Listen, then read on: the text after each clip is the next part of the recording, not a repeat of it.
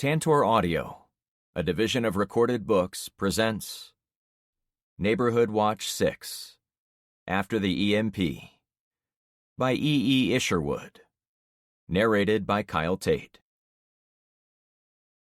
Chapter 1. Frank, I owe you everything. Luke came to the top of the roof and sat next to me. Don't worry about it, I replied, careful to not look over to him. I knew my friend was emotional after almost losing both his kids, plus the twin girls who'd all but become a part of his family in the past week. I kept my eyes glued in the direction of the beached ship, far to the west, where the battle still raged.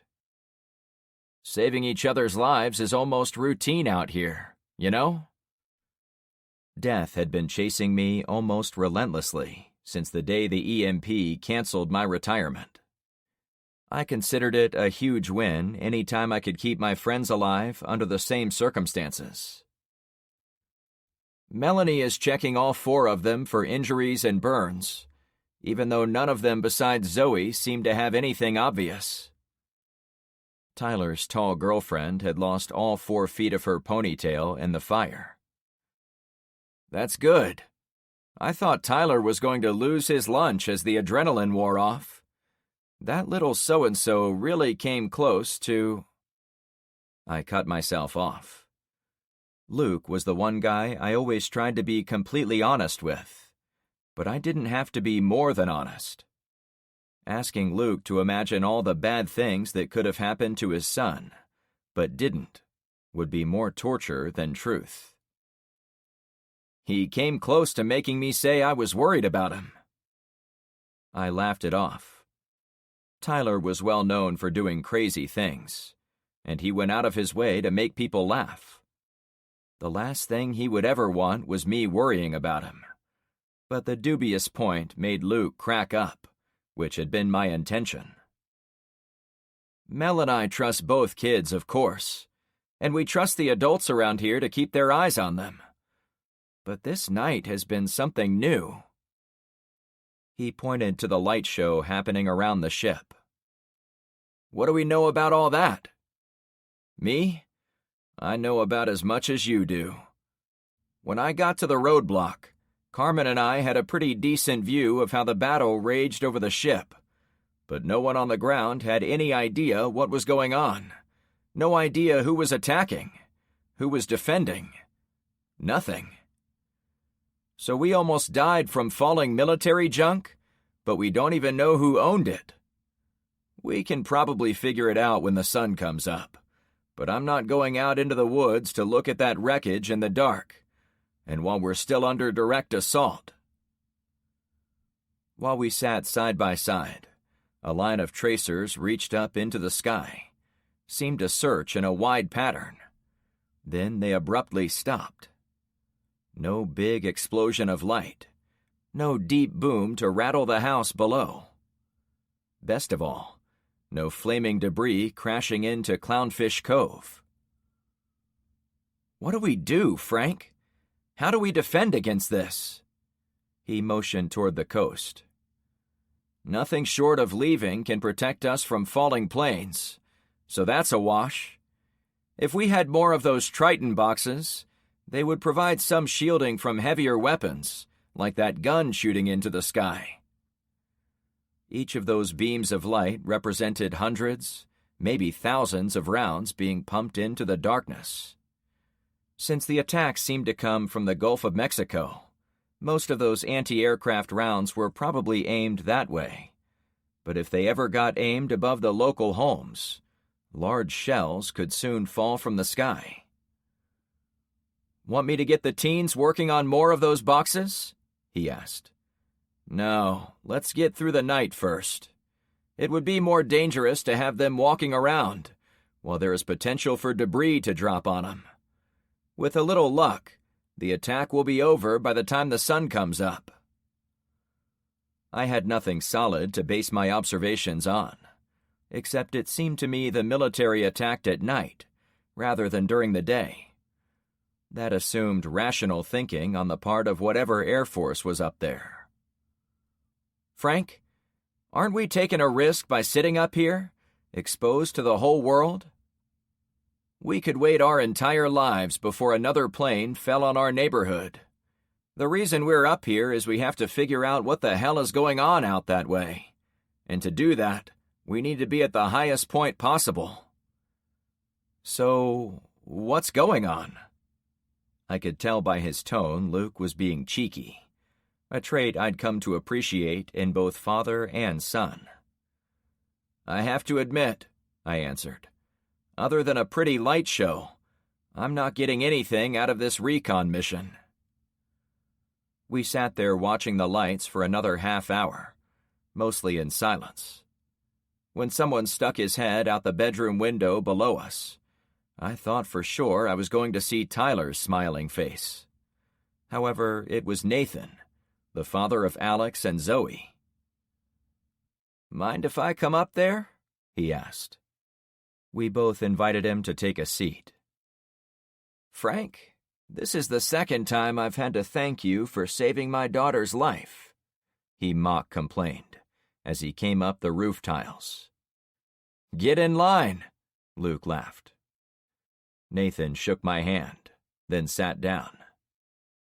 Don't take this the wrong way, but you're making me look bad as their father and protector. I craned my neck to look at him sitting on the far side of Luke. You have a wonderful pair of daughters, Nathan. It was an honor helping them, both times.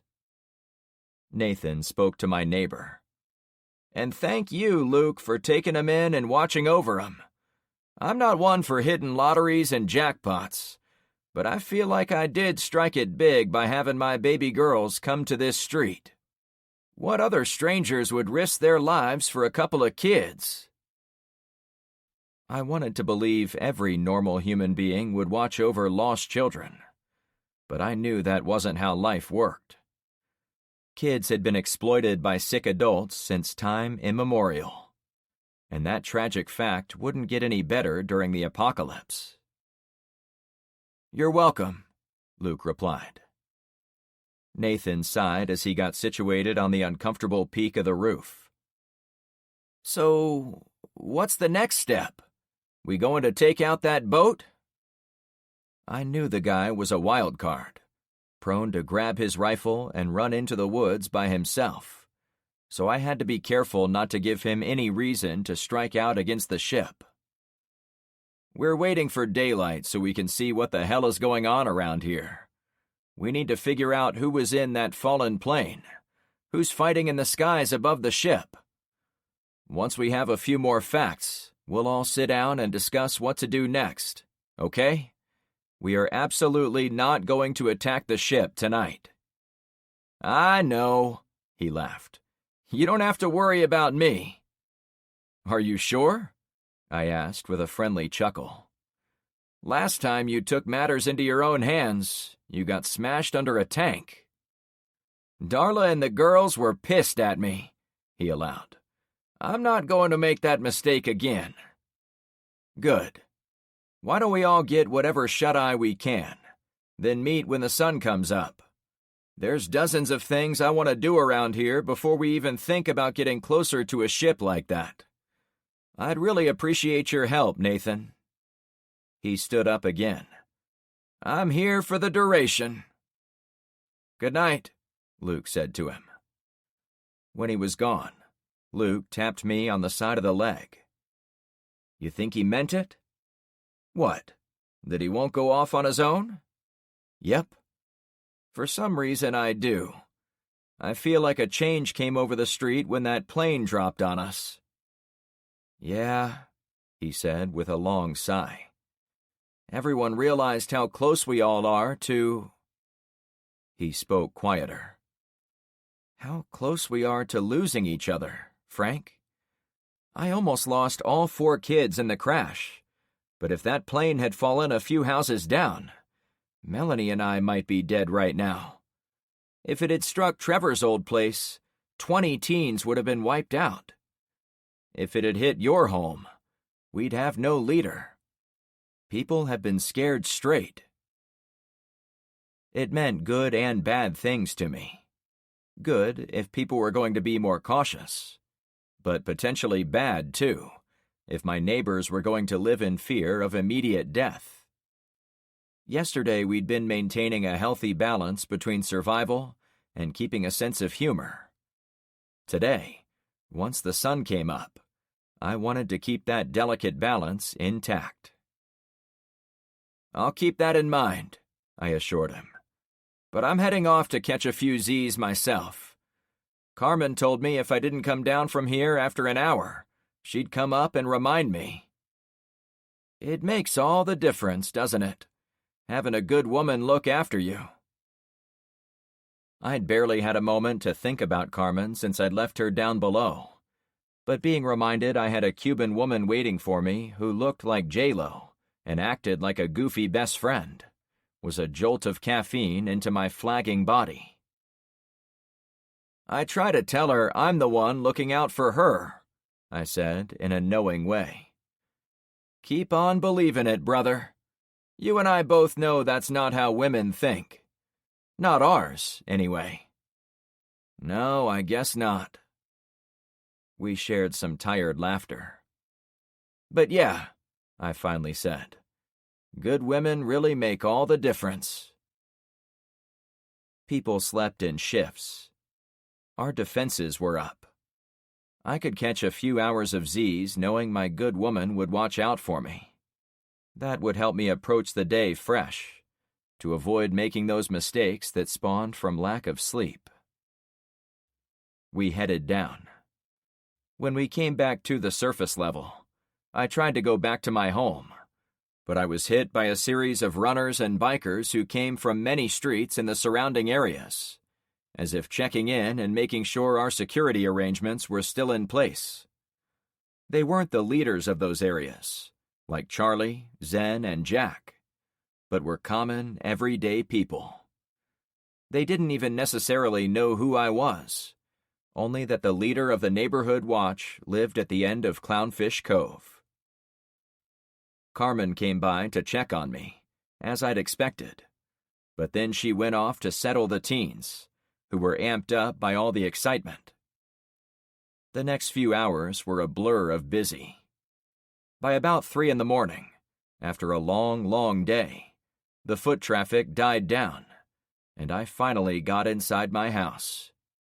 There were no lights to be had, so I fumbled my way along the hall and into my bedroom, intending to sleep in my clothes so I was ready for the inevitable emergency. I caught a glimpse of the bed, only enough to know where I could plop down on my pillow. However, when I hit the mattress, my left arm bumped into something. Carmen said in her sleep. It had been so long since I'd had a woman stay the night on a regular basis. I'd completely missed that she would be waiting for me. "We in trouble?" she mumbled. "Go back to sleep, honey," I said, paying close attention to the warm feelings building in my heart while using that term of endearment. She really was my honey, and for that, I couldn't be happier, even if the world was ending. "I'll see you in the morning." With her cuddled next to me and the guards outside, I immediately fell asleep. Not that exhaustion gave me much choice. Chapter 2. Despite sleeping close to my beautiful companion, my dreams were ugly and horrible. I had a nasty one where I was talking to the poor woman who'd shot herself on Torval Street. The ghost lady tried to get me to see a friend of hers hiding inside a garage, but I suspected she was going to show me Emmy, my co-worker's deceased son, so I broke out of that nightmare before the big reveal. But then, instead of dreaming of happier things, I found myself underwater, choking that drug addict who tried to poison Zoe. Though it had been necessary to kill him to get the antidote in the blue box, my overactive brain still asked the question as to whether I could have figured out a way to get the box without taking a life. The lines got grayer every day. The sunrise brought a new type of world to Clownfish Cove. A pall of smoke drifted everywhere around our rooftops. So many things had burned the previous night. First, the construction homes in the middle part of our street. Then there were parts of the fallen plane that had burned in the woods. Finally, I was sure a lot of houses closer to the coast were ash heaps, after the light show we'd witnessed the night before. My people came out onto the street as soon as I strolled down my driveway. Not refreshed by a long shot, but alive and upright. 2 big wins already for the day. Carmen stayed by my side. "Hey, you sure you want to be seen with me?" I joked. I didn't care if anyone knew she and I were together, but she'd been careful about it, explaining to me that there was a dynamic when an unattached woman ended up with a man in charge of a group. "Frank, after coming close to losing you in the attack last night, to say absolutely nothing about losing everyone else, or possibly myself, I don't care what anyone thinks of me." I wrapped my arm around her. "They won't think anything bad, or I'll have words with them." Then, sensing she wasn't joking, I added, "And I'm with you. I feel like we're in overtime now. If you aren't with the right person, you better find them." "For sure," she said, as she squeezed my hand hanging over her shoulder. We stood there and watched as Penny rushed out of her home, along with Darla, Nathan, and the twins. LeVar and his wife emerged from their place at the end of the street. Clearly, he'd been watching for me, too. Ben had been hanging out by the wreckage of the roadblock. Since there was now a crater where my Corvette should have been, there was still a bit of a blockade, but we'd have to reassemble the vehicles in a proper line when we had the time. I waved to Ben. "Mornin'," he yelled from 100 yards away. "And to you," I shouted back. "Hey, Uncle Frank," Tyler said as he walked by me, anxiously eyeing Zoe, who approached from the opposite direction. Having the girl's parents back did change one dynamic on the block that I, a single man without kids of my own, had overlooked. Tyler and Zoe weren't quite as free to be together at all hours of the day and night. Nathan was a big fan of Tyler, especially after saving his daughter from the fire. But that didn't mean he was ready to let them spend all night together. "Good morning to you, too," I laughed. Carmen gave me one of her hip bumps. "Isn't young love wonderful?" "Yeah, they're a cute couple of—" She bumped me again. "I was talking about ours." "Oh, right." Romance was not high on my list, though I couldn't have been happier in that department, given everything else going on in my life. Somehow I'd been lucky enough to find Carmen, and she'd had the bad taste to be interested in me. Our young love was a miracle. Since I couldn't hope to tell her in words, I pulled her toward me for a quick kiss. Tyler wolf whistled. When we separated, the simmering sparks in her eyes told me I'd done the right thing. "Have a good day at work," she joked, as she took a few steps back. "You too," I chuckled. On to life or death matters. I waved my people closer. "I'm glad to see you all here. Seriously, we came insanely close to losing a few of you last night." I didn't dwell on this, as I didn't want to get emotional, nor did I want to make Luke and Melanie do the same, since I knew they were still on edge about almost losing their family. Last night was the worst one yet, and I'm not even sure what the hell happened. "Let's take out that ship," Nathan suggested. A few of my friends grunted their agreement. "No, we can't go off half-cocked on this," I answered. Tyler snickered. Luke rolled his eyes, but I saw the pride there, too. pride that his son was alive to laugh at juvenile things. I snickered along with the kid, glad for the opportunity. Instead of attacking, we need to harden our defenses even more than they are already. How do you defend against air power or the huge machine guns on that ship? Nathan gestured west toward the Dawn Star. We should surprise them, take over the ship, and control their weapons. No, I reaffirmed. They have military-grade hardware up there. They're probably trained by a foreign army, and they'll chew apart any group of civilians dumb enough to attack a giant floating armory. I realized Nathan might not get my point. No one is to assault that boat. Got it? I made a production of looking square at Nathan, but I also gave a glance to Tyler and the teens, as they were also candidates for doing reckless activities. Everyone nod if I'm making sense. They all gave me the confirmation I sought. I took a deep breath. Listen, folks, I didn't know any of this was going to happen, but I did warn how it could potentially keep getting worse, right? Every day could be worse than the one before, until the world finally punches a turd through its diaper with so much force, it shoots out of the neckline of its shirt. Several of the ladies groaned. Tyler giggled. Nice one, Uncle Frank. My young friend stood about 20 feet away, with his arm wrapped around Zoe's waist. He wore a white t-shirt today, with a metal trash can drawn with a pair of dark sunglasses sitting on top of the lid. The caption said, Either put on these glasses or start eating that trash can. It was a movie quote from They Live, featuring one of the greatest fistfights in cinema history. I like your shirt, bud, I said to him. His father leaned over to look at it, then retreated when he saw what it was. I thought it was fitting, the kid said to me, in front of everyone. Something ain't right out there. This mystery group came in on their boat and almost killed me with a plane.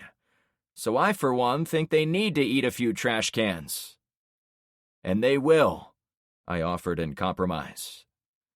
I wanted to knock a few heads for the same reason as Tyler, though I had to think of the entire group, including innocent children like Daisy, before I could commit us to any action.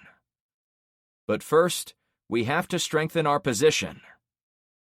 Tyler slumped a bit. This is basic strategy, I assured him. Don't you play video games or board games like Risk? You have to make sure your base is strong before you go out looking for trouble. Yesterday I would have said we were fairly well off. Today, I feel like we're way behind again. We need to strengthen some hard points so we're protected from multiple directions, including up. How? Luke asked. It would be one thing if we had basements to give us some safety against air attacks, but we don't. This part of Florida didn't have many basements in residential construction. Maybe no houses in all of Florida came with them. The reasoning was obvious after the storm surge. Any basement in that flood zone would now be an underground swimming pool. It seems to me we could either bring rocks inside our homes to make elaborate roof systems for our Triton boxes, or we could take the operation outside and maybe clear dirt from underneath our patios so we can crawl under there during any future attacks. Ew! I'm not crawling in the dirt, Evelyn said from the back. Oh, hey, good to see you out and about, Evelyn, I said, meaning it this time. The difficult woman had been staying home a lot due to her seizures, but we'd gotten her some meds from the pet clinic, and it must have been helping if she was here voluntarily. Mm-hmm, she murmured.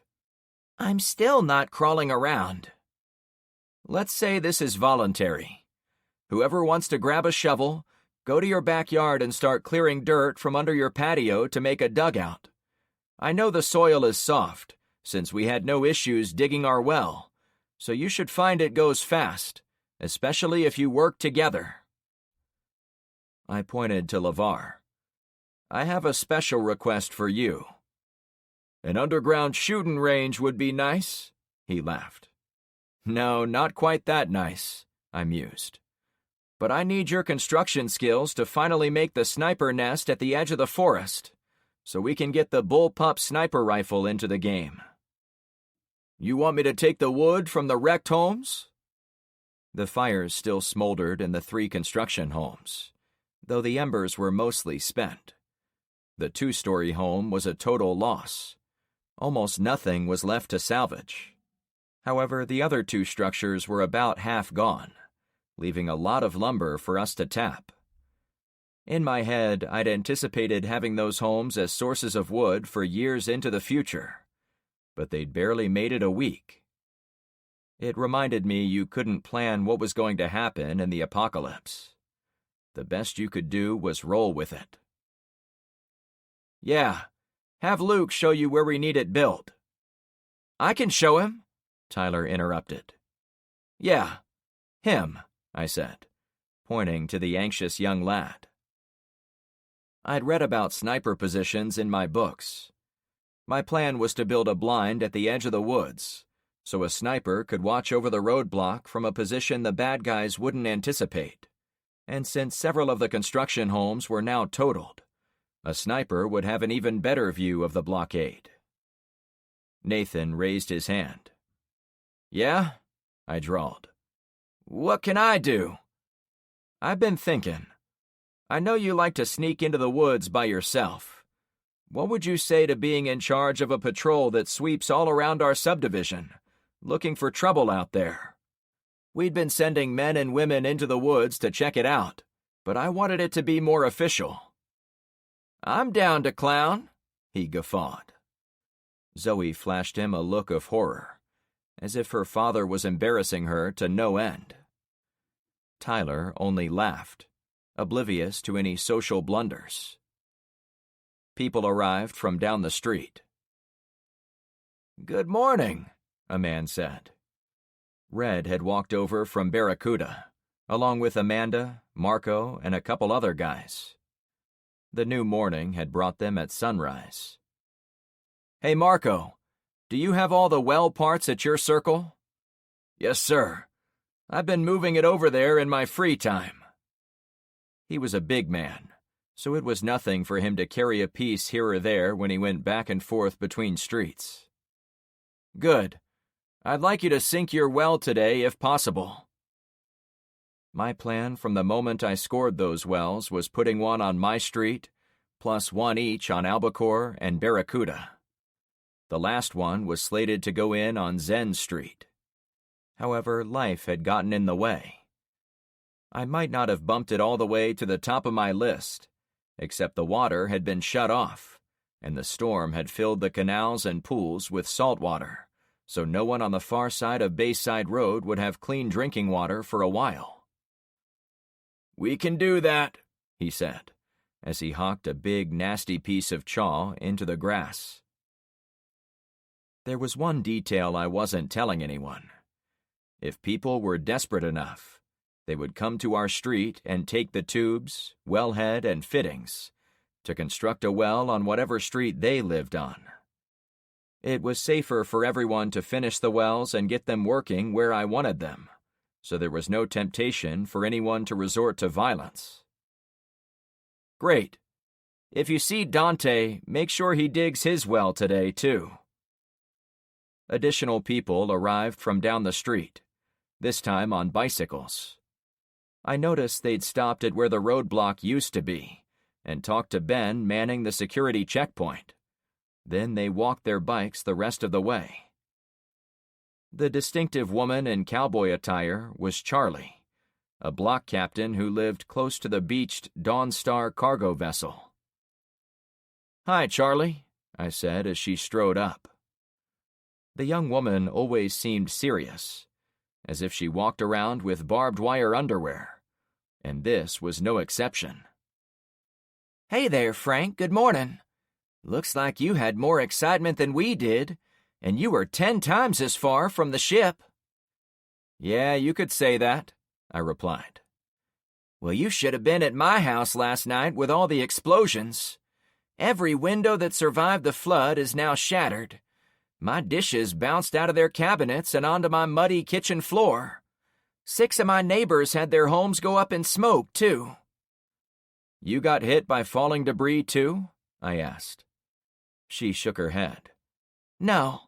While everyone was looking up in the sky at the light show, those flamethrower guys were sneaking around between our homes, torching them. When we went out looking to deal some payback, they seemed to disappear. Another reason I was glad we lived inland, away from the action. Frank, my people are tired of this already. We aren't soldiers. Chasing looters out of our homes put a lot of strain on residents from my street.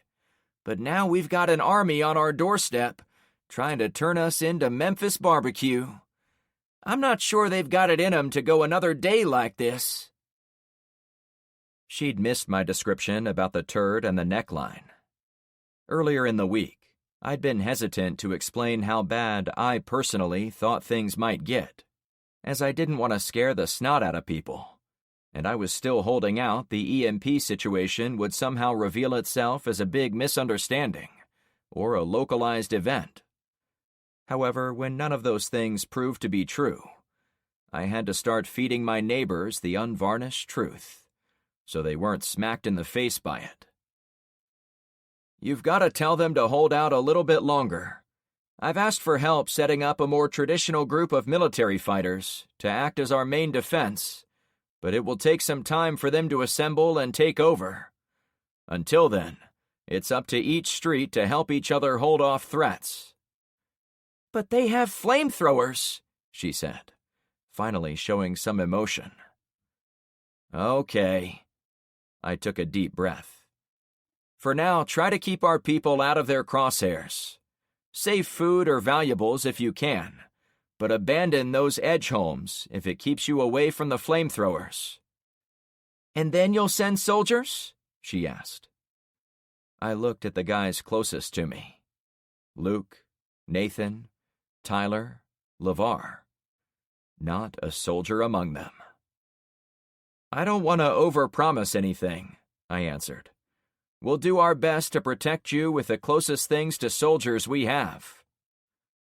I'd left myself a loophole big enough to drive a semi-truck through. I didn't even know the name of the guy who'd done time in the military and said he'd help us train men and women to fight in my redneck army.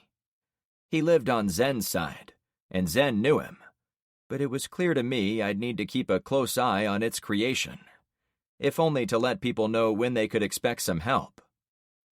A real military unit would take months to train up.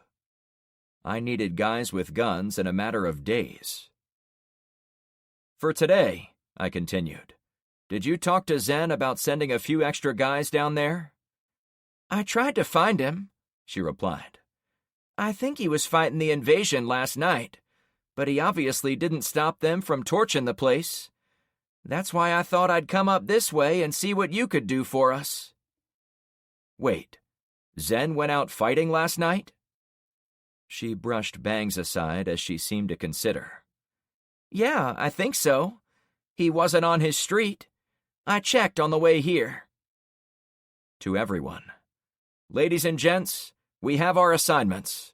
For those who came in late, we are avoiding the cargo ship for now, until we bolster our defenses here at home. I already had several teams ready to work on projects for the new day, so what was one more? I pulled out my notepad and wrote down perhaps the most important task of the day. Find Zen. Chapter 3.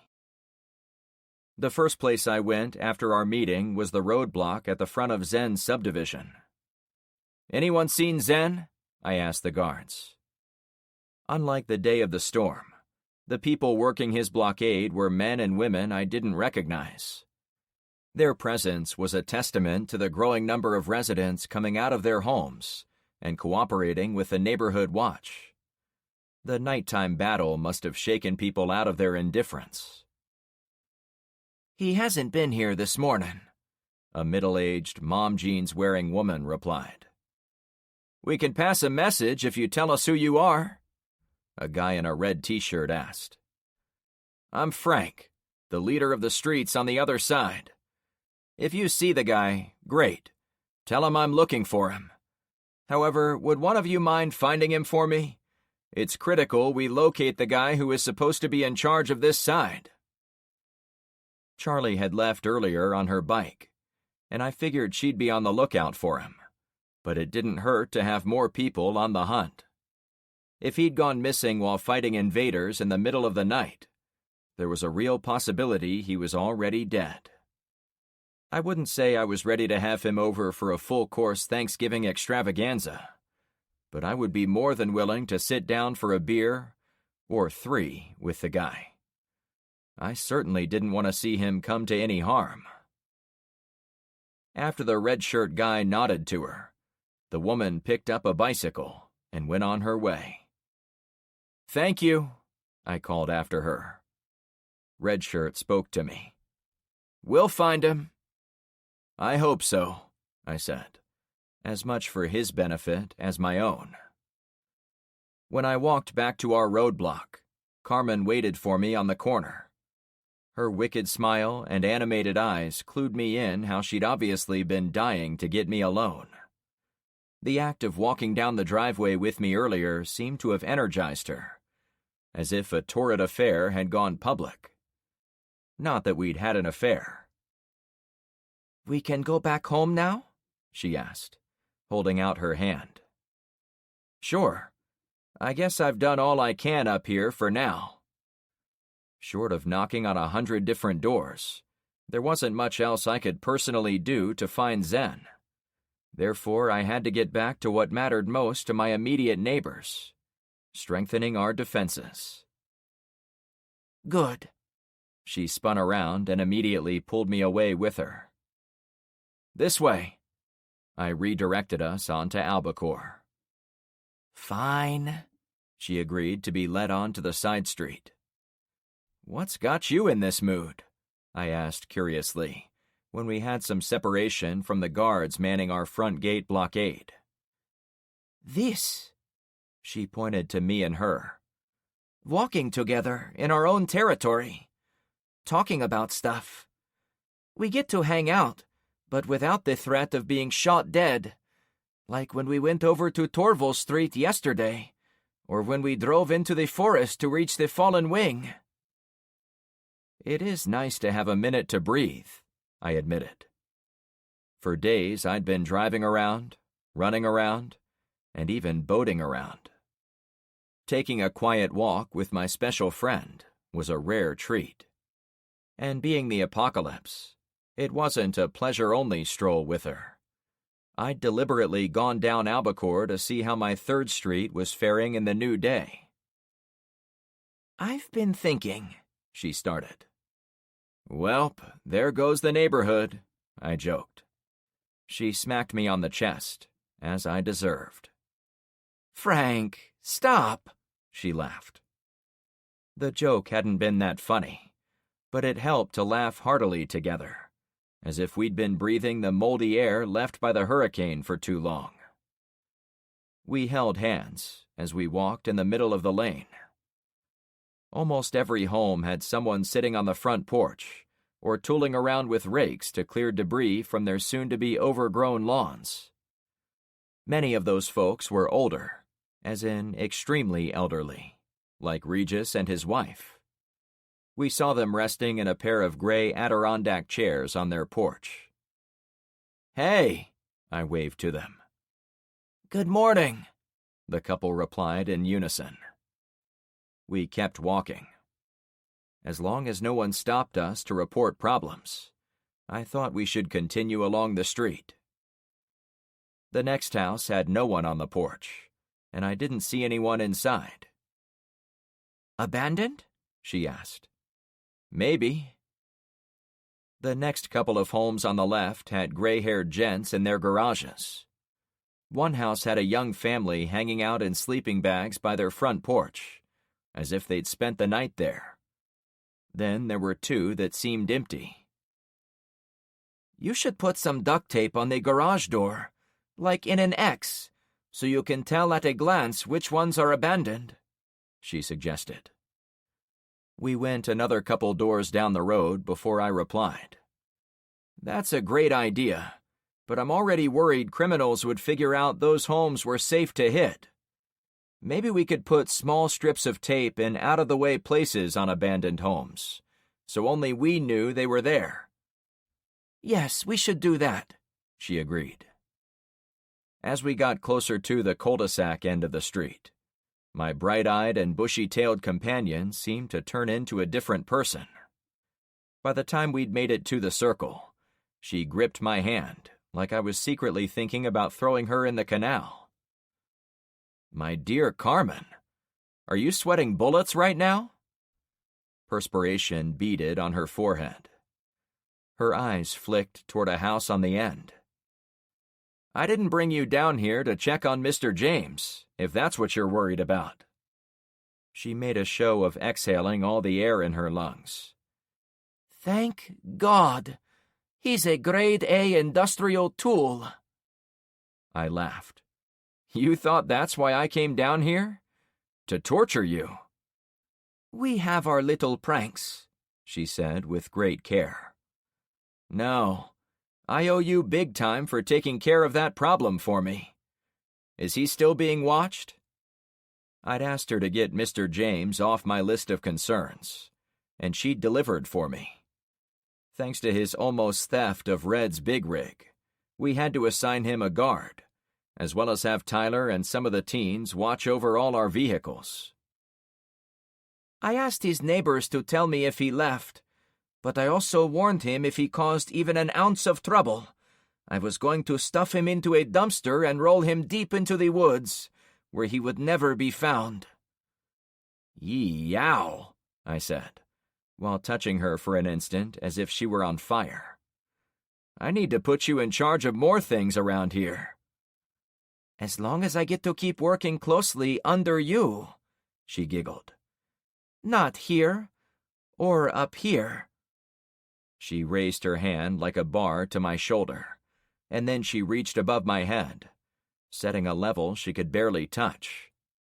"You're as bad as Tyler," I cracked up. "Oh, don't say that. He's on a level all his own." "Well, you are in the vicinity, but I have to admit, your goofiness is working for me." We walked together around the circle and headed toward the far end of Albacore again.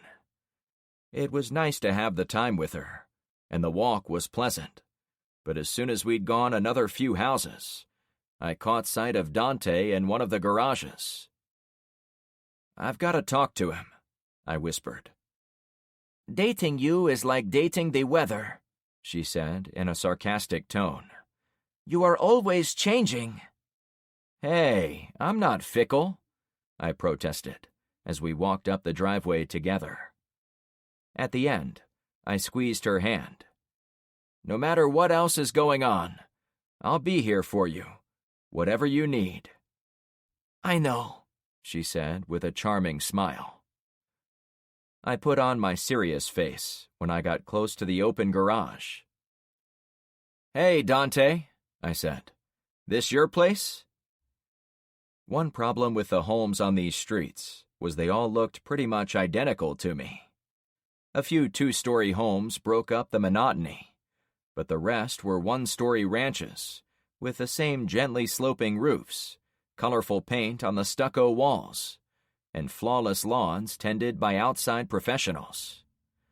It made it difficult to tell the homes apart, unless you'd been there a few times. "Hi, Frank. Yeah, come on in. I was getting my wheelbarrow ready to move some dirt." "Oh? What for?" I asked. "Rumor has it you want us to dig holes under our porches or patios.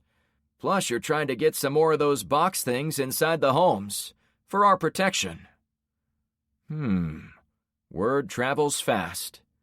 Did someone tell you about digging a well today? I did hear that. You can probably see there are a lot more people out and about today, so it should be no problem to get some projects done. They got scared straight by the explosions last night, I surmised. I guess, Better for us, right? Yep. In addition to that other stuff, I've also got word you want bridges over the canals between our streets. It just so happens Tara and I worked a few summers at our pastor's youth summer camp, so we picked up how to make a rope bridge as part of the team-building exercises. I think we can get that done for you." "No shit?" fell out of my mouth. "That would be incredible. Being able to run straight across to these other two streets would save us all kinds of time." Communications remained one of our weakest points. I'd given one of the FRS radios to the front gate, and the other one was sitting on the table in the neighborhood watch office. I had the CB from the wrecked Cherokee, and there was another one in Red's truck, but I hadn't been able to put those to good use yet. Some of us carried whistles in our pockets, from Luke's stash. However, that still left 95% of our community unserved by any comms at all. "It's not a problem, and one of my neighbors is a rock climber with tons of rope, so we're good there, but it will still take time to complete, like everything else. I'm going to dig out a hole under my patio first, so Tara isn't exposed to shrapnel if there is another battle tonight." He tossed a shovel in the wheelbarrow. Like all the days before, he still wore the red Florida Panthers jersey. It was smeared with dirt in places and looked as if he'd spilled a big splotch of jelly near the top, but he wore it nonetheless. "Hey, what do you do for a living?" The guy rubbed his hands down his wide front. "I know you'll find this quite the shocker, but I get this physique because I work in IT support for the Florida Panthers. I do it remotely, of course, since they play hockey down in Miami, but it's the best job I've ever had. I drive back and forth every week, but it is only 2.5 hours to the arena from my garage, so it's no big deal." "So you're an IT guy who moonlights as a camp counselor who can build bridges?" He thought about it for a few seconds. "Yeah, I guess that sums me up pretty good. Tara and I moved here from New York State a bunch of years ago and never looked back." Someone honked at the front gate, leading me to cut our time short. "I've got to head out. Do me a favor. Find someone else to dig that hole, okay? Get those new people working on it. We need your bridges as soon as you can make them. Consider those a huge priority." Margaret the soldier had discussed several types of bridges we could build, but the rope bridge was by far the simplest design. It had some downsides, especially that it would be difficult to haul freight across it. But our primary need in the short term was moving people, not cargo, back and forth between streets. "I'll see what I can do," he replied. Carmen and I headed toward the street, then to the blockade. We made it back to the front gate to find the woman who reminded me of Lara Croft Tomb Raider. Gretchen was one of the leaders of the group who saved our bacon from the North Point sheriff. I'd mentioned to her how we'd like to have a leadership meeting at sunrise each day, and she'd made it to us a bit late. I walked out to meet her where she'd parked in the main intersection. "Howdy," I said to her. She wore big brown boots, knee-length cargo shorts, and a blue denim shirt with a pistol conspicuously hanging from her hip. "Frank," she answered in a dry tone. Carmen immediately went over and started complimenting the other woman about her clothes, but I was more interested in the huge crew cab pickup truck behind her. "Is that a 76? I asked. Gretchen patted the side of the monster. "It is, actually. A 3/4-ton power wagon, in fact. How did you know that?" "I worked with a lot of mechanics. I've seen more project cars and trucks come through my garage than you can imagine." The Dodge Power Wagon truck was the farthest thing from the wood-paneled Chevy station wagon car driven by Shane. This had been lifted and modified underneath, in much the same way our Unimog had been updated. The tires were 35s, about waist-high on me, with big lugs for mudding. The four-door truck had the extended cab and bed, which made it seem as long as a city block. A huge aftermarket front bumper supported an industrial-sized winch. Wooden sidebars had been run along the edges of the pickup bed, so their hulls wouldn't fall out the sides. A row of giant spotlights perched on top of a roll bar behind the main cab to complete the off-road appearance. The high-dollar aftermarket paint job was pull-me-over red, similar to what you might find on a sports car. Carmen nudged me. "You can stop drooling now." Gretchen laughed. "I'm used to it. My truck has this effect on car guys." "This is yours?" I asked, bewildered. "Yep." "It's huge," Carmen remarked, as I peeked at the custom drive shaft. "Did you drive this before the EMP?" "Oh, sure. I've got extra gas cans, onboard air, and a winch, so I can get out of almost anything. My mom taught me to always be my own rescuer." "And you've got those guns," Carmen said with unabashed awe. "I couldn't go around like this before the world went crazy, but now I can do whatever the hell I want. We all can, and that's the problem." I finally stood up and faced her.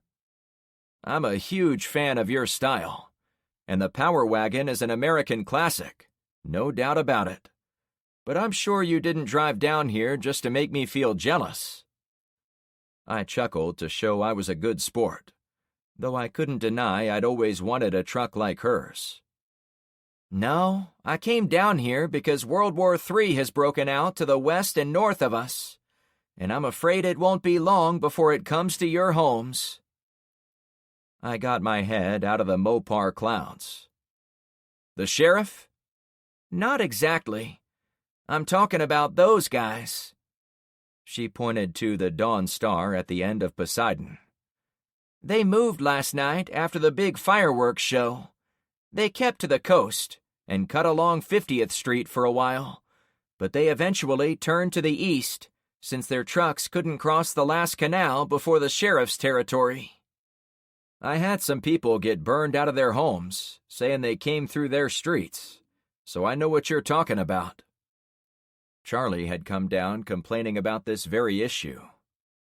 "They are attacking everyone," she said. Gretchen's neighborhood met with the sheriff's a good way north of us, perhaps 2 miles, maybe a little less. The sheriff controlled the blocks north of them, all the way to North Point, another 2 or 3 miles. His streets had the houses painted with orange markings. Thinking about the layout of the two groups, I began to see the problem. "They have to go through you to get to him," I said. "Yep, and my people didn't put up any fight, since most houses on the coast were already abandoned after the storm. However, when they got to the bridge into the sheriff's territory this morning, they couldn't get across. In fact, they are fighting so well the strangers are backtracking more into our neighborhood, and a little into yours, to see if they can get around the stubborn asshole." "One of our leaders is missing in the fighting up that way," I said. "We think he got captured or hurt, but maybe he is pinned down or trapped." "It is very confusing over there." She vaguely pointed north. I took a few seconds to think it through. If the men from the ship tried to escape last night, it sounded as if they'd run into a buzzsaw in the form of that sheriff and his people. If they couldn't pass through those streets, it made sense they would come back and look for softer targets, an easier way to slice through the population and go wherever they are trying to go. At the same time, we weren't soldiers, and there was no way I would send more of us into a firefight without at least knowing a few key aspects about our new enemy. I got out my notepad and drew the coastline as best I could. "This is the ship. This is our subdivision. And this is yours." Show me where the sheriff is fighting those soldiers. I gave her the pad and pencil. A short time later, she handed it back. It was about what I expected. I pointed to a jagged line she'd added. Is this where you were fighting them? Yeah, but not by choice. They keep moving east, and we keep losing residents. Gretchen, go back and tell your people to get out of their way if you can. Maybe the sheriff has some professional soldiers on his staff, or he's got the weapons to make a stand. But everyday people can't take on men with flamethrowers. I never thought of that. If they can squeeze through your subdivision doing minimal damage, and without killing anyone else, you should be able to survive. I don't get the sense they are trying to settle down, so the sooner they go, the better off we'll be. She squinted at me. You aren't from here, are you? Is anyone? I asked, knowing this part of Florida was snowbird and transplant central. Well, then maybe you know we take our Second Amendment pretty seriously in these parts. No one is going to give up their property without a fight. I understand RKBA, the right to keep and bear arms. You should check out my weapons locker. She smiled at me. It's a date. I gave her a double take. Relax, I'm kidding. She smiled at Carmen. Besides, you've already got a pretty lady keeping you in line. Carmen spoke up. He can be a handful. I bet. Some look passed between them. Anyway, I said to keep on a topic I understood. I'm not suggesting anyone surrender their home and give it to the enemy permanently. I sure as hell wouldn't do that. I am saying it could save lives if you let those assholes cut through before they take you down with them. I guess I can sell that to my chief. Wait, you said that before. Who is in charge of your neighborhood? Gretchen got close to her door. Our leader doesn't want to be identified to outsiders, but when you get a chance, you should come over. I'm not sure if I should be concerned or impressed. Anonymity would give a leader some degree of free movement. I can't walk 10 feet without running into someone. Like me? She smiled again. I laughed. I didn't mean it like that. Can I tell our leadership you guys will be on standby if we need you? She hopped on her sidestep. If we can scare up the manpower, we'll check out the ship. What will that get us? I'd read enough over my lifetime to understand what it meant to flank a military force, but I'd also seen it time and again in the movies. The best place to hit any army was in the rear, where they least expected it. For us, we could swoop around toward the coast and drive into the backsides of the black uniformed army. However, if they still had people on their ship, they could then swoop in behind us, too. The only way to eliminate that risk was to secure the vessel. There was also another reason to start there. If we take over their base, they won't have anywhere to retreat. Oh, yeah. I guess that makes a lot of sense, she said, as she pulled herself into the front seat of the lifted truck. I'll suggest what you said about pulling back, she assured us. Always have a few guys watching the rest of your neighborhood, in case that sheriff tries to use the fighting as an excuse to sneak in. Great advice, she said with a flourish, as she slammed her door. Good luck, Carmen and I said as the engine turned over. She had to do a multi-part U-turn to get the giant truck facing north. As she drove away, I noted how smooth the old engine seemed to run. A real tribute to the owner. Carmen reached up and patted my chest. I'm going to have to get you a bib. That brought me out of my daydream. Did you even notice the beautiful woman driving it? She snickered. I met her gaze. I already have all the woman I can handle right here." Those green eyes immediately melted. "Aw, Frank." But I glanced back to the departing truck. I have to admit, I have a weak spot for sexy lines like that. "Wait, you're talking about the truck again, right?" I looked down at her and flashed a wry smile. "Why, Carmen, I've never seen you get jealous before. I kinda like it." The way her eyes rolled, I almost heard them bounce off her eyelids. "Let's go," I suggested. We had to prepare for an expedition to a ship. Chapter 4. Carmen and I had a bit of fun on our walk back to Clownfish, but we both knew it was going to be all business once we set the plan in motion to go check out the giant ship. The second we got back, she went to her house, and I was left momentarily alone at what used to be the roadblock. "Hey, boss," Ben said from inside his wife's SUV. Like all the other surviving vehicles between the construction homes, its windows had been blown out.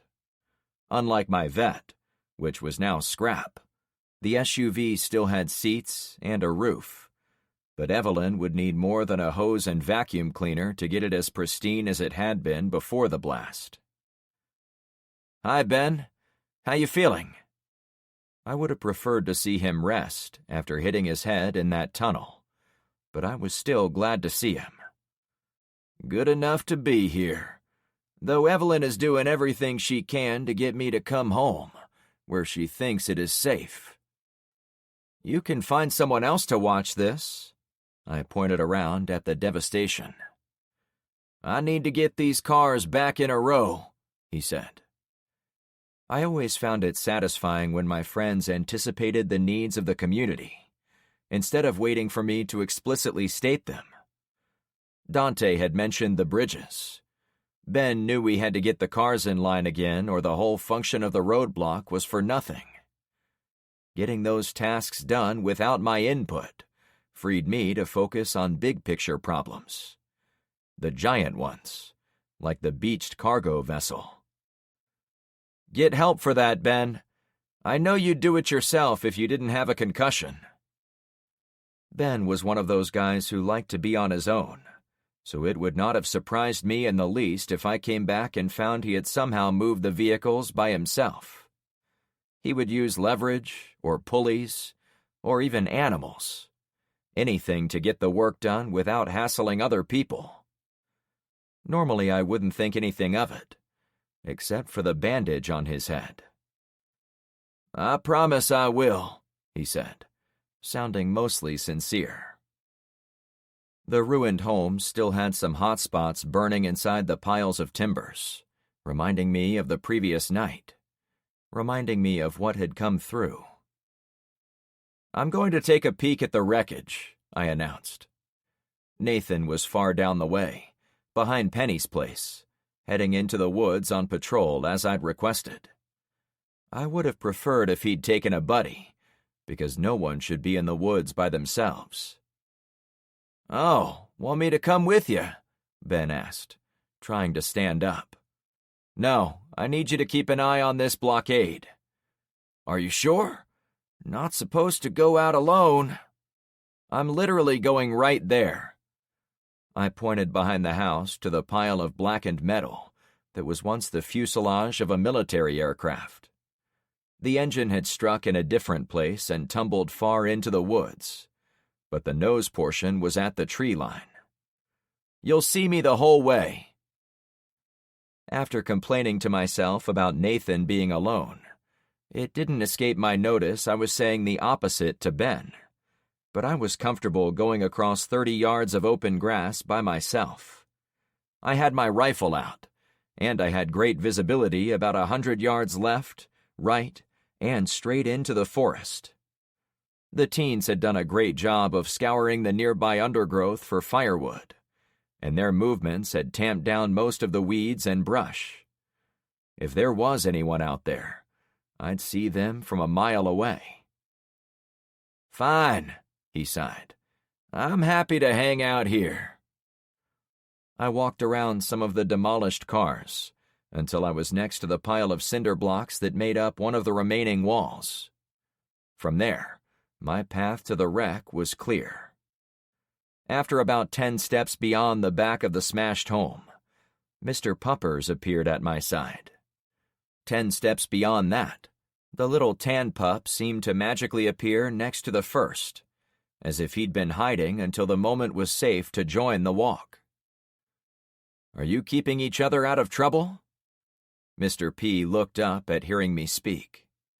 The other one continued walking, like I wasn't there. We left the yard and went into the undergrowth of the forest.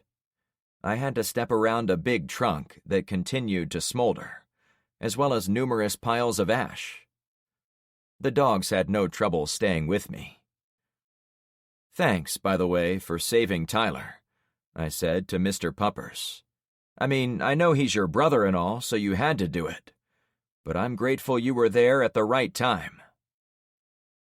I wasn't sure how I could have gone on today if Tyler had died in a freak accident like a plane crash. Knowing he was alive gave me an extra spring in my step.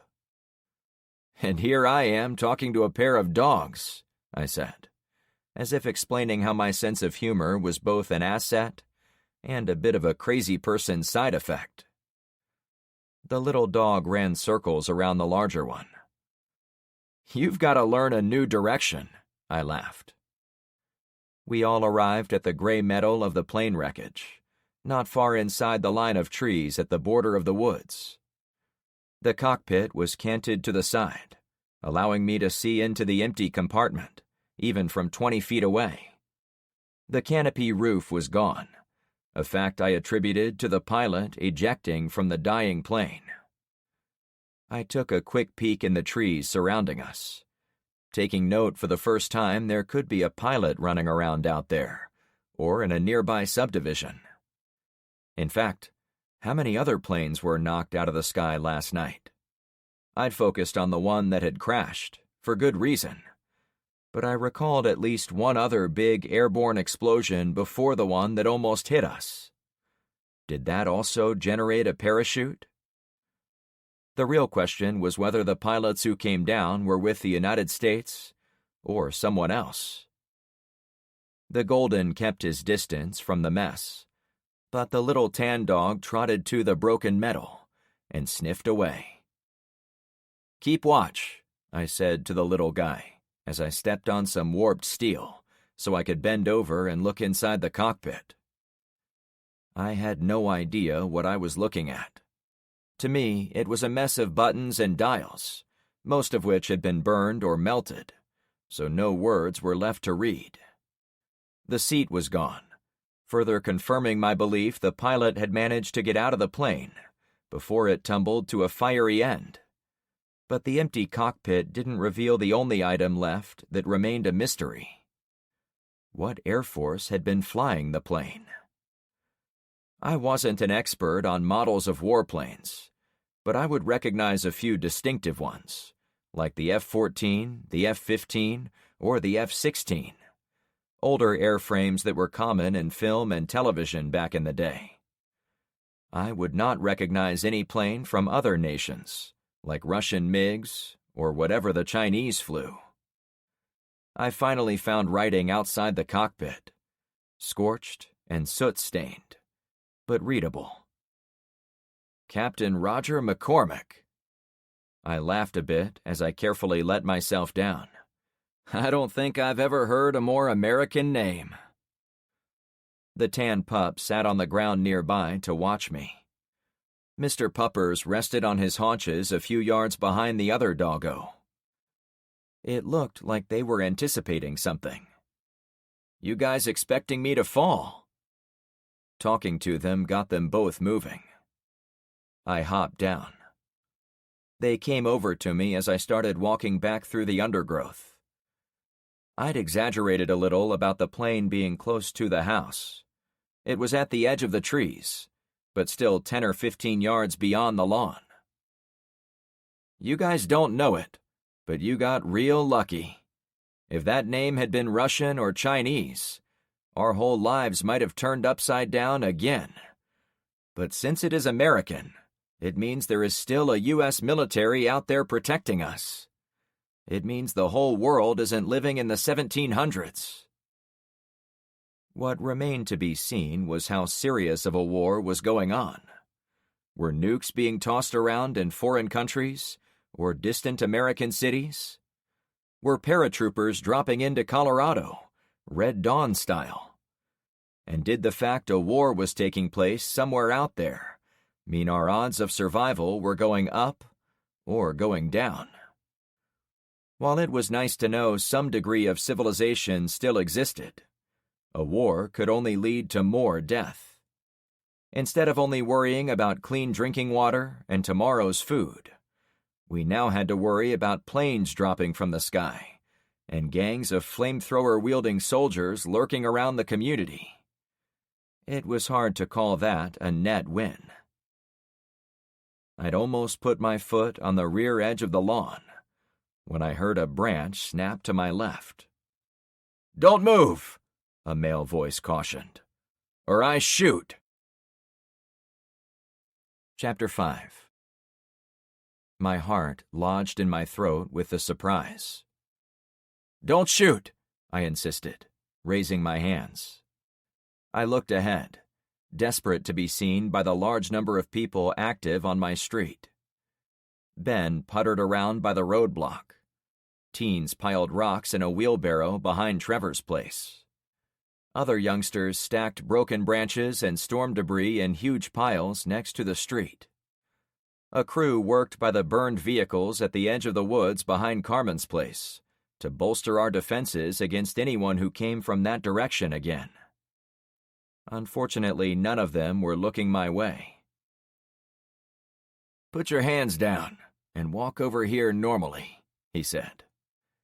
I considered making a run for it, or yelling for help. The pause prompted the man to continue speaking. "If this turns into a gunfight, I guarantee my friends and I'll wipe out half your street before you can take down even one of us." To make his point, he chambered around. I still didn't see him. "Can I send my dogs away?" "What?" "Sure, whatever.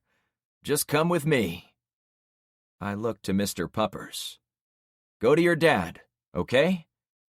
The retriever's big brown eyes looked at me with confusion. The little pup was even less help. It acted as if the day was only for him and his larger canine buddy. He still ran and sniffed at leaves as if I wasn't there. The little fellow was probably giving me the cold shoulder, since we hadn't provided him a new name. "Go get your dad," I repeated to Luke's pup. "Hurry it up," the gunman insisted. "Go," I hissed, feeling bad I had to prompt him in that fashion. The dog trotted toward the homes, with the little one in tow. "Please don't shoot my dogs," I requested of the guy. "I'm not a monster, mister," he answered, offended by my accusation. "Now come toward me." His accent was Southern, maybe Alabama or Mississippi. I'd spoken to the dogs hoping to delay some more, but still no one on the street noticed me. I was never going to hear the end of it from Carmen and Penny. I'd let myself get captured, basically in my own backyard, after refusing to allow Ben to be my wingman. I walked from the clearing next to the plane and into thick saplings and bushes, expecting a guy to reveal himself from around one of the tree trunks ahead. "I'm here," I said, still not seeing him. He let out a brief whistle that sounded like a bird. "Drop your weapons in those little bushes to your right. Stay out of sight of your people." I did as requested, still not seeing the man, but assuming he was ahead based on how his voice carried. First, I dropped the huge Smith & Wesson from my hip, then my AR pattern rifle.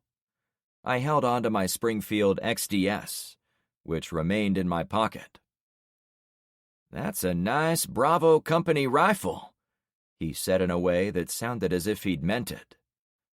"Thanks," I responded, not sure I needed to be talking to him at all. "Knives?" he went on.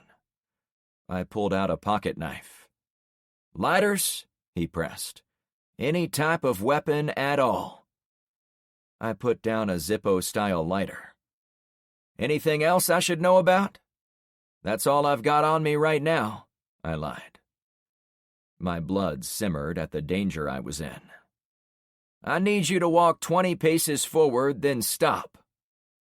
I lingered, praying I was still in sight of my friends. "Come on, move it," he said. I chanced another small pause. Still no help coming from the street. My heart thumped. Was this how I was going to go out?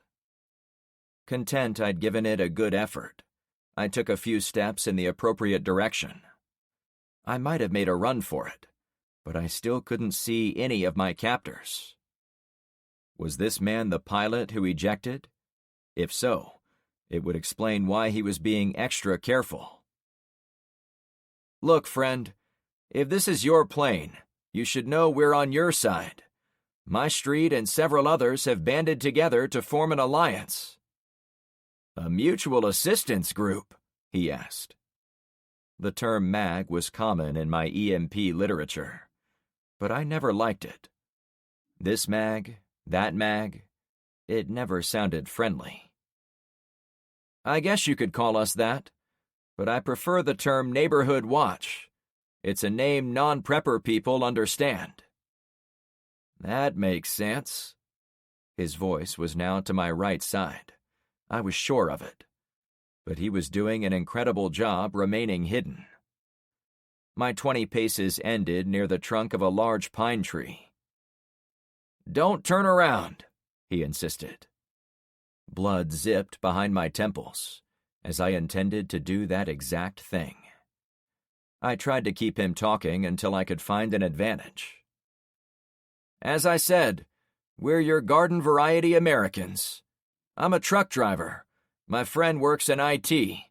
We have teenagers, kids, you name it. Those of us defending the place are calling ourselves the Redneck Army. See? Total American." "Rednecks, huh?" he asked from somewhere behind me. It sounded as if he was picking up my weapons. That was my chance. I spun around with the Springfield in hand, ready to fire. No one was there. My rifle was still against the bush, as I'd left it. I stood frozen. "What the hell?" I asked with exasperation. Then, I caught a flicker of movement inside the bushes. A giant scope on a camouflaged rifle was trained on my face. "Shit," I drawled. "Drop it," he ordered. "For real this time." With no chance against the guy, I let the pistol fall. "That's an incredible ghillie suit," I said. He stood up, grabbed my rifle, then came my way. His suit was made of the same material as those bushes, as if he'd spent hours plucking the twigs and lacing them into the material of the outfit. The lively green foliage made him blend in perfectly. "Thanks. Now walk directly forward until I tell you to stop." One last look back, then I was on my way. "Where are we going?" I asked about 10 minutes later. I knew we'd gone south, past where the tank tracks had torn up the woods. "My people will be looking for me." I knew he was back there from the footfalls. No matter how much he blended in, he couldn't hide the snaps of twigs, crunch of rock, or patches of dried leaves. "Your army will come looking for you, right?" he asked. "Yeah, for sure." I was certain of that. But the real question was whether they would find me before this guy or his friends offed me. "Are you with Trevor's people?" "Who's Trevor?" "Are you with North Point?" "The town? Why would I be with a town? I'm just trying to figure out who captured me and why. That part I'd left hanging was what I really needed to know. If I saw a shallow grave, and this was retaliation for Trevor's attack, I was going to make a run for it. Tell me again the name of your army, he said, changing the topic in a strange way. Redneck Army. He laughed. I like that. Oddly, it sounded as if he was having fun kidnapping me. Yeah, me too. It took me that long to realize we weren't being followed by others in his group. Was it just you? I asked. Sure was, he crowed. Are you the pilot of the plane? I asked again. No, I didn't even know there was a plane there. I've been fighting asshole civilians out in the woods since the hurricane came through. It's been wild, to tell the truth, but I haven't had time for anything else. I know this won't sound genuine, since I'm your prisoner and all, but we're not the ones fighting you. We've also had trouble with men out in the woods. A lot of them were these hick guys who came at us from the south. Since we were heading that way, I'd hoped to dissuade him from going any farther. If you hate hicks, why call yourself the Redneck Army? It's just a name, I answered with a little frustration. He was making it difficult to find his angle. I never had problems with anybody's background. Why that name, though? You won't believe me if I told you, I answered. Try me. Well, there's a giant cargo ship that washed up on the beach down at the end of Poseidon Pier. Came in with the hurricane. It turns out there were men hiding on the ship. Some kind of army guys, I guess you'd say. We saw them burning a bunch of houses by the coast, but I ran into them when they were blown to shit inside one of the houses down that way. You're right. I don't believe you. Well, it's true. Just go stand on Poseidon, and you'll see a ship called Dawn Star like it's docked on the beach. Do you know what street that house was on? He asked.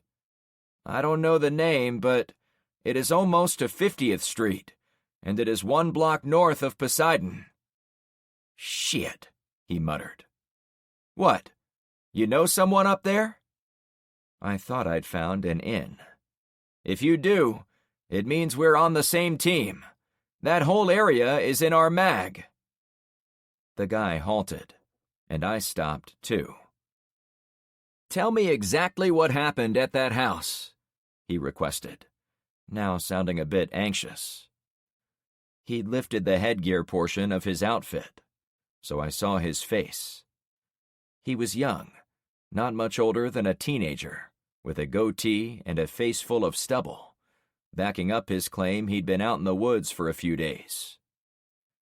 Me and my friends were clearing squatters from that street, so our residents could move back in after the floodwaters had gone back down. How high was the water? He asked. Down there? Maybe 10 or 12 feet. I spent the night on a roof that floated away, if you can believe it. He shook his head and didn't seem interested in what I'd been doing. Tell me more about the house. Okay. I was across the street when men dressed in black attacked the house. They went in, maybe 6 of them, and we heard furious gunfire, saw multiple explosions. Then there was a massive blast that threw one of the soldiers onto the front lawn. He got up and walked into the street, legs still on fire. My captor took a couple of steps closer to me. Did he say anything? Yeah, sure. He asked me if I was part of the army of rednecks, since they'd kicked his ass inside the house. Then he killed himself by attacking us. A guy later told me a pair of brothers lived there, but I guess they're dead too. Once I heard the term, I knew I had to honor those guys by taking up the cause of their redneck army. The Kingston brothers? He asked in a nonchalant fashion. Yeah, That's exactly who the guy mentioned. You are sure the dead dude on the street was one of the assholes? Could he have been one of the brothers?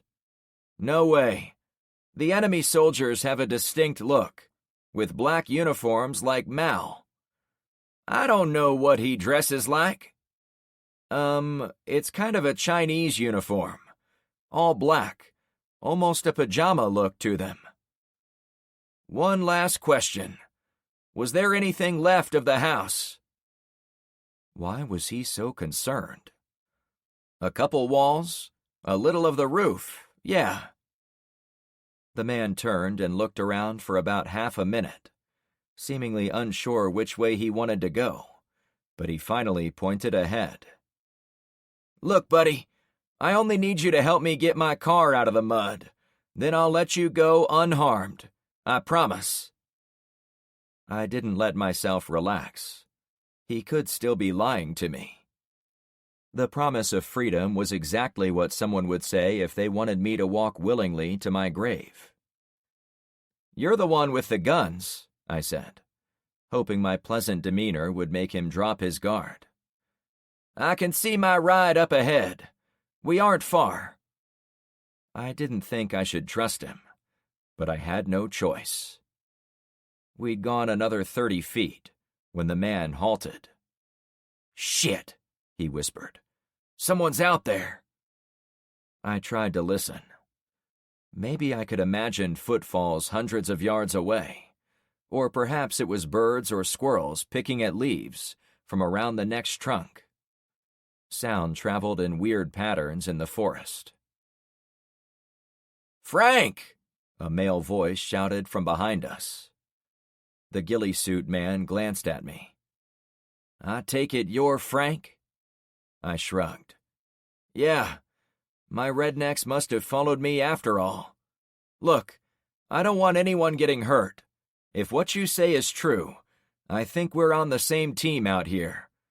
Can we call a truce? Just get to my car. I promise I'll give you all your shit when it's unstuck. I need to get back to my house. The picture came into focus.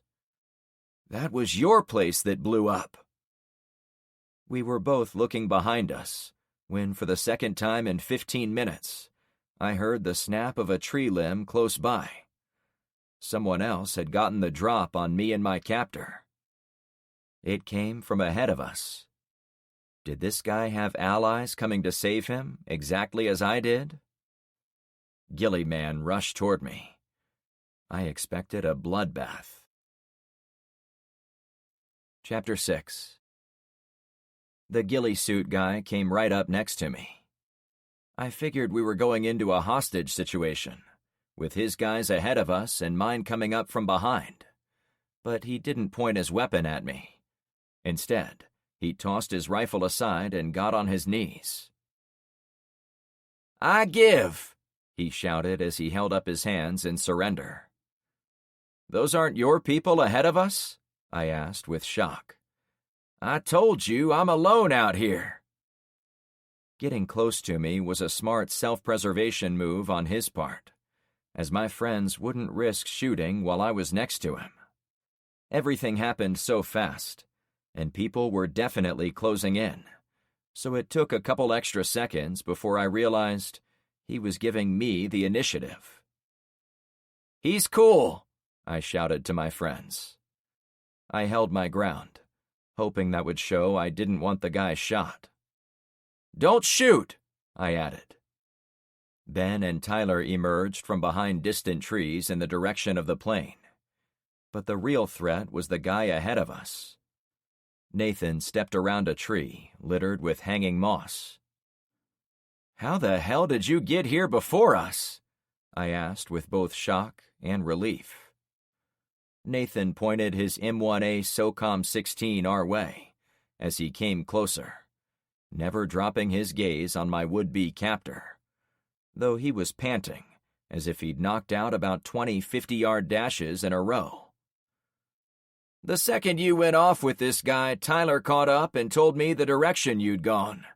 I'd done some scouting out here already and figured he was coming to this place.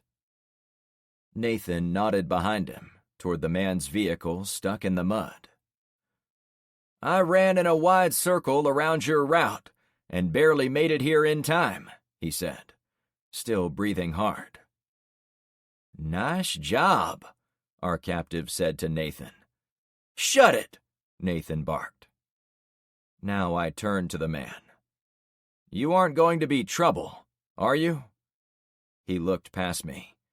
Believe me, I didn't want any of this. I've got an injured girl in my car. I've been attacked by about 50 different guys over the past 24 hours. And if your story about my house is true, my entire survival stash might be what I've got in the back of that thing. Ben and Tyler arrived with great caution, looking in multiple directions as they walked, perhaps thinking there were more guys. Bring it in, fellas, I said to them. To the man. Why don't you put down your weapons until we get this figured out? I'll take mine back, too. Yeah, sure. It's all cool. How old are you, son? I asked while he unloaded everything. 24. My 2 guns fell out of the foliage covering the guy. Then another pair of pistols came out. A couple of knives, a baton, and 2 sharp plastic shivs that might have once been tent stakes. Where are you from? Georgia, originally. Now I live with my brother down by the shore, like I told you. And what's your name? I continued. Shane Kingston. Ah, that's why you said Kingston Brothers, I remarked, putting the last few minutes of conversation together. Your neighbors told us you have a reputation, and they weren't surprised at all that those enemy combatants ended up dead in your house. He stood up fast, leading Nathan to get nervous. Hey, settle, I said. My name is Frank. I need to get home and check on my brother, Frank. Bud, I hate to say this, but there is no way he could have survived what I saw. I need to know, he said with a stiff back. This once again threw down a series of options for me to pick from. I could wash my hands of this guy and be on my merry way. Or I could get involved with this guy's problems. No one could deny I already had plenty of my own. And maybe this was a troubled fish I should throw back. But there was one item that tipped the scales toward helping. You said you have an injured girl, I asked. She's in the car, he pointed. Behind Rambo. My name's Nathan. Nathan didn't have a ghillie suit, but he was dressed in muted grays and browns, and he'd apparently rubbed mud on his arms and face to make himself blend into the woods. I'd been a bit skeptical of his bushcraft skills after finding him squished under that tank, but I couldn't deny he'd bested the guy in the high-dollar camo outfit.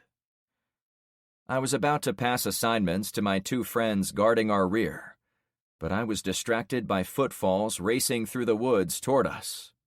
Luke and LeVar ran our way, with Mr. Puppers leading the charge. Shit, dude! You really do have a redneck army, Shane chuckled. Ben, Tyler, thank you for watching out for me. I want you 2 to stand back and spread out a little. Watch our 6. We're going to go see about getting this car out of the mud. You sure, Frank? Can you trust him? Ben asked. I think he's telling the truth. He could have hurt me at any time, and he keeps pointing to that station wagon over there. We need to at least make sure there isn't an injured girl like he's claiming. She's in there, Shane assured me, overhearing us. Luke arrived. You okay, Frank? I laughed. This guy came all the way into the backyard of a construction house without being seen, just to capture me. I sent your dog home to get you. I guess it worked? Yep. When he ran home barking, I knew something was wrong. One of the teens ran by and told me the news. Then I happened to see Ben and Ty already running into the woods, and Mr. P wanted to give chase. The rest of the street is on high alert until we come back." "Well done," I said, as the golden retriever came over to demand some ear scratches in payment for his service. "What does he want?" Luke asked as he glanced over to Shane. "Help getting his car out of the mud," I stated matter-of-factly. "Seriously? Why didn't he just come over and ask us?" "He's been getting attacked by men in the woods. Sound familiar?" Luke nodded. "I've got your son on perimeter duty," I said to Luke as I walked over to Shane. "Why don't you and Mr. Puppers stick around and keep watch on this operation, too?" Once we had a plan of action, I let Shane lead us back to his car. As we got closer, I was able to distinguish a difference in the terrain where he was leading us. Instead of trees and scrub brush, the area was cleared, with giant piles of timber where it had been cut down and discarded. "What is this place?" I asked Shane. "It was supposed to be a subdivision. They cleared all the trees before we started coming here, but me and my brother have been using this place as a shooting range and hangout since we moved here from Georgia, and that's been a couple years, so I'm not sure they're ever going to put houses in." "Not likely anymore," I said with evident disappointment. We were about 20 yards from his car. "Do you know what kicked all this off?" Shane asked. "What caused the EMP?" "I have no idea, and I've been asking around." "Holy shit!" Tyler cried out from his spot behind me. "Uncle Frank, look at that station wagon!" I'd been heading for it, but I'd mostly been concerned with the rest of the forest, since I'd witnessed numerous gunmen running around in it over the past week. Now, I really looked at the vehicle. It was an old country squire wagon, puke green color, with hideous wood panels like the worst of the 1970s. All the windows were busted out, and it had some type of wooden frame over the front windshield, along with what I could only describe as a bolt-on concrete blocker attached to the front bumper. Like everything else Shane had on, the car was covered in branches and camo netting, though it did little to break up the bulky outline of the big wagon. I looked back at the boy. He laughed some more. "It's the family truckster from that movie Vacation." Now I saw it for what it was. "Sure enough," I whispered. "Me and my bro are big fans," Shane bragged. "When we won the lottery, this is the first thing we bought." "I hope you spent it all before the lights went out," I said with sympathy. "No, but we did spend a lot of it, and on important things, like this old car." "Yeah, well, I'd love to sit around and talk about movies and cars, but let's just get over there and get it unstuck." Before I could finish my sentence, I caught sight of a person inside the back seat of the truckster. "Shane, why is there a girl pointing a shotgun at us?" Everyone froze. "Hey," Shane called to the girl. "We aren't going to hurt you." "Like hell," she fumed. "I see 7 rough men coming in my direction, so forgive me if I'm not jumping for joy." I turned to Shane. "Is this a trap of yours?" "No, I swear, dude." "Then why did you give her a shotgun?" I asked. "I didn't. I found her in the woods yesterday. I watched from a distance as some big old Bubba punched her in the face and knocked her out. I moved in when I thought he was going to try to get with her in a biblical way. Then I knocked his ass to the ground. Imagine my surprise when I found a scrawny mailman dude next to the girl, also out cold." "What did you do?" I asked, aware the girl was listening to us. "I carried her out of there as quick as I could, got her here to my car. I went back to see if I could save the other guy, assuming he was also a victim, but by the time I'd returned, Bubba and the mailman were already gone." "You're not here to hurt me?" the girl in the car asked meekly. Looking at her, she was swaying in place, obviously having trouble keeping upright.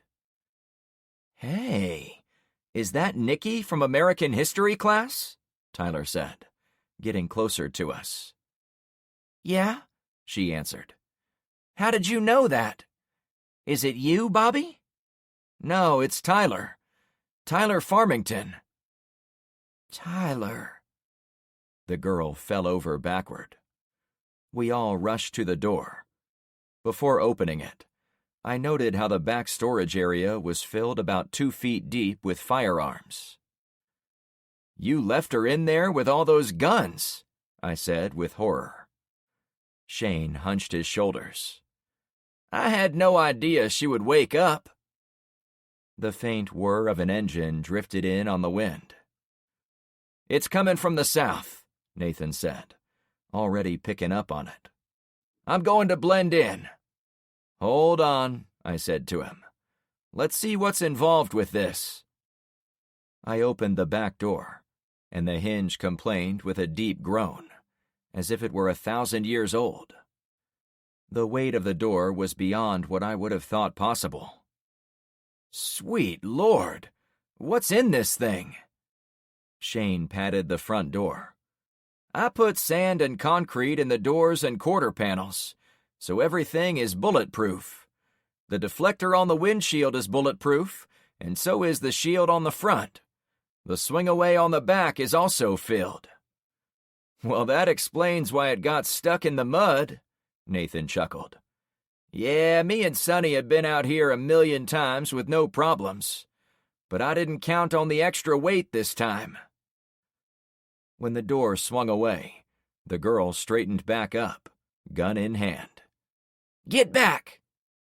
More engine sounds howled in the forest. "Sweetie, we aren't going to hurt you," I said to comfort her. "Yeah, Frank is Gandalf, the good guy," Tyler said, as he came out from behind a tree trunk so she could see him better. "Who is Gandalf?" she asked. Tyler slapped his own face. "Do you know Tyler?" I asked her. She still held the shotgun, but wasn't pointing it at anyone in particular. I wasn't even sure she knew how to use it, based on her hand position. Still, I had to assume she did, so I got right into the opening of the car door. "I think so," she whined. I got a better look at the nasty welt on the side of her skull. Blood had run down her ear and neck, but it was long dried. Do you know his sister Rainey?" "Rainey?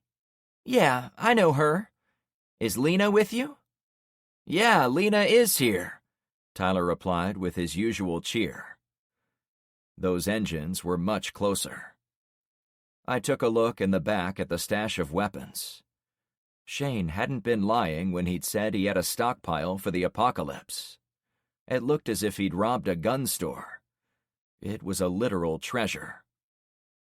"Listen, you can walk away from us if you'd like, but we're going to push this car out of the mud if we can, okay?" "Okay," she squeaked. "Can you put the gun down?" I requested in a calm voice. "Sure." Her eyes were half shut. I gently removed the shotgun from her clutches, then leaned her against the back seat. "You rest here, okay?" "I'm going to Clownfish," she said as she took a long sigh. "That's right. We're going back to—" How did she know where we were from? Did one of us mention it? There wasn't time to ask. I stood out from the car door. Multiple vehicles were coming closer. We were all standing next to the only thing that could get us far from the arriving danger. To do it, I would have to trust a guy who'd been pointing a gun at me 5 minutes earlier. I was living in strange times. Chapter 7. After some back and forth, I agreed to sit in the car, while Shane and the others pushed from the rear. While we were under threat from the arriving vehicles, and I did have a little trust in the guy. I thought it was better for my group if I made sure he didn't speed off once we had him free. I rocked the car back and forth in the deep ruts. There wasn't a lot of mud left, but there was enough to cause the wheels to slip. "Are we home yet?" Nikki mumbled from the back seat. "Not yet," I answered.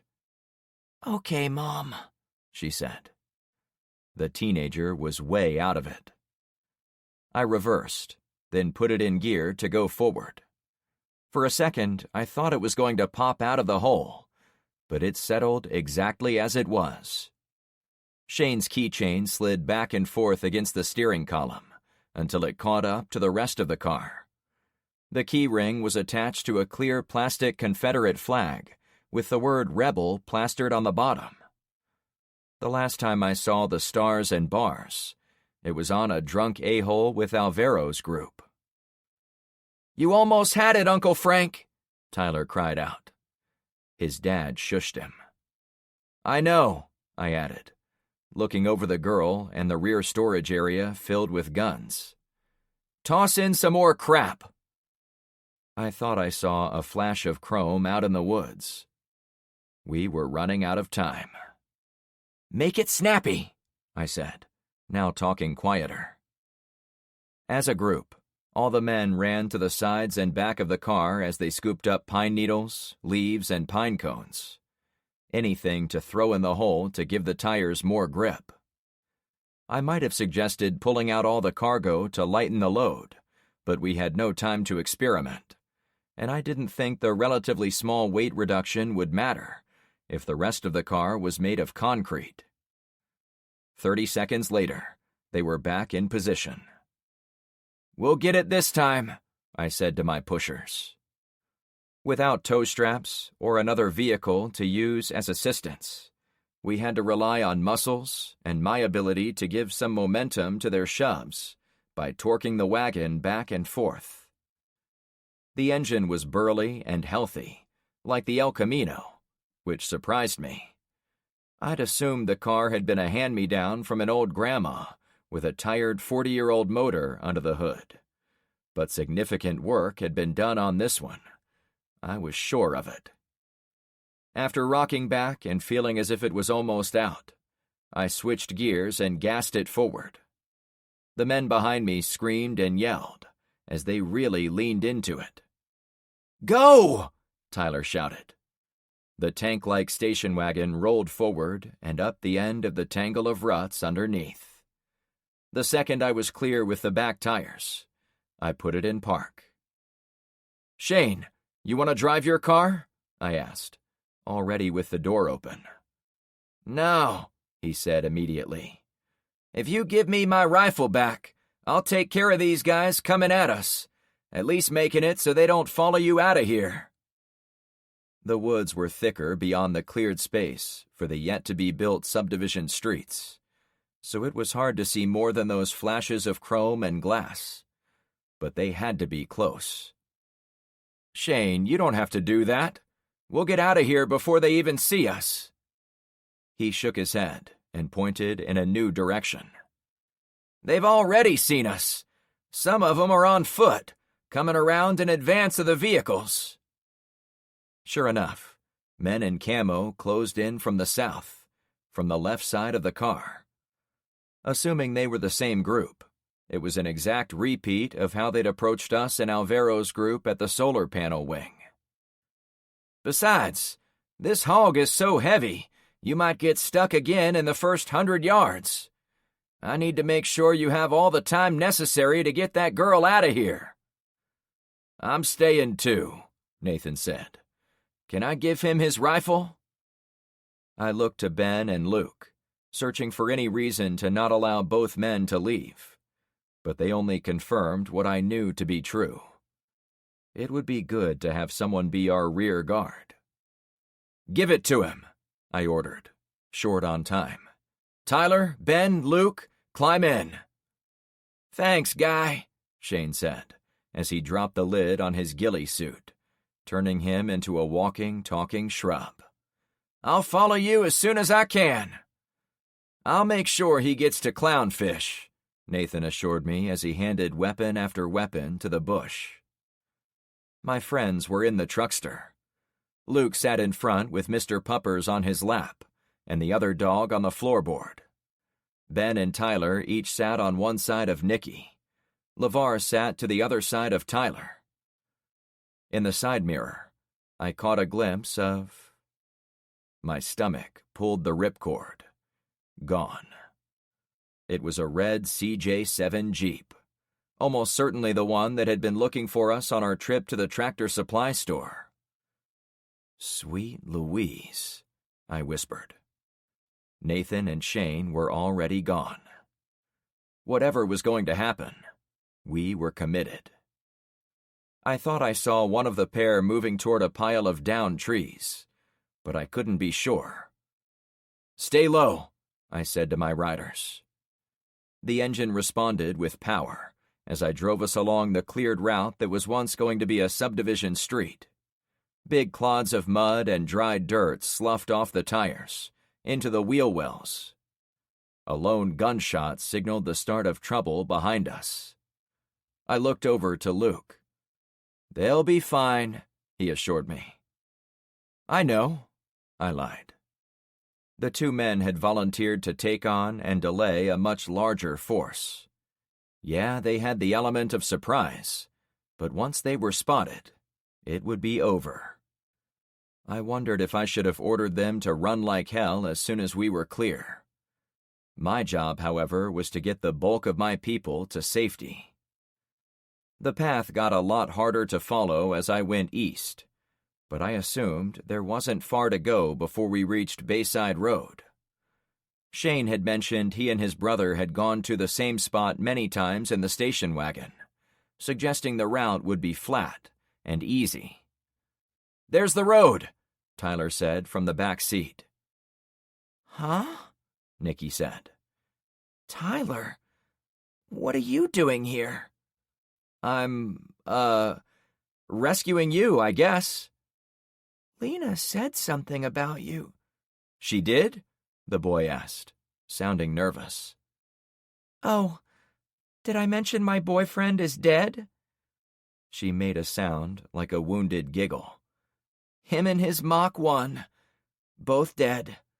He got all cut up in his front yard." "That totally sucks," Tyler answered.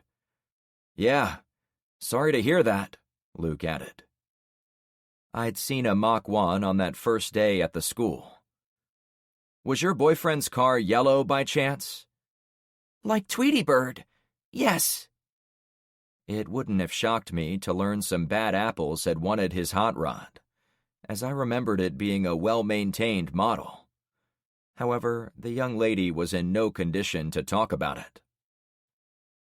"I made a land boat," she gloated, sounding crazy. We reached Bayside. The big orange sign for our subdivision wasn't far to the north, on the right side of the roadway. Between us and it, however, there was a lot of debris on the road, left over from the storm. For once, I was glad to see it. "Hang on," I said to my riding companions. Instead of driving home, I turned left and hit the gas pedal until we were doing about 35. More mud and dirt bounced in the wheel wells as it all came loose from the undercarriage. When we reached the first intersection, which was the road to Torval's cul-de-sac, I started making a U-turn, but then I made a second one, turning it into a loop. After the first complete loop, Tyler spoke up. "Look, kids, Big Ben, Parliament." He and I laughed, as it was a line from yet another Chevy Chase vacation movie. Those and Lord of the Rings were two movie series I knew Tyler understood. Luke hung on and gave me his fatherly eye roll, saying, "I have to put up with this all the time," without actually speaking the words. After the third loop, I straightened her out and drove north on the dirty two-laned highway. I noted that many of the abandoned cars had been cleared and taken away. Some to my subdivision, Some had gone to Zen's, and others had been rolled toward Torval's roadblock. Things were coming together for us. When we reached the Alpha intersection, or what I was calling the Bayside and Poseidon Junction, there wasn't much mud flying around. I hoped it was enough to hide ourselves from anyone who might be looking for the station wagon. On the road ahead, a man and woman hurriedly pulled a wagon over the debris. A small child sat in the back. A few other stragglers walked toward the north, but they were half a mile up the road. I figured they were fleeing the chaos to our south. I turned right into our neighborhood. Dante and several new guys waved us through the roadblock once they saw it was me. "Hey, Frank," the block captain of Albacore said, as his friends closed the rolling gate behind us. "Dante, like our new ride?" He looked at the people, then all the guns. "Holy hell! Where'd you get all those from?" "They're not mine. They belong to a guy named Shane." "Cool." He gave the rest of the car a once-over, but it was dead simple to see inside, since there was no glass. One of our roadblock protocols was to do a walk-around when a vehicle came in, to eliminate any chance of bad guys sneaking in, but it wasn't necessary in our case. "Be on the lookout for a red Jeep," I said in a subdued tone. "Let me know if it snoops around." "Trouble?" he asked. It could be. I'd been worried about the red Jeep since day 2, so I'd had a lot of time to think about it. However, after everything that had taken place since our encounter, I was no longer as wary as I might have been. Despite all my efforts at keeping the peace, there were now lots of people who wanted to take me out, so the guys in the red Jeep needed to take a number. "Every single day," I chuckled. I drove forward, past Albacore and Barracuda. When I arrived at our broken roadblock, smoke still rose from 2 homes and a few of the mangled vehicles. But Melanie and Penny stood guard where the roadblock was supposed to be, waving us into the grass, where a crude path allowed us to drive around the carnage. The last stop was in front of Trevor's old home, which had become a dorm for all the teenagers we'd picked up. Tyler, Rainey, and the twins remained in the Farmington home, but most of the students from the high school, and a couple of stragglers from the middle school, now lived in there. Girls were upstairs, where they had some privacy, and boys mostly slept in the giant master bedroom on the first floor. The rest of the lower level was hang space, where both groups mixed during the day. Tyler and his dad walked Nikki between them as they went in the front door. "Nikki!" a girl squealed as she ran from across the street. We continued inside, and they set the girl on the plush sofa, a sofa with a few holes from various shootouts. Lena ran through the front door and threw herself on top of the injured girl. "You're alive!" she shouted. "She's hurt," Tyler cautioned. Lena sprang back like she'd touched a live wire. "Oh, I'm so sorry." Nikki pointed to her head. "They said I have a boo-boo." "Yeah, you do," Lena said through tears of joy. "I thought you were never going to catch up. I'm so relieved to see you." "Is my mom here?" Nikki asked. "No, not that I've seen." Lena turned directly to me. "Do you know if there's an Amy Nixon here? That's her mom." "It doesn't sound familiar, but I'll ask around." I wrote the name in my notepad. "Thank you," Lena gushed. I pulled the young lady away from her injured friend. "Did you and her have an arrangement to come here? Does she live close by? Why did she think her mom would be on our street?" "She doesn't live around here, no. In fact, she lives closer to the school, down in that direction. She spent a lot of time the last week trying to find her mom. And her no-good boyfriend." We whispered back and forth. Her boyfriend is dead, I think. She mentioned it when we were in the car. Oh, man. I hope her mom is okay. We left all those notes at the school telling parents where we went, so hopefully she'll find that and come here later. Yeah, let's hope she does. A part of me regretted leaving those notes at the high school, telling the whole world there was a teenager refuge on Clownfish Cove. But there was no other way to take all those youths without freaking out any parents who would be desperate to find them. I certainly wouldn't want my kids to be taken to a random street with no explanation. If the world kept on its current path, there might never be a way to find lost kids. M came in through the front door, Charles in tow. They saw all the attention was on the injured girl. I'll get some bandages, M announced, heading for the kitchen. Oh, right, I said, distracted for a few moments by the emotional reunion. Someone go get Agnes, please. Charles ran out the front door again. I think she's at Penny's house, I yelled, in case he didn't know where to find her. Penny had been keeping an eye on the sick woman. Now, I had a responsibility to share. Guys, I need you all at the windows, with weapons if you've got 'em. We found Nikki in the woods, injured by some bad guys, and we think they might be close. Darla now came running through the front entryway. Where's Nathan? She asked. I walked over to her, not wanting to excite the teens. He's fine. We met a guy out there who helped save this girl, but there wasn't room in the car for everyone, so Nathan is bringing him home on foot. It was a bit of a fib, but I didn't want to overly worry the woman. Darla and Nathan were a difficult couple to figure out. They were divorced, but they'd lived in trailers next to each other. They argued all the time, but constantly worried about where the other one was. The only thing I knew for sure was they both loved their twin daughters. Okay, I trust you didn't let him get into too much trouble. Whoa, I laughed. You can't put that on me. You know what he's capable of. She broke into a fragile smile.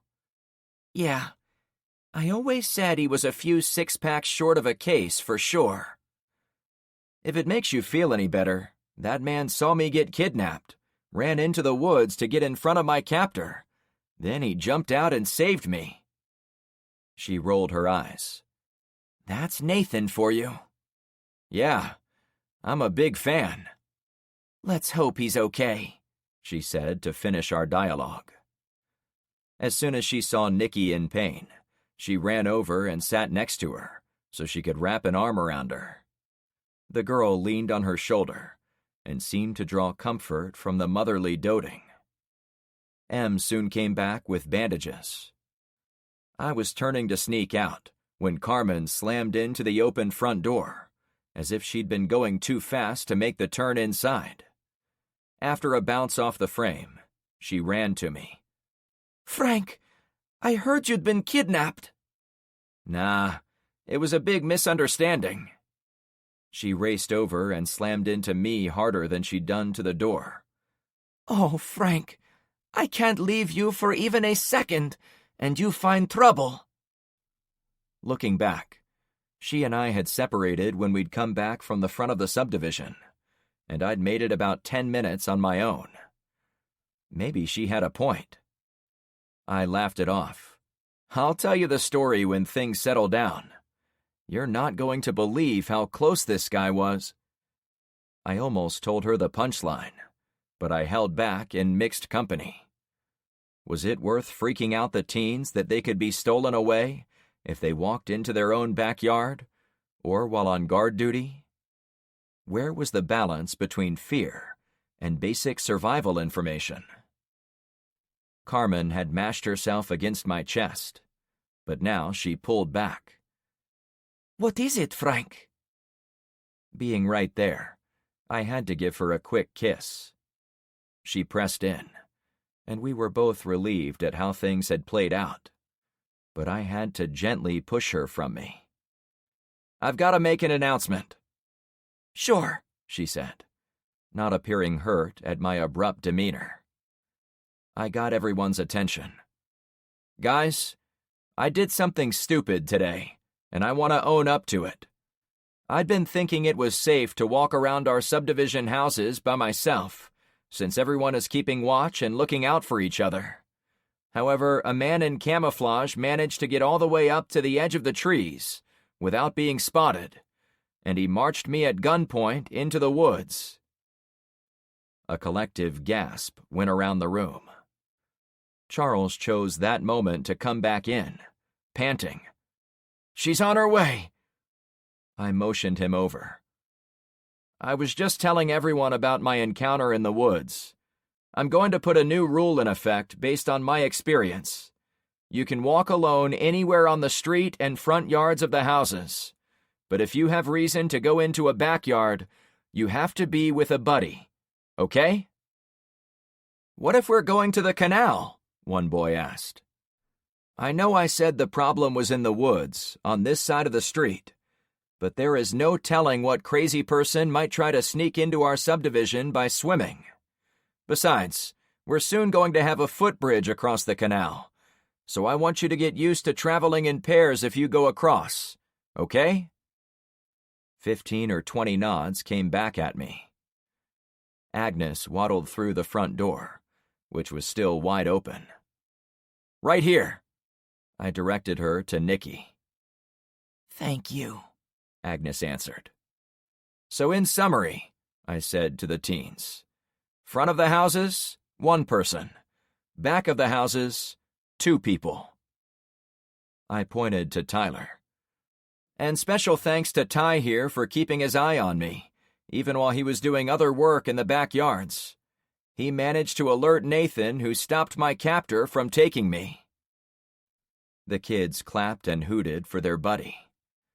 Tyler, always hamming it up, bowed dramatically. I was about to wrap up when he gave me a wait a second gesture. The boy walked into the kitchen, retrieved a tool, then held it out to me. "A hammer?" I asked. It was an ordinary metal claw hammer. "Yeah, you're supposed to hold it while you're speaking." He tried to give it to me. "Seriously?" I said, not accepting. "Why would I need to hold a hammer?" He shrugged. "It was in one of your books. The head dude had some type of special hammer that he used to chisel numbers in a rock, to mean the year they were in.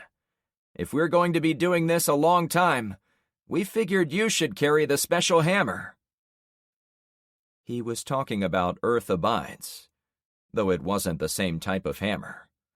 In the book, if I remembered it right, the hammer was more of a small sledge, not a common claw hammer. Wow, I didn't think you all were still reading my books. I'd given the assignment to people on my street as a way of sharing survival knowledge with them, but there hadn't been time to ensure that practice was still happening. "I know you think we're not paying attention, Uncle Frank, but we are. We've had a lot of discussions in here about things we learned in those books, and we don't want to end up like a lot of those people." I didn't think he was talking about happy endings, which weren't all that common in those survival stories. "Guys, books are just fiction. What might happen? This is real life. This EMP doesn't have to be the end of the world for us. In fact, the world doesn't really care what problems we are having. The sun will rise, the sun will set, like every other day. The key takeaway from those books should be that as long as we stick together and look out for each other, we can get through anything." I was amazed at how Tyler had somehow strengthened my case for pairing up for security. Did he do it on purpose? Was it one of his Lord of the Rings references? The lovable kid was just as prone to rip a loud fart one minute and quote Shakespeare the next. It was not for me to understand, but simply to accept. I took the hammer. My first order of business is to put this here for safekeeping. Not many homes in sunny, hot Florida came with fireplaces, so I couldn't set it on the mantel like he did in the book, but I placed it on the low stand the useless flat-panel TV sat upon. It fit nicely in front of the screen, as if it was its own channel. My second order of business is to get everyone who isn't injured to a guard post. The orcs are coming? Tyler asked. Yes, the orcs are coming, I answered. The quiet part, the one I dared not say out loud, was that I still didn't know from which direction the orcs were coming. By all appearances, we were now surrounded by them. Chapter 8. Everyone get into position, I said as I left the teenager hangout. I'd have to think about breaking them up, so we didn't have so many teens in one place. I'd already had waking nightmares about losing the whole lot of them if another plane fell, or there was a freak explosion, or My heart shuddered. If I'd wanted to really scare myself and paralyze my leadership, I could sit around and come up with a million ways to die in an apocalyptic America. The novel that prompted Tyler to get the hammer was about a plague that killed almost every person in the world. There were books even worse than that. I put myself back in the moment, in the real world. My first stop was Carmen's house, to check on the defenses and get the occupants ready for a potential attack. Frank, wait up, Carmen said as she followed me across her side lawn. I looked back at her with a teasing smile, as I expected to have a few seconds of privacy inside her house, and needed to shake the bad thoughts from those books. However, I was surprised to see another person behind her. I stopped on Carmen's front porch. It was the girl who'd stowed away when we came out of the woods the previous day. She still wore her ripped jeans and crocheted crop top, same as the day before when we'd taken her away from her loser boyfriend, Homer. She'd gotten cleaned up otherwise, a fact I attributed to the time she'd spent with Carmen. Frank, this is Tiffany, with 3 eyes, Carmen said in a kind way. We got to know each other a little last night. Mister, I'm begging you not to send me out into those woods. I held up my hand. You've got nothing to worry about. I'm not sure what the hell went on out there when we all left the plane, or if your boyfriend's group is responsible for all the trouble out there now. But you saw what men did to Nikki. Yeah, I didn't know those guys too well besides Greg's dad. He seemed nice. Those other guys. Homer's real name was Greg. Do you happen to know if your boyfriend's dad brought those other guys? The ones who shot at us as we left? I pointed to her face. The ones who hurt you. If they were, no one told me about 'em. Me and that other girl, Alyssa, met them at a club a couple of weeks ago, so we never got to know their families too well. I think she was happy with her guy, but Greg was a loser, and I could barely tolerate him when he did stupid shit like break those solar panels. I only liked him because of his... She stopped herself. Whatever I saw in him before is totally gone now. I'd hoped for a clear answer on Alvaro, but I had to accept her semi-endorsement of his okayness as a slight tilt in his favor. It suggested Alvaro's people hadn't been trying to ambush us, but it still meant those bad men were out there, and they'd possibly taken out the group Tiffany had been with. I'd seen the guys in the woods use the same sneak-around tactics when we'd rescued Nikki in the station wagon, so for now, I was going to assume the group with the red Jeep was the real threat. The woods were the Wild West. Thanks, Tiffany. If you'll excuse us, we have to get this house ready for anyone who might attack us. I tried to walk away. Can I have a gun? In case he comes for me. Homer? I asked with surprise.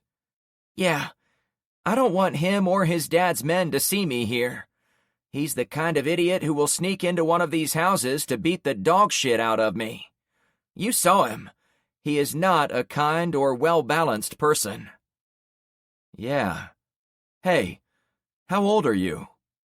18. I was a few days from graduating high school and getting the hell out of the whole Fort Myers area. As the size of our group grew larger, I was facing ever more complicated living arrangements. I'd wanted all the teens together under one roof, so they could rely on each other to watch out for anyone who would do them harm.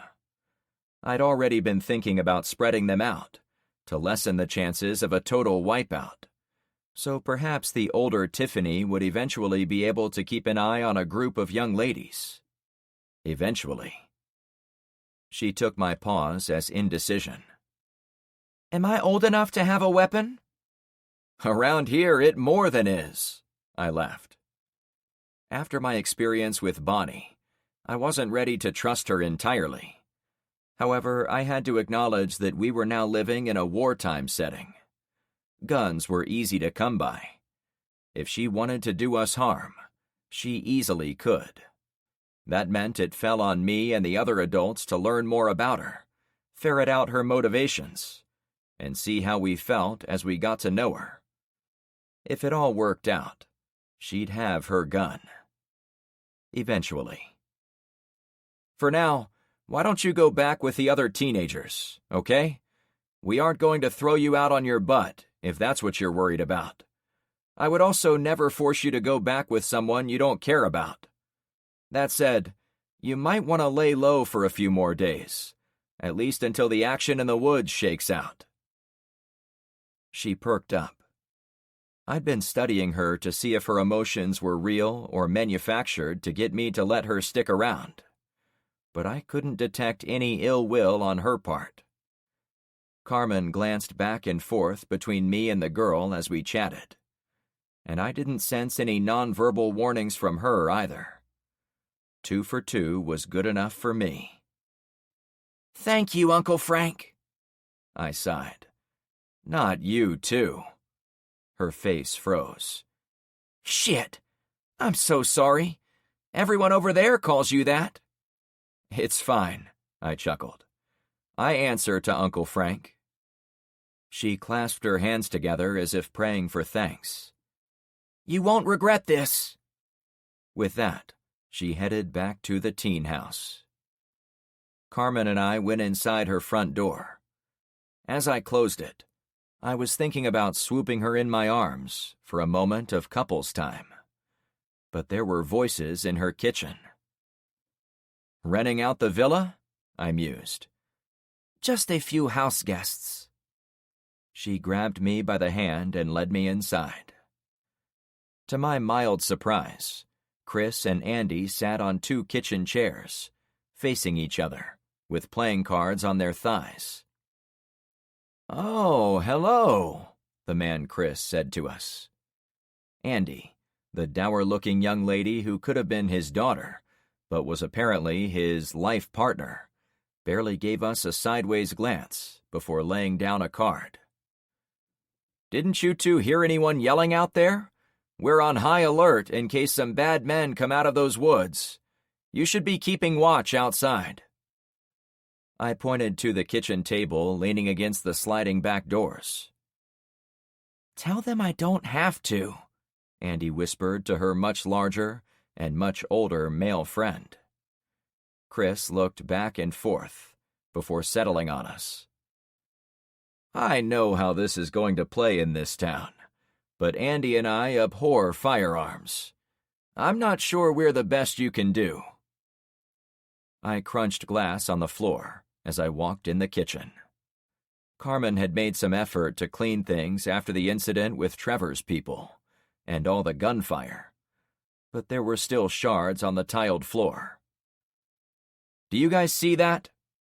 I pointed to the back wall of the kitchen, where a cat-themed clock clung to the yellow-painted surface.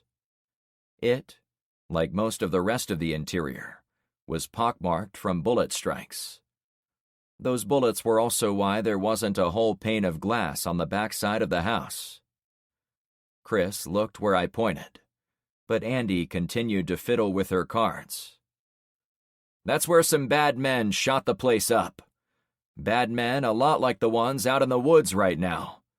It's one thing if you don't like guns, but if you are going to live in our community, you two have to do something to help and defend the rest of us. I guess, the man tried to say. Andy nudged the guy on the knee. She gave him the faintest nod. Chris took a grounding breath, as if to rethink his next statement. My life partner and I would just as soon stay out of the way. You understand, don't you? We have special needs. Carmen braced my arm, hidden from the other two, as if she understood the thoughts sparking all over my brain.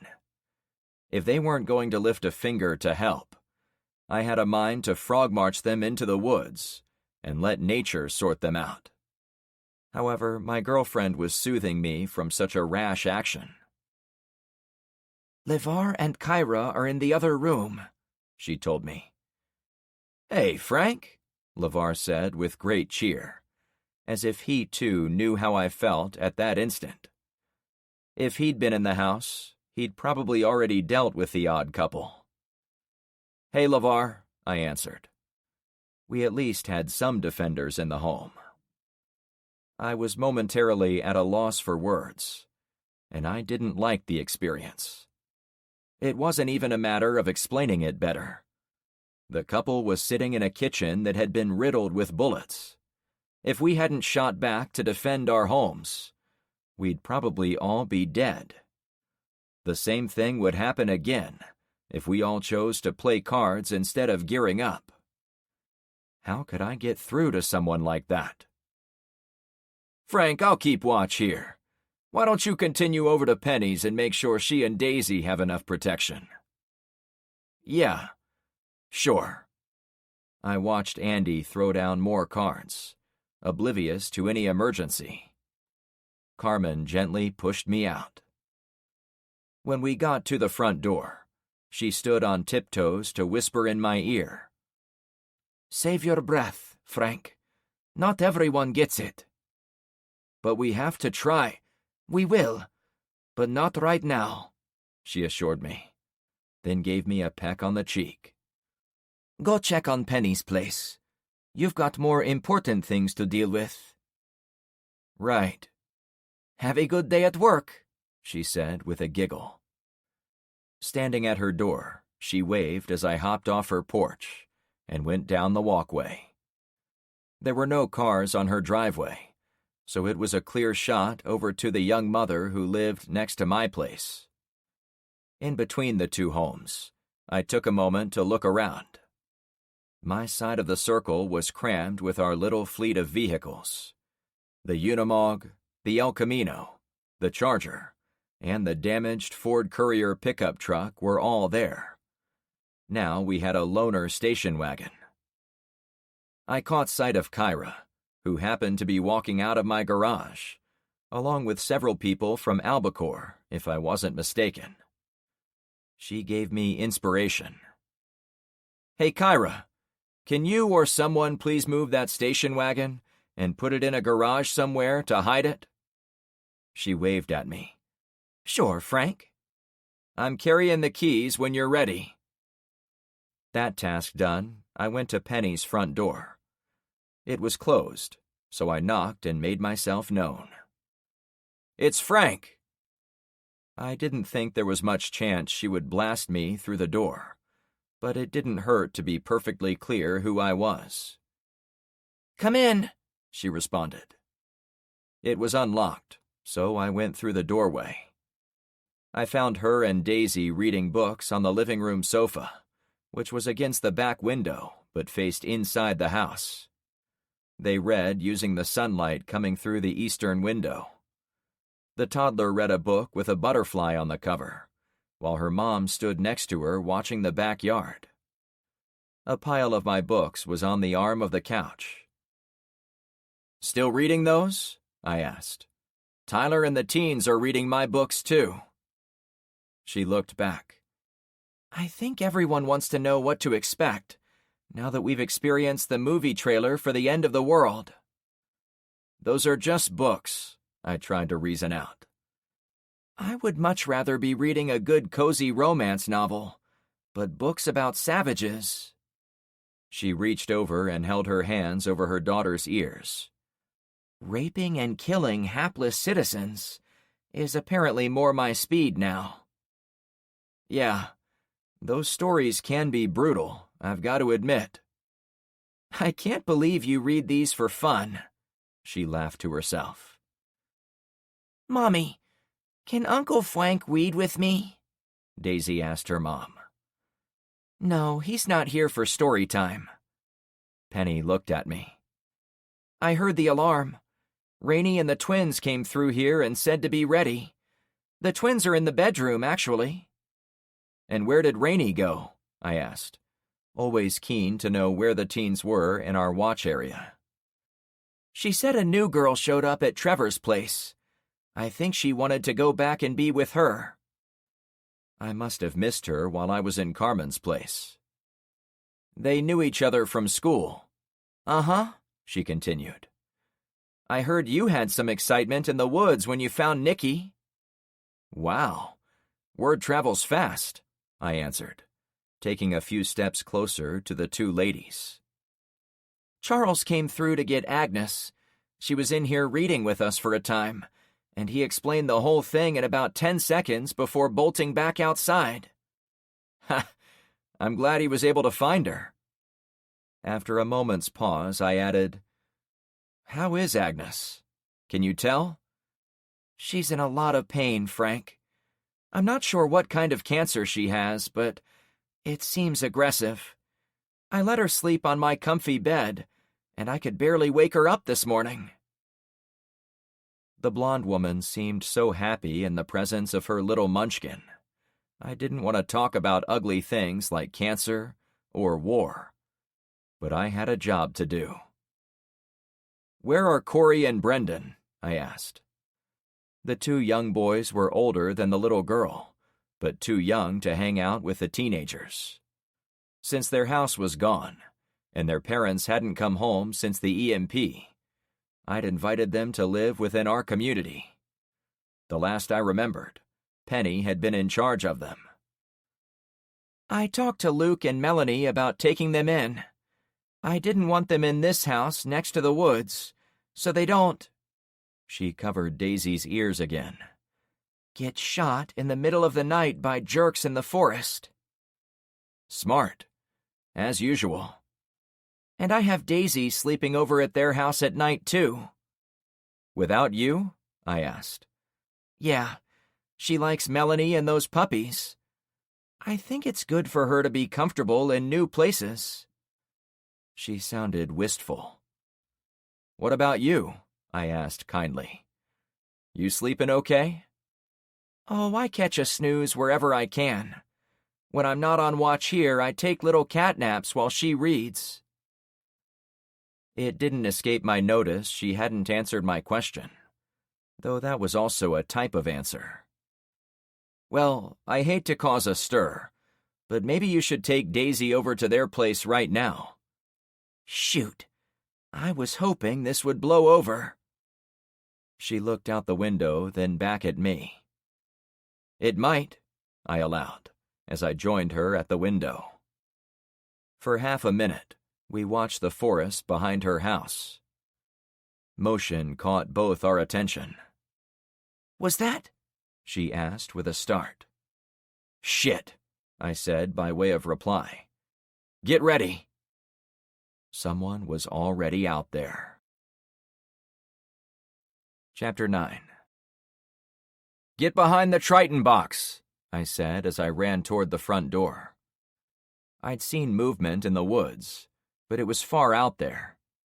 Rather than stand in the window and draw fire toward a 2-year-old and her mom, I wanted to get on the side of the house and peek around the corner.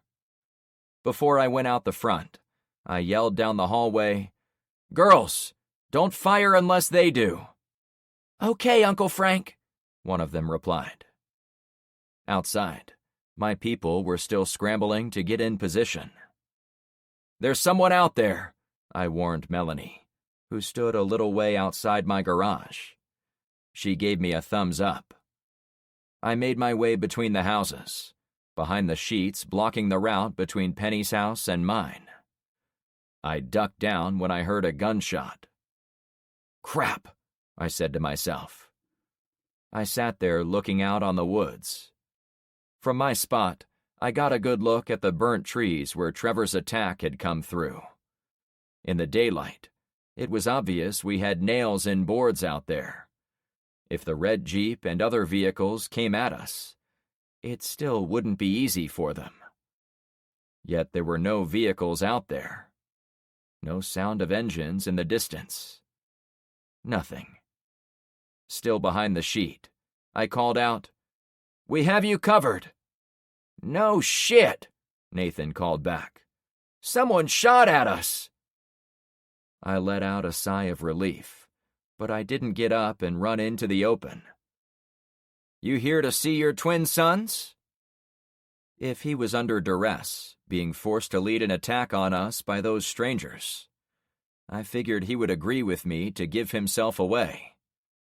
"Nah, we're cool, Frank. It's me and Shane. I'd like to make it across the backyard so I can see Zoe and Alex." "Shane, you good?" I asked the new guy. "Yeah, all cool here." "Give me 5 minutes, fellas." Someone on our side had fired at them, and it almost certainly came from one of the 3 houses closest to their location. It would have been easier to walk toward the woods and make it clear to the defenders that all was good. But we were in the red zone, a dangerous new world, and I didn't want to take even a minor chance I would accidentally be shot in the back. Instead, I walked through the 3 houses facing the woods and warned everyone to stand down while Nathan and Shane came in. I went back between the 2 houses and waved them in once I was sure my people were aware of the situation. "Put up your hands, just to be sure." They stood up and marched in unison toward me. Despite knowing both were fans of camouflage, their blending skills surprised me once again. I'd caught a first glimpse of them deeper in the woods, but they'd moved fast to get closer before that first shot. They'd made it to the last bit of tall grass, before the clearing where the canal was supposed to be. They had their hands up. "Sorry, we're on high alert for those good old boys in their trucks." "They aren't coming," Shane assured me as he took note of the tank ruts at the edge of the woods. We all retreated behind the sheets, then went into Penny's front yard. "How do you know?" I asked. Nathan laughed. "Because this fool got right up next to him." Shane's impish grin suggested he was someone who liked to stir up trouble. "I've been dodging those guys ever since I found that injured girl. They've been driving all over the forest looking for someone. After a few close calls, I thought they were looking for the girl, or the genius who took her from them. But I heard 'em just now, so I know for sure." He stood there smiling. "Well?" I asked. He noticed my cars. "You've been busy." "Thanks," I said, ignoring the compliment for now. "Who are they looking for?" "Oh, sorry. I'm not working on much sleep. They aren't looking for me or the girl. They're looking for a U.S. Army tank. Based on the tracks in your yards, you know a thing or two about it." "Yeah, it came through here," I said, leaving it vague on purpose. "Nathan told me all about it." He chuckled. "Of course." Shane added, "So they're also looking for this mailman guy, but they kept saying they thought he went back to the hardware store where they have a base of operations." That's where they're from?" "Apparently." "We were there, actually, right at the start. If they took it over, they'll have a lot of resources under their control. And they must have a lot of guys because they've got men on foot and others in trucks. plus whoever is guarding their main HQ. Did you see the old red Jeep in the mix? I asked. Yep, it was always at the head of their column of trucks. You've had a run-in with it, I take it? Yeah, sort of. It's complicated. It was hard to keep straight all the groups we'd come across, and who was after whom, but the mysterious red Jeep was the one guy I wanted to avoid most of all. Shane looked at me with his ghillie suit headgear off his face. You have a lot of complicated run-ins, General Redneck? I'm not a military guy, but if I was, I'd be General Mayhem. Trouble always seems to track me down. People usually call me Uncle Frank. Well, Uncle Frank, I don't mean to dish your hospitality, and I really appreciate your help getting me out of the mud and out of those woods. But there is nothing more I want to do than get back to my brother and see what happened to our house. I waved toward his station wagon still parked on Trevor's front lawn. If you don't mind some company, I'd like to go with you. Show you the neighborhood on the way. It was one thing to get a station wagon full of guns, but Shane had surprised me, twice, by how adept he was in the woods. While I was already impressed with Nathan's skills out there, I thought it would be great if there was another guy who could even out his knack for finding trouble. I wouldn't mind driving that Mog, he said, impressed. I'll drive your wagon for you, and you can drive my truck. Deal! He took off toward the Mog, stripping off his walking shrub uniform. He didn't seem the least concerned I would drive off with his stash of weapons. In fact, he didn't seem concerned about anything, even that he'd sidled up to an enemy force to spy on them, or he could have been shot by one overzealous guard in the houses. He came across as a kid who'd woken up in the candy store, as if he was having fun in the apocalypse. I put together a small party to go with us. Carmen rode with me in the station wagon. Luke and Nathan drove in the Unimog with Shane. If he realized I'd put those two in there to keep watch over him, he made no comment about it. I led the two-car convoy. On the way, I expected my friends to point out where we'd been hit by falling debris, where the tank had ground the poncho guys into a fine paste south of the canal, and the Alpha intersection, where so much had happened. While we waited for the guys at the blockade to let us out, Elmer, the Vietnam veteran, came out of his house on the corner and went for the Unimog parked behind us. Hey, I said to him, since there were no windows to roll down. You looking for me? He flashed a look of recognition, then diverted toward us. He was going to lean on the windowsill, but he saw Carmen in the passenger seat and backed up a step. I don't bite, Carmen laughed. No, it's fine, he said, flustered. How you doing, Elmer? I asked. Oh, besides the back, knees, and hips, I'd say I'm doing pretty good. Just the usual OMC. OMC? Carmen asked. Old man crap, he deadpanned. Sorry to hear that, she said with sorrow in her voice. It'll let up when I'm dead, he laughed. Looks like you found another vehicle.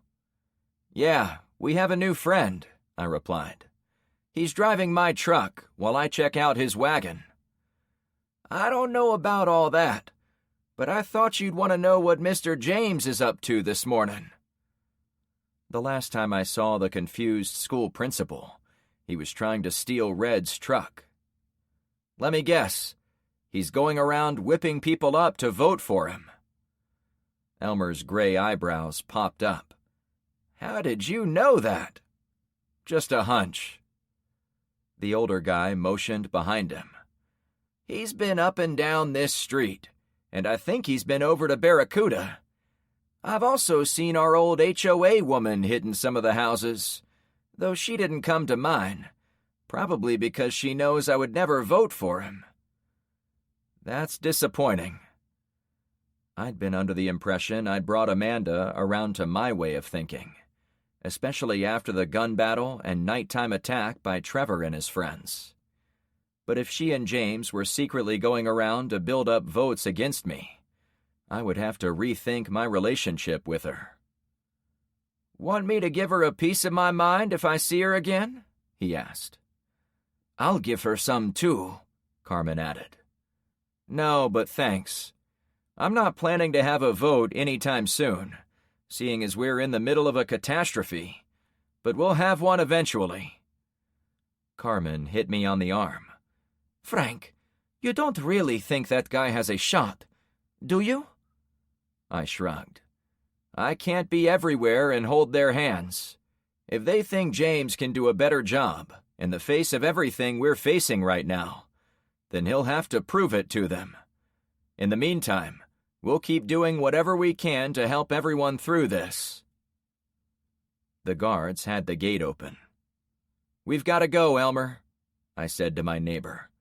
"Thanks for the heads up." "Yeah, thanks," Carmen said. "Glad to be of help. Once my joints calm down, I'll spend some time watching at the roadblock." "Sounds good," I told him.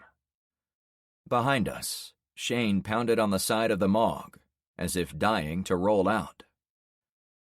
"You think we can trust that Shane character?" Carmen asked once we were across Bayside and through Zen's roadblock.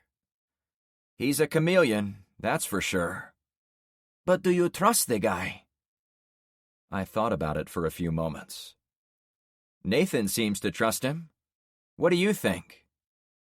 She sat with a pistol on her hip and a shotgun next to her legs, like she'd done it 1,000 times already. It had only taken a week to turn her into a woman who could handle herself with firearms. "I wasn't there at his house. Do you think those guys in black had a legitimate reason to go after Shane and his brother?" I never even considered that possibility." "You're welcome," she said. "But no, I don't think that's likely. Not unless men strapped themselves into shipping containers, sailed over the 7 seas, and then debarked with the express purpose of killing men and women who would be the biggest threats to their invasion." I took a moment to assemble my thoughts. "Actually, maybe you've got a point." She gestured to the truck behind us. "This guy is so dangerous to a foreign power, they sent a hit team out to get him? That's wild." "He probably has his own file drawer at the FBI and ATF, because of all the 4473 forms he's had to fill out for that stockpile of firearms in the trunk of this wagon. They're not supposed to keep that paperwork for spying purposes, but I think everyone assumes they do. If this force found that information, maybe they're targeting any American who bought a significant quantity of weapons recently." "The plot thickens," she said while rubbing her hands together. "You're having as much fun with this as Shane. He ran like a giddy schoolboy to get into the Mog." "Hey, this is your party," she said with an easygoing pose in the front seat. She was keeping watch, but not freaking out about it, like those earlier rides shortly after the EMP went off. "I'm just here for the cake." "Okay, party girl. Let's say he rates an attack from those assholes in black. Doesn't that mean we definitely want him on our side? Between him and Nathan, there's no one getting through the woods to strike at us." "Yeah, that's true." We'd gone a block or two when a man flagged us down from the right side. "Looks like a guy from Zen Street," I commented. After hitting the horn a couple of times to get Shane's attention, I pulled over. Shane came up behind us. The man was a stranger. He was an older guy, perhaps late 50s or early 60s, with a thin but strong frame. "You Uncle Frank?" he asked. "Yeah," I answered. forcing myself not to seem put out at another interruption from my planned excursion. I decided there was no point explaining that I wasn't really an uncle either. We can't find Zen to ask him this, but we've got several houses with dead bodies in them. People who couldn't evacuate before the rush of water swamped them. He pointed down his little side street. And as you can see, some people are putting bodies with their other trash. It's sacrilegious. Do you know where Zen went? I asked, figuring it was an easier problem than what to do with more bodies. He and some other boys went off into the dark last night. That-a-way. No one has seen them since. The man motioned north, toward the sounds of fighting still going on. Zen, what have you gotten yourself into? I whispered. It wasn't the easy question I'd hoped. What do you say? The guy drawled. Oh, nothing. For now, try to get your neighbors to wrap up bodies in plastic or tarps, as tight as they can. We'll have to figure out a way to collect them and dispose of them safely. They're hoping you can take them to the cemetery down in Coral Springs. No way, Carmen spoke up.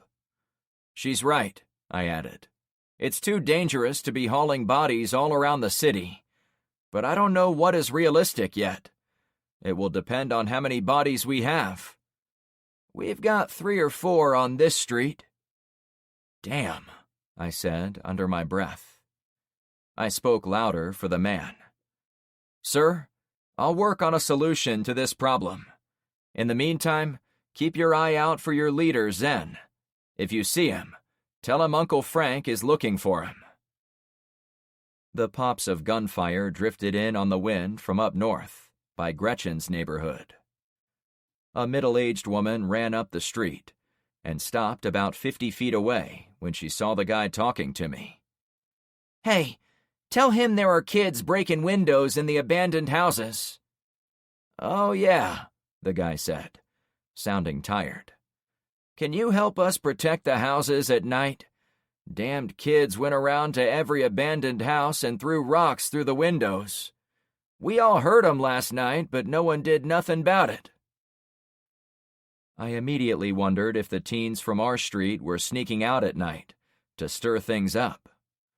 It didn't seem likely, since I knew most of them. But it wasn't my first day on the job either. I still didn't know all their names, much less if they were good or bad kids in general. That's something you'll have to take up with Zen and the guys guarding your block. I'm 5 blocks over. Too far to help you. None of them were around last night, he complained. I'm starting to see that, I assured him. I was confident if we stopped at every street, we'd be deluged with problems. I looked over my shoulder at the streets we'd already passed to see if anyone was chasing us down. There weren't any people. Yet. We've got to be going, I said in a friendly but firm manner. Can you take a couple corpses with you right now? They are starting to smell. He pointed to the morgue. It looks like you could put 'em in that big truck. I'm sorry, but we are already committed elsewhere, I said easily, since it was true. Get them wrapped. Maybe get them out of the sun. We'll talk again soon. I put the wagon in gear, then pulled from the curb. When I took this job, I was assured it would all be fun and games, I joked. I thought you were voluntold to do this job, she corrected. Yeah, something like that. I chuckled for a moment, checked to be sure Shane was still behind me, then glanced over to my pretty passenger. I don't mind any of this, even the shitty parts, since that's to be expected when you're in charge. I only wish the problems were spread out, instead of coming at us all at once. Her eyes were sympathetic. This is the first trip out today. I'm sure people are rattled after the attack last night. It only seems like a lot because they've been waiting to tell you for a few hours. Yeah, I guess you've got a point. She motioned ahead through the narrow vision slot to a white vehicle parked on the left fork of a four-way intersection. I bet that's another problem for you. Sure enough. It was the modded milk truck owned by Arnold on Torval Street. He'd parked it near the crossing of 40th and Poseidon Pier, my Bravo intersection, but he wasn't coming toward us. Instead, he waved from inside his truck. Frank has to decide whether to stop or ignore this new problem. Oh, no. Don't you start narrating my life, I chuckled. What? Only Tyler is allowed to do that? It was a fair point. No, but I'm far more afraid of what you might say. She snickered. Frank soon came to understand the danger of not providing cake for his cute party guest. I laughed. I also put on the brakes. We've got to check this out, I stated reluctantly, as I'd much prefer to drive around being teased by my cute party girl. Shane pulled in behind us. There were other people walking the streets or dumping garbage from their flood-ruined homes, but no one was gathered at the intersection. Carmen followed me on foot. Hey, I shouted to the guy. It was the Filipino owner of the truck, Arnold. He definitely saw us coming, but he still remained where he was. I halted about 50 feet from him. Is he being held hostage? I whispered. I can't tell. Behind us, Nathan had brought his rifle out as he stood on the side step, aiming over his open door. We've got cover at least, I added. Finally, Arnold slid open the driver's door and leaned out. Oh, hey, it's you, Mr. Frank. I've been waiting here until I saw you go by. I'm here, I said dryly, still not sure what was going on, but strongly leaning toward it not being good. The fact he was staying inside the truck told me he wasn't acting normally. They wanted me to find you and tell you not to send anyone to our street for a while. A sick woman showed up yesterday and Jack tried to make her comfortable in one of the abandoned homes, but now he's sick too. Shit, I said through clenched teeth. My brain immediately went to that book with the hammer. In it, the entire plague happens off-screen, at the beginning of the story, so you don't see all the pain and suffering. I'd purposely avoided books about such sickness, as they were too real to be relaxing to read. Was I about to live such a story in real life, where I had no choice but to face the horror? Thanks for telling me. I realized he'd been smart about this encounter. And thanks for keeping your distance. No problem. What's going on? What's the sickness? I think the woman is going number 3. What? I asked. Jack said he and the woman can't stop going number 3. He spoke in undertones, as if embarrassed. The runs. Oh. I'm supposed to ask if you have anyone who knows about disease and might be able to help keep it from spreading. I don't know, to be honest, I said with a long, hard sigh. We have a nurse, but I don't know her background, so I can't say if she'll be of any use. Also, she's sick with cancer, so she might not be able to get over there. I see, Arnold replied. But I promise we will make this a priority, okay? Please go back and tell your neighbors to hunker down. Try to avoid contact with anyone who's sick, and get blockades in place to keep outsiders from stumbling into your crisis. We'll talk to Agnes about what to do next. If she can make it over to advise you, we'll set that up. Thank you, sir. He bowed a little, then went back inside his truck. He started it and backed away, while we returned to the station wagon. What's up? Nathan said from his perch on the Mog. One of the streets under our protection is reporting a serious sickness. I found my second in command. Hey, Luke, I need you for something. He climbed out and met me on the dry dirt of the street. Luke, we've got about 10 things going on today, and I can't take care of them all. The guy in the truck is one of the men we met yesterday south of here. They are reporting diarrhea is going around. I pulled him closer. This could potentially be the deadliest threat we've faced. He let out a nervous laugh. You sure you don't want to take this one, Frank? I need to feed the hog, pay the bills, wash the car. Really? I said in a bemused way. Now you joke? He'd mangled a line from the movie Christmas Vacation. I'm nervous, Frank. Me too. But I trust you with my life, bud. While you're taking care of the South, I'll be with Shane to see what we can learn about this ship here in the middle. I pointed down the street. The dawn star loomed like a giant over the lands. And there's still a war going on to the north. Cracks of gunfire from that direction had never let up. I'll do my best, he assured me. You'll do fine, Carmen told him. Thanks. The main thing is to make sure none of our people mix with any of theirs, okay? If Agnes wants to get involved, fine. But don't let her get close to anyone who is sick or might become sick up there. Look, but don't touch, he suggested. Yeah, if there is a disease and it jumps streets, we'll be in some real deep shit. And we're already in it up to our ankles, you know? The three of us chuckled at the image.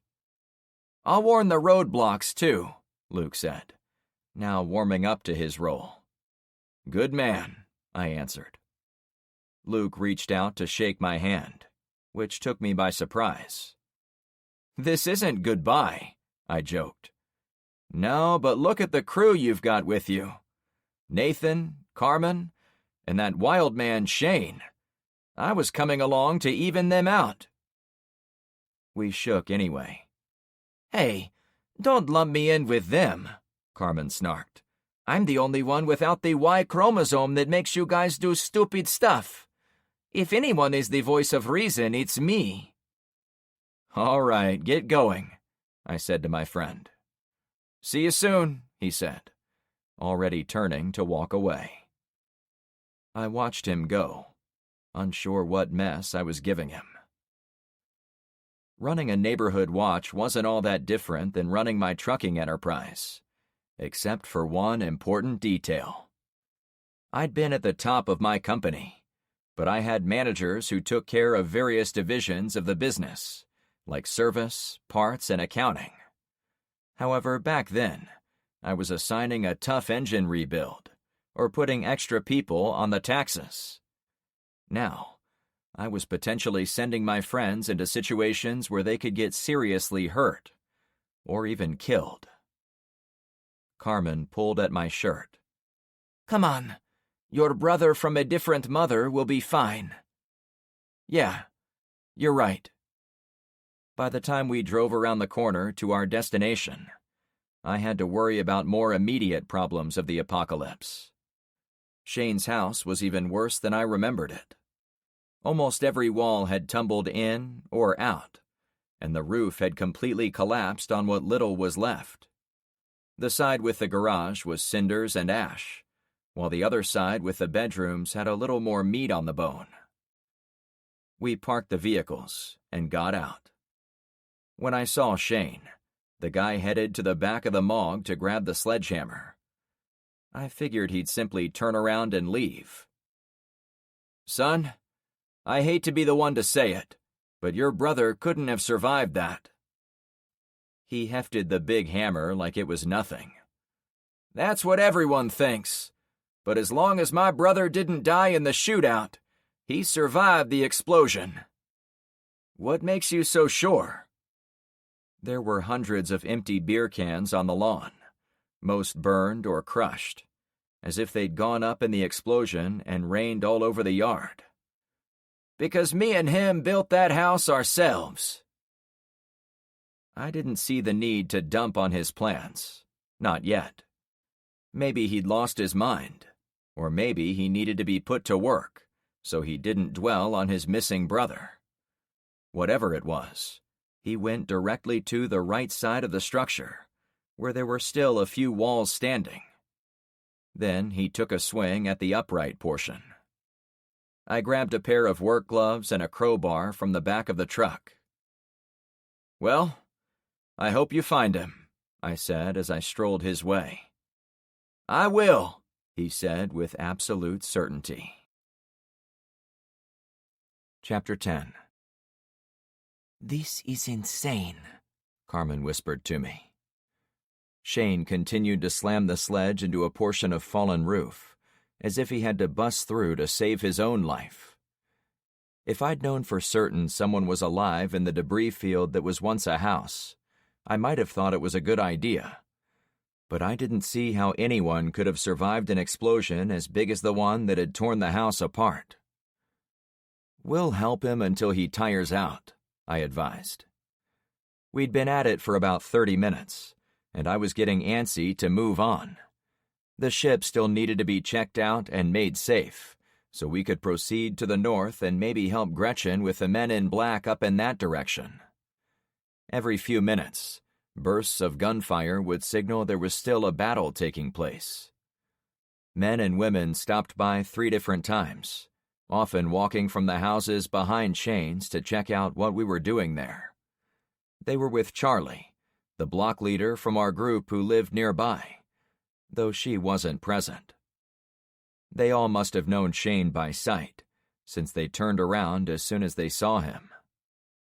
5 minutes later, at the limit of my patience, Shane made a breakthrough. A large portion of the sagging roof tore off, revealing an intact section of stucco walls at the back corner of the house. "This is it," Shane huffed. "What?" I asked. He pointed to the corner of the house. "This is the Alamo, the last place we intended to hide before doing all this." He then gestured toward the mangled remains of the rest of the home. I didn't reply, as it was hard to know what was going on. Shane acted like a cross between a kid opening presents on Christmas Day and the patient who'd snuck out the side door of the insane asylum. I'd been playing along, figuring he'd soon see there was literally nothing left of his house for anyone to survive in.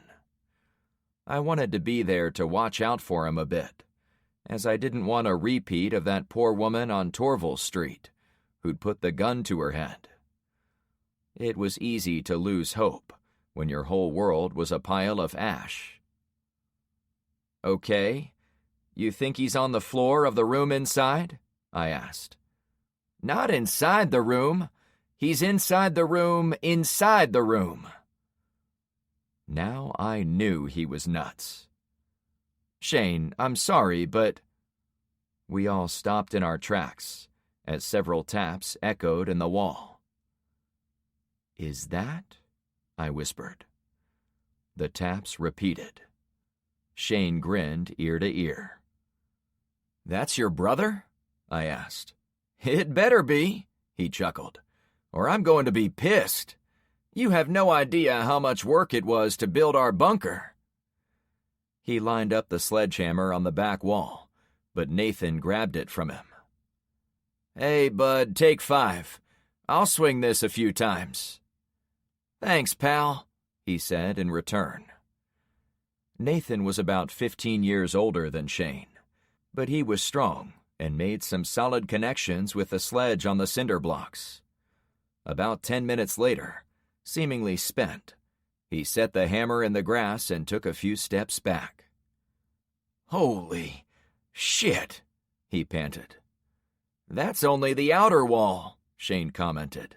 "I'll take on the inner one." Looking at it head-on, I noticed the big cinder block wall had a hole in it, but it only revealed a smooth wall of concrete behind it. A room inside a room. "You had all that cement lying around?" I asked. We had pallets of the stuff ready to go, he bragged. My brother and I won the lottery back in Georgia, but our family was being a bunch of idiots, so we moved down here where we could get some peace. Peace for us was stockpiling for the end of the world and shooting guns out in the woods where we were earlier. Well, if that is your brother, you got your money's worth out of your lottery winnings. I still had it in my mind to investigate the ship and take a look at Gretchen's situation, like I'd discussed with her. But now I had to wait to see this project through to the end. Carmen and I provided security for the operation by walking around the wrecked home and the 2 vehicles. On one of our rounds, I tried to take a shift myself, but the young bucks seemed to want to prove they could both get it done. We were walking nearby when a woman yelped. Carmen and I returned to the excavation site. They'd cleared a hole about 2 feet wide and a little less than that high. A pair of eyes squinted at the bright light from outside. "Bro?" Shane asked. "I'm here," a weak voice answered. "He's hurt," the woman inside the bunker added. "Who are you?" Shane immediately questioned her. "I'm Kimber. You must be Shane. Sonny's been talking about you for the past day. He was sure you were going to come back and let us out." "Let's get you out of there," Shane said to the hole in the wall. "Bro, wait," Sonny, the weak voice, called out. "Let me send out some gear." "Yeah, sure." For the next several minutes I watched in awe as rifle after rifle came out of the hole. I saw a foreign machine gun, an AR-15 or 3, and a few rifles I couldn't begin to identify. Then he pushed out some heavy boxes of ammo, maybe 5 or 6. Finally, he pushed out a bucket of tannerite. "How much room is in there?" I asked Shane. "Honestly, it's not that big. I'm not sure how he had room for himself and this Kimber chick, along with all this." We put the guns in a line on the grass, like a police raid's big haul. "But this is only a portion of what we had. I doubt he could have saved nearly all of our stuff. Our entire garage was filled with gear before the flood forced me to take the station wagon to safety." "Coming out," Sonny announced. The woman came out first. She shimmied on her back through the hole. Then Shane pulled both arms to get her the rest of the way through. The woman was dressed in an oversized black shirt that was tied off around her midriff, exposing bare skin that was now ashen gray from all the dust inside the bunker. Her man-sized shorts looked as if they were tied off with a rope.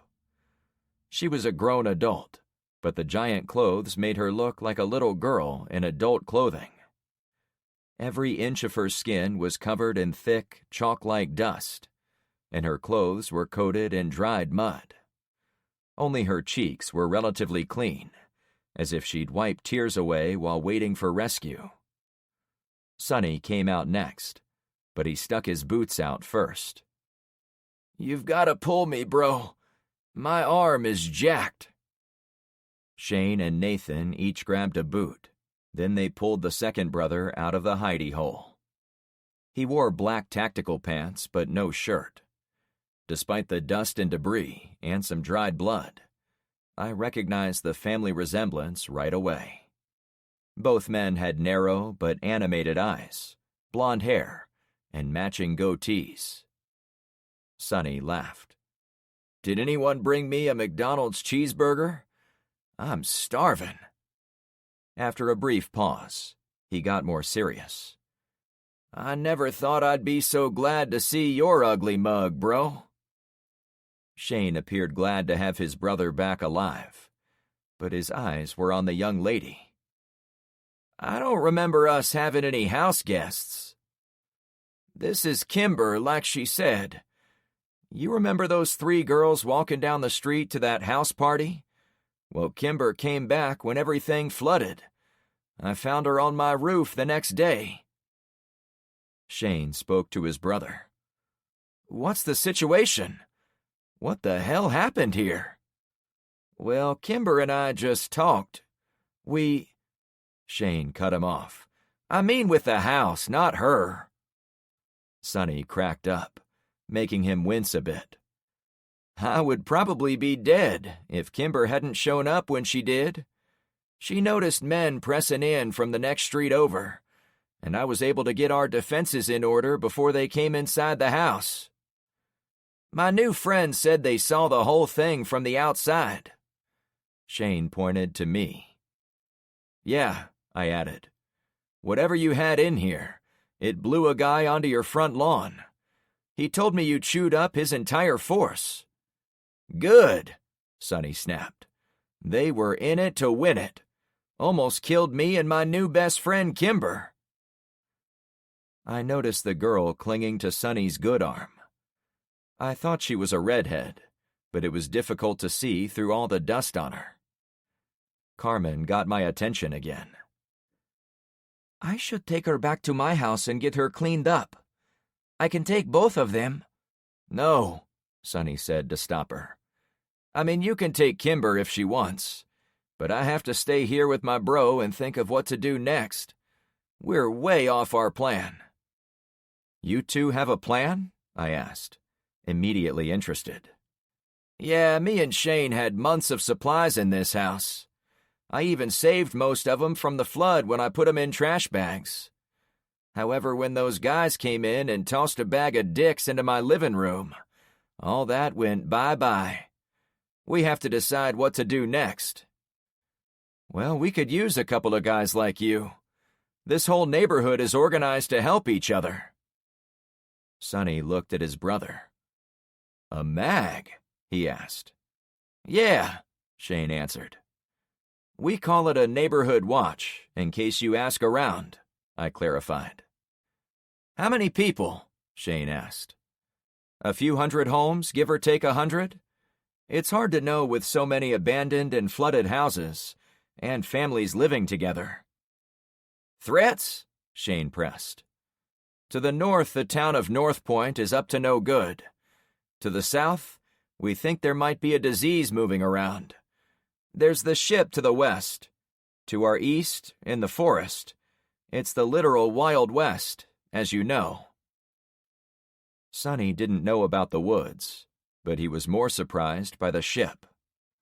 "When did that thing get here?" he asked. "It came in with the storm," I said. "When we snooped around some of the cargo containers, we found field guides for Chinese flamethrowers and seating for a squad of infantry in the box. It was supposed to be an invasion, though I doubt they planned to wash ashore like they did." The brothers looked at each other, but Shane spoke. "This guy calls himself the Redneck Army, since some guy came dragging his ass out of our house after you blew it up. Just before he died, he said the Redneck Army got him." "Sweet," Sonny said with great pride in his voice. "And Frank heard the name and wanted to salute your effort," Shane finished. "To be fair," I said, "I didn't know you were alive." "No, we shouted our heads off, but I can see why no one heard us." "Kimber, do you want to go back to my place?" Carmen asked. The girl looked as if she was going to fall asleep on her feet. I complained about my night of sleep, but at least I wasn't spending it in a muddy hole filled with guns. She looked to Sonny. "Is it all right to go with her?" "Will you come back?" he asked, sounding oddly hurt. "Of course," she smiled. "You're my hero. You saved my life." He rubbed mud off his arm. "I know it wasn't the best first date." "It was better than the pool party that kept me from hanging out with you and your brother." "You were at Pax's pool party?" I asked in the least accusatory way possible. She whipped her head my way. "Not by choice. My friends got roofied or something because they were lit out of their minds." "We saw you guys the day of the storm," I said. remembering how I felt seeing those young people playing and partying, while the rest of us were prepping for the hurricane. "I'm glad you made it out." "Just barely," she said. "He put me in this bunker before the whole house blew up." Her attention had been on Sonny, but her face turned to amazement once she saw what little was left of the house. "You can get cleaned up at Carmen's place, then she'll bring you back." "That sounds really good."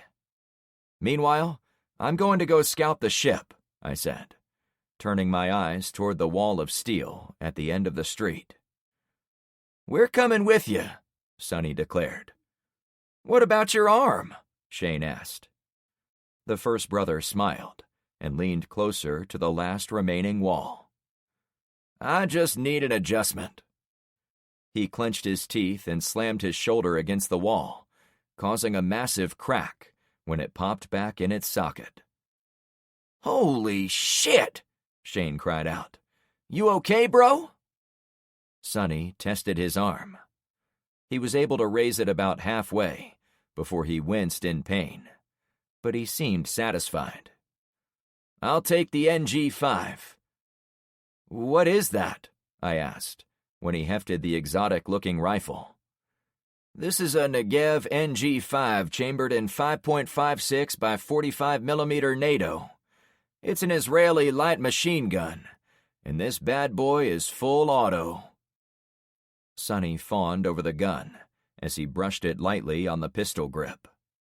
Shane laughed. "I told you we won the lottery, so we went crazy with firearms." "Come on, the boys are going to talk about guns for the next hour," Carmen said to Kimber. "See you, Sonny," the filthy woman said. "See you in a little while," he replied.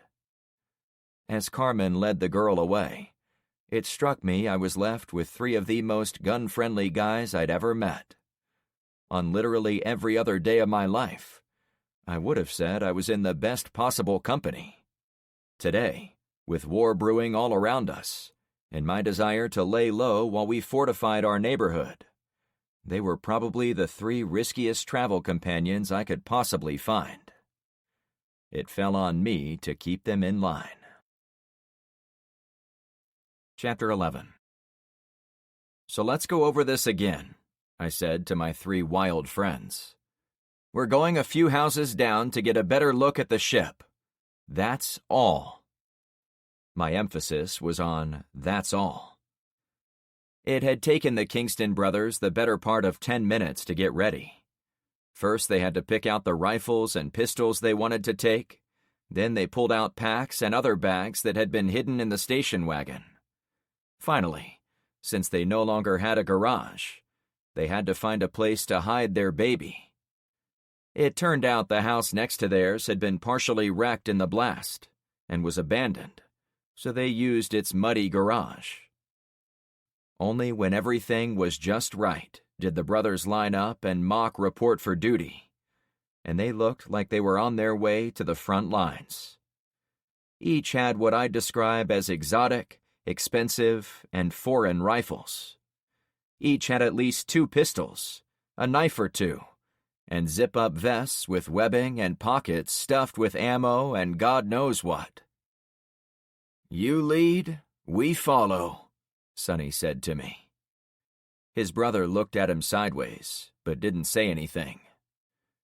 It was hard to tell ages, since they were both young kids fresh out of high school, but I was almost certain Shane was the older brother. In the short time I'd been with them, Shane had let on how upset he was that he'd left his brother back at the house. His intention had been to preserve what they'd worked hard to accumulate for the apocalypse, taking the wagon out of the flood zone. But the guilt about leaving his brother at the house had gotten to him. It wasn't until he saw Sonny emerge from the bunker, his dread evaporated. Now, both young men were bubbling with excitement at being together, doing what they apparently loved. Neither brother could get over the giant ship. Each had their own reasons for missing it as it came aground, but neither could stop looking at it like they'd emerged from their respective missions and fallen into the twilight zone. Neither believed me when I explained the guys who'd attacked their house were part of an army that had come from the beach giant. They argued about it on the short walk down the block. No foreign army could mount enough numbers to take on the entire U.S. military, Sonny claimed. They only need to control the airports, Shane countered. Then they can fly in as many fighters as they want. The younger guy laughed. Are they going to outfly F-22s with passenger planes? No way they don't get shot down. Embedded terrorists could attack air bases. Tie 'em up. Plug up MacDill Air Base up in Tampa, and you'd have the run of this part of Florida. The EMP, Sonny said with recognition. Bingo. Just like the books. I jumped in. Wait, you guys read books about disasters like this? Sonny looked over. Me, mostly. I tell him what he's missing. I read a lot, too. It's how I've been able to hold the people on my street together. Once the EMP popped off, we've been living those stories. We've dug wells for water, hoarded food, and we've gone on some wild drives into town to get things we need to survive this. Ah, good, man, Shane commented. I'm not sure what we're going to do to survive. You think we have a lot of stuff now. You should have seen how much shit we had in our house. We even had a second station wagon. You did? I asked. Yeah, I bought 2, so we'd have one for parts. You probably didn't notice it in the ash heap, but it was still in our garage. I'd seen the remains of a vehicle, but I couldn't have identified it without removing the pile of black debris covering it. Having yet another working vehicle would have been a huge score. I see what you mean. Maybe we'll head back to Georgia to be with our family. Seriously? Sonny said under his breath. Shane seemed to pass a signal. I wasn't sure if he didn't want to talk about it or what his deal was, but as we approached the last house on the street with a roof, I figured it was where we needed to go. Maybe, Shane replied, non-committal. We'd walked through backyards to reach our destination, always trying to stay out of sight of anyone who might be on the deck of the ship. The vessel was so large, it was impossible to hide from every inch of it, but we didn't make it easy for anyone to shoot at us from the main deck. We all watched for any movement up there, a task made difficult as we walked around and over trash piles, 3-foot drifts of dirt and sand brought in by the water, and 1,000 types of materials used in home building. Close to the coast, it seemed as if every house had been struck by violence. They'd been knocked by floodwaters. They'd been at ground zero for the battle the previous night. About half were gutted on the bottom floor, after the rushing water had scoured them clean, with broken windows and doors and empty interiors. A few had been destroyed completely by the water, like Brendan's house on the corner. A few more had been ravaged by fire, probably from those flamethrowers. Most, if not all, seemed to be abandoned. We passed an empty shipping container in another debris-strewn backyard. The brothers took some time to look it over, as if it lent credibility to the existence of the ship a few houses over. Let's keep moving, I suggested. Someone could be watching us. I heard a firefight last night, Sonny reported. Was that you, bro? Shane guffawed. You have no idea what went down. Someone thought this ship would be easy pickings, so they tried to bomb it from the air. But they found out this ship wasn't screwing around. Jets were falling from the sky last night. Wow, Sonny said in a sorry-I-missed-it tone. Yeah, that's how I met your brother, actually, I said as we walked up to the back door of my target house. We were both checking out some wreckage that fell on my street. Luke and I had been in the house the day before, since it provided the perfect spot to watch the ship from the safety of the interior. Stay quiet, I advised. The inside was worse than when we'd been there the day before. Not only was the whole place gutted, but now every remaining window was cracked, including the one in the kitchen that had served as our observation point. Nathan came in last, keeping an eye behind us. I wasn't sure if I wanted to walk into the glass-covered kitchen. The window we'd used before was open to the world, and a shot could come through and take me out before I did more than peek. Maybe the upstairs is better? Sonny asked once he noticed my reluctance to go into the wrecked kitchen. It couldn't hurt, I reasoned. On the way up the straight staircase, I noticed a rail along the baseboard on the right side of the steps, all the way up. When we reached the top, a small chair waited on the rail against the frame of the exit. The entire upstairs was an open floor plan, with a bathroom on the left side of the room and a sitting area on the far end. A single-person bed sat in the open space, and I was drawn to the form of an elderly woman lying under a blue sheet. We all gathered around her. She seemed ancient, well over 100. Poor woman. She probably couldn't get downstairs, I suggested. There was nowhere to go, even if she could, Shane continued. She reminds me of Grandma, Sonny said in a tempered voice. It's probably better she died peacefully up here. As an act of kindness, he put his hand on the woman's shoulder. Her eyes shot open. Oh my God! Sonny shrieked, flying backward. I hopped a foot off the ground, too. Everyone stumbled away from the bed, surprised by her voice. I'm not dead, she croaked. I waited for my heart to catch its breath before stepping back toward her. Ma'am, we're sorry for waking you. Is this the rescue? She asked. I didn't expect such a handsome crew. Me, Sonny, and Shane gathered around again. Seconds later, Nathan ran up the steps with his rifle out. You good? Nathan asked in a rush. Yeah, we're fine, I told him. We were surprised by her. He got a better look at the threat. Sorry, ma'am. You boys are so very polite, she snickered. I couldn't believe she was still in the house.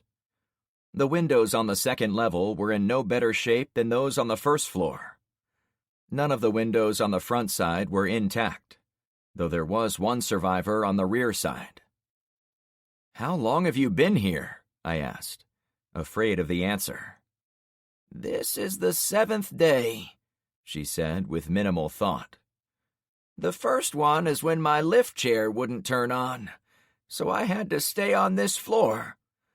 I tapped on the glass a few times to try to gain the attention of neighbors, but eventually I gave up.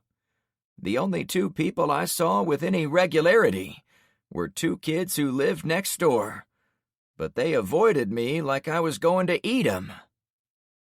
Brandon and Corey, I said, knowing they were who she meant. Yes, I think you're right. Their poor house is almost totally ruined. The roof floated away. Oh, I know, I answered, not ready to explain how I'd been on the roof when it floated east. I detached myself from her bed and went to look out a window facing the ocean. It was also missing glass, but still had blinds, and it provided an excellent view of the ship as well as the grounds below it. I'm Mrs. Geraldine Lasco, aged 105. The room erupted in surprise, then congratulations. How the hell have you stayed alive up here? I asked as I returned to her. Oh, I sleep a lot. Plus, I plugged the drain on the tub so I had plenty of water. I have been real hungry, though. Several of my friends pulled out little snacks, which she readily accepted. It's a miracle you made it, especially with all that's been going on out there. I pointed through the side window, and there was no way she didn't know I was talking about the ship, now blocking her view of the ocean. I thought I was dead during that rainstorm, and when all the water rushed through my downstairs. I bet I wouldn't even recognize it down there, would I? No, I comforted. But the important thing is you are still alive. A lot of people way younger than you died during the storm. And some more died last night during the fighting up in the sky, Sonny went on, though I didn't see any of it from where I was. Oh, dear me. Yes, it was a nightmare last night. The woman pointed to the side window. I stood over there and watched the entire spectacle from start to finish, since it seemed like it might be the last thing I ever saw. You've been watching them? I asked. She took a small bite of a protein bar before answering me. Oh, yes. They were unloading trucks, dropping them on wires right off the side. You can see the operation from right there. Though she was nowhere close to the window, she pointed outside, as if I knew where she meant. I took another look out there. A small crane affixed to the side of the main deck held together 4 cables as they ran down the side of the ship. At the bottom there was a patch of packed dirt, as if vehicles had been lowered there. How many did they have? I wondered. Probably hundreds, she squealed with delight. They were lowering them all night long. Hundreds? I asked with amazement. She put her finger to her mouth, thinking. I can't say for sure, but each time I went to the window they were lowering another one. Or maybe it was the same one. The one thing I do know is there were lots of men coming down on that orange ladder. Now I glanced outside again.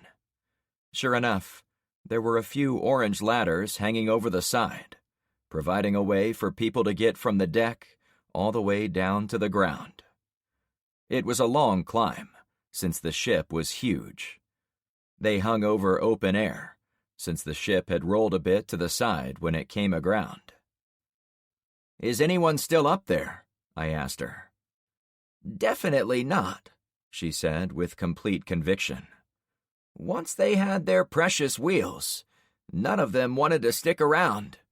They all left to find their little friends who had been sneaking out during the day yesterday.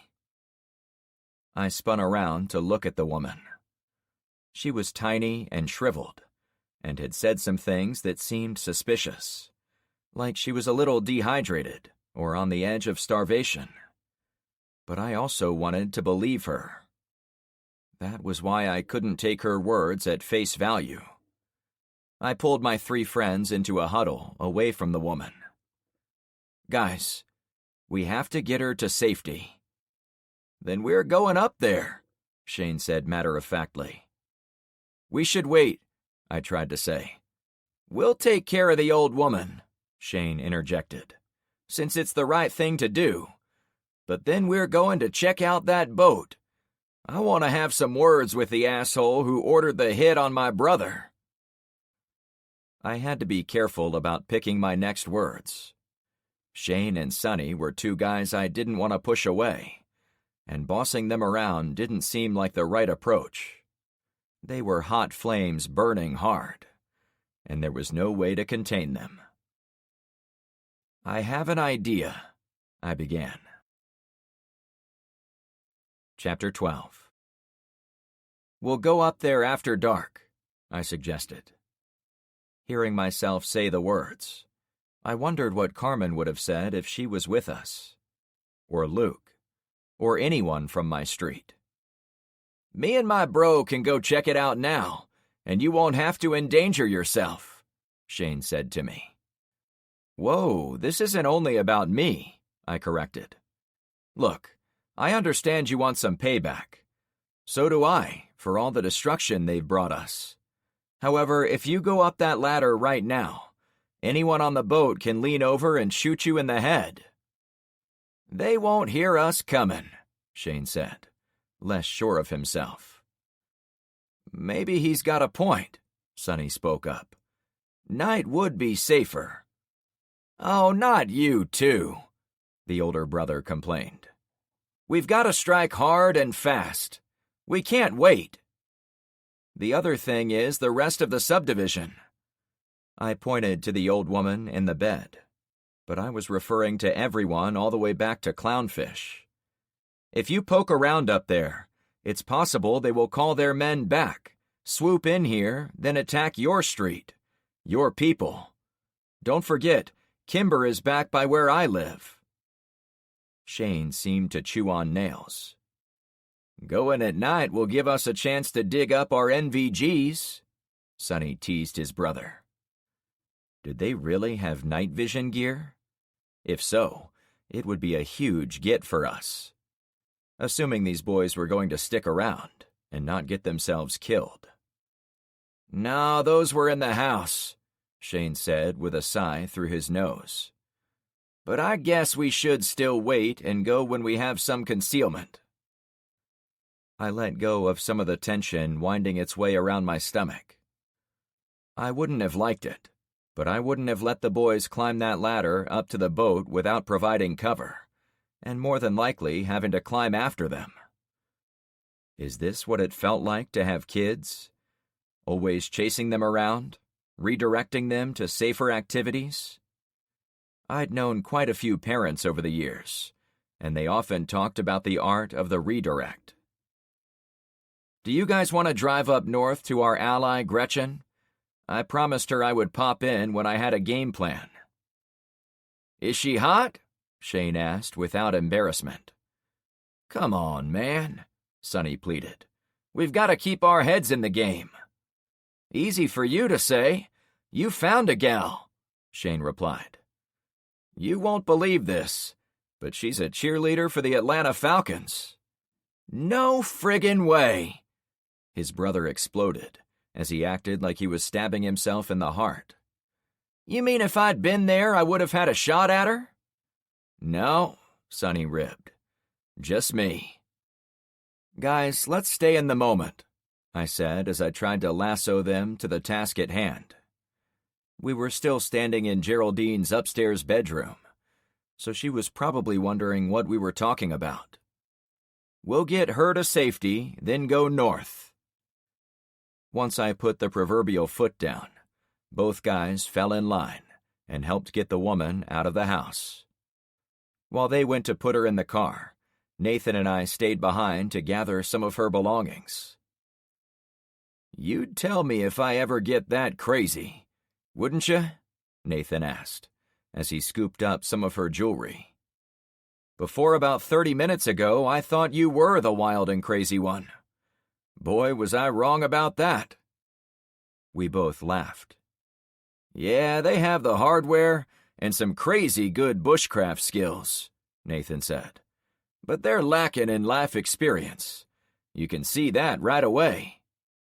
They're young, I said. As long as we can keep them from doing anything too stupid, they should grow up and be excellent members of our community. Wow, you really are thinking long-term, aren't you? I have to. And what if there really is a war going on? Do you think the United States is winning? I hope so, was all I said. I figured if the USA was winning, the ship would be split in half, and the men on the ground cut into fish bait by A-10 Thunderbolt IIs. The grim reality was that enemy troops were running around free, and the US of A was nowhere to be found. If World War III was already in progress, I didn't think we were doing too well. I drove Geraldine all the way back to Clownfish Cove, and I pulled onto my driveway before stopping. I thought we were dumping her at her neighbor's house, Shane whispered to me as we met in front of the car. I realized once we got her in the station wagon that I had no idea who would take her in. We couldn't very well go knocking on doors, as that would be discouraging for her to see people turn her away. I figured if we brought her back to my place, she'd at least have somewhere to rest while we establish where she can go. Oh yeah, I guess you do have things figured out. I'm winging it, I admitted. What I'd said to him was true, but I also had an ulterior motive for going back home. While we're here, what do you say we unload the back of the station wagon inside my garage? This is the HQ for the neighborhood watch, so there will always be eyes on him. You just wanted our guns, Shane burst out. Dude, no, Sonny tried to say. The older brother cracked himself up. Relax, I'm just messing with you. It would be nice to unload all that crap, in case we find more treasure out there. I pointed where he could put it. Carmen came out of her house with a friend. I noticed her right away, since I'd been watching for her, but it took the other guys a few seconds to catch glimpses of them as they came closer. Sonny saw her first. Wow! The three of us guys watched as Carmen led the other woman onto the driveway and alongside the station wagon. Guys, I want you to meet Kimber for the second time. Carmen had worked magic on the woman, and I immediately understood Sonny had been telling the truth about her being a cheerleader. She wore a pair of hip-hugger white shorts, along with a tight black tank top. She'd put on a pair of hoop earrings, a little gold necklace, and sandals. Every inch of skin was evenly tanned and flawless, as you might imagine for an NFL cheerleader. Carmen's smile was even bigger than Kimber's at what she'd done. Carmen was a sweetie and let me wear some of her wonderful clothes and these hot new sandals. She raised her leg behind her, showing off her athletic calves, while also showing off the pair of sandals. To me, they didn't seem anything special, but what did I know? Sonny walked up to her. Hi, I'm Sonny. Glad to see you in the daylight. She hugged him quickly, then kissed him in turn, careful not to brush against his crusty, dirty t-shirt. The woman's hair was still wet from whatever passed for a shower over at Carmen's place, and it sat a bit flat on her head, but it didn't take away any of her bubbly personality. She had transformed out of a mud-encrusted shell and into a beautiful butterfly. Carmen appeared next to me. I do good work, don't I? Yeah. She sensed my hesitation. What is it? I turned to face her, not as cheery as the others. I hate that I'm even thinking this, but after what happened to Zoe, I still believe we need to protect women by making them less attractive, not more. Frank Douglas, are you being sexist again? She poked me with the nails on her index fingers to show she was being playful. You know why I think that way. I looked at her, daring myself to imagine her being ogled by outsiders who would want to harm her. Over the last 7 days, I'd found my natural instincts were being sharpened on the whetstone of disaster. I greatly desired to help those teenagers and youngsters stay safe, and I'd become excessively protective of the women in our group. I understood some lessons had to be learned in the school of hard knocks, but we were now in a world without second chances. It was up to me to give advanced instructions to those who might later become targets. Will you talk it over with the other ladies? Penny, Kyra, and Melanie especially. Why them? She asked. Oh, and Evelyn, too. Why? She repeated. You ladies are the high priestesses of the neighborhood watch, the first women who joined up. I really value your input. I'll talk it over with them. We both turned back to the show and tell going on between Kimber and Sonny. He couldn't believe his luck at landing such a beauty, and it showed. Shane had already gotten back to unloading his station wagon, so I jumped in and finished it up. Yo, bro, you ready to roll out? Shane asked as he walked to the driver's side door. Sonny and Kimber had mashed faces again. Not that I blamed him. We should be on our way, I suggested. Should I sit this one out? Carmen asked. I sighed. I dodged a bullet getting these two to delay going on to the ship, but I think I'm doing all right with them. I would rather have you solve this issue with the women of the group. Then I'd like you to go talk to Tiffany, the girl who bummed a ride with us out of the woods, and see if you can get her to talk about the group she came from. I'm specifically trying to determine if anyone is going to come looking for her. Mom, Dad, brothers, and so on. Anything else? She asked with a laugh. Yeah, can you do my laundry, feed the hog, pay the bills, and so on? I'd repurposed Luke's mangled line from Christmas Vacation. She didn't crack a smile. I was joking. You can laugh. Frank, I want to do all those things for you. That's what girlfriends do. Not the girlfriends I've had, I guffawed. And I don't need you to do any of those things. I've lived on my own for a long, long time, so I can wash my own clothes. She grabbed my arm. I want to do those things. How about that? I want to take a few things off your plate, so you can concentrate on keeping us alive. I want to do those things so you have a little spare time for other, less worky things. Now I knew her angle. Frank, we're ready, Shane said from behind the wheel. I turned back to Carmen.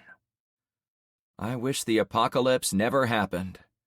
You would have been right here on my street, like every boy's dream about the girl next door. Well, I'm 2 doors down for clarification, but we can talk about fantasies later. Right now, you better head out. She pointed to the garage. Don't forget to take your pack. It should have a little lunch in it. I hugged her.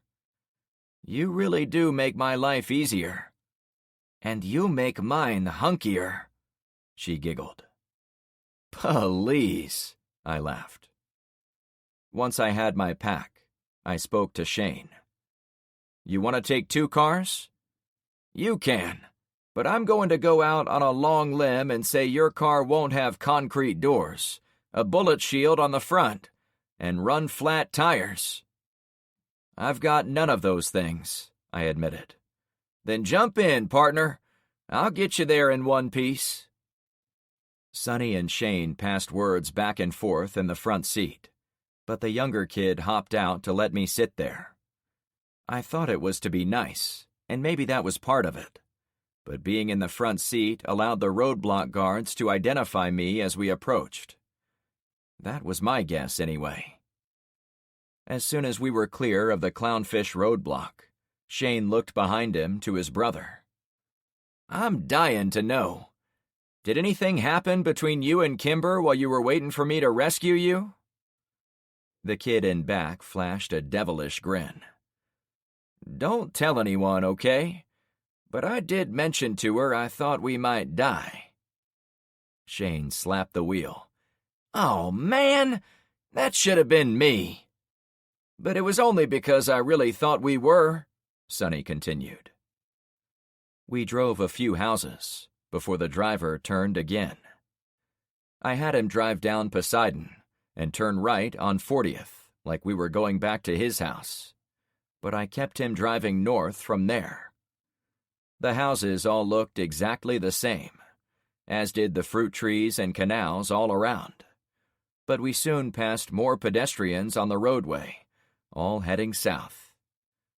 Listening outside, the sound of gunfire was already thick in the air. A man ran from behind a house up ahead, waving frantically. "This ain't good," I said to my new friends. "Get off the road!" the man screamed. A second later, a big truck rolled into the next intersection. It was a cross between an armored car that carried money and an armored car that carried soldiers, but it was built on the frame of a 3/4-ton Chevy. It had a hard shell enclosure instead of a bed, and a sleek turret on the top carried a lethal-looking machine gun. My heart stopped in my chest. I distinctly saw a soldier in the front passenger seat, pointing at us. "Go!" I croaked. Shane turned the wheel as the big gun swiveled in our direction. Chapter 13. "Duck!" Shane howled. The last thing I saw before hunching down below the level of the door was the gun barrel on that turret spinning toward us. I assumed we were going right, where the man who'd flagged us down was now running for his life. But Shane whipped the wheel left, taking us closer to the military machine. And though it wasn't foremost in my mind, I couldn't ignore that I was on the side closest to the weapon. My heart still refused to beat. "Why this way?" I hurriedly asked, wondering if they would be the last words I ever spoke. Shane drove with his head only high enough to look out the slat on the blocker covering the windshield. "The rotation on that turret would have caught us over there. I'm trying to get out of its sight line before it can engage." He was surprisingly calm. We ran into the backyard of the house on the corner, and we experienced every bump, as the shocks were bottomed out by the weight of the concrete doors. If I read the situation correct before I ducked down, Shane's snap decision was basically a gamble. It seemed like 10 minutes to cross the yard. As the big motor revved, the staccato chirp of the machine gun started. We weren't going to make it. A whole second ticked by before multiple smacks of metal slammed into the back end of the wagon. It shocked me how loud the impact of bullets could be. They must have been .50 caliber, or larger. "Stay down!" I shouted to Nathan and Sonny in the back seat, though I doubted they could have heard me. The impact stopped all at once. When I was sure, I peeked.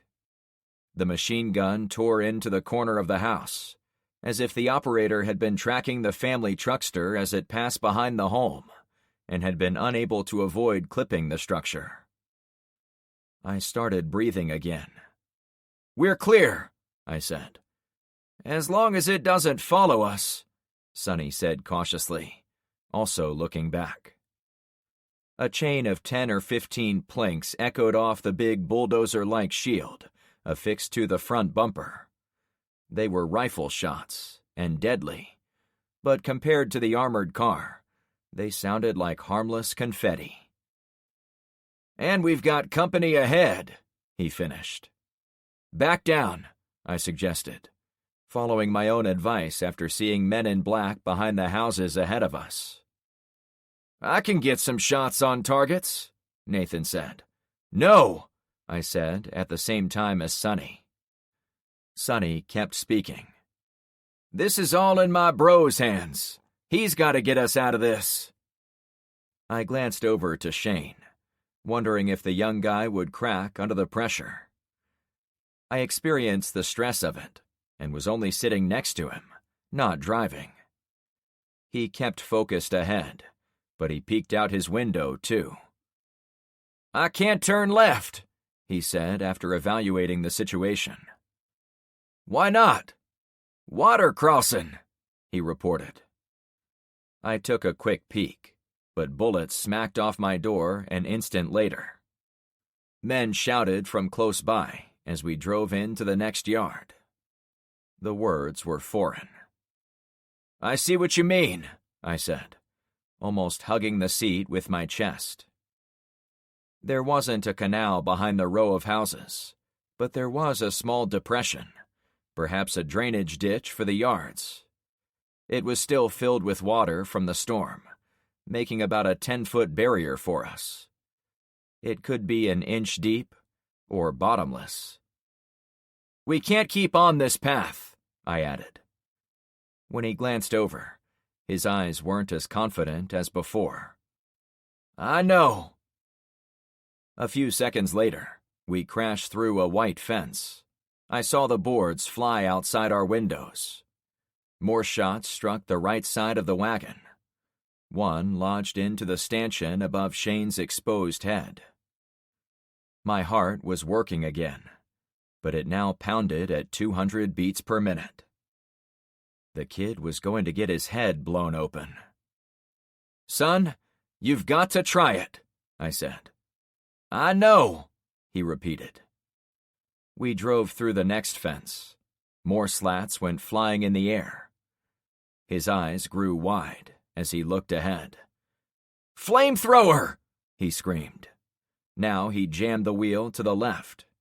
I caught the whoosh noise famous for flamethrowers. An orange glare filled the roof of the wagon. "Shit," Shane said with defeat.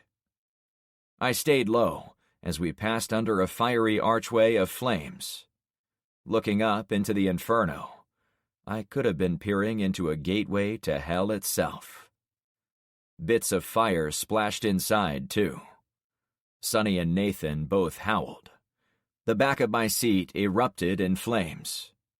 Tendrils of fire seemed to fall from the edges of the roof, looking for ways to get inside. "Hang on!" Shane barked, almost hoarse. I took a breath, sucking in the acrid stench of the gas fumes. Going away from the soldiers got us away from the flamethrower, and that was all that I cared about. We'd come inches from being turned to human fireballs. Before I could think about looking outside, the car jerked, and I slammed into the dashboard. Almost as suddenly, Shane hit the gas, the tires spun on the grass, and we continued towards safety. "It was shallow," Shane reported, sounding more confident. Shane was the only one of us with his head exposed, and it was worse from behind.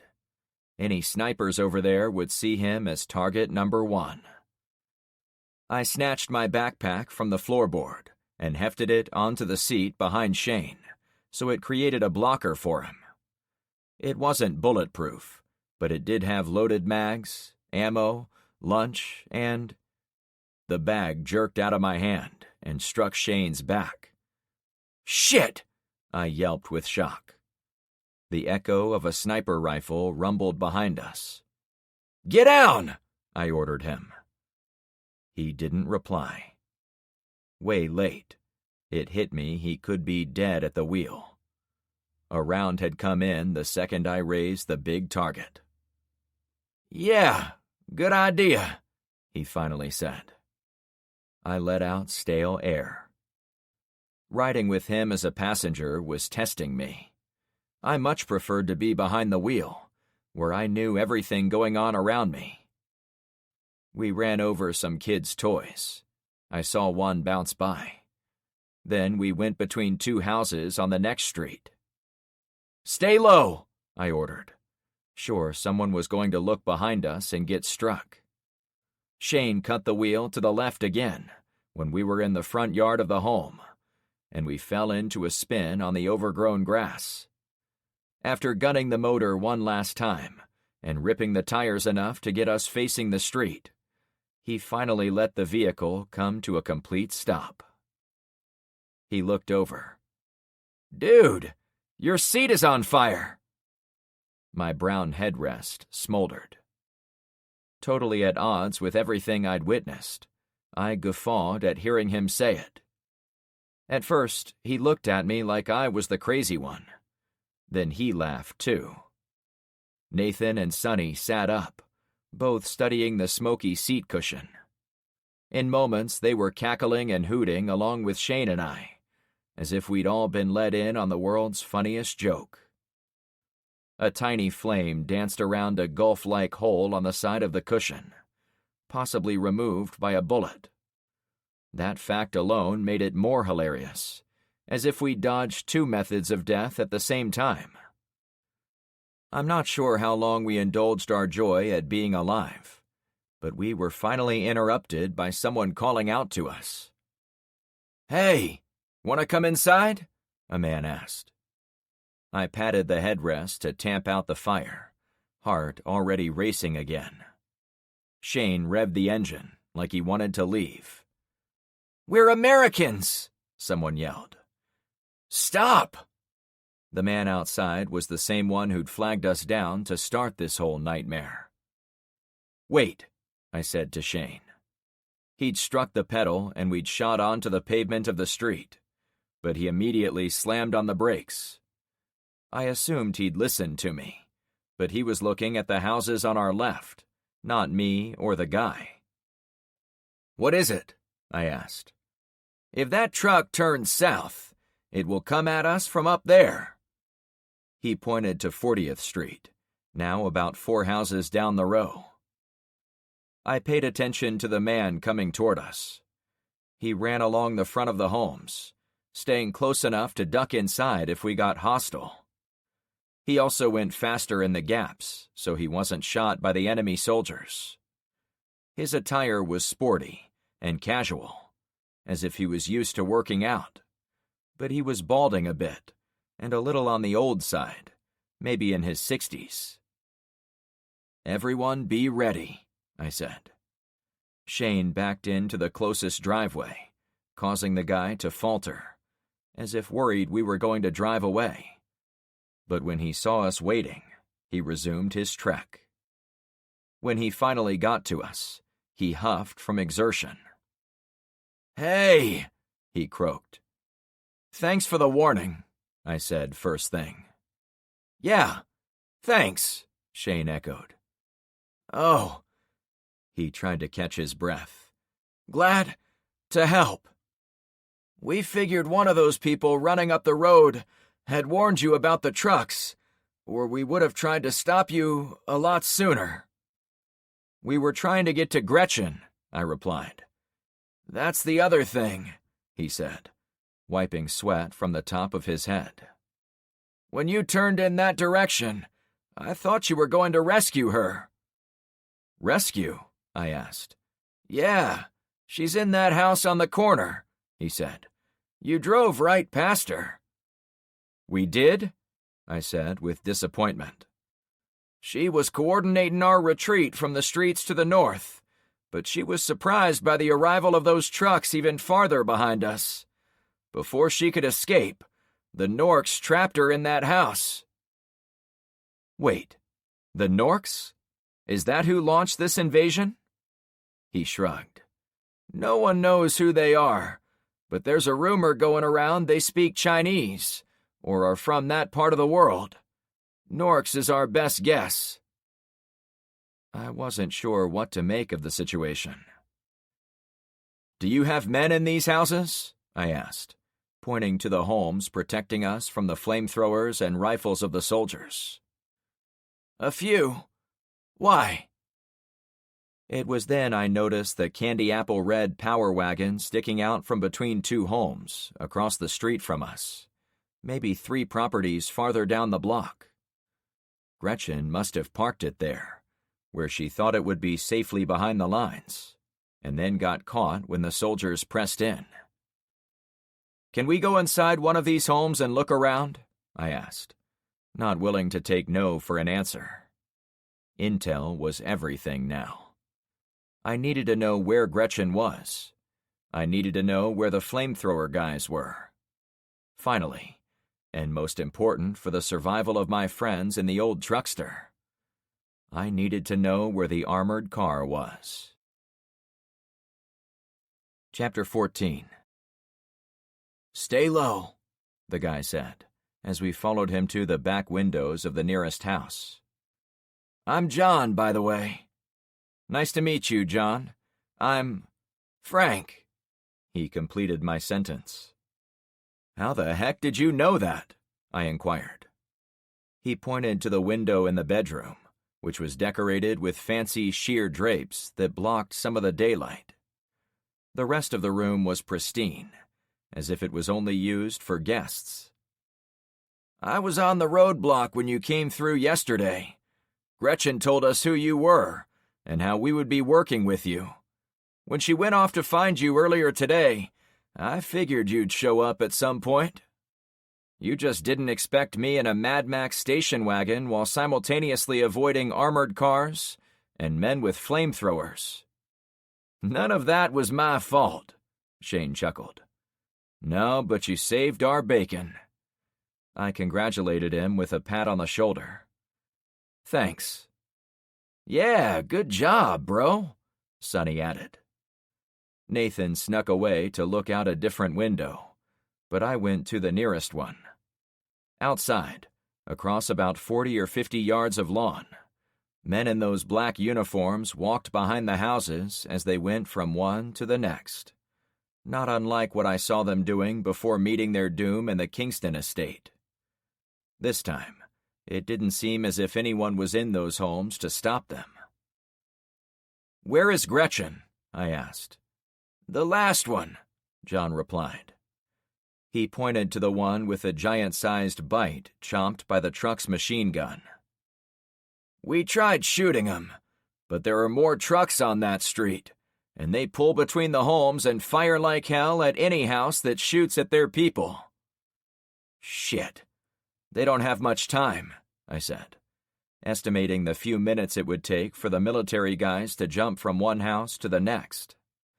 "We've got to make them stop where they are." "I say we leave," Shane answered. I glanced back at him, out of the way of the window, just in case. "What?" "Yeah, we barely made it out of there. Frank, this subdivision is lost. It would be best for us to count our chickens as hatched and ski-daddle back to your street." "But they need our help," I said. "You've got to look out for yourself. We came up here to see what was going on, and now we know. We can't get all tangled up in OPPs." I sighed. "OPPs? Other people's problems," he deadpanned. Sonny nodded a bit, as if that was a common mantra between them. I turned to look outside. The men were 3 houses from the end. There wasn't much time for convincing. "Look," I began. "I gave Gretchen the idea to pull back the residents, to allow this enemy force to push through. So whatever is going on here, part of the blame is mine. I figured the Norks, or whoever they are, would see that as their opening to get through and go bother the assholes farther to the north, led by an even bigger asshole who calls himself the sheriff." "Nope, they saw right through that," Shane answered, also looking outside. "Rather than use the roadway they'd been given, they pushed a few extra streets to the south. They knew there would be confusion, because they are all civilians out there." "What's done is done," I said. "But I have time to help her, and at least make one thing right." John interjected. "Most people got out. They had to run like the wind, but Gretchen cleared out one extra street beyond the first, knowing the army guys would probably take her retreat with great caution. Her only mistake was sticking around until the last minute, but she was probably personally clearing the remaining residents." "So it is literally just her over there." "And her teen son. He went along to see his mom in action." I knew what that was like. "Then we really have to get her," I said, trying to sound excited and positive about it. "She's someone we need on our side." Shane put his hands up in a no-thanks pose. "I'd really like to get back to Kimber," Sonny added, "so I don't want to risk anything either." "Join the line," Nathan said from the next room. "What?" I asked. Nathan's footfalls came closer until he appeared in the doorway for the bedroom. He had a lit cigarette hanging from his lower lip. I have a wife and 2 daughters back on Frank Street, and believe me when I say I would much rather go back there and be with them. But the only reason I'm out here with Frank is to make sure none of that bad shit makes it back to them." "Can I have one?" Sonny gestured to the smoke. "Wait, aren't you divorced?" Shane asked at the same time. "Yeah, sort of," Nathan admitted. "I still want to protect her." "My girlfriend is there too," I went on, seeing where Nathan was going. "In fact, today was a coming out party, sort of, for us. It was the first time she and I walked out of my house as a couple. The first time anyone knew for sure what we'd been up to." My closest friends knew from the beginning, but my point was valid. "So I'm right there with you wanting to get back to a woman I've got the hots for." "The hots?" Sonny laughed, now with his own smoke. "An old dude like you has the hots for girls?" I glared at him like he'd poured sugar in my gas tank.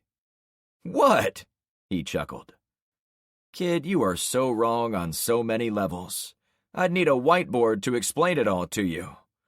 But just know that when I say I have the hots for Carmen, it's the same degree of heat you have for Kimber. It's what we all feel for the women we love." "Right," Sonny went on. "Then you know why we have to go back." "No, you know why we have to rescue Gretchen. She's the key to holding these blocks together. She's how we'll be able to sleep at night, with our ladies, knowing someone's in charge of the northern part of our mag." I'd used mag instead of neighborhood watch to appeal to the brothers. "He's right," Shane drawled. "What?" Sonny asked. "I know where you're coming from, little bro.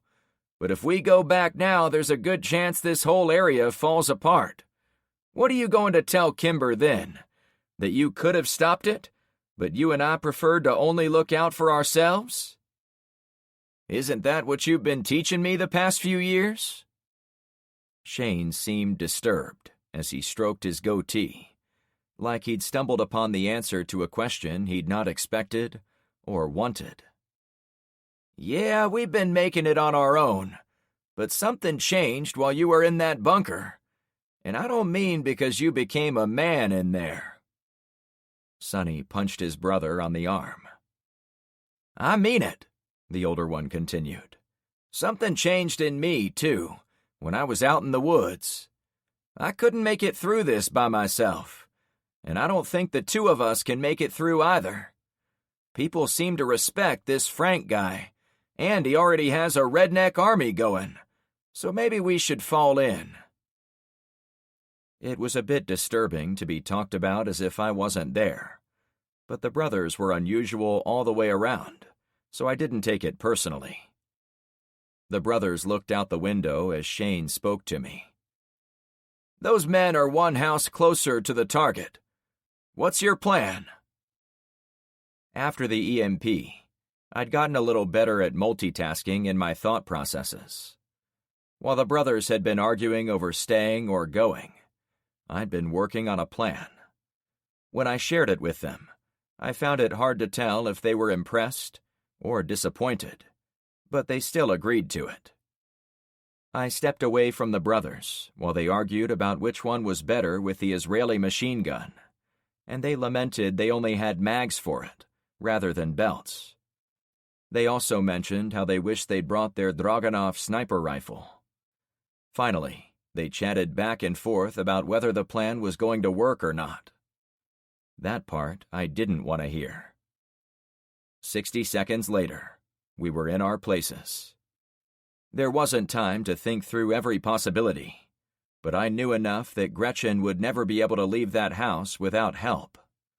The backyard was no place for people to run in the open, and the front and sides of the house were being watched by at least one of those gun trucks.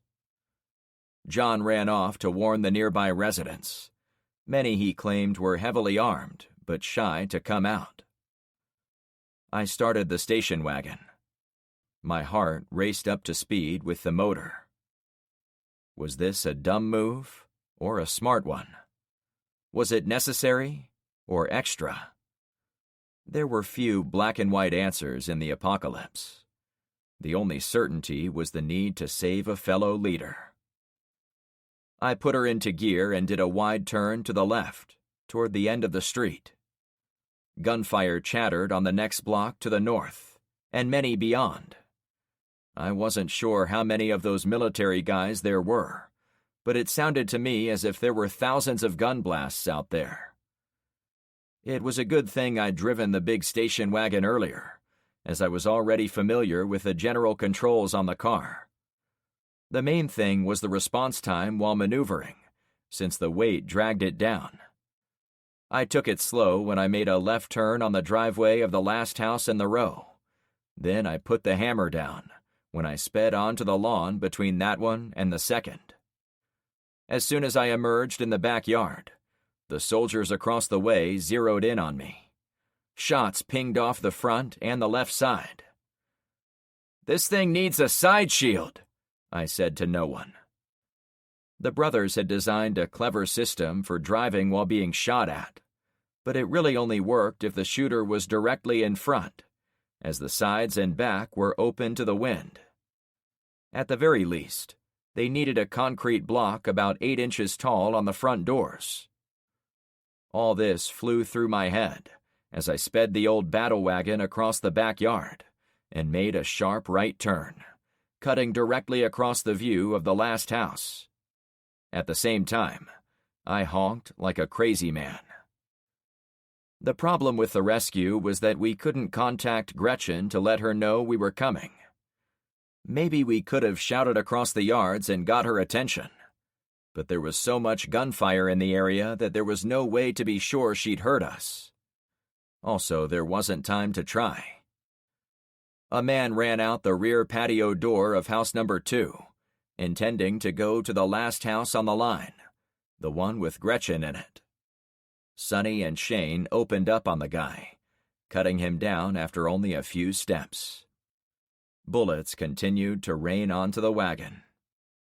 I could only pop up when absolutely necessary. "You better be ready," I said to Gretchen, hoping my brainwaves would carry.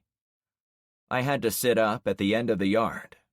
As Shane had found out, the big puddle running along the property lines wasn't deep where we'd crossed, but it was noticeably deeper next to the roadway. As I turned toward my target, I decided the smart play was to skirt the pavement and go around the edge of the water. Ahead, I saw the gun truck. "Shit," I said through my teeth.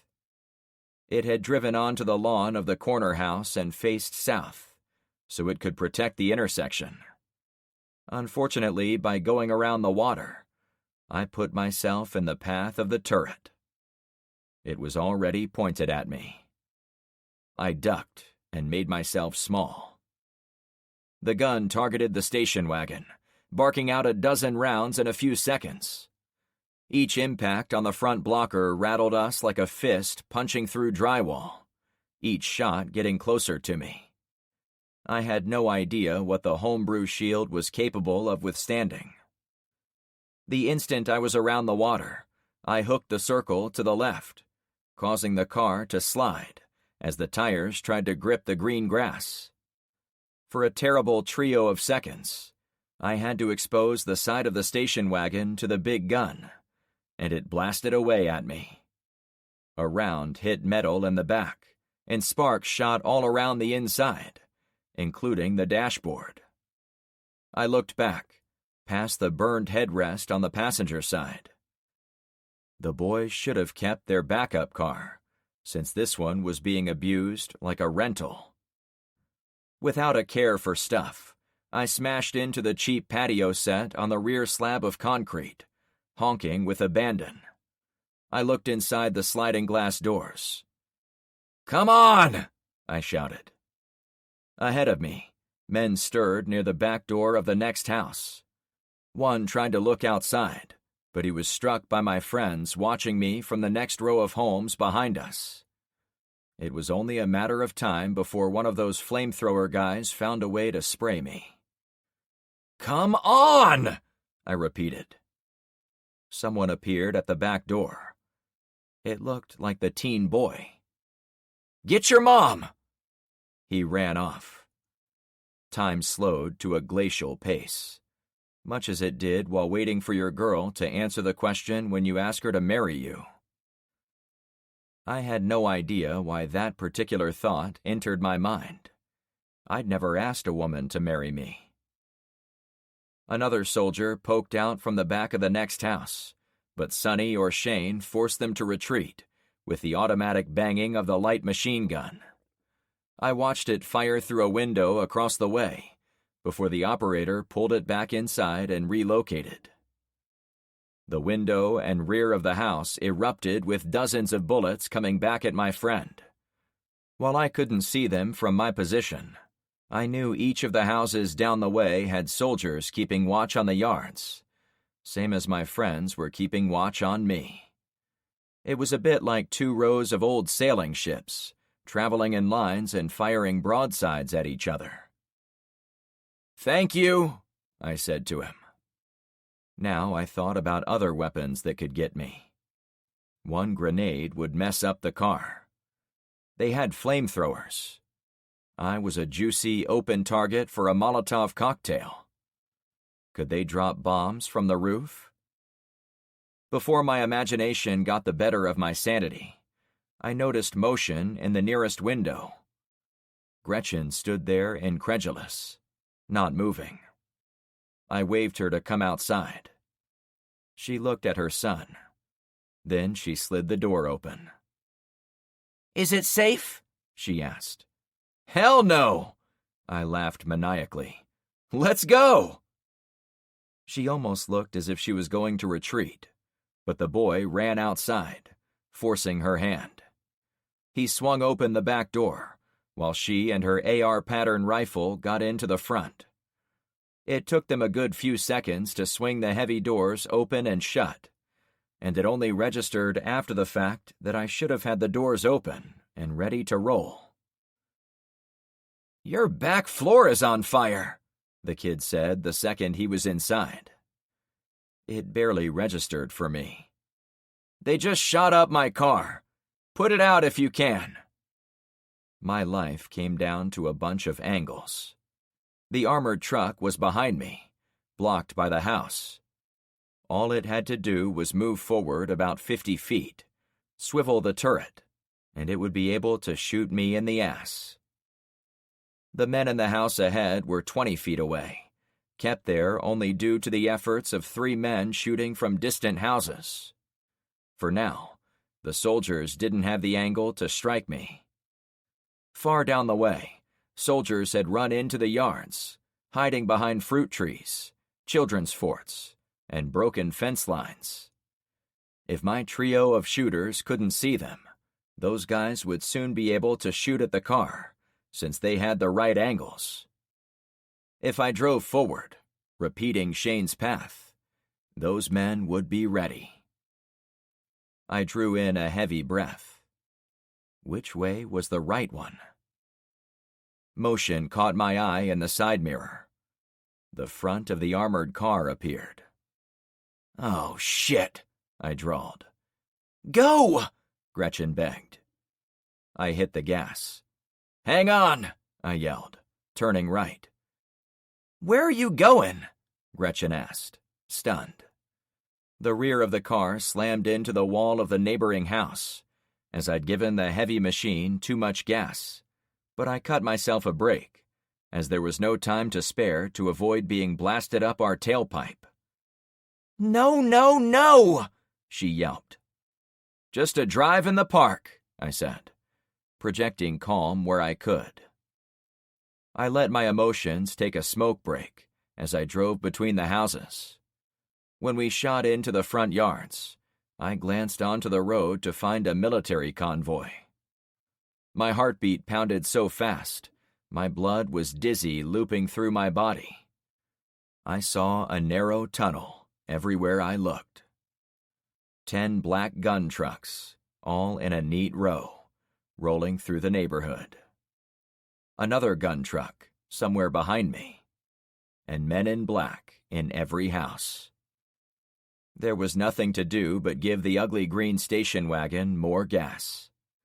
We were doing 35 when we came off the grass and hit the lip of the pavement. The overladen car almost left the ground as we zipped between two of the armored beasts in the procession. Behind me, the boy floated off the seat, hit the roof, and came back down. He howled, probably hurt. I had to keep driving. Bursts of machine guns coughed from multiple directions. Men in the homes on both sides of the street blew out windows with their gunfire to try to put some bullets in us. It took 3 or 4 seconds to drive between two houses on the far side of the street. "Where are we going?" Gretchen shrieked. 2 men appeared at the back sides of the houses, each armed with flamers. I hit the gas. "No way," I said to them. I let go of my fear. Gretchen screamed. "Get down!" I yelled. Again, it came down to angles. As we raced between them, the flamethrower soldiers realized they couldn't shoot at us, though I almost wish they did, as they would likely have incinerated each other. A couple other soldiers were in the backs of those houses, though they took extra time to lock on and start firing. By then, I'd already had time to look at our next problem. There was a canal behind this row of houses, so I had to make a split-second decision. Left or right? That tunnel vision got narrower. I could barely breathe. Which way was the safe one? My sweaty palms pulled to the right. It committed us to another road crossing, this time on 40th Street, where there were more of those damn trucks. In one of those weird moments of clarity, I saw the entire battle space in one snapshot. The armored car on the corner had been guarding the route, prepping it for those following behind. Gretchen had listened to my advice and backed her people from the rows of houses closest to the sheriff, so the army guys could pass through her homes and continue into the territory to the north. We'd arrived at the perfect time to watch, as the spearhead of that effort drove across the next canal up the road, which was dotted with the orange blazes of the North Point people. Everything was going according to plan, save for what I was doing. There was no turning back or stopping. "I want to get off this ride," Zachary said from the back. "Me too, kid," I said. We approached the road, still under fire from small arms behind us. An armored truck had made the turn onto the road, and another was passing in front of us. "Hold on to something," I commanded my riders. "Okay," Zachary squeaked. The station wagon from hell began taking fire as soon as we came out from behind the house. But it wasn't from either of the closest machine gun trucks. It looked as if we were too close to them and were below the levels of their turrets. However, the first truck, the one that had come sniffing for us in the backyard, was now back on the street to the south. It had us dead to rights.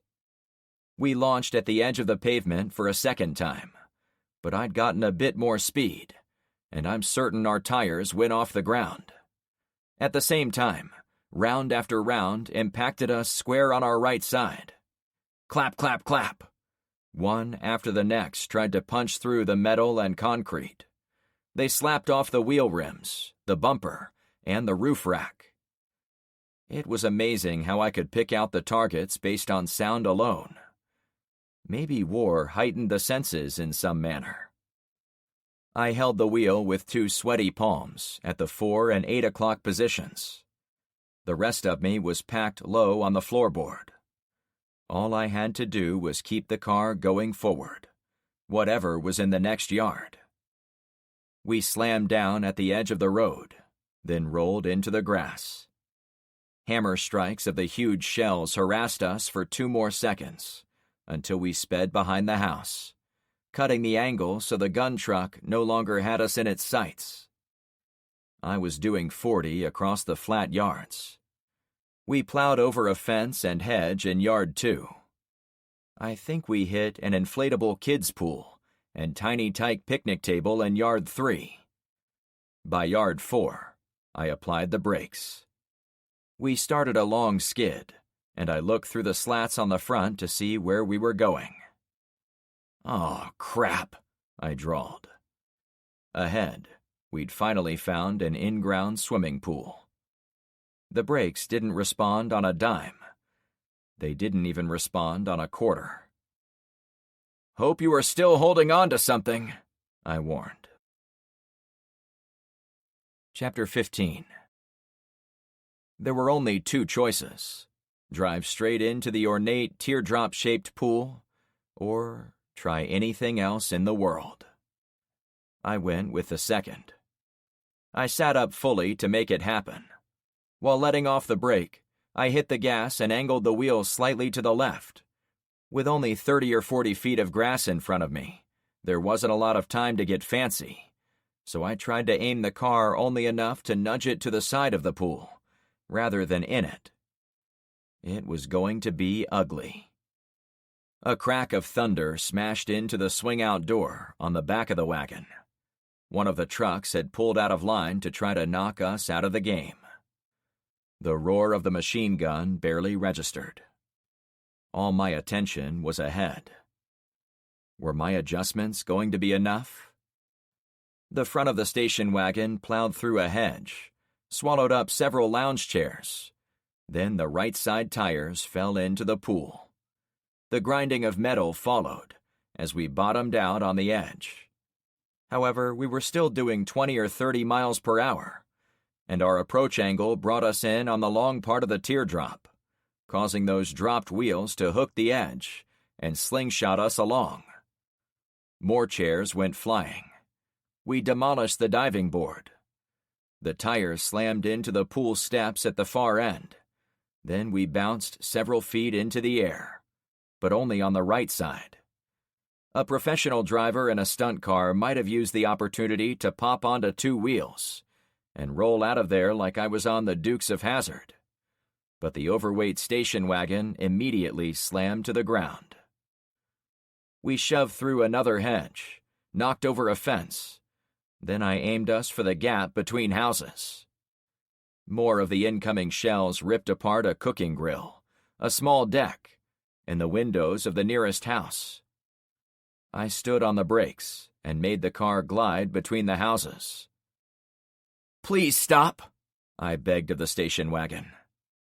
Ahead, if we shot out the front of the house, the gun truck parked at the intersection would pick us apart. 30 feet. Sliding. 20. Still sliding. I couldn't push the brake pedal another millimeter. 10 feet. The momentum finally bled off. We halted, with inches to spare before the front of the homes. I put the car in park, but didn't shut it off. We were safe where we were, but all it would take was one of those trucks driving by, in front or behind us, and we were burnt toast. Smoke rose from the back seat, now that wind wasn't blowing through. "Did you get that fire out?" I asked. "I'm still trying." Zach kicked and stomped. His mom was a crumpled mess in the passenger area. "You okay?" I asked, worried she'd been shot. "I think so." She slid partway up the seat, putting herself back together in the image of Lara Croft Tomb Raider. "Are we safe?" I laughed. "Safe is relative. Right this second, we aren't being shot at by military machine guns, and the trucks aren't rolling up to us, so I'm calling this safe." Zach stomped behind my seat. "Get it all?" I asked. "Almost," he said, sounding more confident. "I had no idea it was going to be like this," Gretchen said. "I mean, I knew these were soldiers, but I didn't know they had invulnerable trucks." I have a couple of guys who could probably crack them. I laughed, amazed how quick I'd come to miss those two brothers. After everything I'd learned about their background, I fully expected them to have an answer to the question of how to destroy military hardware. So, shouldn't we leave? She asked. We can't, I assured her. If we go back, they see us. If we roll forward, they see us. Can we go in a house? Zach wondered. Do you see a doorway? I snarked. We'd come in between the homes, and neither one had doors on the side. The one on the left had a lone window, but it was about 10 feet up and fairly small, so not convenient whatsoever. So if they show up, we're... Gretchen cut herself off. We're dead, Mom. You don't have to baby me. She looked back to her boy. His pimple-dotted face was drenched with sweat. If he'd bumped his head, he wasn't acting hurt anymore. No, if they show up, I'll drive us out of here. It was a good plan, and I would die trying to protect these two passengers. But our luck couldn't hold out forever. We'd threaded the needle through their convoy while they didn't expect it. Now they'd be on the hunt for some payback. Want me to get out and take a peek? She asked. See if they're coming? I thought it over for a few seconds. No, let's stay in the car. The trucks that shot at us in the backyard might think we escaped to the front. The truck watching the front yard might assume we kept driving down the backyards. It was a scrap of hope to keep us going. My co-pilot pushed up to be on the seat. So I know it wasn't because you think I'm dating material, Gretchen said, taking me as far off balance as I'd been while being shot. Why did you come and save me? I cracked up at her forwardness. I was here to save your truck, actually. I found you by accident. Uh-huh, she snickered. Is he serious? Zach asked with alarm. Why do guys always ask about your truck? I turned around in my seat. I'm joking, kid. You can relax. The real reason I'm here is professional courtesy. I gave your mom some advice, which she put into play, and I came up here to see if she needed any more help. We almost died when we arrived, and we sort of stumbled into finding you guys. But once we knew you were here, we wanted to get you to safety. Oh, he said. I'm cool with that. I craned my neck to look over the back of my seat. Fire's out, huh? The boy shoved himself back. Yeah, but your mats are gone. This isn't even my car, I laughed. Joke's on them, then, Zach mused. Gretchen tapped me on the arm. Frank, this is all great, and thank you for doing it. But you didn't owe me anything. You gave me advice to give to my boss. We put it into play, and things didn't work out how we expected. What happened with me and Zach was on me. I pretended to put the car in gear. I can drive you back to that house if you'd like. No, she said, relaxing a little. You were exactly right, though. As soon as we pulled out of those houses, they went directly into the sheriff's territory. That will serve the bastard right. I had a little sympathy for the people over there who weren't the sheriff, as there were plenty of residents who didn't deserve to have an army tossed on their doorsteps. But then I thought of all the men, women, and children hiding in the woods. They'd been thrown out of their homes by the sheriff and his followers. On the karma ledger of the apocalypse, I figured he had some payback coming. Hey, is this the station wagon from Christmas Vacation? Zach asked out of nowhere. Actually, that movie featured a Ford Taurus wagon. This model is closer to the family truckster in the first movie, Vacation. Oh, right. I only saw that movie once, Never saw the second one." "I hated that movie," Gretchen added. "What he did to his poor wife with that dirty video." "Actually, I can't believe I'm the expert on these films, but that happened in the third one, when they went to Europe." My instinct was to tell him he was missing out, and he ought to hunt down the second and third movies and watch them as soon as possible, since they were classics. However, without power, there was no way to make good on that advice. Not unless guys like LeVar got a little power working, so we could watch on a portable DVD player, assuming said player didn't get fried in the EMP blast. In the end, I let the topic slide. "So, got any magazines to read in here?" Gretchen asked. Zach groaned. We were all nervous about being found. The boy kept looking behind us, serving as our lookout. I kept my eyes forward, waiting for the gun truck to come down the road looking for us. I tried to think of any topic to lighten the mood. We talked about her truck. We talked about Carmen, at least until Zach said it was more than he wanted to know.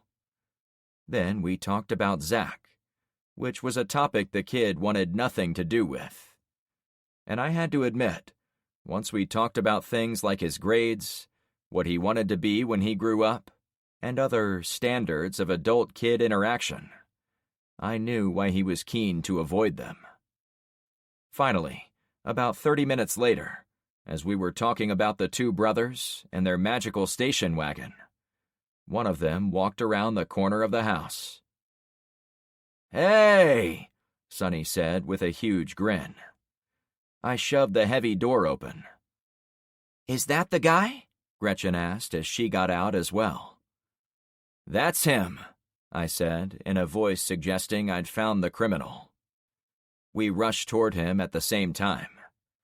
He backpedaled, arms up in surrender. "Whoa!" Gretchen and I gave Sonny a double-barreled bear hug. If he'd been walking in the front yards out in the open, like it was a normal day, it could only mean one thing. We were safe. Chapter 16. It took about an hour before we all felt safe walking into the intersection where I'd almost been shot several times.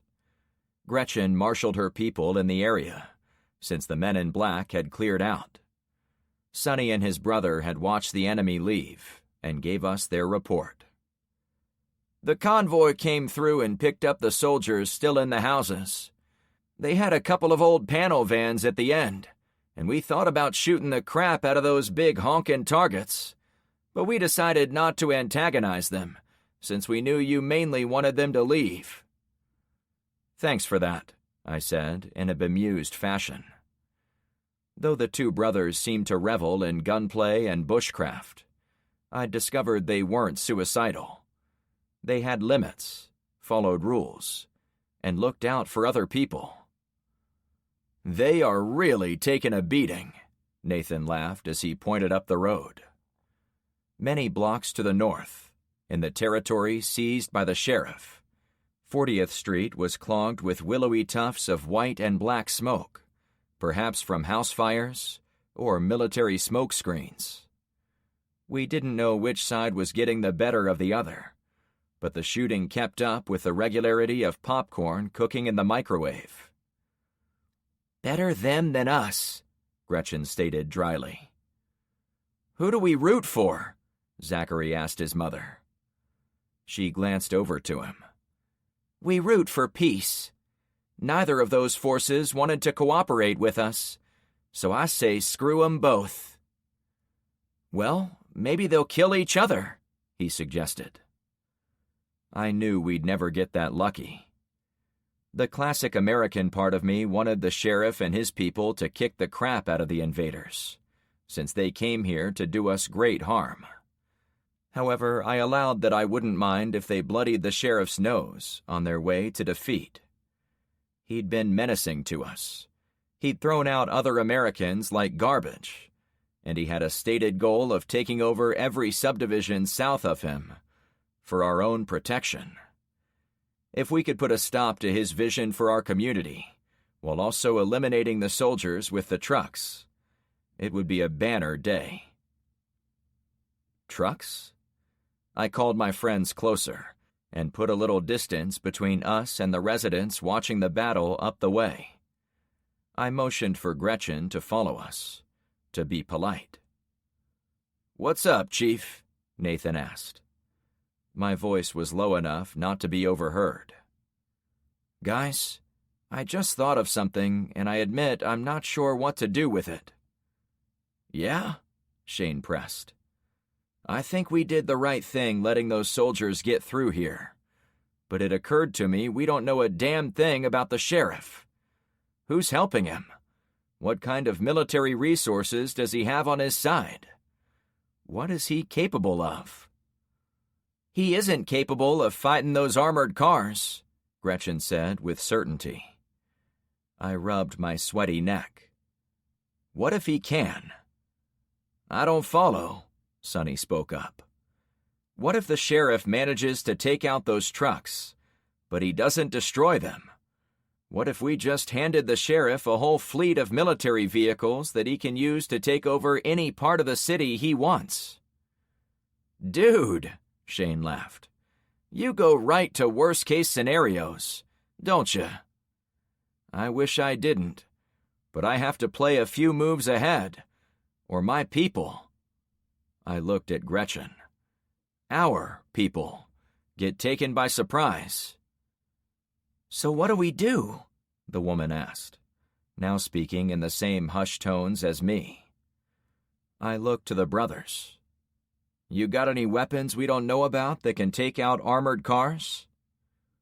The two young men passed looks back and forth. "The Barrett sniper rifle with armor-piercing rounds?" Shane offered. "Maybe, but we'd probably have to shoot the glass, not the body," the other said. "I bet the engine is in a cocoon of armor." "How much tannerite is left?" Shane asked. "Just the one you saw me pull out of the hole. Can we lay down obstacles? You think they have run flats? They'd be lame armored cars if it were that easy to knock 'em out." They discussed mines, ramming, blowing bridges, flaming bottles of gas, and even dropping shipping containers on them from the deck of the ship. Shane suggested tricking them into a muddy field, the same way his wagon got stuck in the forest. They spoke only to each other, as if the rest of us weren't there, though I was starting to recognize it wasn't to be insensitive. It was almost as if they were plugging into each other's brains. "Why don't we just steal them?" Zach asked from close by. His mom glared at him.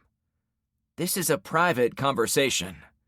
"Yeah, sure," he spat. "That might be our best option," Sonny said in the huddle again.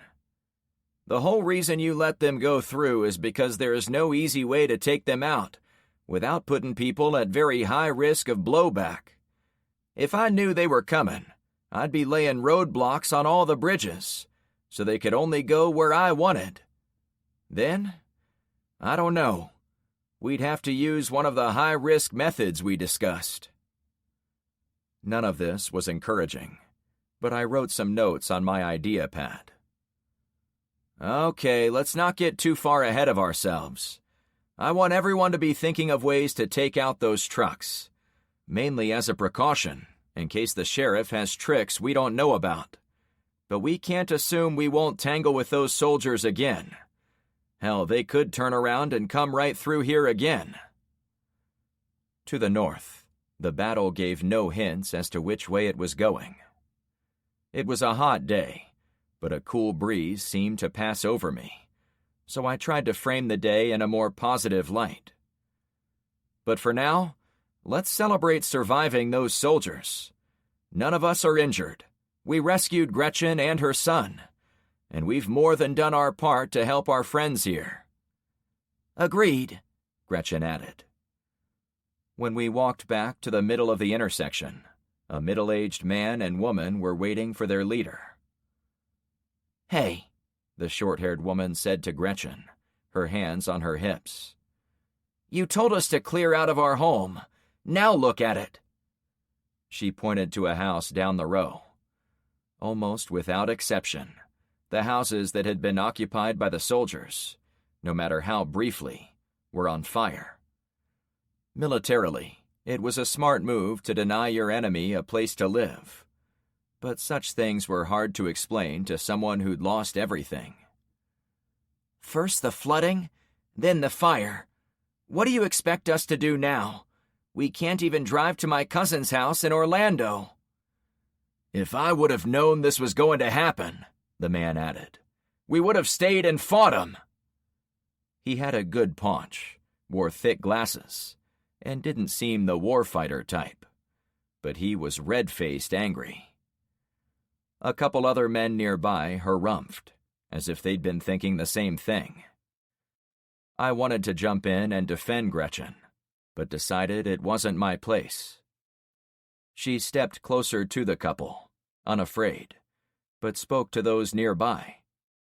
"Listen, this was my call. I chose to save your lives and give up the real estate. We can rebuild your houses. We can't rebuild your families." "Why did you have to piss them off?" the lady said in a snippy manner. "If you wouldn't have been in that house, they wouldn't have torched it. And if these people weren't driving their car around, pissing them off even more, our houses would still be here." I had to speak.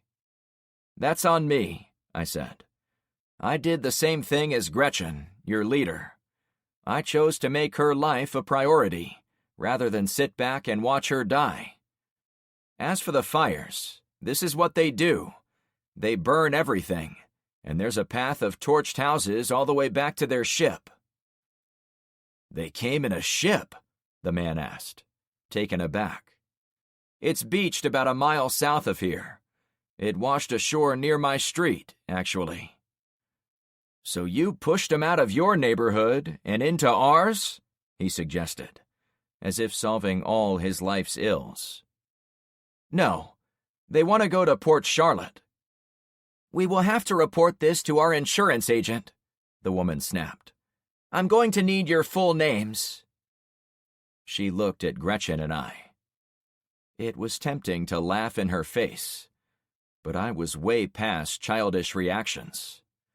She was under the protection of my ally, despite being angry about losing her house, and I had to tread lightly. Gretchen waved me to go, but spoke to the woman. "I'll get you all the information you need, once we have you somewhere safe for the night." I glanced at my watch. It was already mid-afternoon. We headed back to the station wagon. "I hope I didn't damage your ride too bad," I said as the four of us returned to where I'd parked it next to the houses. Shane laughed, as if I'd told a joke. "We couldn't see where you went after you drove the car onto the next street, but we heard the thumps of those rounds striking the doors. If she got you through all that alive, I'd say she's earned a retirement."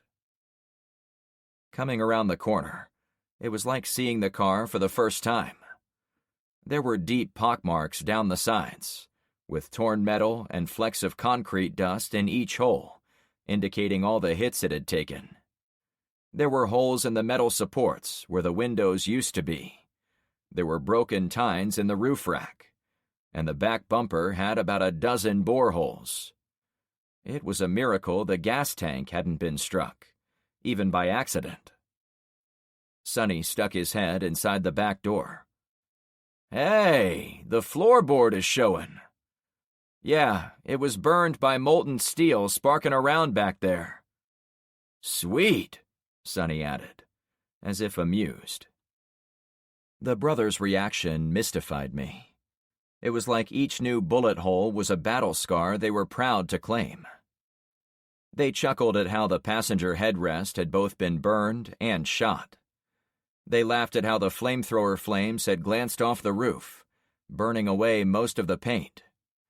They even seemed proud to find holes in the run-flat tires on the right side. "Ain't she a beauty?" Shane asked, as he climbed behind the wheel.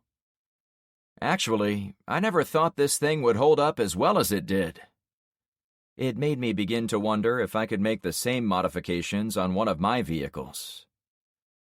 The concrete is probably cracked wherever it got hit, Shane explained, but there will still be enough fill to protect us from future strikes. I happened to notice a tear in the back side of the driver's seat. A wad of $100 bills peeked out.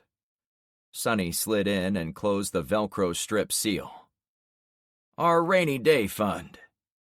Your secret is safe with me. Thanks, Sonny answered. Boy, you guys sure did prepare well for the end of the world.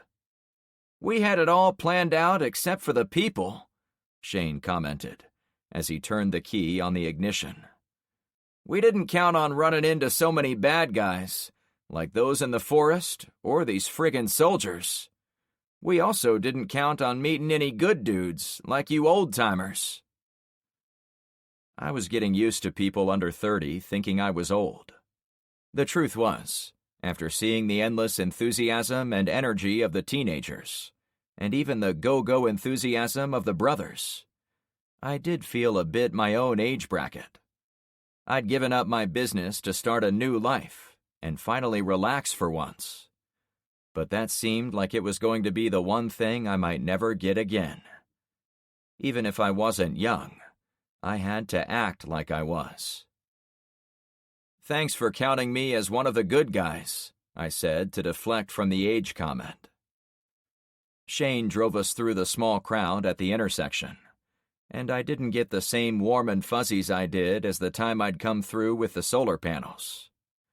They looked at me like I'd flushed their pet hamster down the toilet. I hope she can settle them down, I said to my friends once we were clear.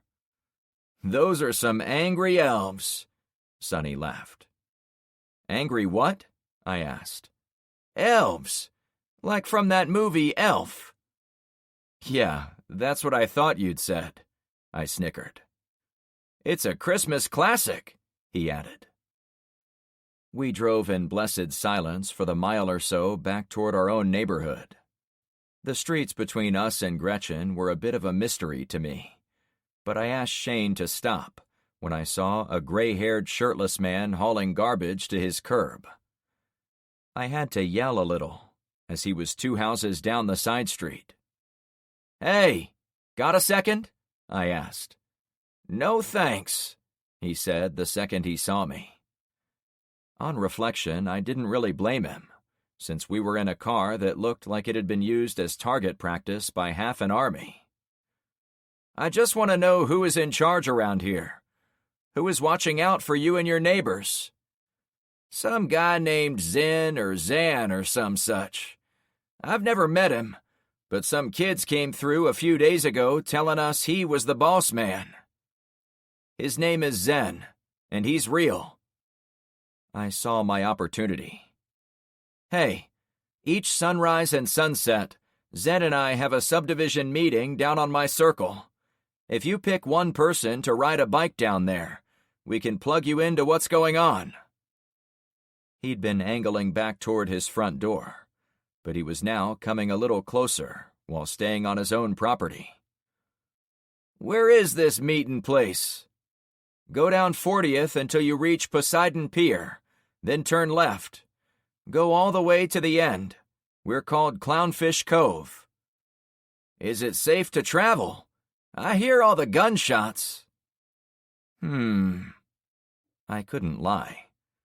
You should be safe between here and my house, but don't go farther south and don't go very far north.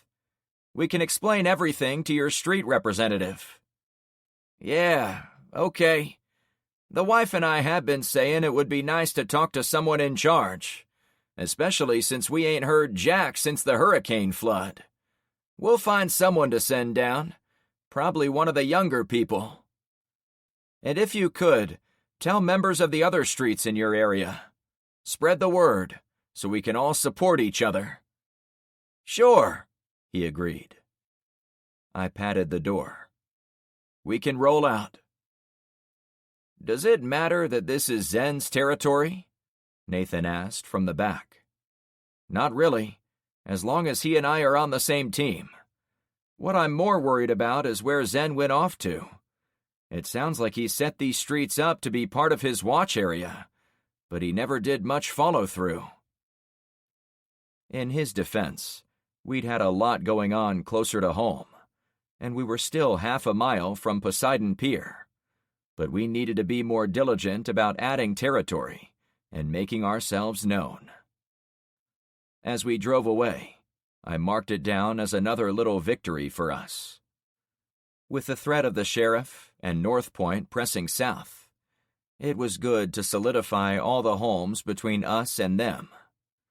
Gretchen's area would be the point of contact, but all the houses between us would be the support. We passed the street with the remains of the Kingston home. Poseidon Pier was ahead. A complex wave of emotions circled in my mind. I was positive my actions weren't only for my own selfish reasons, since my entire belief system was based on the idea we could only get through this by cooperating with each other. Still, it did bother me how some residents lost their homes. It bothered me American citizens were dying from those soldiers.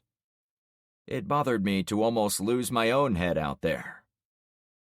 When we reached Poseidon, I wanted to get out and kiss the ground.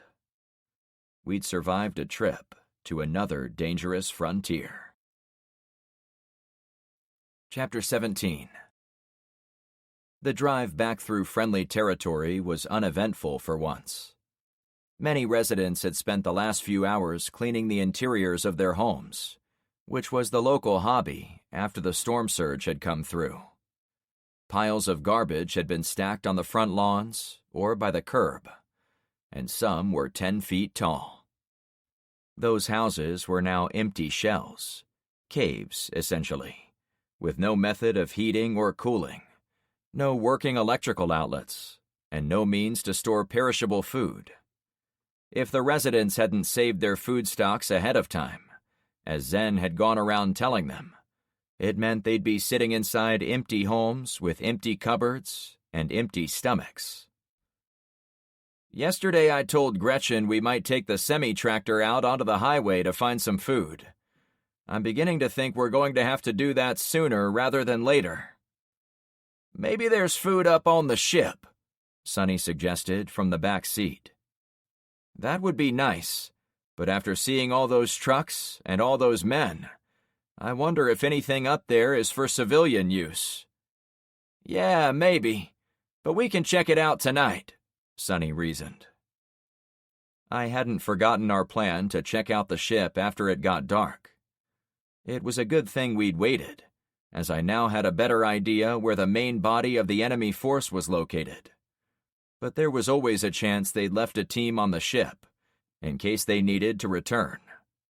For us, the safest play was to wait until nightfall, and then attempt to sneak aboard. We drove by side streets near the front of Zen's subdivision. Each block had those piles of debris gathered, and a few dead bodies had been placed at the end of their driveways, too, as if expecting the trash trucks to swing by for a cameo and grab them. The surge seems to have taken a lot of lives, I said to my friends. But we're also going to see a die-off of older men and women as they run out of their medications. Shane and Sonny, did you guys think about medical problems in your planning? I'd witnessed the rush to the hospital. I wondered what condition that facility was in after a week of non-stop emergencies. Dead people and medical worries brought me back to Luke. What would he report from Torval Street? Was it a big enough problem to put the rest of us at risk? I'd entrusted the problem to my second-in-command, but I was anxious to learn his findings. Neither of us have medical problems, Shane explained. I mean, we have bandages and shit. Had them, Sonny corrected. Oh, right. That all got blown away. Nope, we got nothing as far as that goes. We cleared the 2 roadblocks, drove along the long row of parked cars next to the canal on Poseidon, and then we passed Barracuda. "Stop!" I commanded, as we went over the last canal before my street. Shane hit the brakes. "I need to get out here," I said.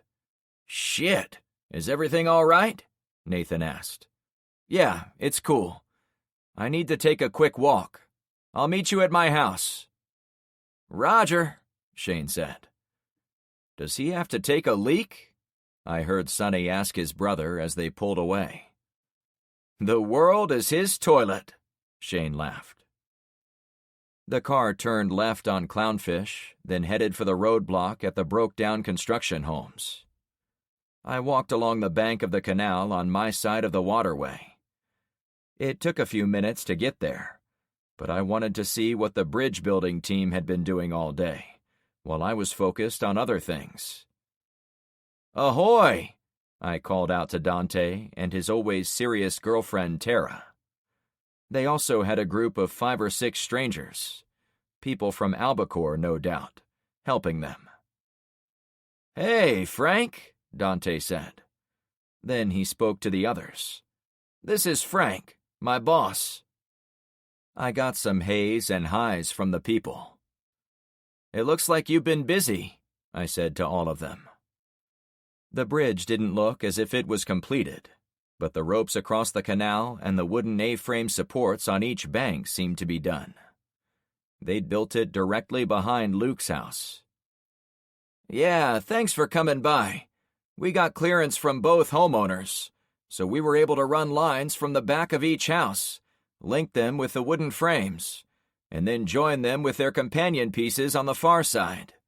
It makes for a very strong anchor system, and our 3 lines are going to be super solid when people cross on them." "This is nice. What's left?" I asked. Motion caught my eye on the rocks by the waterline, about 100 feet away. A pair of small alligators sunned themselves, seemingly unconcerned about our construction project. "The time-consuming part," Tara snickered. "She's right," Dante said. "This is what we did back at that summer camp, but we had 50 children helping us. Basically, we need to get on the rope and tie short pieces on the sides all the way across.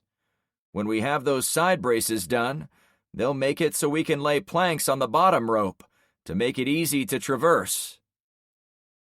When it was complete, the shape of the bridge would be a V, and you'd cross it by putting your foot on the bottom of the V and holding the other 2 ropes with your hands. There was an endless supply of wooden slats blown in with the storm, so it was going to work out as he said. "Well, I won't keep you. Did you already finish the one on the other canal?" "No, we wanted to do this one first, so you could get across from your house." "This is really awesome," I said. "Thank you all for helping out." I was walking away when Dante added, "And I have another team working on the well. I started it for them to show them how it's done. I've got a guy in charge who used to work for the Florida Fish and Wildlife Conservation Commission." "Is that a good or bad thing?" I joked. "Nah, he's cool." "That's what we need," I snarked. "All the cool people." "He's one of those guys who's been laying low, Frank. But after the storm, he realized he needed to get out here and help us. Better late than never, right?" "Yeah, I'm not going to be picky at this point." I waved. "I'll be back to check on you in an hour or 2. Make sure you get home before nightfall, though, even if it isn't done." "Roger, sir," he replied. I cut through Luke's yard and came out in front. His grass was looking unkept, especially since all the rain the past few days. It wouldn't take long before all of our yards became choked with native weeds. Across the street, the teens were still hauling rock in the wheelbarrow, though they were moving a lot slower. A boy pushed it, while a girl held on to the side to steady it. They seemed to be heading to Carmen's place with the load. There were now several tall piles of sticks, branches, and shards of wood. Anything that had blown in on the wind was now off the street and out of the yards, neatly stacked close to the street in front of each house. We'd have lots of options if we needed to start another fire. Kids were everywhere. A pair of teens came out of Trevor's house holding hands. Tyler and Zoe stood on Carmen's driveway with what looked like the frame of another Triton box. 2 teens, a boy and girl, stood next to each other by the roadblock, keeping guard. None of the adults were in my field of view, giving the place a youth summer camp vibe, like Dante and his wife had mentioned. It wasn't a knock on the kids, but I did want to know where the adults had gone. Tyler noticed me as I crossed the street. He and Zoe came running. "Everything okay, Uncle Frank?" he inquired. I was going to ask the same thing. Any trouble from the woods this afternoon? Nope, all has been quiet, just like Nathan and Shane told us. Everyone is doing chores before dinner time. Zoe had cut her hair short, having lost her long braid in the fire the previous night. "I really like your new hairstyle," I told her. She smiled, embarrassed. "Ty says I look like Mystique from X-Men." "Minus the blue skin," he corrected. "But the red hair and physique are spot on." She giggled. "I love Jennifer Lawrence. She's so pretty." "So are you," he said in his boyfriend voice. I took the moment to look around the street. With a little time and scrutiny, I picked out adults in my garage at the neighborhood watch table. Kyra and Penny spoke with each other there, though they faced away from me. LeVar was in Carmen's garage, probably helping with the construction of the defensive boxes. He appeared for a moment, then went back inside, as if measuring things and checking for quality. Ben was in a chair on his front porch. He's the only one who noticed me, and I waved when he did. "So, how many of the boxes did you guys get done?" Tyler looked back to me. "Every house on this side of the street has at least 2. Trevor's place has 3. We even put one in the last construction house." "What about that one?" I asked, pointing to the home belonging to the mystery couple who'd never returned to our street. At one point, many days ago, Carmen had explained to me how the man of that house used to come down the street and bother her. But that, and his name, Toby, were literally all I knew of him. "We don't touch that one," he said with some reverence. "Why?" "Because you didn't tell us to," he confided. I like to think I was respectful of other people's property, but the needs of the community were quickly taking precedence over complete and total respect for the law. I wasn't going to go in and steal all their stuff, but it was necessary to get someone inside to evaluate where we could put a Triton box. If an enemy knew that was the one house we didn't defend, that's where they would attack. "Can you get all the teens together and sit them down on Trevor's lawn?" I asked. "I've got an idea for you all." "Sure!" "Hey, before you go," I faced Zoe. "Are you doing okay? I want you to know if you ever want to talk about things, there are plenty of people here who can help you." I was thinking about my nightmares. I could only imagine what the girl might be feeling after being kidnapped, drugged, and almost killed. "I'm fine. Really. Tyler has been super helpful." My look must have said I doubted it was possible. "Tyler is a great listener, Uncle Frank. I'm being serious." He nodded, but without his usual goofiness. By all appearances, he did take her mental health seriously, which was good to see. "Okay, but spread the word when you can. If anyone is feeling overwhelmed or depressed, please come down to the watch desk in my garage. There is absolutely no shame in asking for help. We all have to look out for each other, okay?" "Thank you," she said. "Yeah, thanks," Tyler added. "And you can come to me if you need to talk." He spoke to me. "Oh, you're qualified to listen to all my problems?" I gave him a friendly chuck on the shoulder. "Seriously," he said, surprising me. "You need someone to listen to your issues, same as the rest of us." I was touched he saw things from my point of view, rather than just his own. "I appreciate that, Bud, but I share all my problems with Carmen and some of the other adults." "Like my dad?" he asked. "Yeah, he's a good listener," I answered. "I guess," he said. "Well, we'll go get everyone to come back here." Tyler and Zoe headed off. None of the teens were far away, so the couple rounded them up in only a few minutes. The movement of kids also brought many curious adults, including the parents of the twins and Melanie Farmington. Shane and Sonny also joined the procession, each armed with multiple firearms, including the big Israeli rifle. "I've brought them to you, Gandalf," Tyler said to me, before sitting in the grass next to Zoe. I was about to make a wise-ass comment in return, but a quick head count said we had far more teens than we had the previous night. There were 10 or 15 kids I'd never seen before. "Where did all these extra people come from?" I asked. Tyler raised his hand and spoke at the same time. "Word is spreading that Clownfish Cove is a place to hang out and be safe. Most of these teens go to school with us." I rubbed my stubbled cheeks with one hand. Did I want to encourage kids to come around? Or did I want them to stay out in the world, where it was more dangerous?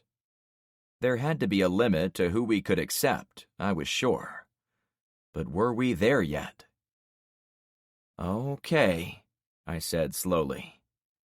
"You new kids, if you plan on spending the day here or eating our food, I want you to know we're going to put you to work."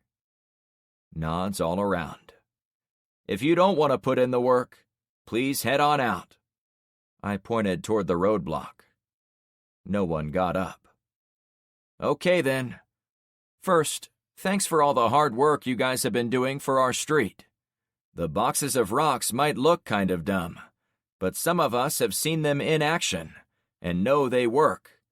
Your labor will help protect us from whatever we might face. And for you new people, those will be places you can get safe if anyone starts shooting at us." Tyler launched his hand up. "Can it wait until I'm done?" I asked with good humor. He dropped his hand. "First, we're upping our security, as I said before. No one travels in the backyards without a companion, and I want everyone not on guard duty to be inside their respective houses before the sun sets." Tyler raised his hand again. I motioned for him to put it down. "Second, starting now, I want your help to strengthen our ties with the other subdivisions in our watch area. I want you to be my envoys by going to houses across Bayside to see what they need to make their homes livable. Before dinner, I want you to split up into 2 groups. Group 1 will go up and down Barracuda and ask residents if they have any furniture they can donate. Group 2 will do the same thing on Albacore." Tyler again raised his hand. "I'm not done." He dropped it with frustration. "Tomorrow we'll assign you streets where you can find out if we can deliver the donated goods to them." "We'll have lots to donate," Melanie said to me. Tyler pounced. "Hey, she didn't raise her hand." I laughed. "Moms get special privileges." He slumped back down. "Now the next thing I want to do is introductions. There are about 30 of you and only 1 of me, so I'll start. I'm Frank Douglas, and I live in the last house at the end of the street. Most of you know I'm the head of the neighborhood watch. Many of you call me Uncle Frank, even though none of you are my real nephew, Joey." I used the pause to find Nikki, the girl we'd found with Shane. I wanted her to introduce herself to the others. "What's your name?" "Nikki Nixon. I went to South Point High with most everyone here." I pointed to the girl who'd stolen a ride to get away from the vandal teens at the solar panel wing. I knew her name already, but I wanted to get it out there for the others. "And you?" "I'm Tiffany with 3 eyes. I went to school in Palmona Park, way east of here, but I still know a lot of these older kids." "All right, this is good. I'm learning who you are." Next, I pointed to Charles, the nerdy kid who'd been helpful to me. He was holding the tablet we'd found in Shane's backyard, typing 4-digit key codes we hoped would let us see what was on the device. "I'm Charles Rangel, sophomore at SPHS. This is my girlfriend, Abby." He motioned to a dark-haired young teen with thick glasses and braces. She smiled like she'd been announced valedictorian. I took a moment to recognize those braces were going to be an issue if we couldn't find an orthodontist, or at least a dentist. My friends at work always told horror stories about how their teen kids had broken brackets, or how they needed to be re-glued in places. They also said how hard they were to clean, and that they were prone to getting cavities. Our hygiene needed to be next level. "Okay, one more," I said to finish up. Tyler raised his hand, but so did Rainey. I picked his sister. "Yeah," Rainey said with a bit of attitude at beating out her brother. "Can you introduce your 2 new friends?" I had no idea who she meant, until I followed the line where she pointed. Of course. "They live close to the coast. That's Shane and Sonny Kingston." "Which one is which?" a different girl's voice called out. The one with the longer goatee is Shane. The other one is Sonny." They were both on the tall and fit side, with strong upper body strength, as if they'd played on the offensive line for their football team in high school. Besides that, they both wore similar boots, tactical trousers, and long-sleeved tactical shirts, making them look extremely similar. Sonny puffed on a cigarette. "They remind me of Sam and Dean Winchester," another female voice said in a hushed tone to her friend. The friend giggled. I didn't know what that meant. Both men seemed embarrassed at being the center of attention. Sonny's girlfriend Kimber wasn't there to head off the drama. Neither was Carmen. I wondered if the 2 women were in her house. "So..." Tyler was almost on his feet, for how high he held his hand this time. "Fine. What is it, son?" "Is it all right if we also call you Gandalf?" he asked with relief. "Because that's what I tell everyone, since you are protecting us from the orcs outside of Rivendell." "I answer to Frank, Uncle Frank, Gandalf, and Hey You. I do not answer to Mr. Hey You. That was my father." I waited a few seconds, but it didn't even generate a chuckle from the audience. "Anyway, I'm going to put Tyler in charge of Barracuda and Rainey in charge of Albacore. Choose your people and go get it done. When you get back, it should be time to eat a little dinner." Rainey hopped up and ran over to Shane and Sonny, standing at the edge of the yard.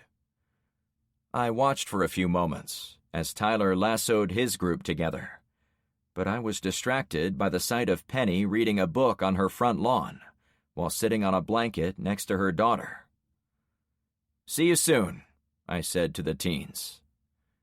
It didn't take me long to go 2 houses down to hail Penny.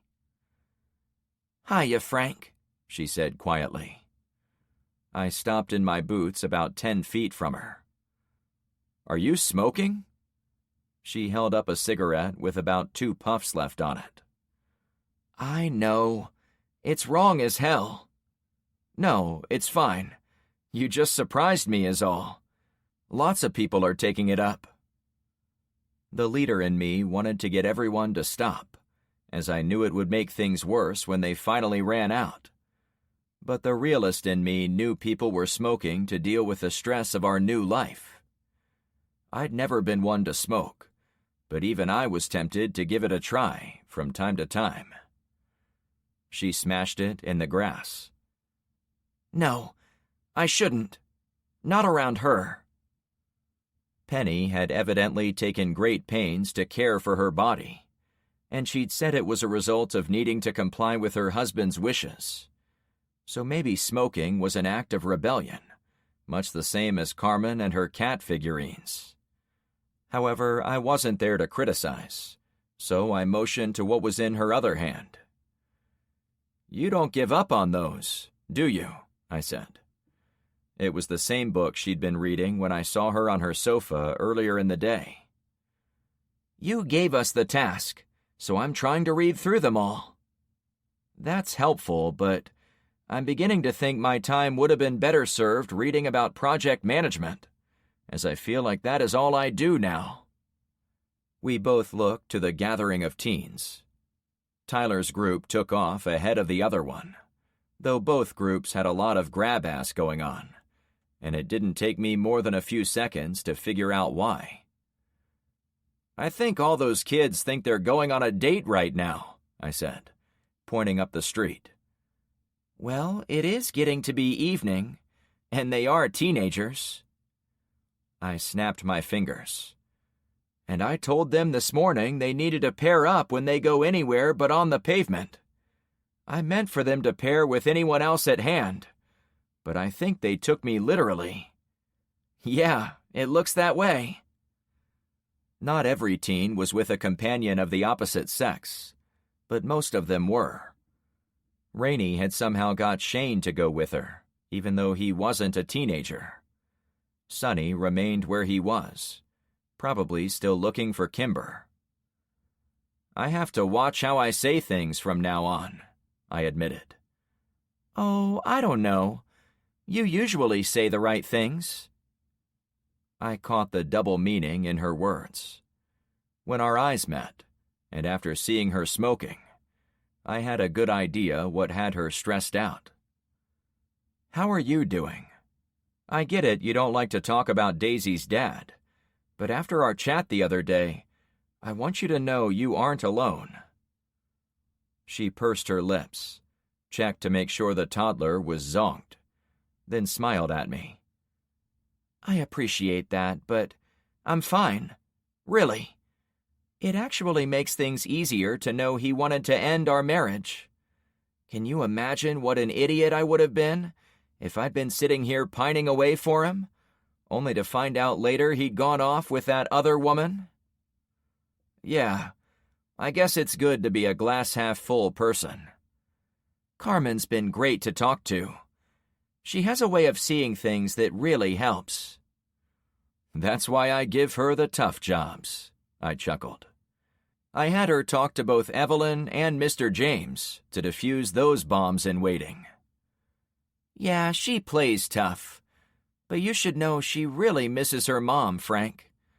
I doubt she would tell you that, since she thinks it is one more problem you'd worry about fixing. But I'm her friend, so I want you to know on the sly." She mentioned her before, but I didn't know it was weighing on her. Penny rubbed Daisy on the back. "I hope my daughter cares about me when I'm that old, like Carmen does with her mother. I think it's sweet." "I have no doubt Daisy is going to always be crazy about you." We shared a quiet moment before I broached another topic. "I was wondering if you would do me a favor." "Sure, whatever you need." I pointed down the street. "I'd like you to go into the house past Trevor's place and take an inventory of what they've got in there. It's been a week and they haven't returned, so I'm thinking about borrowing a few items to donate to those who lost their whole houses from the storm. You don't think they're coming back? I would be shocked at this point. The world is breaking down a lot faster than I thought it would. We just came back from Gretchen's neighborhood, and there are armored cars shooting up houses over there. It's not good at all. I guess I understand. And that's only one problem of 100 I'm dealing with. I need to make a lot of progress on winning people over in the next little while. It turns out Amanda and Mr. James are going around asking people to vote against me in an election. She laughed. You don't seriously believe that, do you? What? That they would be organizing? No. You don't really think anyone in this subdivision is going to vote against you, right? That would be stupid. I don't know, I sighed. When is the last time you found the average voter in any election to be wise and well-informed? They were on the HOA. They probably still have allies that would vote for him for that reason alone. She reached over and touched my arm. Frank, don't underestimate people. You are literally keeping everyone around here alive. There is no bullshit electioneering that can take that away from you. Penny leaned back. I believed her, but I hated the drama and popularity contests of civic elections. I took a seat on the blanket next to her and paged through a few books to see which ones I'd read, if any. It gave me a chance to unwind from the tense drive in the station wagon, as well as make sure all the teens got off our street. A couple of them tried to disappear among our houses, as if they were lost, though I knew the look of two kids who had other things on their minds besides work. I had to get up twice to move them along. It was one of those times after I'd sat back down with Penny that I heard the approach of a vehicle coming in from Poseidon Pier. "That's Luke," I said with a voice full of expectation. She nodded. "Thanks for visiting with me." I stood up, then got back down to her level. "Can I give you a hug?" "Always." She took me in her arms for one of her warm embraces. This time I hoped she drew a bit of warmth and care from me as well. She was in a bad spot, with a daughter who depended on her, and a husband who'd run out at the worst possible time. So it was important I let her know she wasn't alone in this. After a suitable time, I pulled away. "Thank you," she whispered. My new job took me all over the place, and I had multiple square miles of land to protect and care for. But I also cared for this tiny square of blanket on Penny's lawn. She and her little daughter helped to keep things in perspective for me. "Give Daisy a hug for me when she wakes up," I said, already running for the roadblock. "I will." Chapter 18. "Luke!" I shouted as I approached. The El Camino idled as he sat behind the wheel, waiting for me to reach him. "Hey, Frank," he said when I was about 20 feet away. I stopped in place. "Is everything all right? You aren't contaminated, are you?" He waved me to hop in. "No, when I got there I dropped Agnes at the end of their street, and she made me stay a block away from her while she checked out the sick people. Now she wants me to bring you back before it gets dark." I waved Ben over from his porch. "You want to come with me?" "Sure." Ben leaned his head inside his front door, presumably to tell Evelyn what he was doing. Then he hurried across the empty lots to get to me. Once inside, Luke spun the car around and drove us toward Agnes. "Did she tell you anything?" I asked. "She talked to people on those streets, but she's walking with a cane now, and didn't look too good by the end. Frank, I think she's in a lot of pain." Agnes was a basket case if ever there was one. She joined us from Torval Street in the first place, so maybe it was fate she would be the one to go back there. But it had been clear from the moment we met that she wasn't healthy.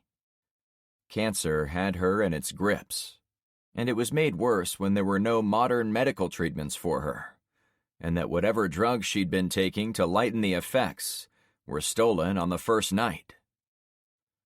We drove across Bayside Road, went along Poseidon until we reached 40th. Then we turned left on the dirt-crusted avenue. Agnes stood on the street corner a few intersections to the south. A pair of dirty gray tabby cats crossed the street between us, unbothered by our presence. I asked Luke to park the car about 100 feet away from her. "Hey, Agnes," I said once I was on foot. "Hi, Frank. Don't come any closer." "Is this for real?" I asked. "Yeah," she laughed. "It's for real. I think it might be cholera." Blood froze in my veins. "Or maybe typhoid fever." "Oh, great," I said under my breath. She kept speaking. "A resident came out of her house yesterday looking like death warmed over, and Jack tried to treat her like she had the flu. It was only after he'd mingled with other people on the street, getting medical supplies, did he consider he might have been infected too." "So is it spreading?" I asked. She shrugged. "If it's cholera, we have to watch for tainted water or food, especially anything contaminated by diarrhea." "Anything touched by the woman," I deadpanned. "Right. We don't know who she is, where she lives, or who or what she might have come into contact with before she was found. I've got everyone on lockdown until we know for sure." She took a few steps closer and spoke a bit quieter. "Frank, cholera symptoms can appear fast, if that's what we're dealing with. If there's going to be an outbreak, it will happen tonight." "Shit," I said. Luke and Ben hung out by the front of the car. "Is there anything I can do?" I asked. "Just keep clear for now. Also, it wouldn't—" Agnes coughed a couple of times. Then she sucked in a jagged breath, only to cough some more. She bent over for a few seconds, then stood up. "Jeez, are you okay?" I asked. "Believe it or not, that is my normal cough."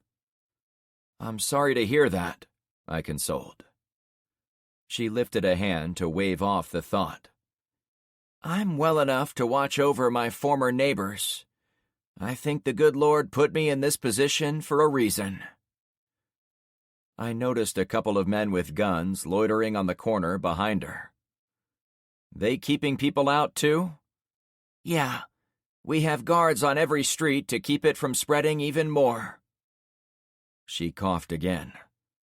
"Frank," she wheezed, "I'm not an expert in this stuff, and I have no instruments, so I'm only guessing. I think the bigger worry is typhoid fever, as the incubation period is about a week. This means we might soon see a lot of people fall sick if they were infected at the outset." "How would they all get infected at once?" I asked. "I don't know. Maybe if they all drank from the same contaminated water source. I asked around, and I couldn't find any common threads, but a good number of residents did mention a guy came through giving out water bottles from a big pallet. If those were infected with human feces..." My stomach turned. I did remember seeing a guy pushing a huge pallet of water, and he'd been heading south, toward Torval's area. In fact, he'd said a street name. The green sign behind Agnes said, Johnson Jetty. I was sure that wasn't the name he'd given me. "Hey, what's the name of the street where Jack lives?" She turned to the 2 guards and asked the question. They answered. Then she relayed it to me. Starburn K. I don't frickin' believe it, I burst out. What is it? Luke asked. I spoke to him. Remember when we were walking your kids home from school, and we passed those 2 guys with the pallet jack and all those bottled waters? Of course. He hesitated for a moment, putting it together. You don't think they did this on purpose? Shit! We drank from those bottles! It had been hot on the walk home, and the arrival of that pallet of water seemed like a godsend. If it was the instrument of our downfall, I was going to be very disappointed. Now don't go jumping ahead of yourselves, Agnes said from her spot up the street. We really have no idea what sickness this is, and there's no reason to think anyone did this intentionally. No matter what's going on here, you've got to make a real effort to keep your homes clean and free of tainted water. You mean like food and water bottles that were floating around in the storm surge? I asked, knowing the answer already. Many people had salvaged their food by putting it higher, but some of it still got swept around their kitchens. Yeah, or anything really. Chairs, walls, doorknobs. It can all carry contaminants from the water. There are 2 islands between us and the open ocean, so when the storm surge filled their toilets and outhouses, where do you think it pushed the contents? Here, I replied, not happy about the realization. Driving around, numerous homeowners had dumped trash onto their lawns, and I knew they were cleaning up the messes in their homes. Most of them wore gloves, but not all of them. If they touched dirty trash, then ate food. I turned my attention to Luke and Ben. Guys, I'd been worried about the big stuff, like bodies being stacked with the garbage. But we can't overlook the little stuff. We've got to get the message out to clean the shit out of everything that came in contact with the water. We'd liberated a fair amount of cleaning supplies from Daisy's daycare, but that wouldn't go far when the entire region needed a scrub. To Agnes, we're going to come back and check on you in the morning. Guns sounded like distant fireworks popping off for about 10 seconds. The miles of sprawl to the south was not doing well. That sounds good. I'll know more by then. Are those the only 2 things this could be? I asked, wishing I didn't have to ask the question. No, there are 100 things it could be. Maybe Jack was right, and this is the flu. Maybe she has a hereditary disease of some sort. Or maybe this is the Marburg virus, and we're all going to start bleeding from our eyes. I'm doing the best I can. Thank you. I didn't mean to suggest you weren't. She sighed. I know you didn't. This is just so frustrating. Take care. Get some rest. Yeah, right, she chuckled. I'll do what I can. We left her to go back to Starburn K, also known as Torval Street. I'd been so wrapped up in threats presented by dangerous human beings, like the invaders from the ship, the sheriff and his crew, and even my earlier dealings with Trevor, that I didn't give enough attention to the greatest enemy on the battlefield of survival. The only one that couldn't be defeated with rifles, bombs, or tanks. If we weren't prepared, we'd be going to war with Mother Nature herself. Come on, we've got our work cut out for us, I declared. Chapter 19. As long as there was a chance of typhoid fever or cholera lurking around our neighborhood, I had to be proactive in doing something about it. Not that I was thinking about my prospective election against Mr. James, but if he got wind I didn't make an effort to head off disease when I had the chance, he'd never let me live it down. It had taken about an hour to get all the pieces in place, but I had my crew standing in front of me. Ladies and gents, thanks for your help in coming with me to get this done. I really can't overstate how important it's going to be for our long-term survival. I'd taken Red's semi out of the garage on Barracuda and mated it with a dry van parked on Poseidon. Red rode shotgun with me, and the odd couple, Andy and Chris, rode with us in the sleeper. I'd chosen them deliberately, as they were the only two people on Clownfish who hadn't done any labor during the day. I asked around. Carmen insisted on driving the Unimog as backup, and Nathan practically bullied his way into the passenger seat next to her. As best I could tell, the father and ex-husband wasn't doing it to angle his way into a relationship with Carmen. Instead, he seemed to be competing with her for the role of my bodyguard. For my part, I didn't mind having them looking out for each other. "What are we doing here?" the raven-haired woman, Andy, asked her older companion. The professor, Chris, repeated the question to me. It was a strange affectation that she'd used repeatedly since I'd picked them up. I spoke to the girl. "You and your boyfriend are going to help us with some housekeeping. That's all." She refused to look at me, once again speaking to the man. "Please explain you are my life partner, not a boy anything." I held up my hand before Chris could respond. "I got it." He continued anyway. "She's my life partner." "That's fine," I answered, not comfortable with the creepiness. I pointed behind us. "Please stand by that corner, and I'll get the truck in position." "Who is he to order you around?" she whispered to him. Ignoring their shenanigans, I hopped into the rig. Sitting behind the wheel, looking out at the world from my high perch, reminded me of countless hours of over-the-road truck driving in my life. The freedom it offered was truly a gift when compared to a desk job or hard labor. For a few seconds, I imagined everything went back to normal, and I was traveling on I-70 across the Rockies, staring down a lonely stretch of I-90 across South Dakota, or doing an out and back on I-95 into the pine forests of Maine. Instead, here I was on Poseidon Pier, trying on a new hat as a garbage collector. I sounded the air horns 3 or 4 times.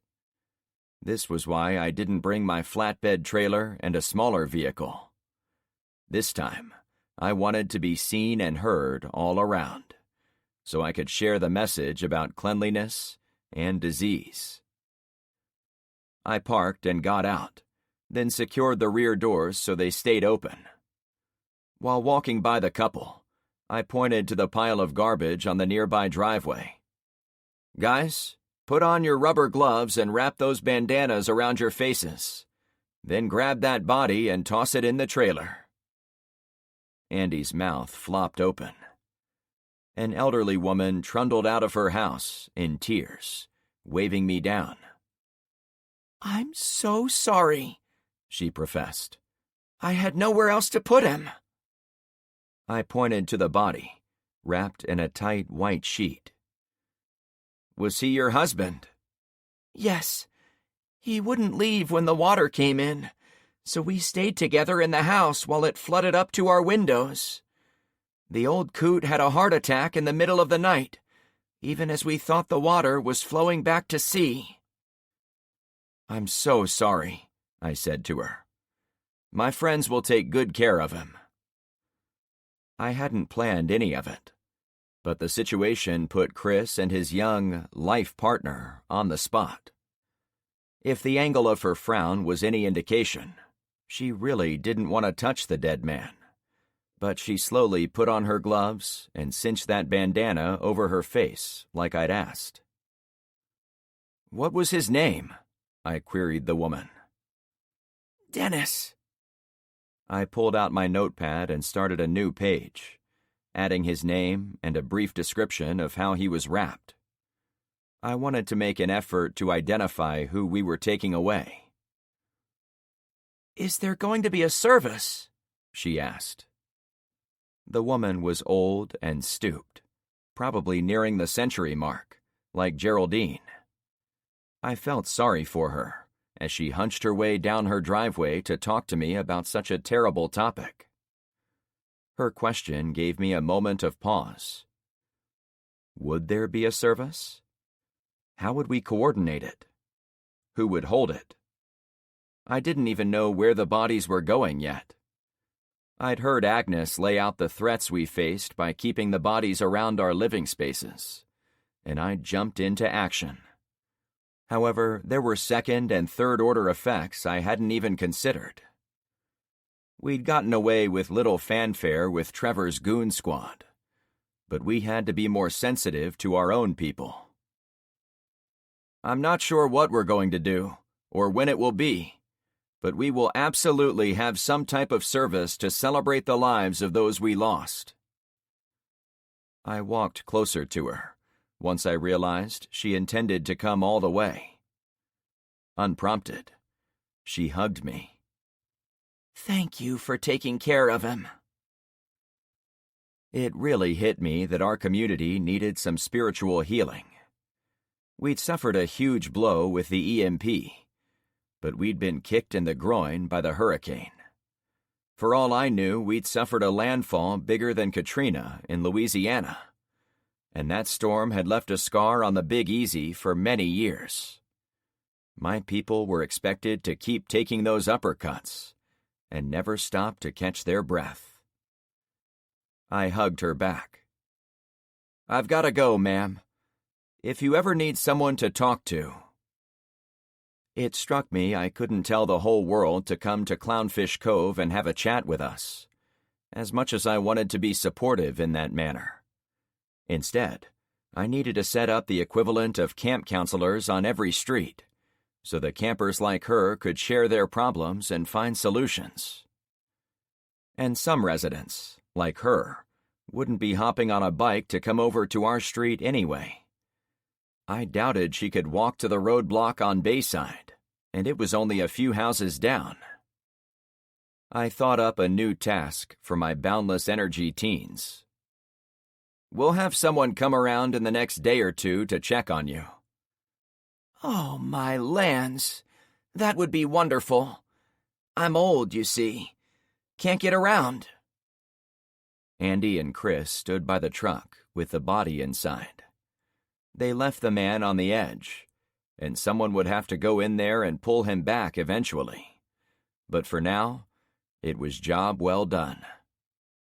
"We've got to be going," I announced, gently pulling myself from her wrinkled fingers. "God bless you," she croaked, barely above a whisper. She'd gotten choked up talking to me.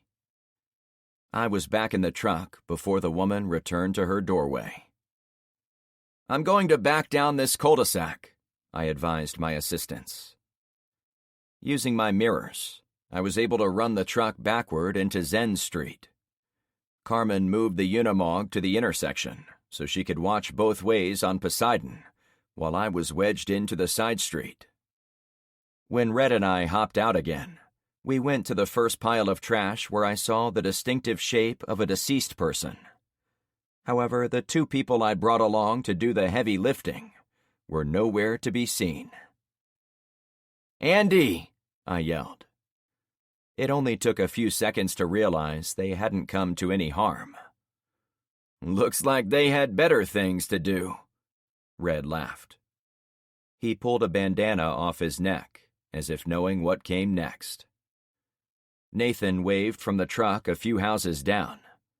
"They ran off that way." He pointed west, not back toward Clownfish. "Tell them to keep going," I replied. Red and I donned the gloves and extra sets of bandanas. Then we loaded the body from the pile of garbage. I made a note of the address and a description of the tarp holding it, but my methodology left a lot to be desired. Now many residents had come out to see who had blown the air horn and who was driving the big rig. Besides the few cars we drove around on the main streets and the odd go-kart, most of them probably hadn't seen a working vehicle on their dead-end street since day one. "Does anyone have a colorful spray paint we can use?" I called out. It didn't take long. A young man brought a silver rattle can.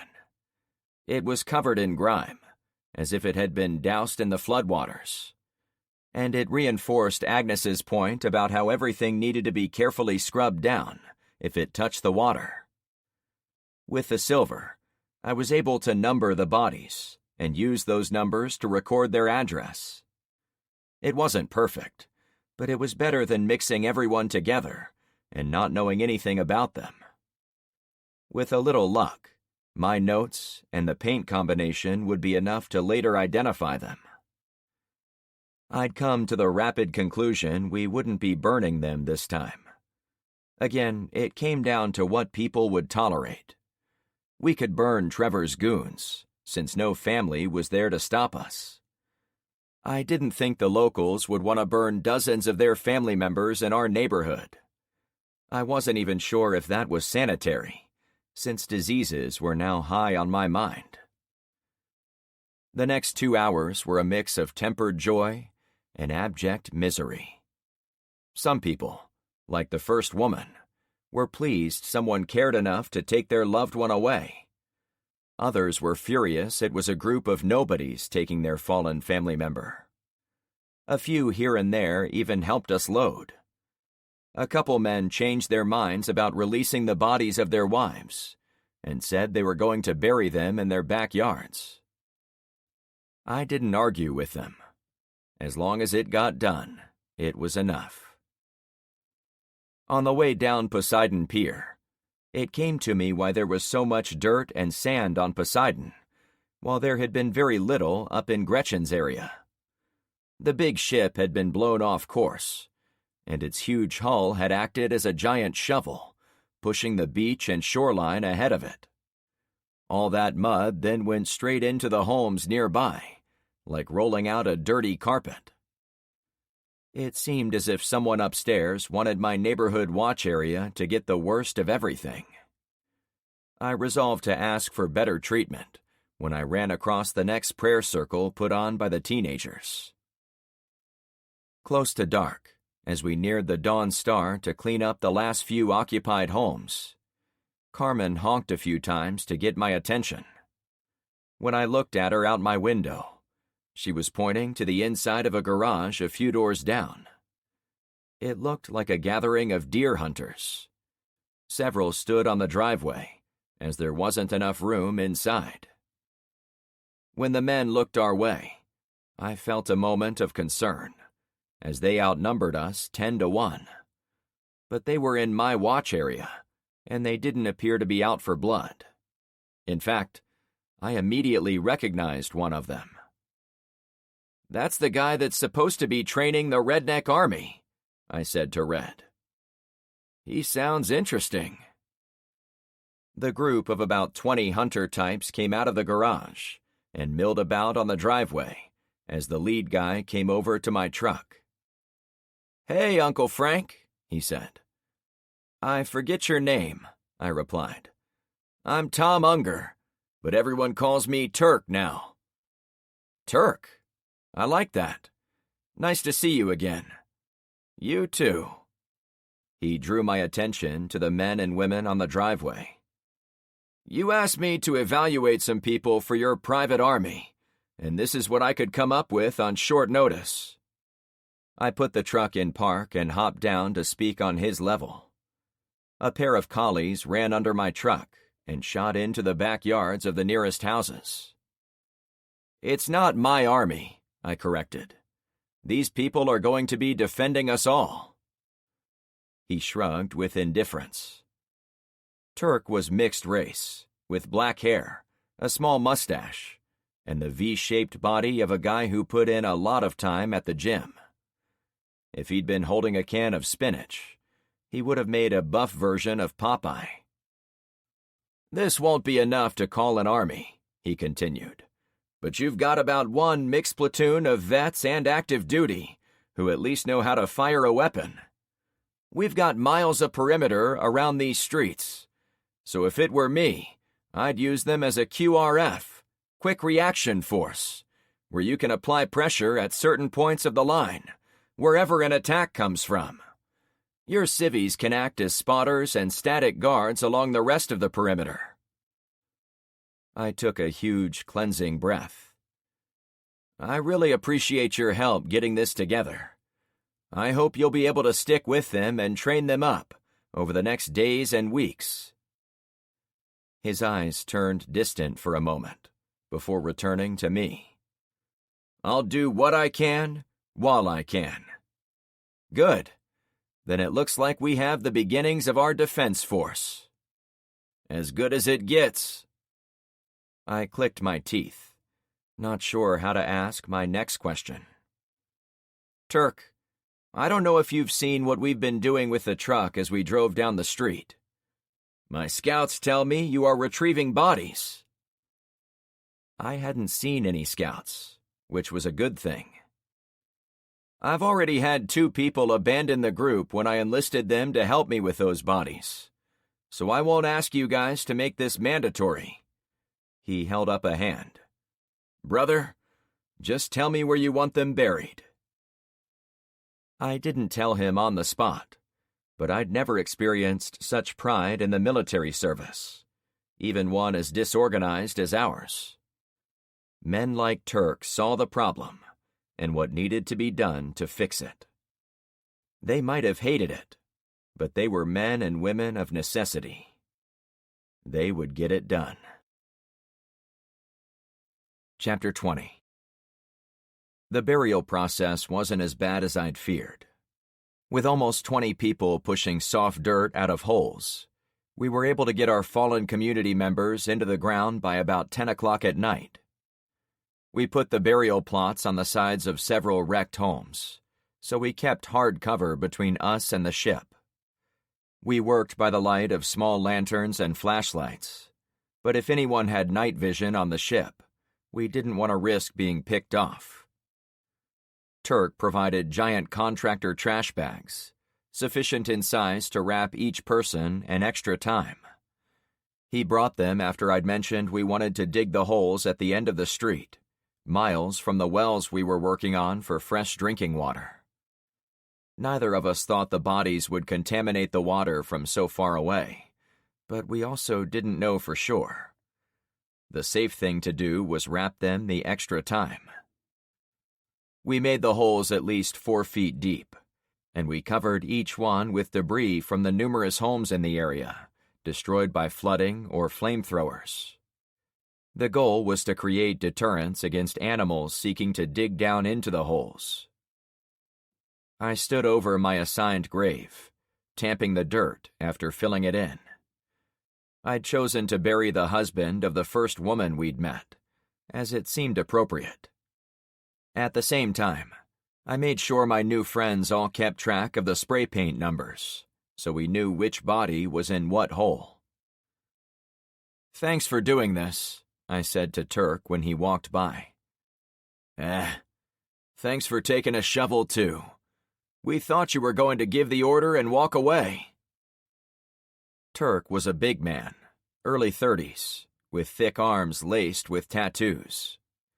He said he'd served in the military, but his second job was probably as an enforcer for a motorcycle club.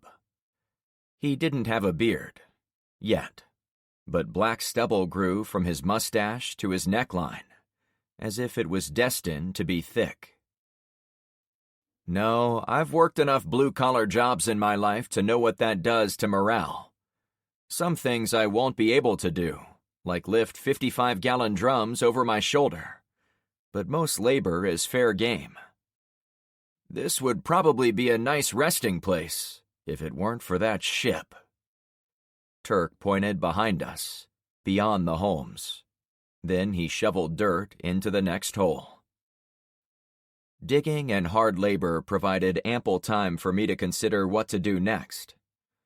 There were other issues happening around the perimeter of the neighborhood watch, such as LeVar's work with the solar panels, Agnes's studies at the 6th subdivision, Gretchen's movement around her devastated development, the never-ending chaos out in the woods, and, of course, learning more about the giant ship beached nearby. All of them demanded my full attention, but there was only one of me. There was also only one that I believed had to be dealt with at night.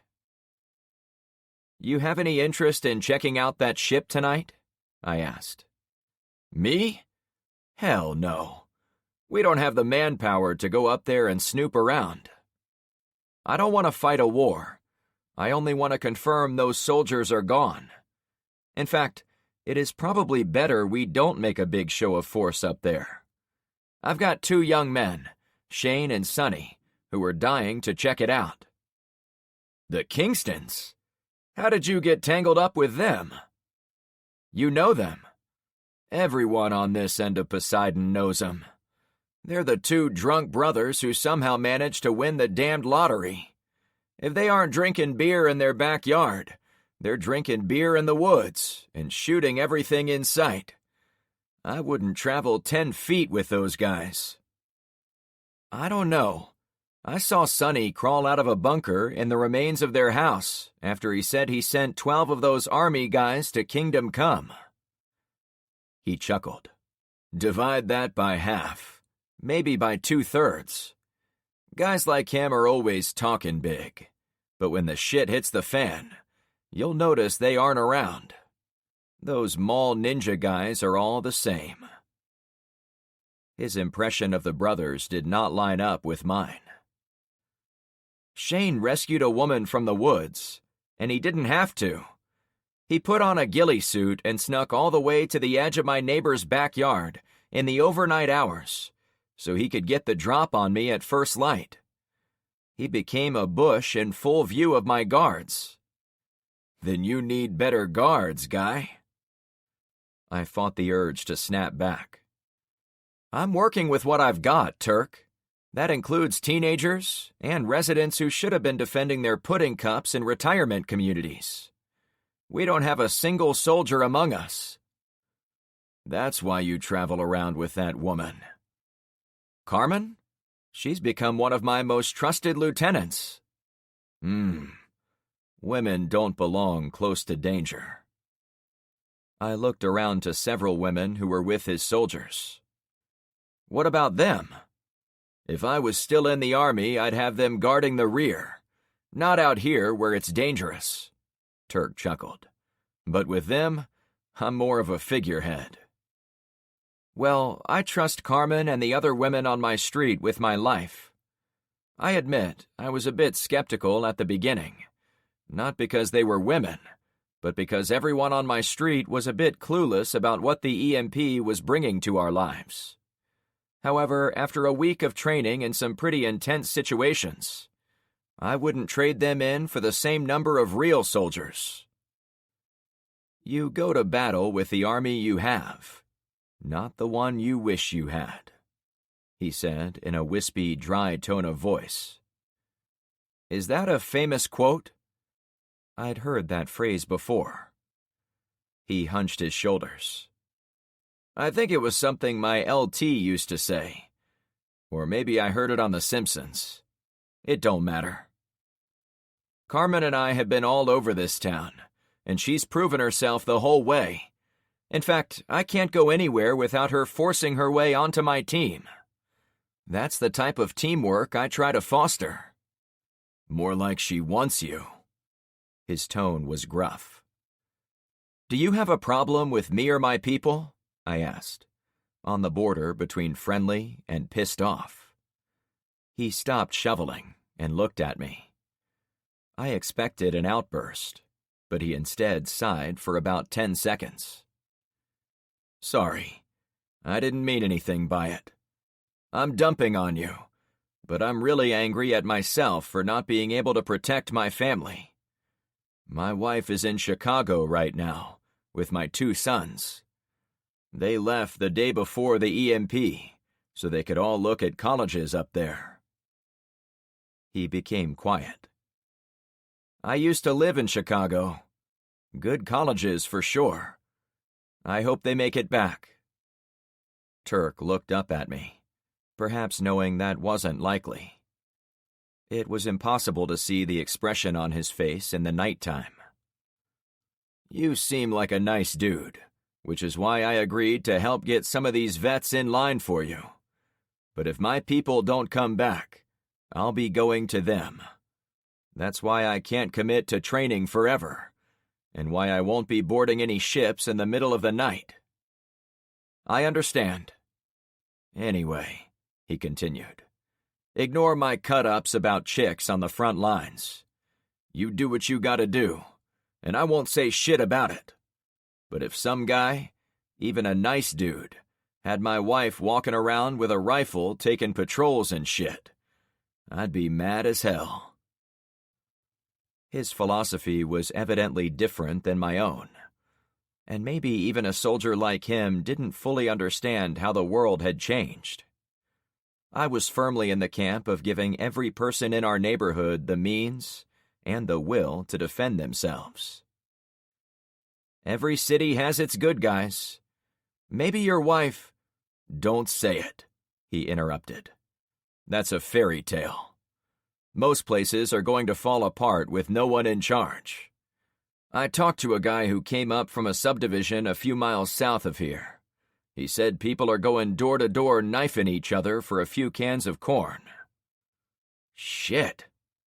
So you see, what you've got going on here is the exception, not the rule. It's all probably going to implode after a while anyway." I didn't think I was anything special. Wouldn't people naturally band together? Or did they need to be told? In my own neighborhood, how many people had stayed in their homes, hiding, until they were jolted awake by the plane crash? People were slow to realize the breakdown, exactly as those survival books had cautioned. It was those books that had given me the head start. "Why help me if you don't think this will last? It doesn't matter how it started or how long it might last. For now, this is my area of operations, and I'm going to hold this territory for when my wife and boys come home." We stood there for half a minute. "Thank you for your service, before and after the EMP. I've been all over this subdivision and met a lot of people. I believe we're good, on balance, and we're going to make it through all this." He chuckled. "I'm not sure you really believe that, or you wouldn't go onto that ship like you suggested." I matched his humor. "Friend, if I didn't believe we'd make it, I don't think I would have survived any number of life-or-death encounters of late. It seems like every time I turn around, there are more problems coming at me. We might be having a friggin' cholera outbreak a few streets that way." "Not ideal," he stated with extreme dryness. "That ship could have medicines, food, clean water, weapons. We can only guess. I know it isn't militarily sound to go check it out, but I told my ally I would, so we'd know for sure none of those flame-throwing goons were going to sneak up behind her." That would be smart to take out their supply point. Yeah, I want those supplies for us, here on this street. Stuff's getting harder to find out in the wider city, and I should know, as I've been all over." He spoke quietly. "Where have you been? I'm keeping a map of everything people know about the city, especially to the north, since that's where I'd need to go to get to Chicago." I explained my run-ins with North Point on multiple trips up there. He pulled a sheet of paper from his pocket. When he put it under the light, I at first thought it was a product of a madman, as it had pencil lines, circles, and words scribbled all over it. However, as he recalled what I'd said, he made more notations. One dot was the friendly base of the hair salon woman, Rosie. Another dot went on the trailer park up near Port Charlotte. Another one went to Daisy's daycare. Any place we'd touched, he wanted to know about. In return, he showed me several points of interest on his map. He and some of his army buddies had gone into the woods the afternoon of the first day, and they'd scouted to the far boundaries to check whether the rest of the region was having the same power issues as the subdivisions around us. There are several tractor-trailers up and down the interstate, mostly here, here, and here. He tapped the line drawings for I-75. It was drawn about a mile beyond the 4-lane state highway that ran along the far side of the Yucca-Pens wildlife area. It was on that highway I drove the El Camino and trailer on day 2. You probably saw us drive by, I chuckled. We were fleeing on this highway to get away from a red Jeep and a Cherokee. Yeah, maybe. We saw a few vehicles moving around, but we didn't approach any of them. We also found an abandoned train here. He pointed near the same interstate. Do you mind if I copy some of these notes? I'm especially interested about that train and those trucks, for the same reason I'm interested in getting aboard this cargo liner. I brought the conversation totally around to the original topic. If it has food and supplies, it might keep us all alive for months or years. There's no way I can avoid going up there. He handed me the paper. Knock yourself out. My fight lies elsewhere. I didn't think I was going to be the person to change his mind. He was gracious enough to give me the efforts of his intel collection, and I wasn't going to pass on the opportunity to learn more about the area, because that could help us down the road. It also made me realize that there was so much more going on in the world than I could ever properly appreciate. While I was rescuing kids from school and loading up on water cisterns, Turk and his friends were sneaking into the woods to sketch out the area for his own escape. Now, keeping in mind the motivations of other people, I had to also recognize my redneck army might be filled with more than a few guys like Turk, who might one day disappear with him when he went off to find his wife. It meant I couldn't fully place my trust in them. And that reality made me even more relieved and happy I'd trained up the Pennies and the Carmens of the world, not to mention Luke, LeVar, and Ben. We weren't a proper army, but I didn't believe any of my close friends would abandon me in the middle of the night. They had homes there, lives they wanted to protect. That counted for a lot in survival. He spoke as I finished up and handed his map back. Most of my people are heading home for the night, since we're built only of volunteers, but I'm sure I can convince a few of them to stick around and provide ground support, in case you run into trouble. That's the least I can do for helping us dig. I'd rather they be on-board support, but it was better than nothing. Thanks. We both looked up. The ship was a black silhouette across the starfield. It was finally time to learn what was up there. Chapter 21. My team was small, as I'd planned. Carmen was there, dressed in black jeans, a black long-sleeve shirt, and black boots.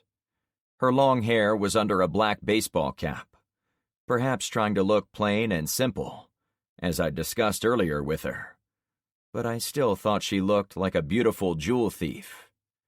She carried a Remington 870 shotgun, a bag of shells, and Rocco, the Ruger LCR wheelie gun I'd gifted to her. Shane and Sonny were there, since they'd wanted to board the ship even before I did. They'd agreed to wait until nightfall so we could all go together. Turk and 2 guys from his troop of veterans kept watch at the base of the ship, and I'd instructed Ben and LeVar to hang out in the house where we'd found Geraldine. If there was any trouble on the ground, they were to blow the horn of the Unimog to warn us. Conversely, If a situation broke out on the ship, they were to report back to the neighborhood watch desk using the handheld radio before doing anything else. The four of us crept through the field of fallen shipping containers. The moon was about half full, but it was low in the western sky, keeping us in almost total darkness on our side of the ship. "Can we take the elevator?" Carmen whispered to me, pointing to the cables used to drop trucks from the deck. "They'll hear us coming," I warned. "I'd almost rather that than what we have ahead of us." In the dark, it was hard to see the fire ladders hanging from the deck of the mega ship. I'd studied them earlier in the day, when there was light, noting there were 5 ladders on the front part of the hull. "Anyone here afraid of heights?" I mused. The ship had come ashore in the high winds of the hurricane, and it had been shoved into the shoreline, ripping and pushing huge mounds of earth out of place. As I'd noted in daylight, that missing dirt was on the streets and in the houses of residents who lived due east of the boat, where the rushing waters had carried it. However, there were also 10-foot piles at the base of the ship, as a snow shovel might accumulate snow while being pushed sideways on the driveway. We walked up the mound in the darkness to find the ladders. "Can't we do this on the other side?" Sonny asked. "These would probably lay flat on the ocean side of the ship." "I'm not getting wet again," Carmen quipped. The other side of the ship was out in the bay. Shane was the first to grab a ladder. He was dressed in dark camouflage, not all black. He apologized to me, as if I was keeping score, but he explained how the storm surge came into his house, and the brothers worked to save the guns, ammo, and food. But little care was given to household items like toothbrushes, silverware, and clothing. "Be ready, in case those planes come back tonight," I warned. "We might have to make a hasty exit." Shane hung from the ladder, looking down at me. "You think there's going to be another attack?" I pursed my lips in thought for a few seconds. Life is now about taking the right risks. I'm about 75% sure there is no one on the ship, since we had eyes on them driving away earlier today, and Gertrude swears they've left. If they are gone, I'd expect our allies in the air to know the ship is abandoned. So I'm also hoping they'll attack the guys on the ground, not their empty nest. "That's a lot of ifs," Sonny whispered. "Like I said, it's a risk. We came at night to lessen the chance of being seen, and we've been listening for noises on the ship. But even if we waited all night, our risk will never be 0. Shane started climbing again. I motioned Carmen to one of the free ladders. "And you can use this one."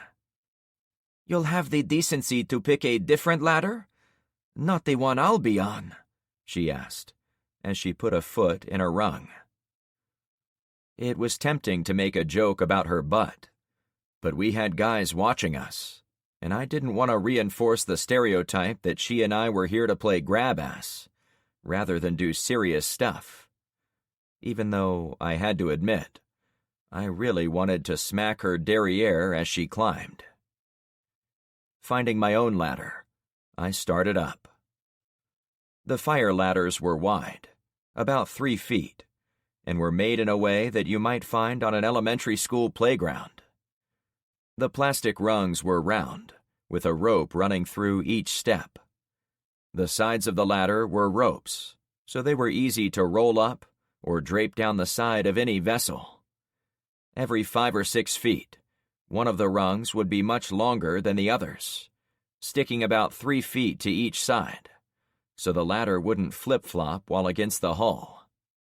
However, since the ladders hung free, Shane and Carmen slowly spun in circles as they climbed. Frank, can you hold it?" she whispered. I thought you didn't want me looking up, I asked, hopping off mine. You don't have to look up, she snickered. It was hard not to be goofy with her. How about you come down and hold the ladder for me, I reasoned. I've got this, she countered. Sonny held the ladder for his brother. Shane moved fast, not waiting for Carmen, and I knew immediately why he had a fire underneath his feet. I wasn't heading up, and he wanted to scout the deck for us. As Carmen ascended, I begrudgingly agreed with Turk, at least in spirit, that it wasn't always a good thing to have women you cared about in battle with you. I treated her differently than the others. There was no doubt about it. But most of that had little to do with her sex, and everything to do with my love for a girlfriend. I worried about Shane going first, but he was a young guy. Carmen was physically able to climb the ladder with no problem, but if she'd gone up the ladder first, my heart would have been in agony. It took 5 minutes for both to reach the top. Shane checked over the edge, then made his chirping bird sound to Carmen, so she could complete her climb up the ladder. When they were both on the deck, Sonny started up the rope ladder. "I'll hold it for you," I said. "Thanks." He climbed fast, despite having a bum shoulder. Shane held the ropes at the top, while I held them at the bottom. When it was my turn, I started out at a slow, steady pace. It spun a few times, but I kept one foot after the other and ignored the twisting. Carmen steadied both ropes to minimize the spin at the top. I put one hand on the railing, happy to be at the end of the 100-foot rope ladder. My stomach was a little queasy from spinning. "What's the situation?" I whispered. "The boys are checking things out," Carmen said as she helped me over the rail. The ship had a tilt in how it washed onto the shoreline, so a ball set on the metal deck would roll immediately to the side, under the rail, and off the ship. It was a bit disconcerting to stand up straight, while also needing to lean to stay upright. It made things worse to see the towers of cargo containers, including some obvious ones that had been damaged when the loose boxes smashed into them. Our section of the side railing was intact, but the railing was gone in other areas.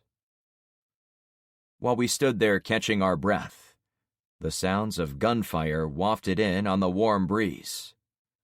Screaming voices rose and fell in the distance, like a terrible roller coaster rushed over huge drops. The ruckus came from the south, far out in the houses. "Sounds like someone is dying down there," I said, a bit nervous, since it was likely true. "Yeah, that's terrible." There wasn't much to say. Sonny came out of the blackness to refocus our attention to our own problems. "There is no one on the main deck all the way to the bow." He pointed to my left, but it was impossible to see the front, since there were cargo boxes stacked everywhere. Shane emerged from a service walkway between two piles of boxes. He'd brought his night vision goggles and was putting them to good use. "We're clear to the other side. I can't see anyone on the bridge. We need to check out the middle next." "Lead the way," I said. We walked along the edge of the ship, on the gangway underneath the top rows of shipping containers stacked 6 high. There were fire extinguishers, blow-up boats, and life preservers in plastic containers, bolted to the interior. About a dozen yards down the ship, we came to an open area that was free of all containers. A small crane was affixed to the hull on the edge of the deck, providing a clue for how the crew got the trucks off the ship. "If there's no power, how the heck did they get the crane working?" Carmen whispered. I don't know. Maybe the whole thing is diesel-powered. It wasn't anything fancy. As best I could tell in the dark, it only had enough movement to swing left and right, from the deck to the open space next to the hull. It could pick up a truck, swing in its range of motion, then unspool the cable as it set the truck 100 feet below. "Over here," Shane summoned us. "Let's check it out," I said to Carmen. Shane and his brother were searching around the open space of the deck, and as we got some lights bouncing around, it revealed a level of detail we couldn't have gotten from below. "This is incredible," Sonny said, as his light went up the wall of doors. We walked into the middle of the enemy camp, like kids on the first day of school, oblivious for a moment we could be in any danger. All around us, shipping containers faced us from their ends, but they were set up like two tall walls. The 40-foot containers were stacked 6 high, and there were 10 of them across. There was a gap of about 40 feet between the wall in front and the one behind us, as if another section of 60 containers had been shoved to the sides to clear the space. The ground-level row of both walls had all their doors wide open, as did the second level. Carmen spoke with wonderment. "I ran into wasps and hornets all the time while doing my yard work, so I have a respect for them. But this place makes me feel like we're in their nest, and the hornets might come back after a day of stinging people." Our flashlights barely made it to the far end of the rows. "Look sharp," I said, shaking off the euphoria of seeing the containers. "Shane, Sonny, you guys want to check out the row behind us? We'll look into the boxes on this one." "Sure," Shane replied, as he trotted away with his brother. "Carmen, you keep watch behind us and on them while I look inside these first few containers, okay?" My pulse quickened as I got into battle mode. It seemed unlikely anyone would hide inside the boxes to get the jump on us. It would have been far easier to shoot us coming up the ladders or walking along the narrow gangway. However, I kept my rifle drawn, safety off, as I shined my light into the long metal box. I was a little let down. A familiar style of black truck sat at the far end. "I'm going inside for a look," I said to my pretty companion. "I'll be here." Without being prompted, she swung the left half of the door until it was almost shut. Then she stood behind it. The switch allowed her to watch the brothers, while also giving herself a piece of metal hard cover. Her presence and skill gave me confidence to proceed into the 40-foot container, but I walked fast to get in and out as quickly as possible. I knew the gun truck was gutted as soon as I got better light on it. The front clip was off, and it looked as if the engine had been pulled out. I shined my light on the top, but the turret must get installed after it was out of the box, since this one didn't have the machine gun attached. The interior seemed intact, but there wasn't enough room on the sides to walk around back. It filled almost every available inch inside the shipping container. I took note of the chains and hooks affixed to the floor. More of them held the truck in place. "Coming out," I whispered. "Come on," she replied. Together we moved to box 2, but it was empty. The same chains and hooks signified there had been 2 more trucks in this box, but they must have been the ones taken on their expedition. Minutes later, after running box to box, I determined there must have been trucks in all 10 containers, but the only one left was in the first one. Shane's flashlight was still in a box near the other end. I pointed to a small set of steps leading to a scaffold attached to the bottoms of the boxes on level 2.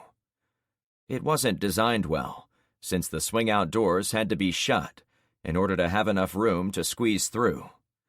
However, once we got into the first container, it was far more interesting than the ones for the trucks.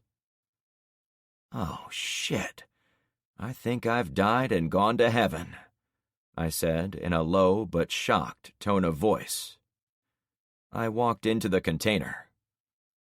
"What the heck?" Carmen said from the front door. It was a mechanic's dream. There were endless drawers for tools, shelves full of oil and other fluids for vehicles, and portable air compressors packed in at the end. All of it could be secured by ropes and locks while at sea, but all the treasure was now open and free for the taking. "This must be for the mechanics to service those trucks," I suggested. We moved to the next box. It was full of spare tires, extra windshields, and anything I could think of for servicing automobiles. It would not have been out of place back in my trucking company garage, or that auto country store Luke and I hit on the second day. The next few boxes were all related to vehicles. Several after that were firearm-related, cleaning supplies, empty crates of ammo for the gun trucks, empty molded crates that I could only guess once contained anti-aircraft or anti-tank weaponry. They were well outside of my knowledge base. When we returned to the land side of the ship, we found a small rope ladder hanging down from a container in row 3. "I'm going to check that out," I said, pointing above us. "I can't protect you from down here," Carmen reminded me. I handed the ladder to her and spoke in my serious voice. "Okay, you want to go up there first, so you can protect me?" "Really?" she said with surprise. I snatched the ladder back with a chuckle. "I guess I shouldn't joke around." "I really don't like any of this," she said, now serious. I put my hand on her shoulder. "I don't either, but I'm more and more convinced they're gone. The trucks are gone, the ammo crates are cracked and empty. We saw them drive all those trucks to the north. The guy I saw said they were trying to get to Port Charlotte, so I'm sticking with that." In the distance, gunfire continued from the north, where the sheriff and the gun trucks must still be doing battle. If nothing else, it acted as a pin on the map. As long as the gunfire was still rattling away, it meant those hornets weren't coming back to the nest. "Up and away, I guess," she said, leaning in to give me a quick peck on the lips. "Hey, no kissing on duty," I joked. "Just try to stop me," she sassed. I had to put my rifle over my shoulder so I could use both hands to climb the ladder. Unlike the one next to the ship, this was barely large enough for one foot to fit onto the plastic rungs. Still, I only had about 8 feet to climb, so it wasn't much of a challenge. The doors to the container above were wide open, so I peeked inside when I stuck my head over the threshold. I yanked the flashlight out of my pocket and found a surprisingly familiar sight. "It's another box with living quarters inside," I whispered down to her. Seats were placed in the middle, cots folded down from the walls. A curtained area at the far end almost certainly had the chemical toilet. It was exactly like the one that had fallen to the street below. On a hunch, I shined the light to the container next to mine. It also had a ladder hanging out the front, though it was only showing a little, as someone had tossed it back inside. Due to the swinging doors, I couldn't see the interior, but I assumed it was more seating. Above me, another ladder. It had fallen behind the doors of the lower containers, so it was out of the way. Above that one, another ladder. As I guided my light down the rows of 10, multiplied by the 4 levels above me. I saw all the ladders and figured out how they'd been used. Once the last man left the box, the ladder was shoved behind the doors of the lower containers, getting them out of the way. They'd also been folded and shoved above the second level, since those were the containers used the most. Shit. This was a real invasion, I said to Carmen as I climbed down to her level.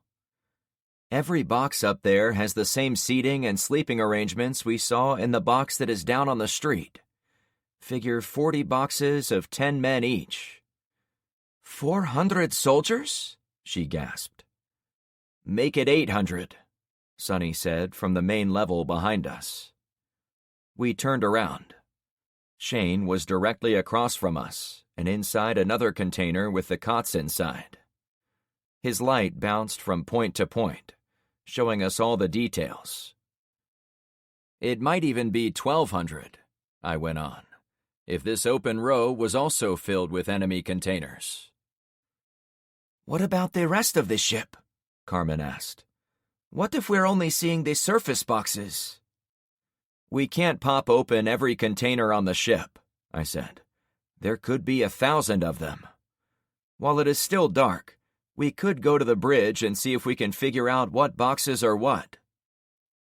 Frank, they aren't just going to have it listed somewhere, are they? I laughed. You haven't worked in the transportation industry. I guarantee someone somewhere has information on when the boxes were loaded, what was supposed to be inside, and where they were going. No army on Earth can avoid maritime paperwork. She stepped back so I could get down. Lead the way. Chapter 22. What did you find on your side? Shane asked when we linked up. Empty boxes that once had trucks in them. All the ammo and supplies necessary for an army several thousand strong. And about 40 containers that must have been their barracks. Same. And there is one gun truck still inside the box, but the engine was missing. They used it over here. Shane walked us closer to the crane on the side of the deck. Once he pointed it out, I wasn't sure how I'd missed it the first time. The truck's engine had been rigged on the side of the crane, with cables and belts linking it to the insides of the other machine. Probably zapped out during the EMP, so they had to improvise. I thought it over for a few seconds. This tells me for sure the people on this ship hadn't expected the EMP blast. Or maybe they planned to be far away when it happened, Carmen suggested. They got too close? I wondered aloud. Or the detonation happened in the wrong spot, Sonny added. In a military operation, there are never any guarantees. I hated that I had an inkling of respect for the force of invaders. They'd been smart enough to get their trucks to the ground, in a way a gearhead like me could appreciate. All right, let's get up to the bridge. I think it's up those steps. I pointed to a stairwell not far down the gangway from the crane. It was almost midnight. We went up about 50 feet, high enough to get us above the stacks of shipping containers on the main deck. The bridge was a wedge-shaped platform placed on 2 huge pylons, much like a treehouse joined by 2 tree trunks. More boxes were underneath. In fact, boxes were shoved in every square foot possible on the vessel. Our lights were useless beyond the nearest stacks, but there were hundreds of containers on the back half of the boat, each one a mystery. That prompted me to hurry to the top. There were a lot of walkways and a dead-end wing by the bridge area. I assumed it was so the captain could lean over and see the side of his vessel, as well as look in both directions on the top of the ship, to ensure the load was secure. We found our way close to a sliding door on the side of the superstructure. An antenna array and sonar equipment sat above us, silent and unmoving. "Me and my bro are going to go around and come in from the other side," Shane announced, passing me along a walkway that went right, behind the white structure for the bridge. He got all the way to the rear corner, maybe 30 feet back, when he stopped. "Hey, you cool with us going over there?" Shane asked. "I'm not trying to be the leader or anything." I thought through my options. We could only put one person through the door at a time, so having all 4 of us bunched up probably wasn't so smart. By going in from 2 sides, it would give us an advantage. "Yeah, go for it. But watch for us behind your targets if it gets messy," I said as quietly as possible. "We don't miss," he bragged. Sonny chuckled. "Most times. Remember when I shot my Glock at 50 yards while chugging a beer?" "You hit 5 out of 17, his brother reminded him. "And I had to buy you dinner." "Yeah, and you still owe me McDonald's for that." "Good luck collecting." Shane punched his brother on the arm, then went around the corner, out of sight. Sonny looked at me with a "isn't he a loser?" grin, then followed to keep up. I went to the end of the gangplank to watch them walk behind the bridge, across the length of the ship. I didn't see any threats, but I did notice there were several enclosed stairwells leading down. Carmen and I returned to the front, where the sliding door for the bridge was located. After giving the brothers enough time to get to the other side, I slid it open. I gave one quick look down the stairwell we'd come up, to be sure we were still alone. "Follow me," I whispered. We went through, quickly noting there were no lights on, no computers churning, and no crew shouting out orders, as you'd find on an operational bridge. I shined my light at my feet when I stepped in a sticky spot. "Oh, shit." The blood was almost black and long dried, but it had a tacky feel to it. That got my heart thumping. "Frank, look," Carmen said, as she directed me with her light. Splotches of blood littered the back wall of the long compartment. Sonny came through the far door, but he didn't come inside. It was enough that they kept watch over there. We moved through the bridge. The front of the room was all window, as you'd imagine the bridge of a ship might look. There were columns with control panels dotted around the room, and I figured the captain would stand at one of them, the second officer at another, and so on. However, what really had my interest was the back of the bridge. 3 rooms were connected by doorways to the back wall. One was clearly a bedroom. One was a lounge and restroom for the bridge crew, and the last one was an office. "This is the one we want," I announced. "But what about all this blood?" Carmen asked with rising concern. "That happened a long time ago," I said as an educated guess. "Probably when the terrorists took over the ship." "You don't think the crew was in on it?" she asked. "Maybe some of them, but the blood on the walls suggests not all of them wanted to play the game. Or maybe someone changed their mind and caused them to hit the EMP on purpose." I continued into the office. "Maybe we'll find the manifest in here." She tried to come in with me. "Can you watch the door?" I asked. I didn't show my anxiety, but blood, nighttime, and threat of attack from above and below made me leery of everything. It was best to keep everyone else on guard duty, so I could search as fast as possible. "Oh, right." For the next several minutes, I ripped through paperwork piled on the messy desks in the office. I hadn't really expected to find the smoking gun that I sought, but I did find a stack of plastic sheets that had storage sections drawn as rectangles inside the hull of the ship.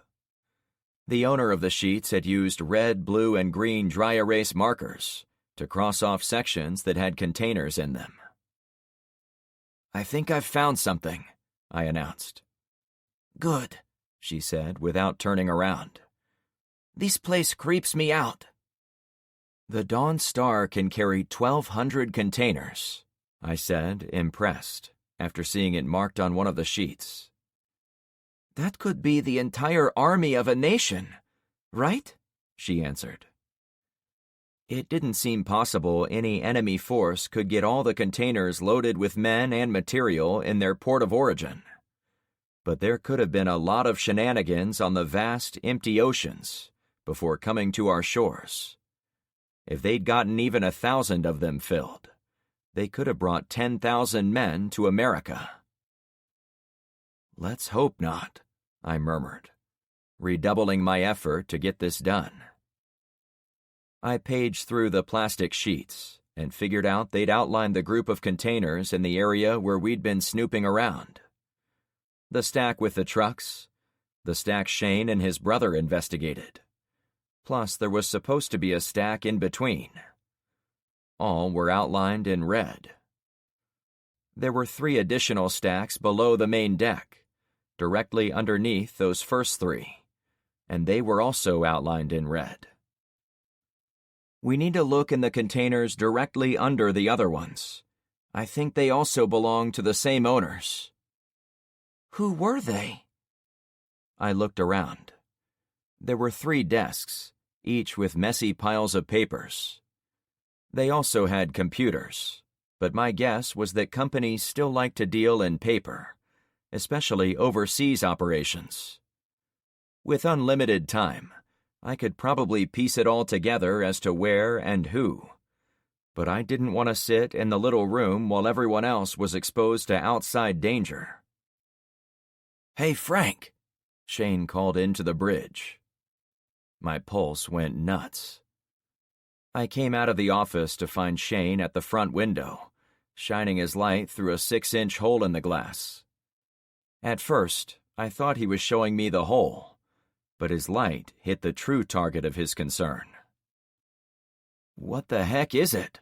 I asked. "I don't know what it's called, but I bet this is what made the light shoot up from the ship.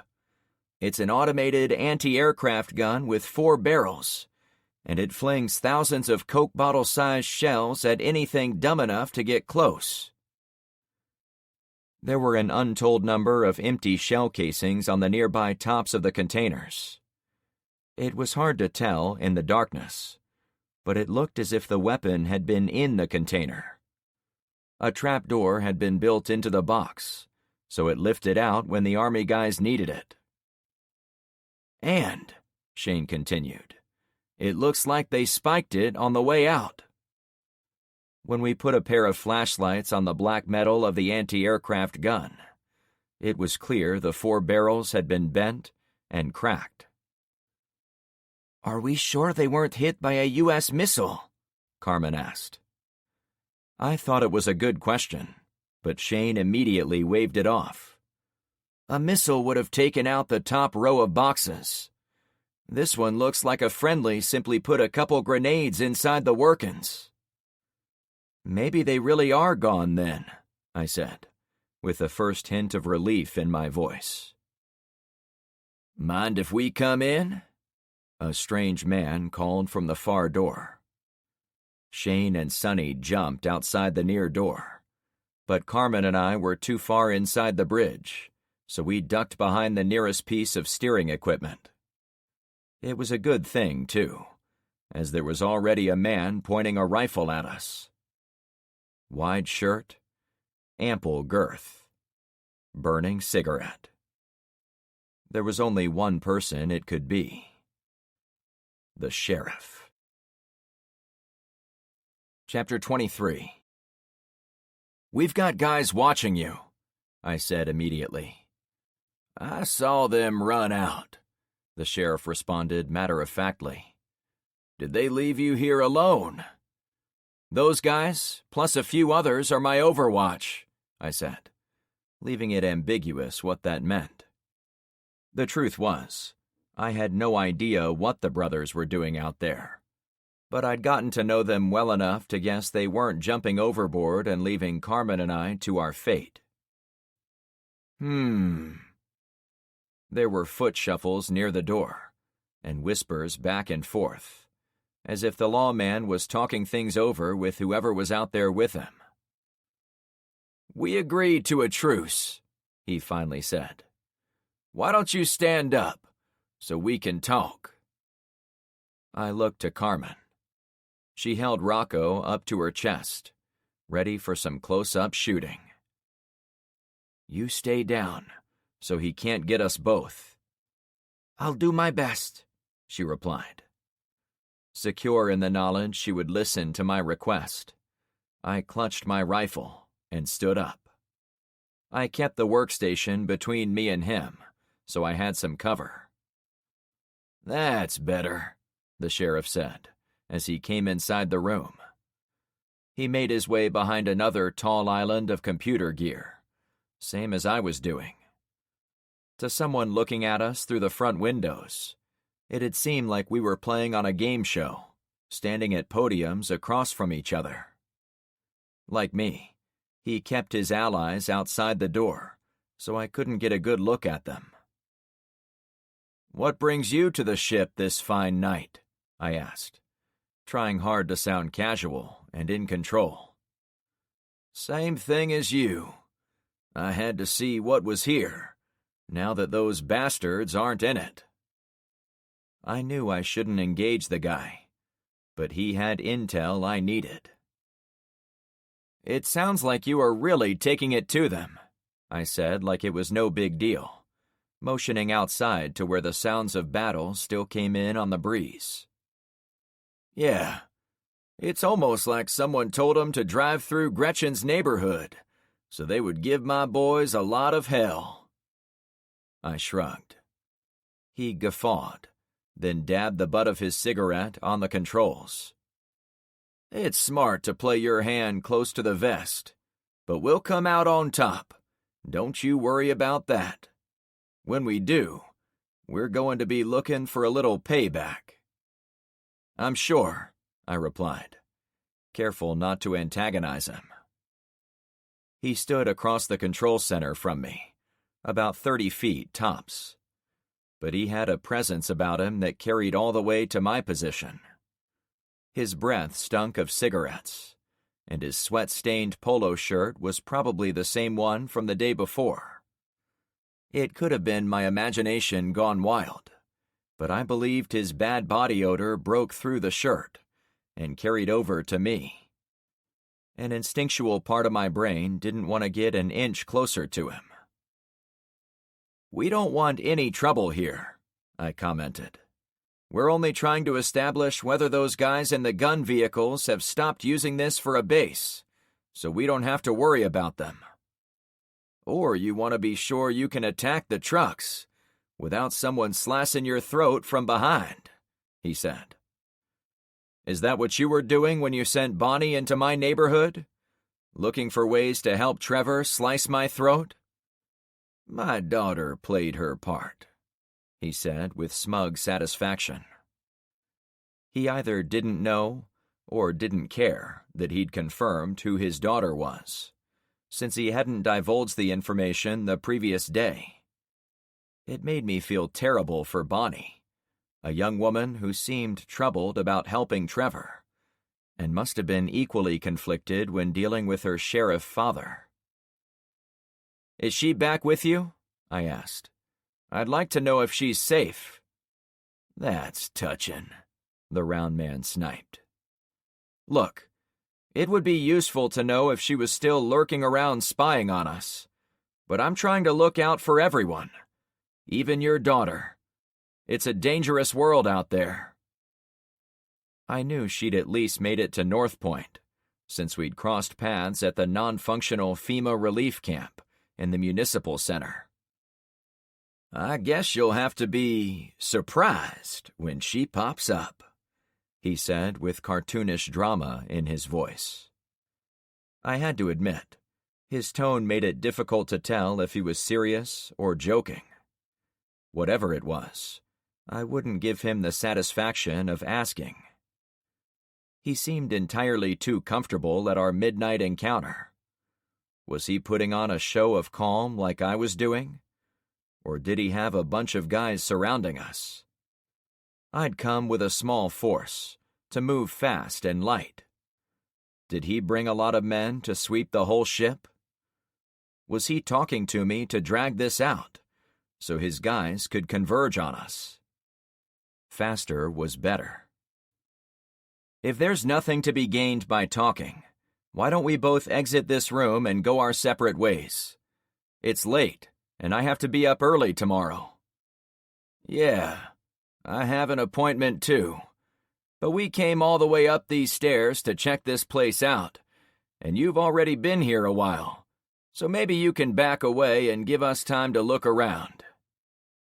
He noticed the blood on the floor. Oh, I hope this wasn't one of your boys. We got what we came for, I fibbed, so have at it. Part of me wished I would have taken the wipe-away boards, or at least wiped them clean. But they were one minor pile in a room full of piles, so I hoped they wouldn't find them in the time it took for us to go down the steps.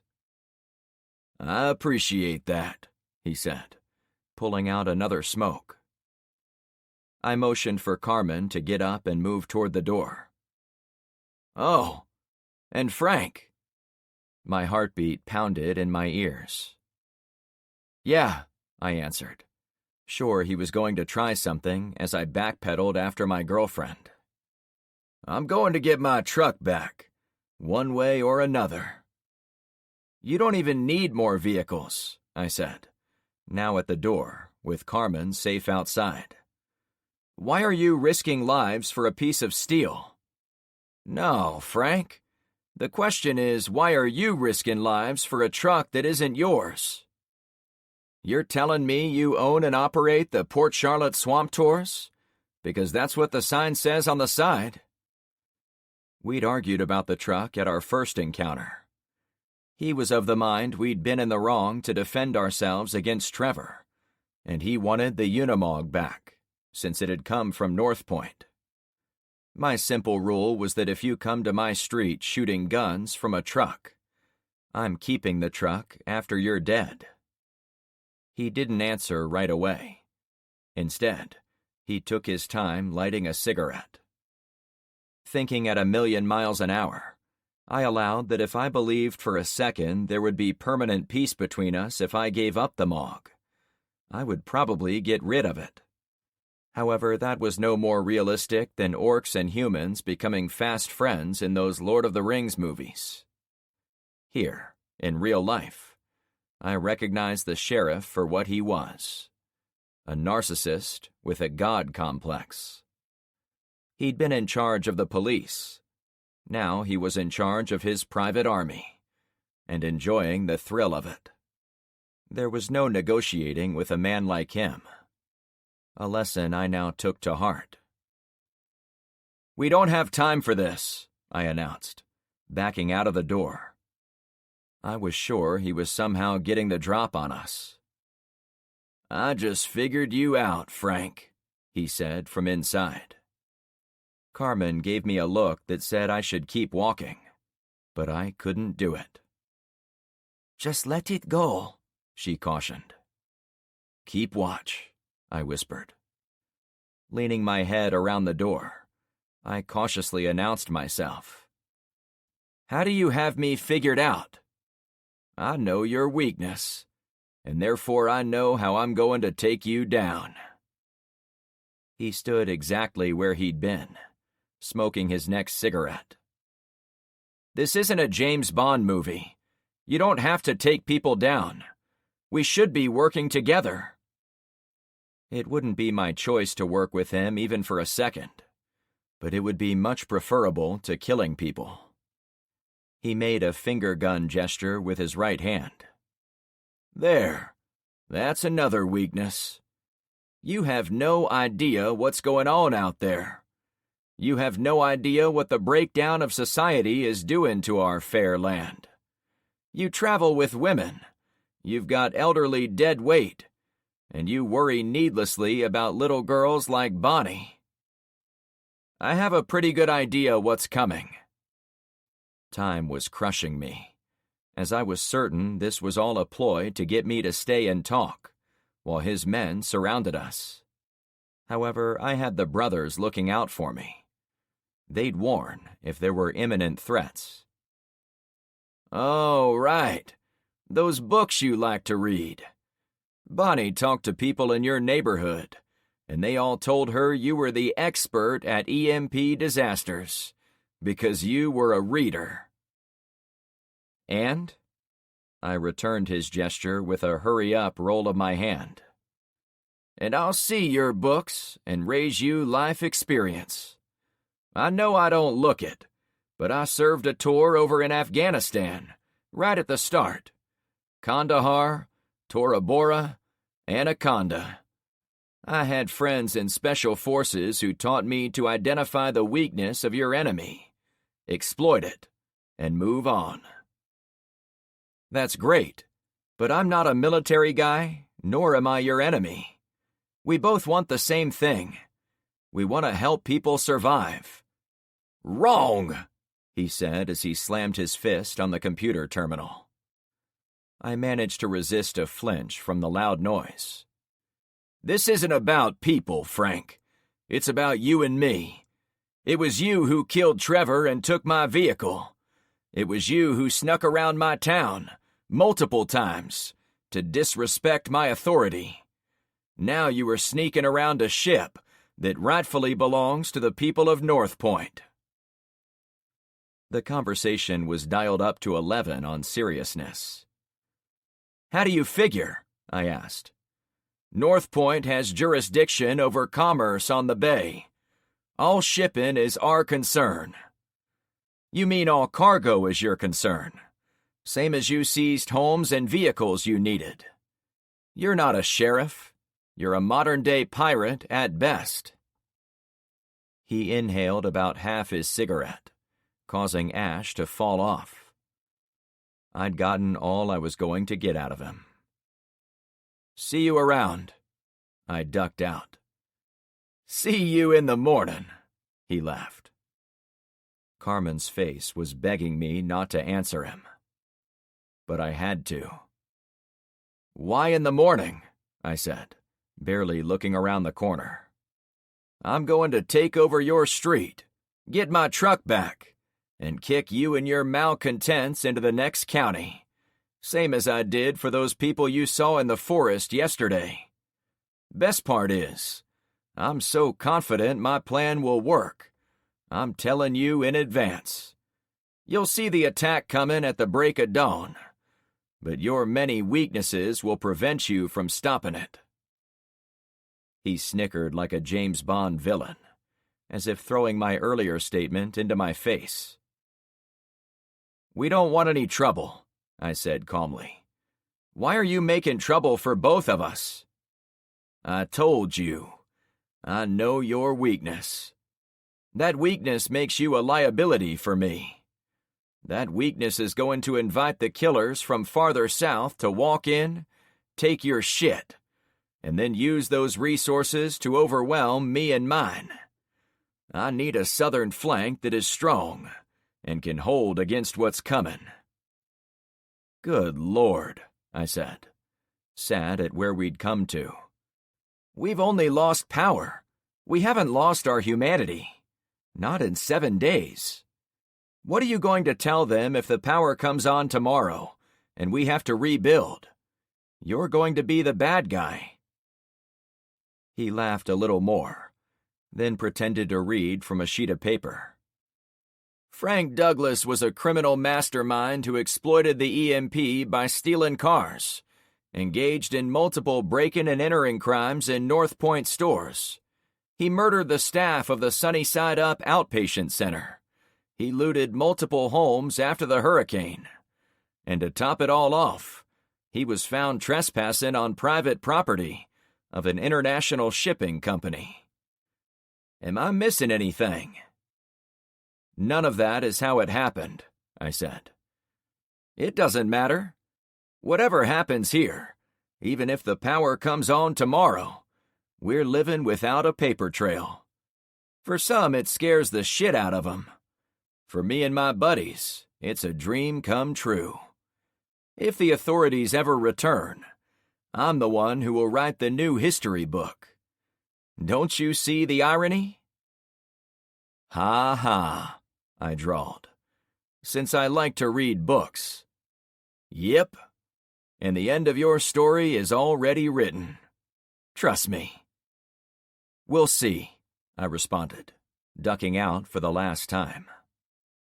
Carmen's face was all relief as I passed her by, headed for the steps down. Go, now, I hissed. I guided Carmen down the stairwell closest to the exit. It was the twin of the stairwell we'd come up on the far side of the vessel. When we reached the bottom, I had to lean over the edge of the railing to see the water below. The hull on this side of the ship was tilted, the same angle as the other side, but the moonlight glistened on the black steel, and it lit up the words Dawn Star. To my surprise, there were a few of the emergency ladders on this side, but they were flat on the metal due to how the ship was canted away from the ocean. I heard a bird chirp, the same chirp I heard Shane use earlier today when he wanted me to put my weapons down. Shane? I whispered. Yeah. He and his brother came down the same stairwell. My heartbeat started back up. You guys okay? I asked with relief. The sheriff is off his meds, I think. He says he's going to attack us at sunrise. Yeah, we heard him, Sonny answered. Shane spoke up. We watched behind the bridge to make sure no one tried to get around behind us. We came down after we saw you go by. Sonny laughed a little. A couple idiots did try to walk toward us as we listened through the back window, but we chambered around and it scared them off. Whatever they're doing up there, it won't last long, but I think he's going to try to make this boat his own. As long as we're here, I want to go down and see what the assholes in black pajamas were carrying in the hold. Then I want to get us all off the boat and back to our street. Works for us, Shane said for his brother. We'll be ready if his men try anything. Thank you, I answered, moving fast.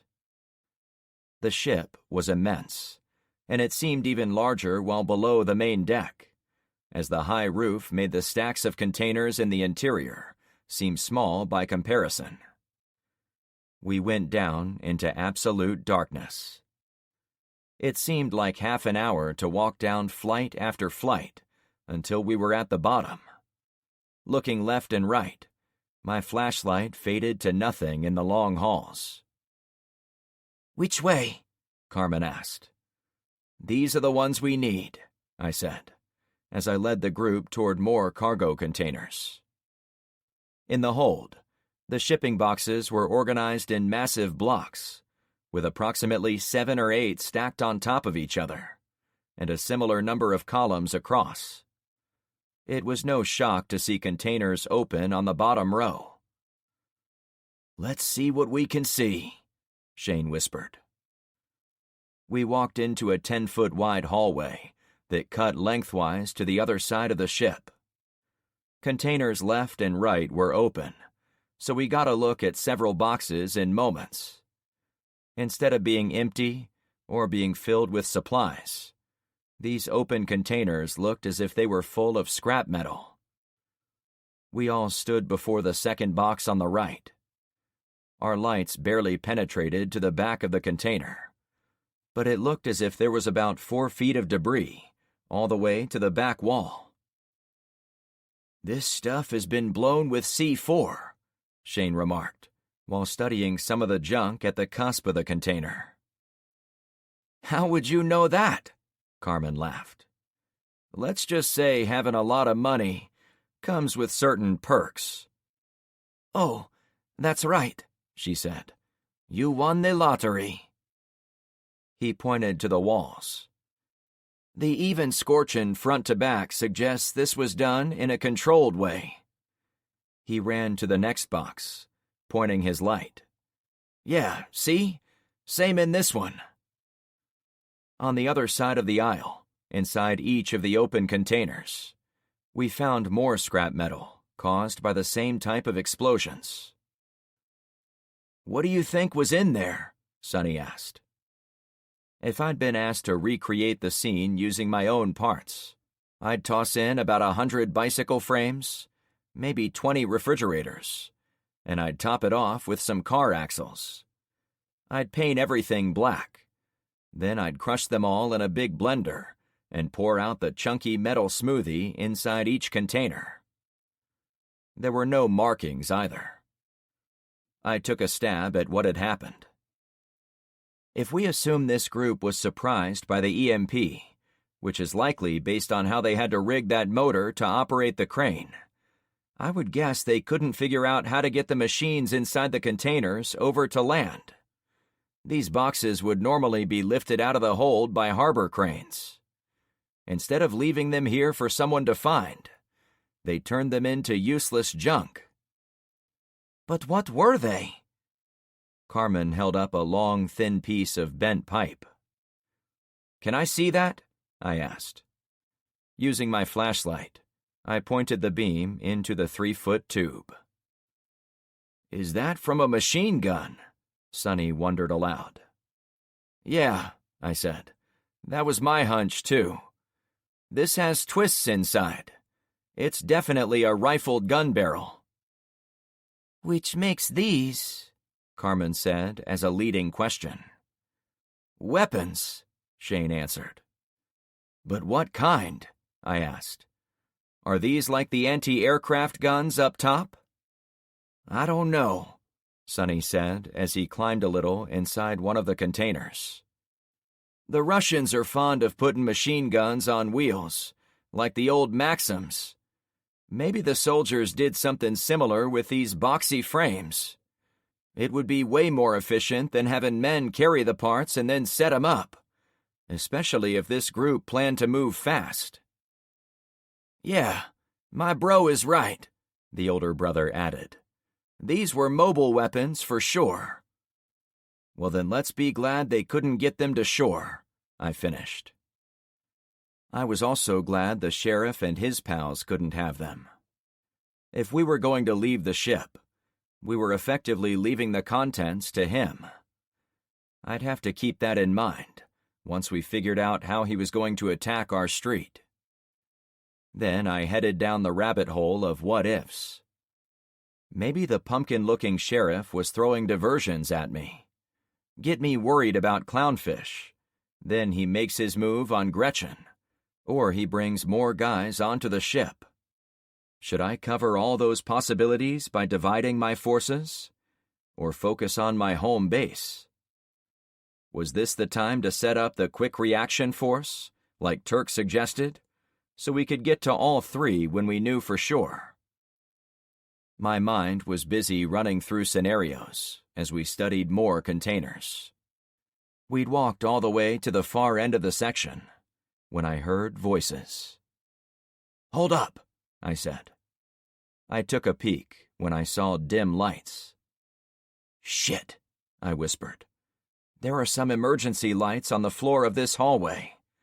I can see to the end of the ship, I think." "Who's out there?" Carmen asked.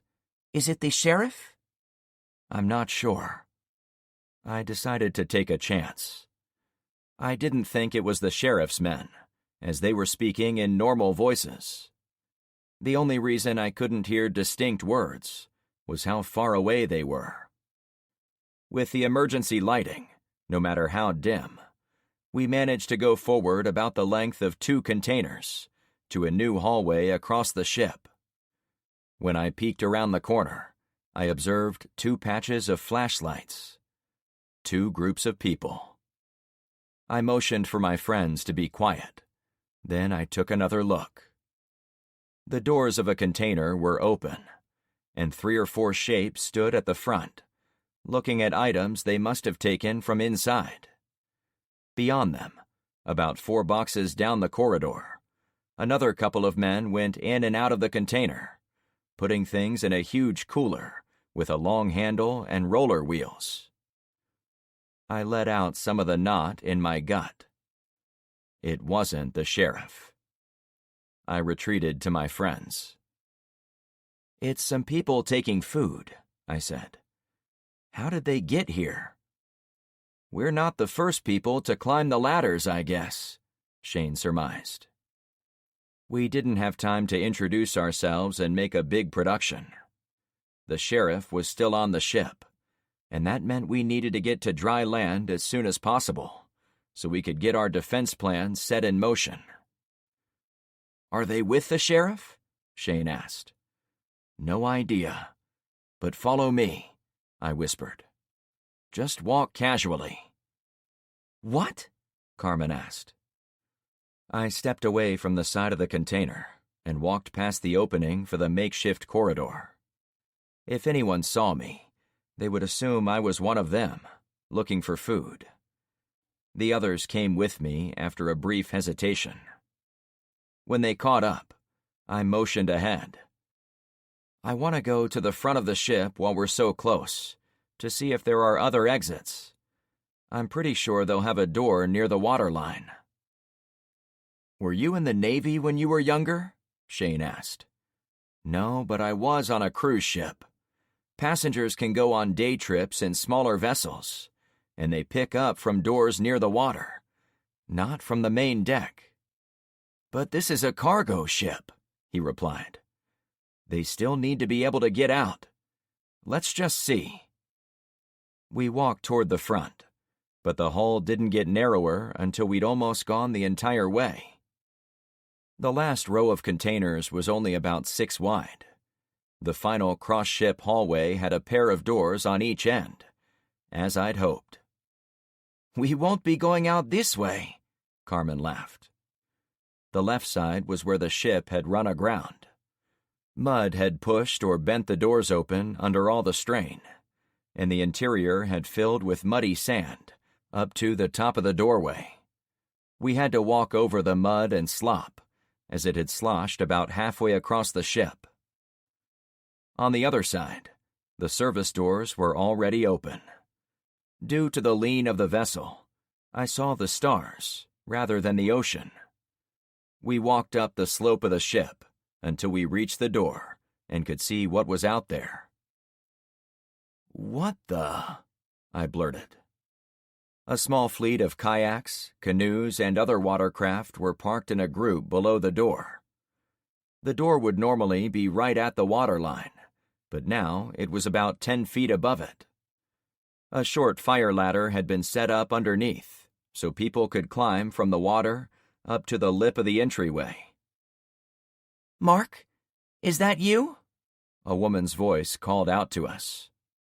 "No, "We're another group," I said quietly. "Oh, I'm sorry. In the moonlight, you look like him. I haven't seen him in days." "Are you with the sheriff?" I asked, like it was no big deal. "No, we're by ourselves." "Where you from?" I asked, still acting like it was a pleasant day at the ballpark. "Maine originally. Now I'm stuck over on Pine Island. They make us tourists come over here to the mainland to get food out of this container ship so they'll let us stay."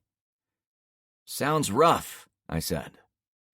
There were 20 or 30 boats spread out down there, some with guards, most not. Still, I didn't want to identify myself or our reason for being there. We were all operating under shitty conditions. "Please, if you run into a man named Mark Hazelton, tell him his wife is waiting for him on Bokeelia Beach." "I will." "Frank," Shane said with urgency. "I've got to go," I said to the female shadow down in the kayak.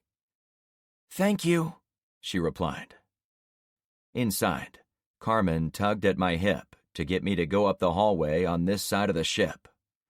Shane and his brother stood with their lights shining behind a bank of machinery on the hull side of the walkway. "What is it?" I asked when I arrived. Carmen and I added our lights. "Oh, crap," fell out of my mouth. Below us, curled up in the fetal position, was a blood-covered man. A man in a black uniform. Chapter 24. "We should leave him," Shane said right away. "Are you serious?" I answered. "This guy can answer every question we have about these people. Imagine what advantage that would give us." "He could also call down an army on us," Shane needled. I looked at the bloodied guy. He'd been shot twice, once in the meaty part of his shoulder a little below his collarbone. The other one had taken off a slice of his scalp above his left ear. Torrents of blood had run down his left side, and it had pooled on the gray paint on the walkway. "He's not going to make it if we don't lend a hand," I said in a "we're doing this" voice. "You're the boss. Me and my bro will keep watch. You two do what you can for him." Shane waited a second before adding, "Is that all right?" "Yeah, thanks," I said to smooth things over. I still had my corpse duty bandana wrapped around my neck, so I tugged it off and wrapped it around the guy's injured head. He moaned. "It's going to be okay, man," I said to him, and then I whispered to Carmen, "Check him for weapons." While she nudged pockets and checked behind his back, I stood up and tried to think of what to do next. The injured guy might be able to go up the steps back to the main deck, but there was no way he could climb down an emergency ladder. Fortunately, there was an easier way. I ran back to the doorway. "Hey, ma'am, do you have a free kayak we could use to get an injured man to shore in front of the ship?" She thought about it for a long few seconds. "Do you promise to really look for my husband, and not just say you will?" "Mark, right?" "Yes." She perked up. "My friends are in there with you, but I don't think they'll mind if you use their boats for a few minutes." "Thanks a ton," I said, already heading back to Carmen and the others. "I've got a ride. All we have to do is get him down the ladder." The man was probably mid-20s, dark hair, mocha skin, like he'd come from Venezuela, Colombia, or one of the countries down that way. "Do you understand?" I asked him. He nodded, as if resigned to a lot of pain. "See." The next few minutes involved a lot of cussing that Carmen probably understood, but I did not. Shane was able to hold the guy on his shoulder as he climbed down the fire ladder, but the man had to grab on with his good arm a few times to keep from tumbling backward. The whole time he let loose with strings of Hispanic cuss words. The woman steadied one of the spare kayaks below. "I'm Frank Douglas," I said to her. "Thanks again for letting us do this." "I'm Allison Hazelton, Mark's wife." I didn't hold it against her. She'd repeatedly made sure I knew her husband's name, and that he was missing. I'd probably be a similar mess if Carmen was taken from me. "Nice to meet you," I said, as she steadied the boat below Shane. I'd been holding the flashlight steady for the climbers, but the beam skirted over the woman a few times, since she was next to the other kayak. She wore a tiny white bikini top on her rather large chest, a fact I only noticed as a contrast with what the rest of us wore. We'd donned dark clothes appropriate for a heist on board the ship. She came dressed like she might take a midnight dip in the ocean afterward. Carmen and I stood guard on the inside deck. "You want to go first?" she asked me. "No. I'll watch over you guys until you are moving. I said. She stretched on tiptoes to give me a brief kiss. I figured I'd at least ask. I watched her climb down toward the calm waters. Besides the woman in the white bikini, there were 5 or 6 other people hovering on kayaks not far out. Each person seemed to be holding the lines of 4 or 5 partner boats, giving it a feeling of cattle rustlers holding the horses of their friends while the crime takes place. The yelling of men came from deep inside the ship. Not sure what it was about, I slung my rifle over my shoulder and began the climb down. Allison met me with her final free kayak. "Are you the last one?" she asked. "Yeah," I reported back. "Good, because I'm not giving mine up." She laughed it off, but there was a firmness there, too, like she'd seen some stuff in the last several days. I pulled the paddle out of the compartment and started after my friends. She followed me right away. "We're going right over here," I said to keep her from worrying. It took less than a minute to get there. Shane and his brother were already on the gnarly shoreline. The front of the ship had gouged into the north end of the old beach, where there was nothing but natural wetland vegetation. Old cypress trees had been pushed over by the bow of the giant ship, but a combination of wave action and further movement of the hull had broken apart the shore for another 20 or 30 yards to the south. Shane dragged the injured guy's kayak onto the mud.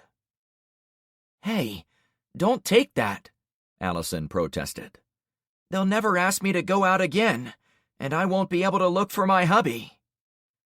"He's not taking it," I assured the woman. "He's unloading in a safe spot." While we watched in the darkness, Shane got under the man's arms and dragged him out of the small watercraft. The soldier's legs got stuck, and the boat tipped sideways, but Shane finally had him free. Sonny pushed the boat back toward the waterline. "Thanks," he said to the woman. I paddled over some floating debris and exited my boat with passable skill, but my foot hit some of the trash. Then it sank into the mud up to my ankles. Carmen came ashore at almost the same time. As I turned to give all the boats back to Allison, I noticed odd shapes floating in the water. After the hurricane, I'd expected to see the typical pieces from damaged homes, dead branches from trees, and loads of garbage. But this was none of those things. The light fell on a man's back. My blood stopped flowing. A still hand was poking out from under my boat. "Good God!" I said, as I shoved the kayak away. "What's going on, Frank?" Carmen asked. A deep instinct forced me to scramble away from the mud and water, lest I be sucked in and sent out to sea too. Men in uniforms floated like a layer of foam near the dark shore. Our 5 boats now floated free, but the girl reached to grab the ropes. "Be careful," I advised her. "There are things in the water." "Crocs?" she squeaked. "No, but there soon will be. These are dead bodies floating all around us." With all 4 of us shining lights along the edge of the water, we picked out more of them. A couple were women, but most were men. They drifted back toward the boat and far in the other direction. Those I could see nearby all had a single bullet hole somewhere on the head. None of them moved on their own. I've got to get back," Allison complained. "This is terrible. We had no idea these were even here."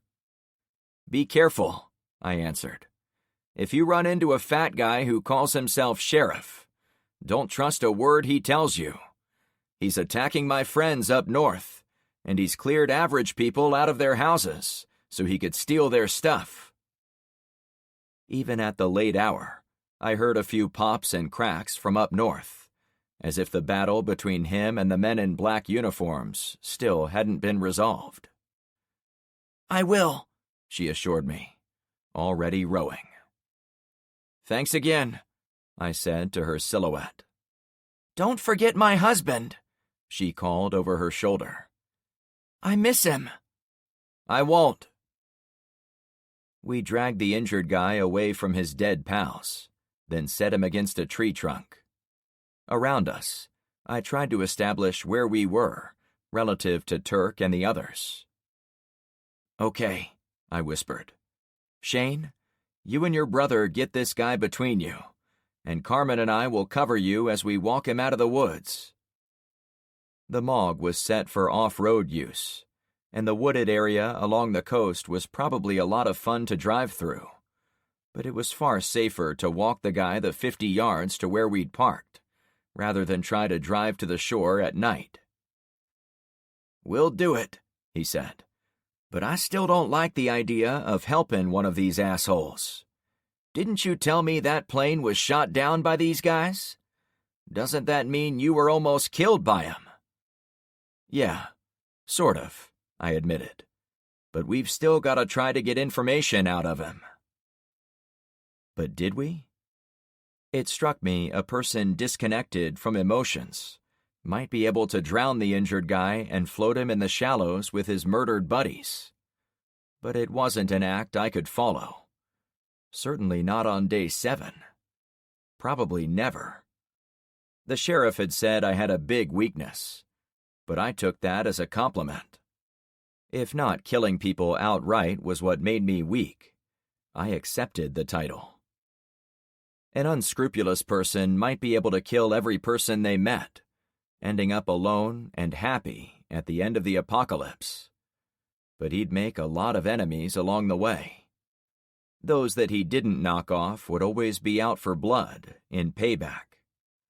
My way, the so-called weak way, was the opposite. I saw other people as potential allies, rather than natural enemies. I'd hold on to civility as long as I was able. On our way to the Unimog, I tracked down Turk, who still kept watch by the emergency ladders. He must have heard us talking, or he heard my group coming, since he was ready with his rifle when I called out to him.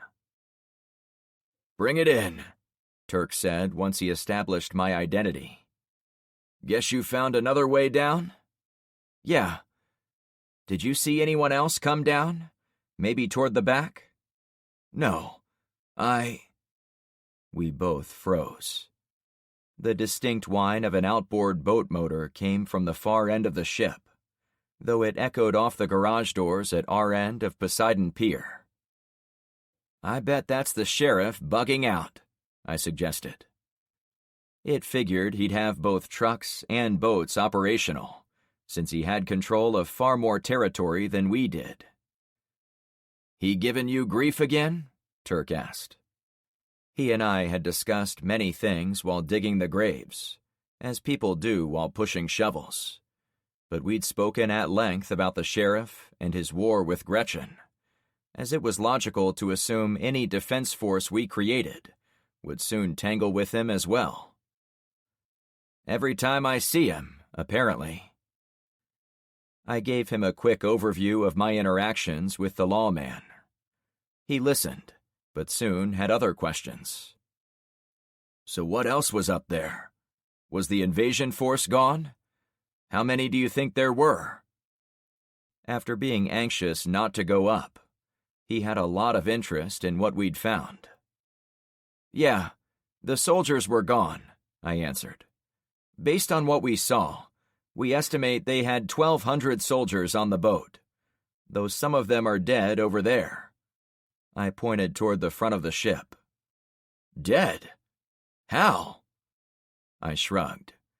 The why is a mystery, but the how is easy. They were shot, then dumped in the water.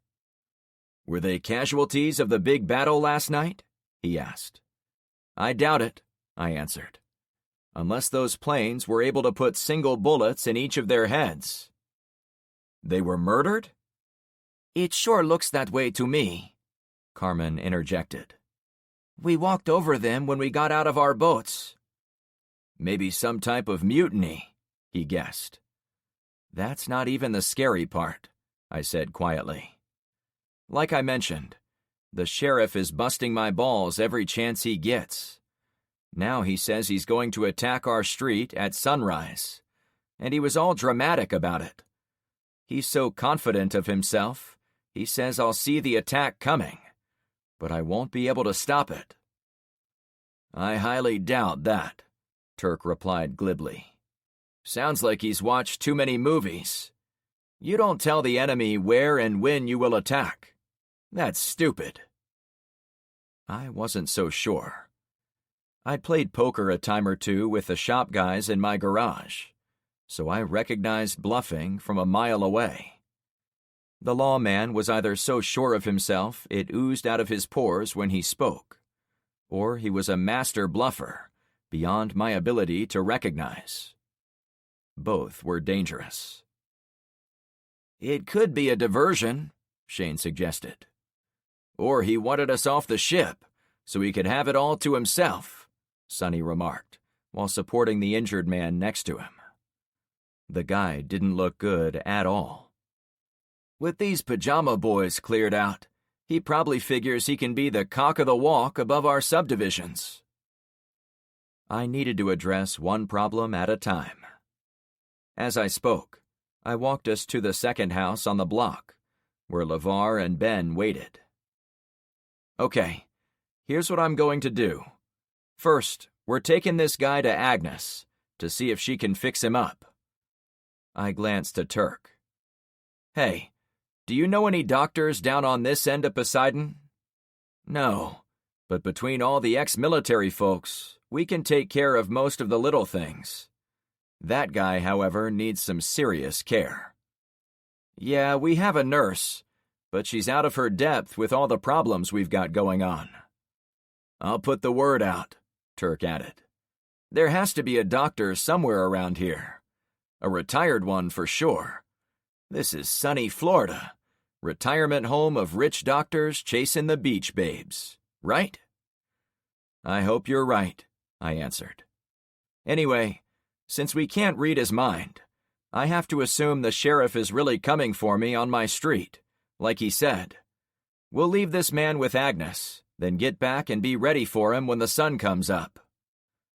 Whatever is going to happen, this could be a good drill for the men, Turk explained. Want me to send them down there?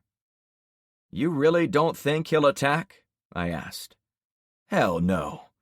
I mean, he might push at you somewhere, but no way he telegraphs his attack down to the street, like Babe Ruth calling where he was going to hit his home run. Yeah, it sounds nuts when you put it like that. I thought about it for a bit. Gather them together. Maybe wait at 40th and Poseidon, but don't come down to Clownfish yet. We'll give you the radio and call you in if we need you. Smart. Let's hope we don't. I had LeVar give the handheld radio to Turk. Then we helped the injured guy into the MOG. He'd been awake and aware when we'd found him, but the moving around wasn't doing him any favors, and he'd since passed out. Once on the road, it was strange driving through the darkened neighborhood. The moon glowed above and provided enough light to see homes and yards, but it didn't seem like a civilized world, since it was pitch black in all the houses. There was an open fire burning at the corner of Poseidon and 40th. I slowed to show who I was, but I immediately recognized the person keeping watch.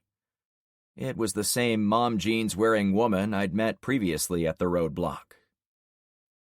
I never did find Zen, she said as soon as she recognized me. I know. Nobody has seen him. I didn't want to speculate what might have happened to my fellow leader, since it wouldn't be good for morale. I'm sure he'll turn up, I added with my best rendition of an everything's fine voice. Yeah? There will be some men coming down here soon, I added. Turks guys." She smiled. "I'll keep the lights on for 'em." My foot was giving gas to the Unimog, but I halted before we got more than 10 feet away. I leaned out to talk to her again. "Hey, I'm putting everyone on high alert tonight. If you see anything out of the ordinary, have a plan on who you're going to tell. We think an enemy force from up north might try to hit us between now and sunrise. Maybe later."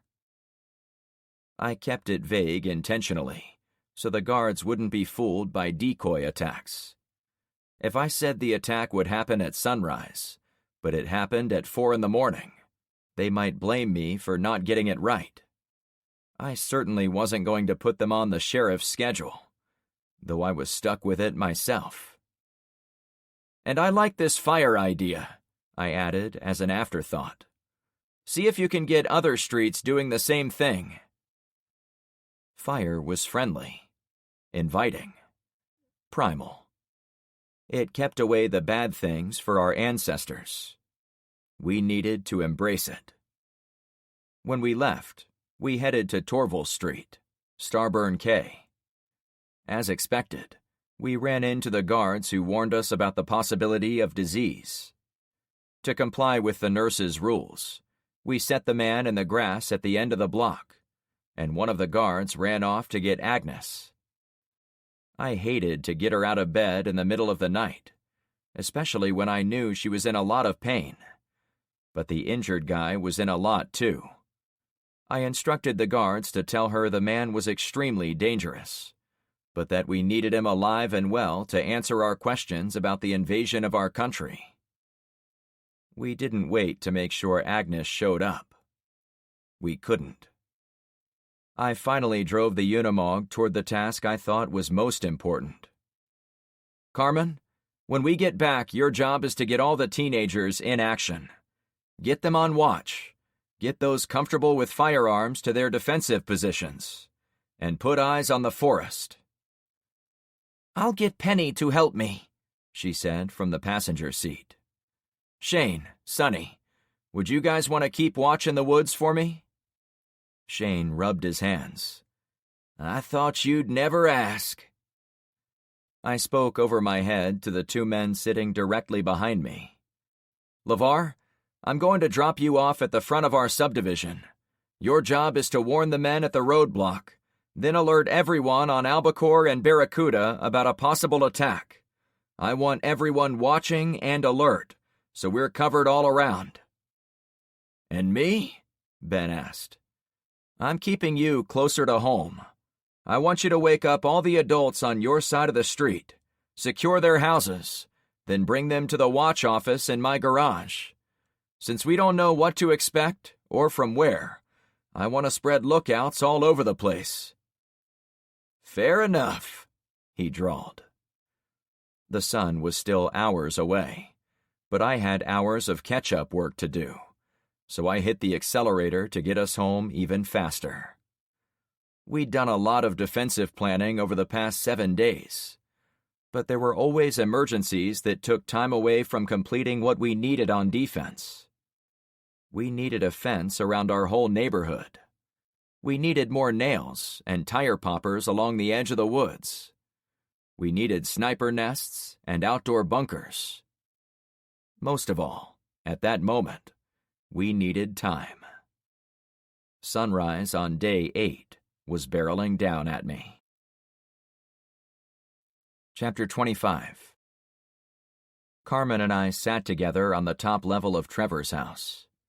It gave us an elevated position over the forest. We could see all the backyards on the eastern side of Clownfish, and it gave us a safe place to wait. "It smells like a perfume store up here," I teased. We'd put all the teen girls to work at other places on our wall facing the woods, and it left us alone in the teen girls' dorm room.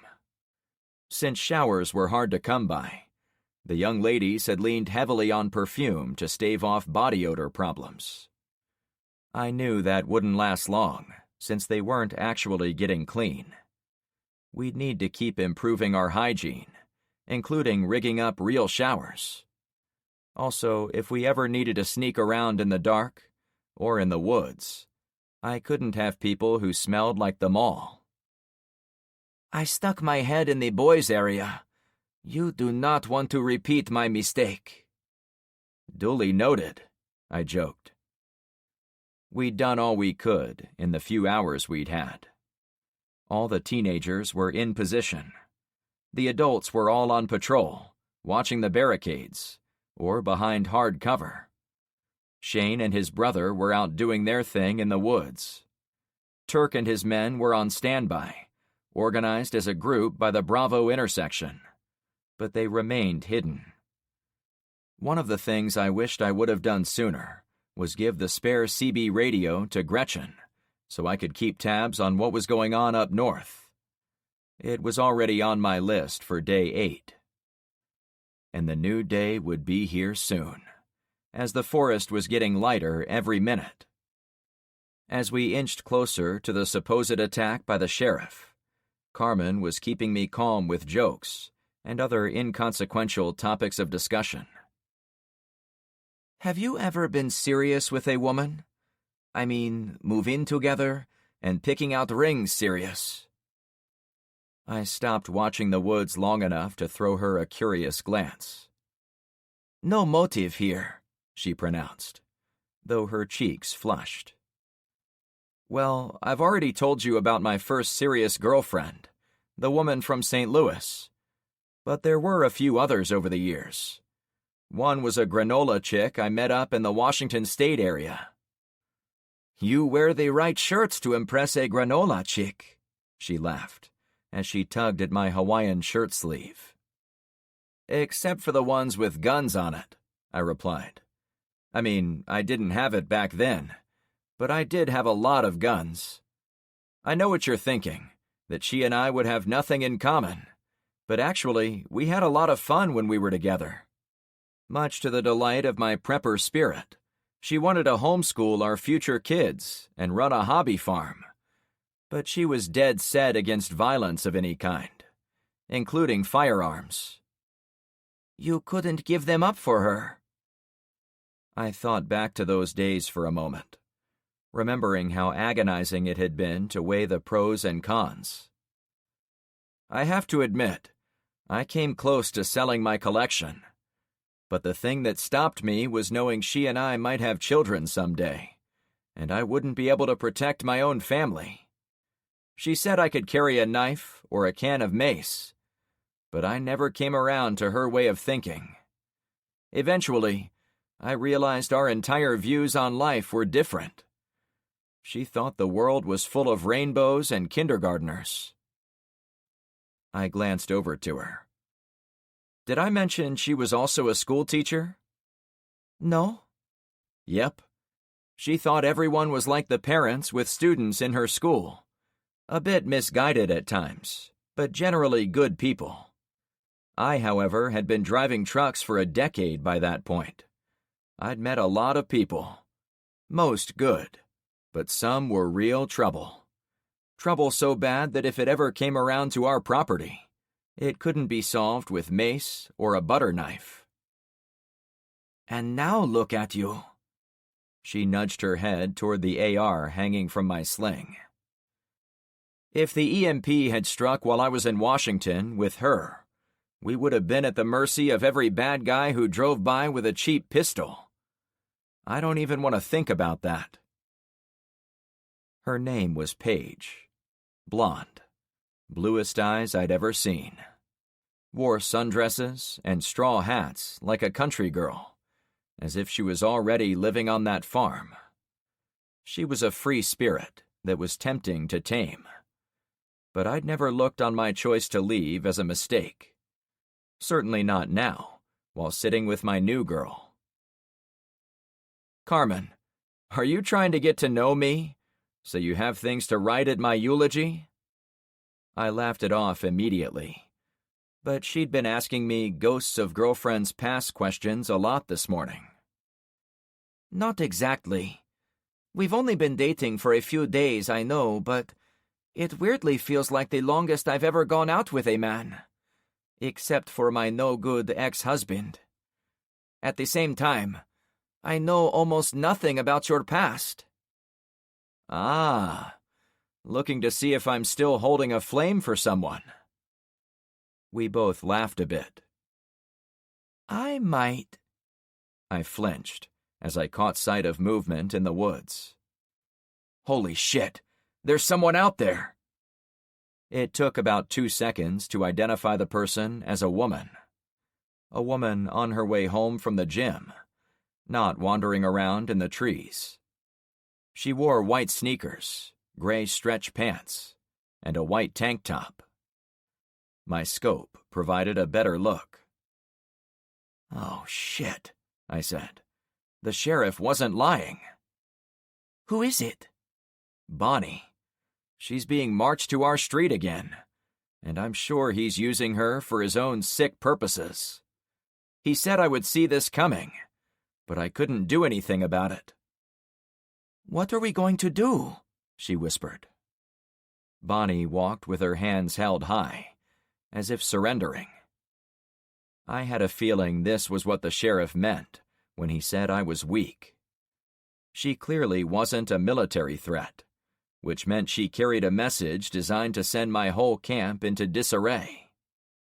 It was entirely possible if I shot Bonnie before she made it close enough, the entire attack would fall apart. However, he knew what I would do, even before I did. I'm going to talk to her, I said as I went for the door. I'll stay here and keep watch over you. I was mildly surprised she hadn't wanted to come with me, but I much preferred she stay inside, where it was safer.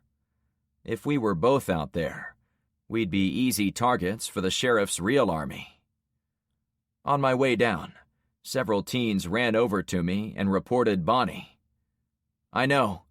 I'm going out there. Just keep watch, I replied to them all. I walked to the side of Trevor's house and snuck up behind one of the sheets, acting as a barrier to prevent anyone from seeing action on my street. I immediately found more people in the woods coming my way. Unbelievable. Sheriff, you are a dirty son of a bitch, I growled. The men had been stripped down to their shorts or trousers, so I knew they were unarmed. From my vantage point, there were perhaps 20 or 30 guys walking in my direction from deep in the woods. None of them were running or even going fast. They moved exactly like Bonnie, hands up, but walking as if it was a pleasant day to be out there. I knew that wasn't true. As I kept watching, I figured out the men represented all age groups, maybe even teens too. Those were mixed in with the old guys, but they stayed close to or behind the more senior men, as if using them as protection. Was it a sneaky way to get their military-age soldiers closer to my houses?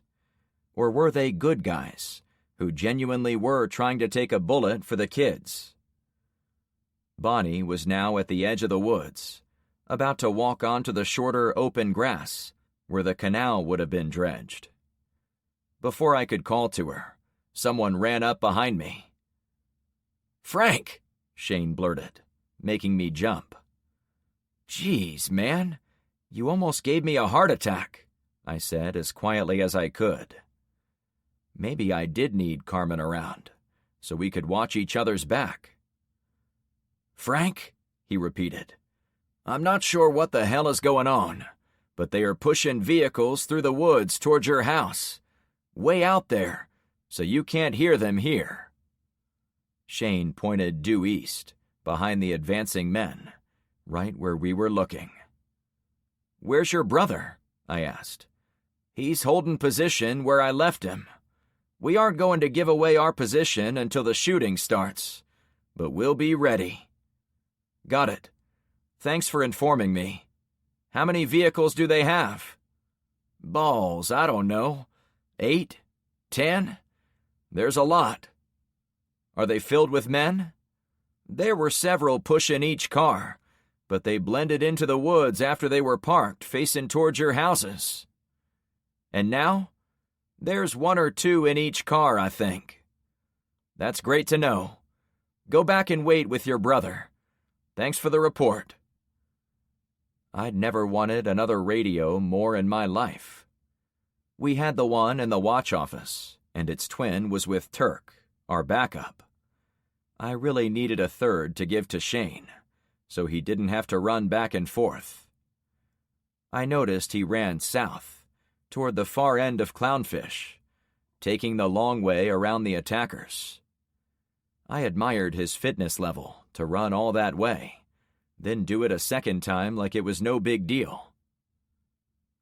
"Frank," Bonnie called out to me. I need your help."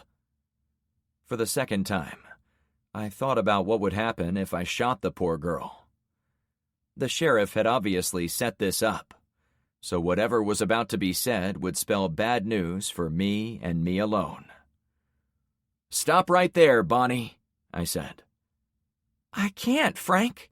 If I stop before I get to this yard, they'll shoot me." The shirtless men in the woods came closer, one deliberate step at a time. Besides their outfits, the weirdest thing about them was how they were spaced apart, coming at us from behind Carmen's house, as well as the next 4 lots in a row. I assumed the men with guns, the ones driving the whole attack, were sneaking around farther out there, behind everyone. "Can you tell me what's happening?" I asked. "That's why I'm here," she sniffled. "He says I have to tell you his exact plan, or he'll shoot me dead." "That sheriff is some father," I laughed in a fatalistic manner. "Father? He's not my dad." "What?" I said with surprise. "He said you were his daughter." "That figures." I watched her through a gap in the sheets. She stopped walking when she reached the edge of Trevor's yard. "Why did he lie to me?" I asked. The men approached the edge of the forest behind our homes, so I had to make a decision about stopping them in the next 60 seconds. "He's Trevor's uncle," she deadpanned. "Oh, that's great," I snarked. "How do you think I feel?" she pleaded, through an increasing shower of tears. "It's not what you think, though. He doesn't call me that to be nice. The sheriff hates Trevor's dad, and he hated Trevor even more, since he dealt drugs under his nose. I'm sure he hates me almost as much, since he found I had been dating his no-good nephew." "This is all a family squabble?" I said with curiosity. "No, not really. My real dad was the mayor of North Point." "Shit," I spat. "This is all about politics." She huffed. "I have no idea why they are doing any of this." I let out a palate-cleansing breath, so I didn't yell at the poor girl. She'd obviously been dragged into this, same as me. The only difference was I'd been marched into this battle by the sheriff, from the other direction. "Where is your dad?" The mayor should be able to put a stop to the town constable. "The sheriff took him on a long drive into the swamp, then came back by himself. He took over North Point, claiming the police force would take care of everyone. As you can see," she pointed to the men coming up behind her, "we all have to do what he says." I was tempted to step out from behind the wall of debris jammed between the houses, but I had to assume there were snipers looking for me. If I could speak with the young lady face to face, maybe I would get a better response. "Bonnie, you know I tried to help you the first time." "I know," she murmured. "I can help you here, too. All you have to do is explain what the hell is happening. Why are there cars out there? Where are the armed men?" "Look at your watch," she sniffled. "It's coming up on 7, I answered. "Why?" "Because he has 2 of your people hostage." That made me stand up and chance looking at her. Who? How did he get them? None of my people were out of the houses. Shane had left seconds ago. She couldn't be talking about him. It struck me she was talking about Chris and Andy, the odd couple who'd abandoned the job rounding up the bodies. I'd let them walk off, assuming they were going to end up back on my street. But it would not surprise me in the least they'd tried to go somewhere else. It also would not surprise me if they'd gotten caught and were now involved in all this. Some guy named Zen and his brother, she said. Oh, shit, I said with instant mixed feelings. I was glad the hapless strangers hadn't been captured, but that momentary buzz of happiness was soured by the fact one of my most important allies had been. A tiny sliver of the selfish part of me wished it had been Andy and Chris, not someone who contributed a lot to our safety. She kept speaking. The sheriff captured them way early yesterday, and he's been planning how to get them back to you this whole time. He could have simply let them walk here, I said sarcastically. I know, right? She said with a forced laugh. How do I know he really has my guy? The sheriff made him tell me something only you would know. Zen said you were the dude who tried to give him a golden AK-47, but he turned you down. How many people knew about that? Lots of my friends knew I had the golden rifle, but did any of them know Zen had refused it when I tried to give it to him? Luke and Carmen were near the roadblock when I tried to give it away, so they might have known. But why would they have ever told Bonnie about it? He also said, and I quote, "My best bud was stabbed to death in his own home." Shit. I exhaled my deep exhaustion. It's him. I'm sorry. The girl was still choked up and on the verge of tears. But this is how he wants it. I'm listening. Frank, I really don't want to do this. It's okay, I consoled her. I know this isn't you talking. But this is so bad, she sobbed. I can handle it. I promise I'm going to make this right for you. She controlled her crying. The sheriff is going to attack as soon as I deliver this ultimatum. You can either stay here and fight with your people, or you can drive the Unimog north on Bayside Road to the first main intersection when you reach North Point. That's where they'll be holding your two people. I couldn't remember if Zen had ever mentioned his brother. Not that it changed the equation. What does he want in return? The Unimog, she croaked. Now I understood why the sheriff had been so certain of himself. And when is this trade going to happen? Look at your watch again. What time is it? It is 7, straight up. You have 30 minutes to get to Zen, or he's going to be shot on the street. At that, she crumpled over in tears. I wasn't feeling much better. At that moment, engines fired up to the east, deep in the woods.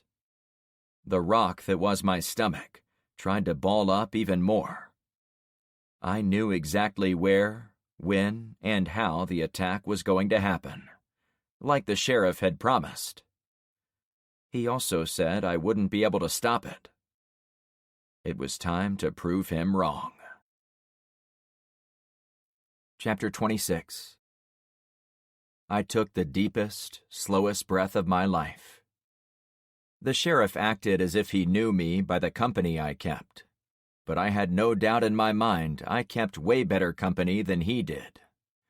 He'd displayed true weakness by putting that poor girl in the middle of a potential gunfight, simply to intimidate me with his clever plan. I had no doubt the men walking to the edge of the woods were there under similar circumstances. My people were assets to be preserved, not resources to be used up. "I'll get us both free of this guy," I said to her, hurrying to the front of the house. Before I did anything, I needed to collect my wingman. "Carmen!" I bellowed inside the front door. "I need you!" She hurried down the stairs. What did she say? Some of the teens huddled around. "Well, she said the sheriff made her come to us again, but this time her message is that Zen was captured and will be killed if I don't drive away from this battle and go trade the Unimog for his life." Are you? Carmen asked with reverence in her voice, as talking about a man's life deserved. "I have to." I figured as much, she said. When? "Now." I looked at my watch. "I've got 28 minutes to get to North Point." "Admiral Akbar would say this is a trap," Tyler said, trying to be funny. "And I would agree. But I have a secret weapon, too." "What's that?" Tyler asked. I pointed. "You guys, the other adults, anyone who is part of what we're building here. It can't be all about me, a single point of failure, or this whole experiment was doomed from the get-go. I'm going to put your dad in charge of our street, while I drive the Mog to save Zen, assuming he is really in trouble." But everyone claims you are the leader here, Tiffany said with lots of worry. What will we do if they get in? What if Greg and his friends come in as well? Tiffany had been running from the men in the woods. I didn't think the guys out there were the same people who had the red Jeep, unless the sheriff had formed alliances all over the place. But none of that mattered. The larger point still stood. I'd been training ladies like Penny and Carmen to defend themselves. I'd been teaching the teenagers to hold their own. At no time did I ever say they could only do those things while I was standing over them giving instructions.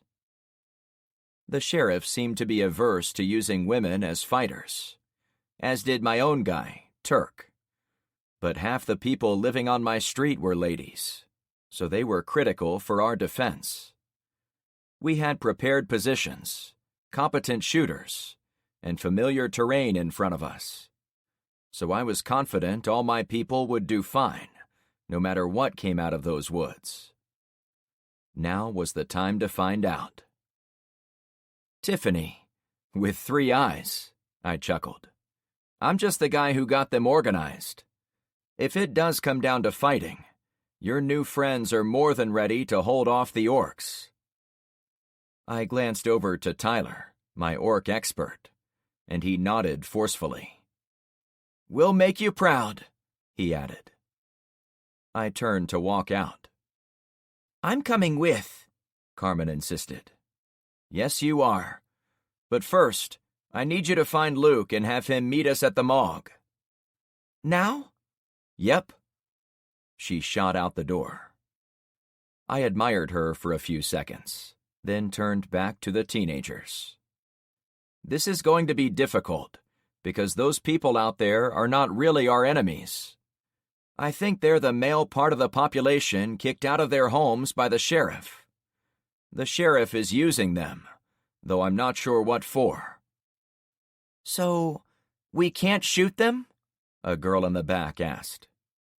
That was the trick. I didn't want them to shoot innocent people, but I also didn't want to put them at risk. "Stay inside the homes. If they leave you alone, leave them alone. If they try to hurt you, I give you permission to hurt them. Don't overthink it." I peeked out the nearest window. Many of the men were now out of the woods, standing in the backyards. At first, it seemed random, but I noticed Bonnie acting strange. Even from where I was, I saw her chest heaving with sobs. But she also gave away the plan. Her foot tapped on the nail board. Now, looking at the guys, I saw they weren't random at all. They're acting as guides for the vehicles soon coming for us, I theorized, mostly to myself. The men are showing the trucks how to get through our defenses. Up and down the row of homes, the shirtless guys stood by the tire poppers. The younger ones also stood in clearings where vehicles could go around the burned wrecks, acting as roadblocks on the paths out of the woods.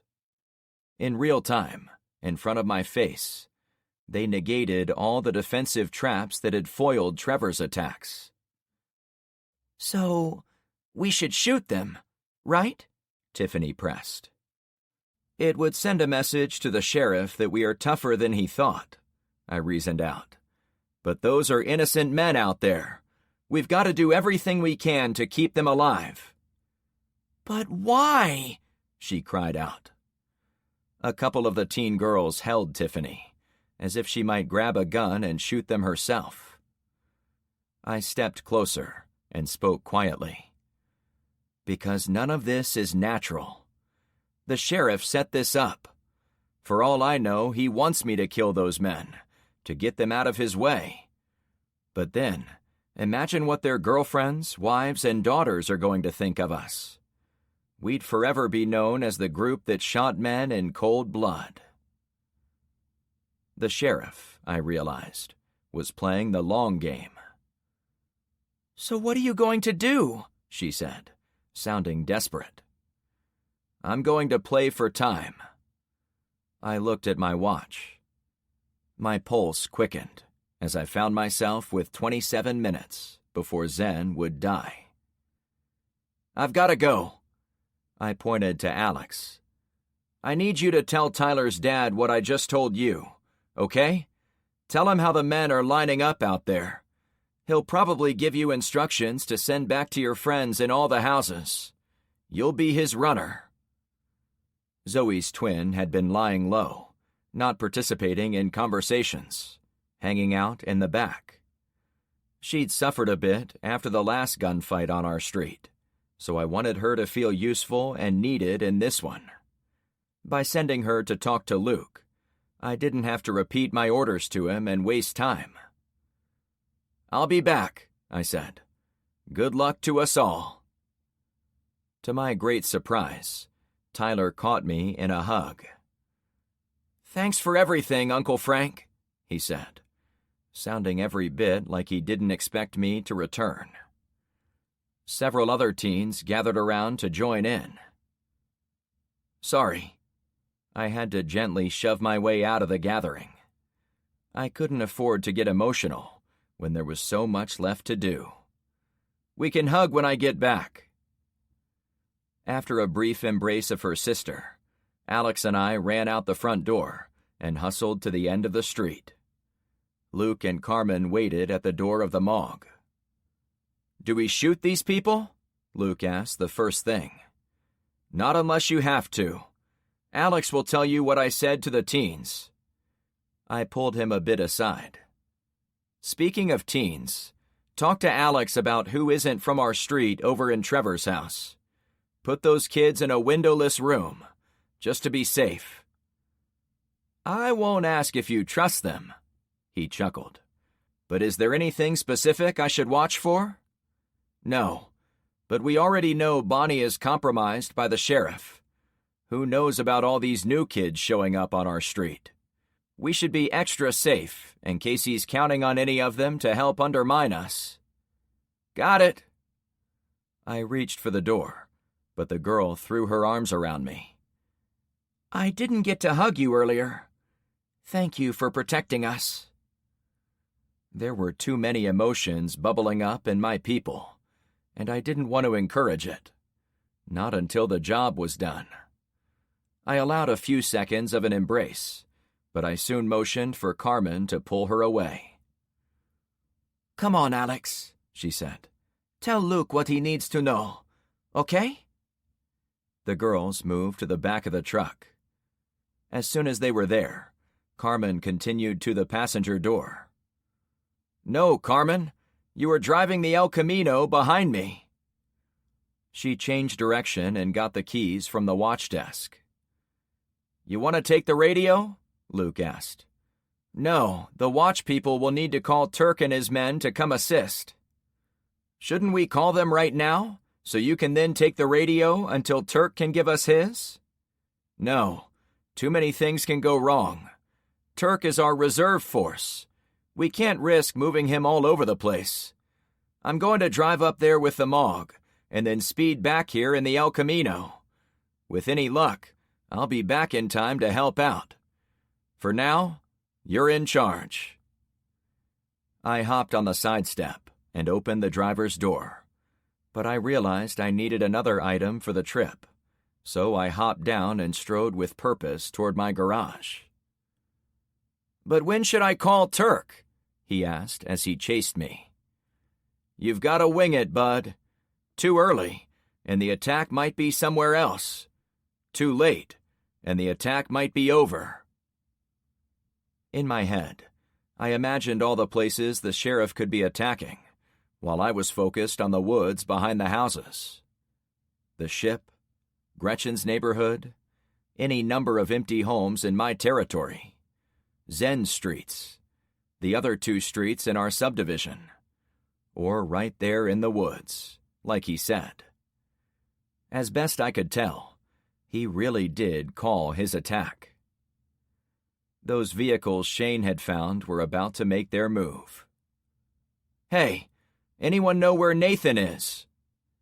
I ran inside my house before I heard the answer.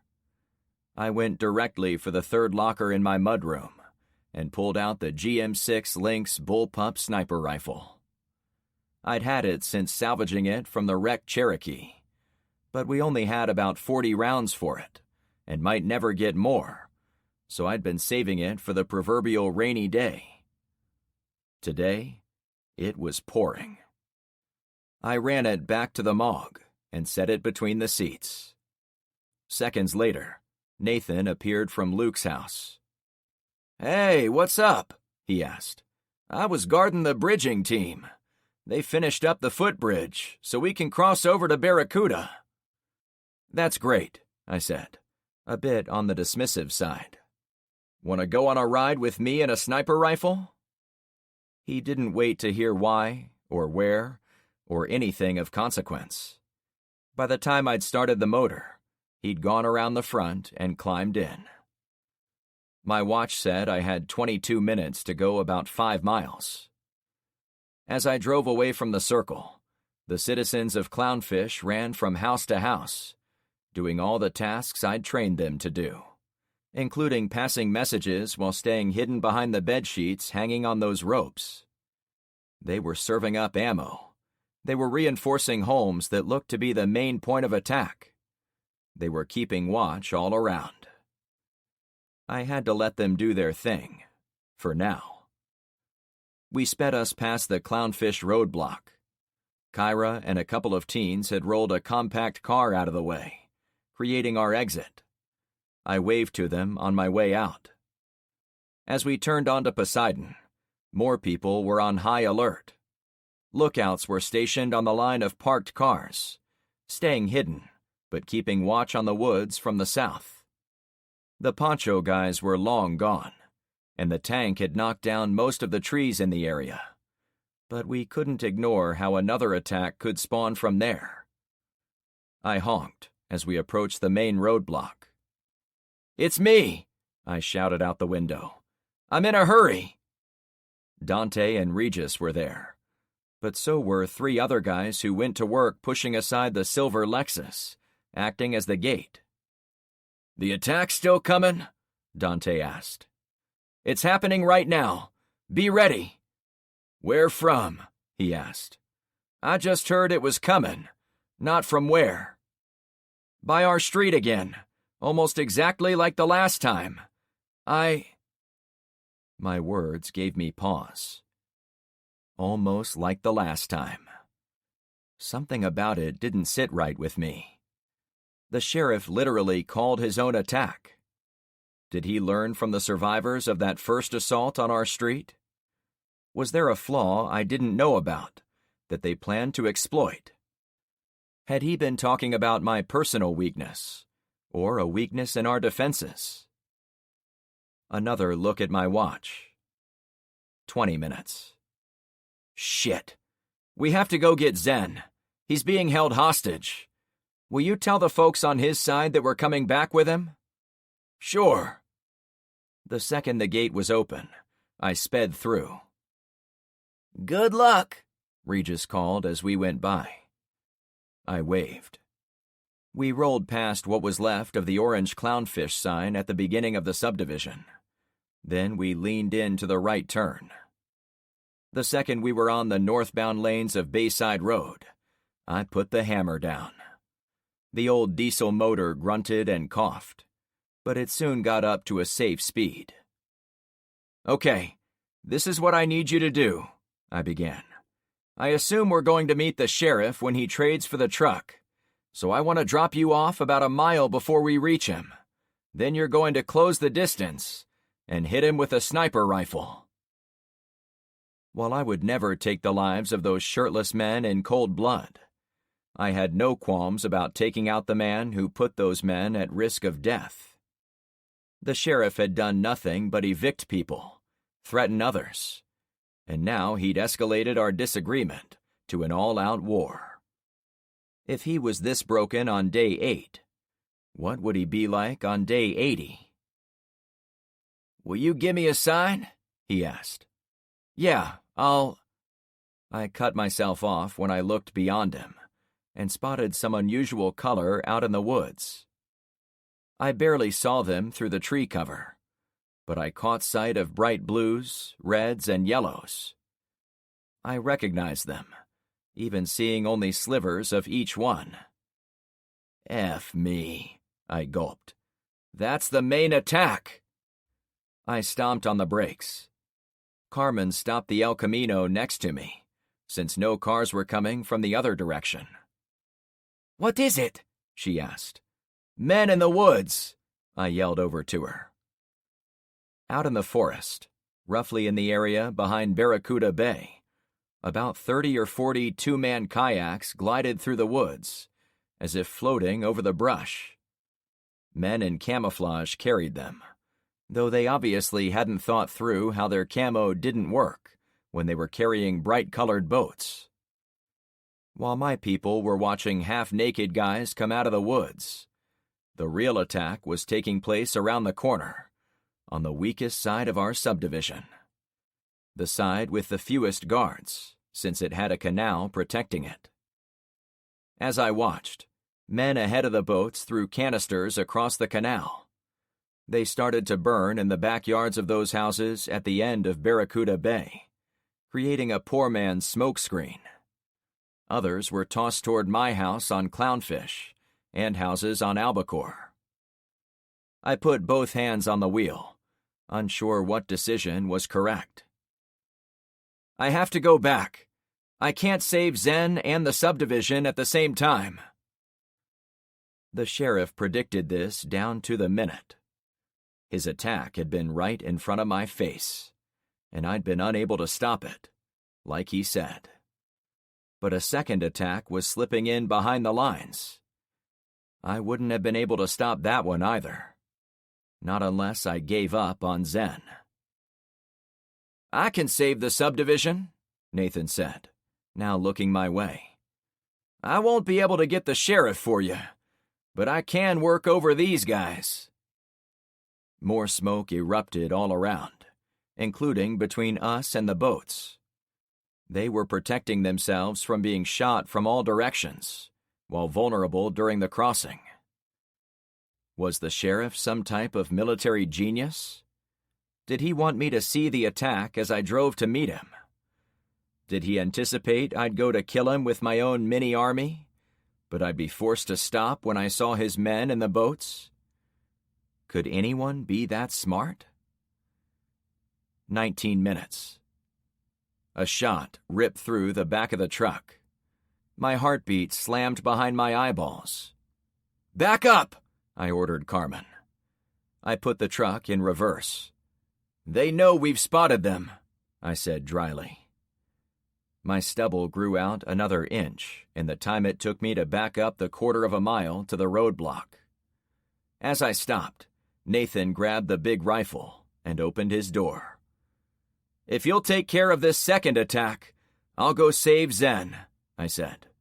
"Be sure to spread the word of the kayakers to these first 2 streets." It was an obvious thing to say, but under the pressure of combat, I found it was better to be blunt about what needed to be done. Nathan had a history of going off and fighting in his own special way, so this time I needed him to be a team player. "Will do," he said, slamming the door. "Good luck." I turned to Carmen, parked a little behind me now. "I'm taking the long way." She gave me an okay sign. The Unimog faced Zen's roadblock. "Coming through," I yelled. They moved it, but it took more time. 16 minutes. Now aimed toward the ship, I hit the gas and stepped through the gears, until I was doing 50 on the little residential street. Since it was caked with thick dirt, huge plumes of dust kicked up behind me, lit by the low sun coming in from behind. When we'd gone a mile and reached 40th, I turned us onto the road going north. Street after street flew by. It bugged me to break my own rules about speeding through friendly territory, but I hoped people knew me well enough and had seen my truck enough times that they wouldn't come out shooting at the asshole blazing through their communities. Few children were out playing at the early hour. I entered Gretchen's territory at 75. Minutes ticked by. My gut tightened in knots as it got closer to Zen's death. I arrived at the intersection where I'd almost been killed by those gun trucks. I'd been hoping to see Gretchen, or anyone, but the streets were open. A roadblock had been set up at the canal between her territory and the sheriff's people, but I couldn't see anyone manning it. Rather than risk explaining who I was to a bunch of strangers, and maybe missing my appointment completely, I turned right on the street leading back to Bayside Road. The RPM shot up as I punched through the gears again. I was getting angry and nervous and doubting myself as houses zipped by. What if he didn't have Zen? What if this was all a grand diversion to get me out of the battle so he could walk in behind me? A million other thoughts danced in my mind as I came up to the intersection. I crushed the brakes. The lurch of the big truck sent a ball of fur rolling out from under the passenger seat. "Oh, shit!" I blurted. The Chihuahua Dachshund mix must have been hiding under there. I'd had the doors open for those couple of minutes while I got my sniper rifle. "You and Mr. Puppers are experts at being stowaways," I said, noting how the dumb act of talking to the happy little dog made me feel a little better. I turned left onto Bayside. I leaned over and patted the passenger seat. "Come on up." He easily hopped up, then immediately laid back down, as if he owned the truck and was simply content to let me drive him around. "We're going to save our friend," I told him, "like you and Mr. P saved me in the woods." The dog without a name looked at me. My watch said I had 8 minutes. I turned back to the road. North Point wasn't far. I was on the sheriff's schedule, for now, but the instant I saw my opening, it was game over. Chapter 27. The dog and I arrived at the familiar intersection at the start of North Point, but this time it looked nothing like the previous visits. The bank on the corner had been torched. The stone facade was still there, but the roof had collapsed in, and the smoldering remains of the inside drifted into the morning sky. Both gas stations had also been set ablaze. The small convenience mart where I was almost shot to death by a shotgun now looked like a kiln, with black smudge marks above the windows and front door. The interior was blackened ash. The only building not burnt to nothing was the small strip mall of stores, where Rosie and her Korean ladies had their salon. Many of the windows had been shot out, and the sign above her store now said Sal rather than Salon, as the last two letters had fallen to the ground. I really wanted to check on my friend in there, but I had to put my attention ahead to my other friend, in imminent danger. My watch said I had about 5 minutes to spare. I'd come with the expectation I'd be able to figure out how to get the better of the sheriff, using the time I had left. But the scene ahead did not fill me with confidence. The intersection had been cleared of the cars that had once been abandoned there. Now the entire intersection was one big U-shaped roadblock, with vehicles blocking the 3 roads leading into North Point, while the road from the south was open, so I could drive into the trap. Zen and another guy were on their knees in the middle of the intersection, but several men on each of the 3 roadblocks aimed rifles at them. Any thought of swooping in and plucking him out of danger was now gone. I passed a stalled car before the last canal bridge before town, then stopped at the edge of the intersection. If I stepped out, any of the shooters could put me down. I really could have used Shane's family truckster for this party. "Come on out, Frank," the sheriff yelled, as he stepped into the intersection from his side of the roadblock. He now wore black cargo pants, black boots, a black shirt, and the biggest tactical vest I'd ever seen. Flashlights, mag pouches, and other gear jingled on hooks attached to his vest as he walked to Zen. "I've got you by the short and curlies, I'm afraid," he laughed, while also taking a lazy swipe at Zen's head. "Just like I got this guy." I glanced over to my puppy pal. "I guess we should get out." He looked at me from the seat, still lying down. I had to pat my lap to get him to move. The last thing I wanted was to give up the Unimog while giving away a pup by accident. I had no idea what was about to happen. He bounced over, and I held him as I climbed off the truck. "Stay close," I laughed as I set him on the pavement. "You keep watch over me."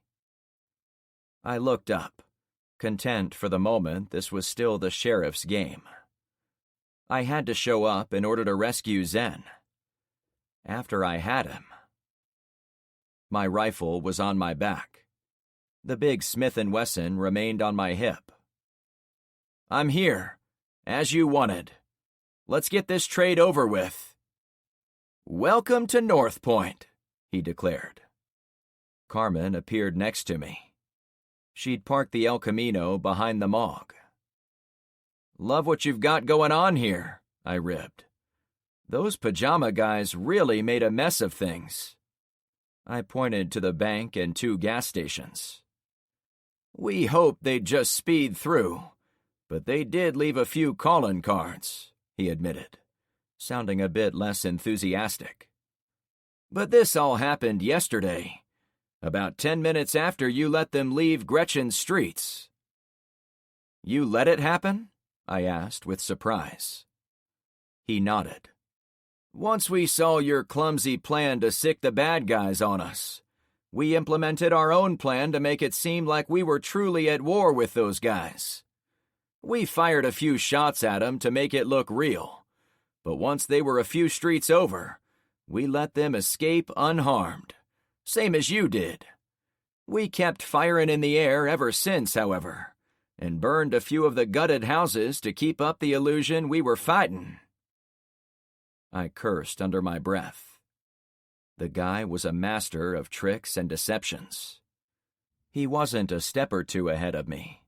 He was on the next flight of stairs. I needed to catch up. "What did that get you?" I asked. "Time, Frank.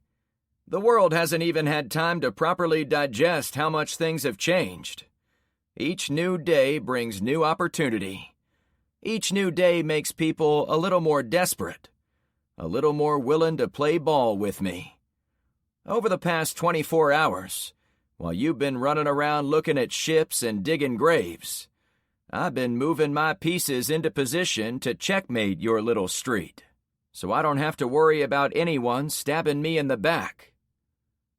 But this was all totally unnecessary. If you hadn't come at us kicking people out of homes, we would have been more than willing to cooperate with you. No one had to be put into danger for all this. The only ones in any danger are your people, he crowed. What about Bonnie? You put her in extreme danger by sending her as a decoy.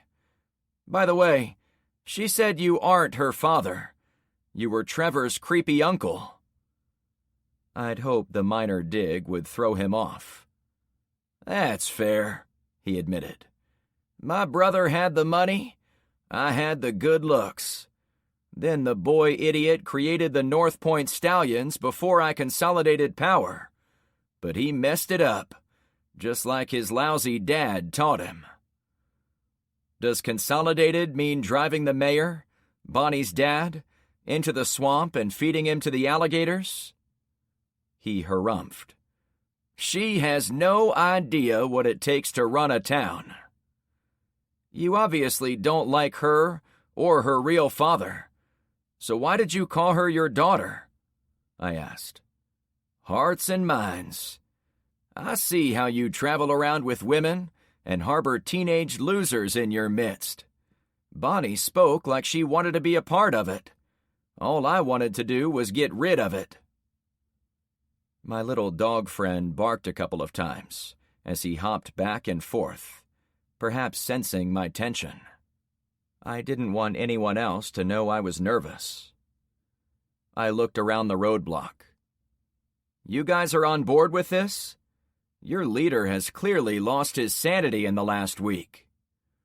A woman's voice called out from behind the blockade of vehicles. Chucky? Save it, the sheriff said. These men know the score. The former mayor couldn't accept what's ahead of us. Like any good military operation, you have to trim the fat from your roster in order to survive the conflict. The longer the war, the more fat you've got to shed. That's rich coming from a guy who looks like he ate every item on the Waffle House menu in one sitting. I'm sure I heard some snickers from his men. Making fun of me won't help, Frank. Let's get this over with, so you can get back to your street and see what's become of it. I thought I heard a tiny bit of defensiveness in his voice. My people have orders not to shoot anyone unless they are a direct threat. Do your men offer the same honorable terms to the people you encounter? Or are they attacking me without provocation? That's horse shit, he answered. My men are eliminating a threat to our entire community. You've stolen, you've looted, you've hoarded guns. To give to the men and women on my street, especially the women, I want them to defend themselves from men like you, Sheriff. Men who would throw them out, or use them in sick games, like you've done with Bonnie, like you've done with her dad. Everyone with eyes can see you are the bad guy in this town. I tried to see if my words had any effect on his minions. Not that I expected a rebellion on the spot, but they had to know they were backing the wrong horse. They couldn't all be bad guys, unless he'd gone out recruiting from death row at the local prison. The law says you are the bad guy, he said with rising anger. I was definitely having an effect on him. I can't say I was sorry to see Trevor get offed, as he was a bad guy too, but he shouldn't have stolen my truck. I saw another opening. I didn't off him, though I admit I really tried. I shot him 4 times, but the bastard just refused to die. It was almost like he had it out for someone, and after meeting you and hearing how you abused Bonnie, his girlfriend, I now know why he wanted to live.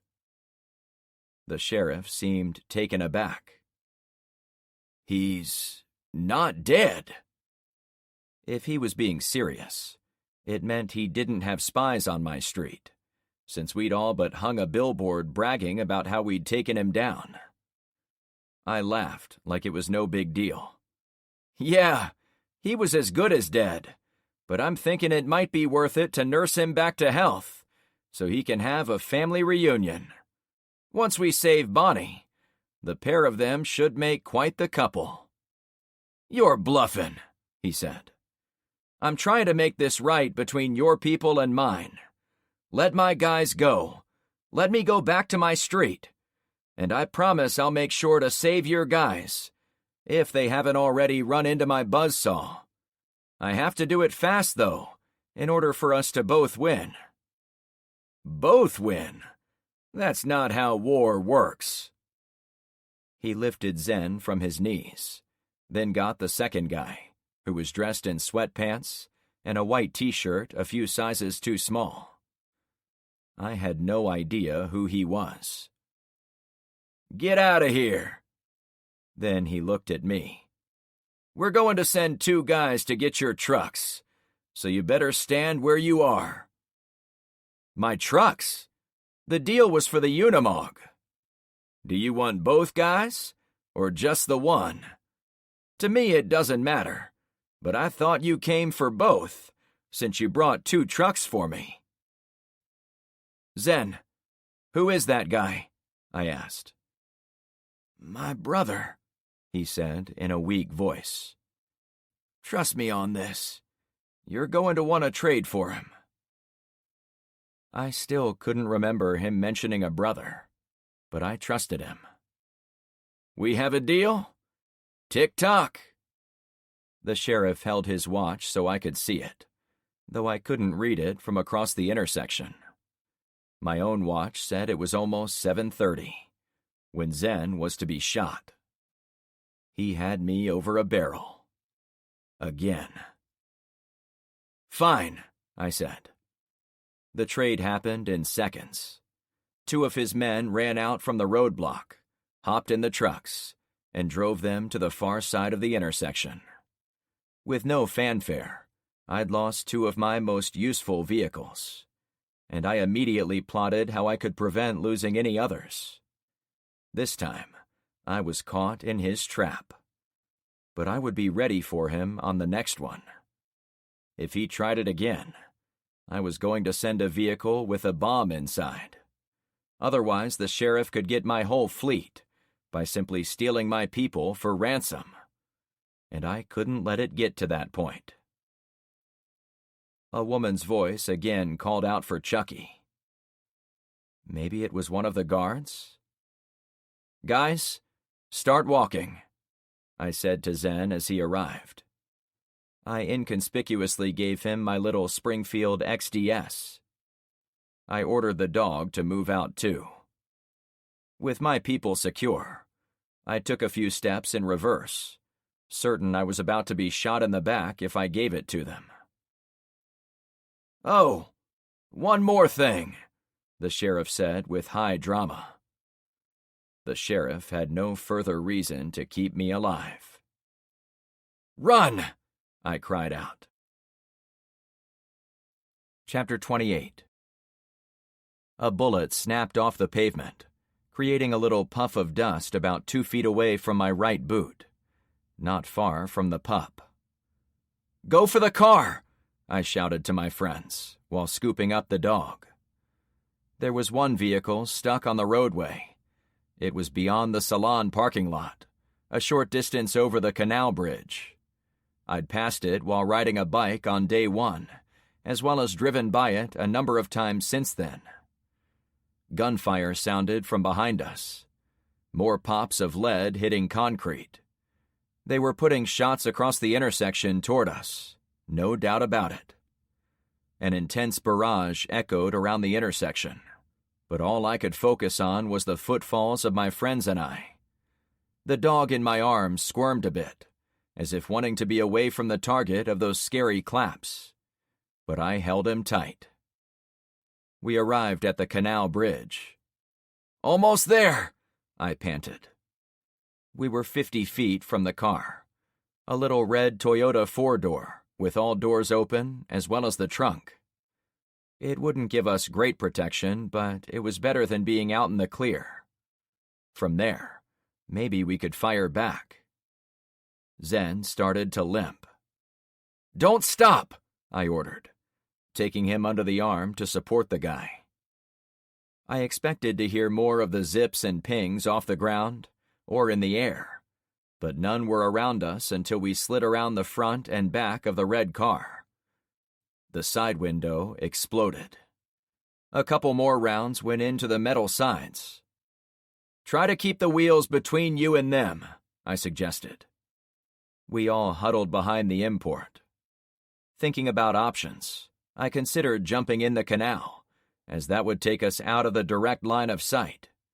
But that was as good as giving up, since they could walk to the bridge and shoot down on us while we treaded water.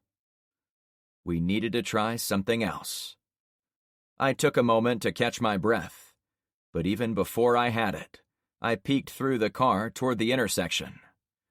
If they were getting in the trucks I'd given them, we'd have to run for the woods, or maybe the houses nearby.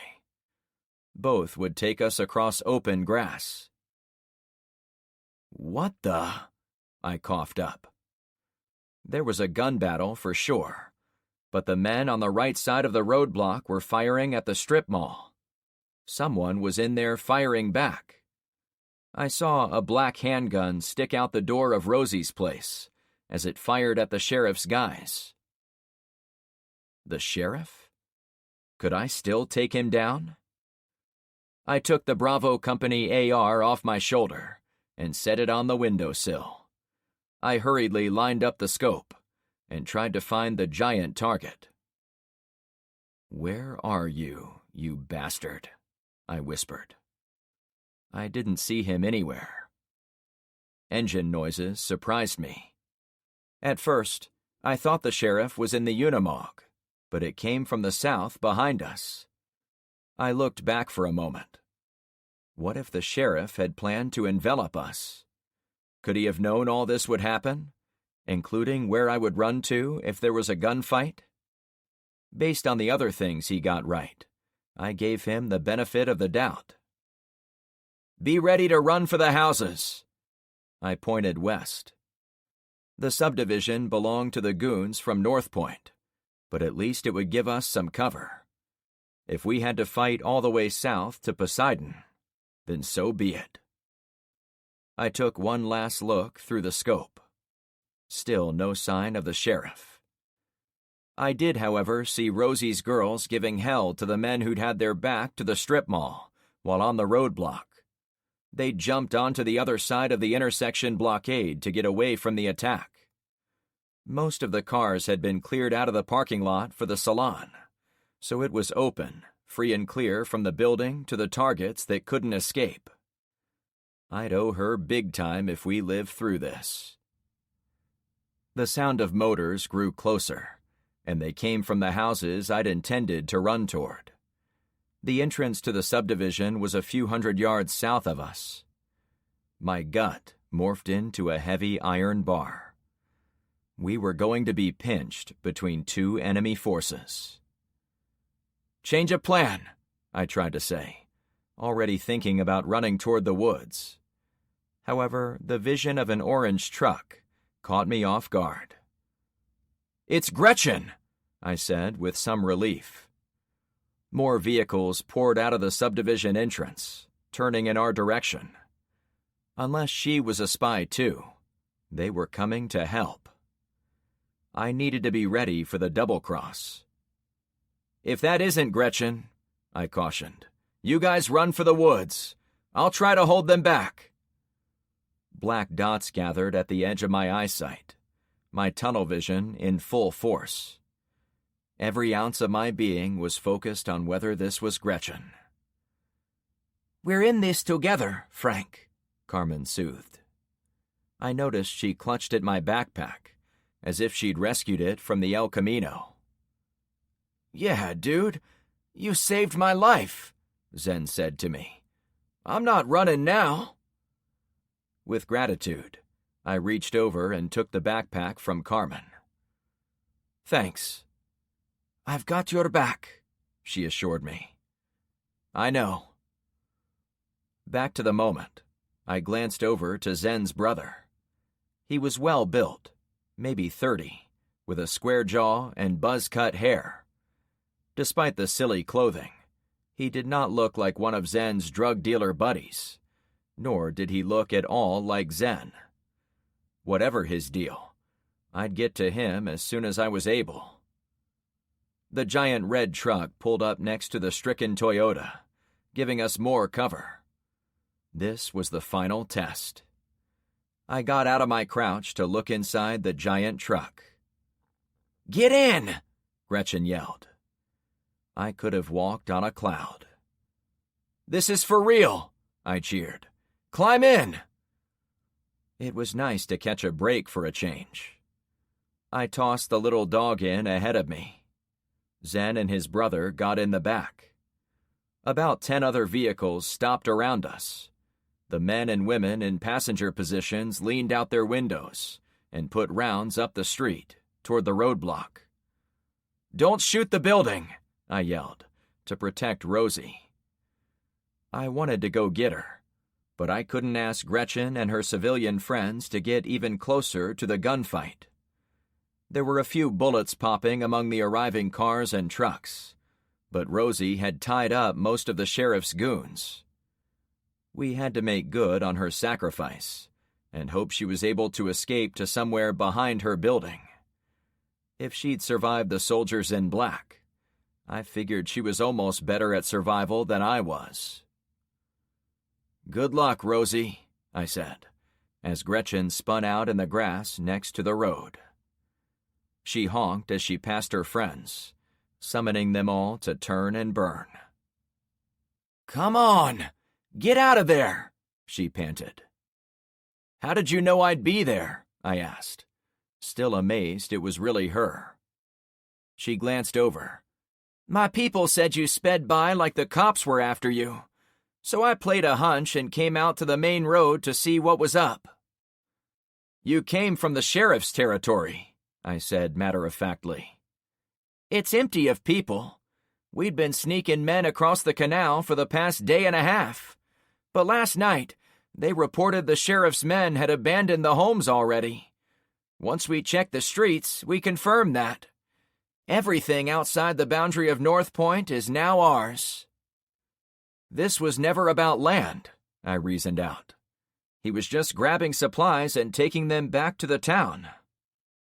Carmen tapped me. "We saw them attacking over the canal by our houses. Don't you think it's a wild coincidence? The house with the most supplies was right where they were?" "Shit," I gasped. "They're going for the Drummond place." "Or your house," Carmen went on. "Both have a lot of our supplies." I turned to Gretchen. "Can you take me to my street?" She put on the brakes and waved at an old Chevy that had been keeping up. When it rolled next to her, it was her son, Zach. "I need you to flag down the others and go back to our homes. Make sure the sheriff doesn't try to sneak through." "But, Mom—" "Please, Zachary. I need to take Frank back to his house." "I can help," he argued. "You were already helping," she said, switching to her don't mess with Mom voice. "You know what you need to do." She waved at him, then slammed the gas pedal. As we drove away, I sat back in my seat, both trying to calm my wild heartbeat, as well as plan for what I was going to do when I got back. "Don't you worry about your son being out in the thick of this mess?" I asked. She laughed. "A week ago, my biggest worry was why I couldn't get my son to do his damned homework. This week, we've experienced an average of 1 near-death encounter per day, no matter where we were." "We keep all our teens in a safe house," Carmen said from next to me on the giant bench seat. "I might send him there," she said, frustrated. "Thanks for the rescue, by the way," I told her. "Consider us even," she said, with a no-look slap on my arm. A second later, sure the wheel was pointed in the right direction, she glanced over to me. "Can your people stop his attack?" "Probably, but they would have an even better chance if we got there and told them the real target. They've got decoys in the woods, and a lot of my people are watching those decoys." "He's a crafty asshole for sure," she replied. As we cruised Bayside running at 60 miles per hour, I finally had a moment to turn around and face Zen. "You okay, bud?" "Yeah, but this whole mess is my fault. I saw a parachute come down in the dark the other night, and I went off looking for it. Found it, too, but only a few seconds ahead of the South American force." "That's where they're from?" I asked with great interest. "This ship came from there. Yeah." "How do you know that?" I asked. "This guy." Zen pointed to the stranger. "Your brother?" I snarked. "He's not really my bro. I said that to get them to keep me and him together. As I said, I found a parachute, and the dude who'd bailed from his fighter jet, but we had to run and hide the entire night. I even found him some non-military clothes. Eventually, though, we got caught." "By the sheriff's people," I concluded. "Yeah, they'd been looking for him, too." "Wait a second." I turned around again.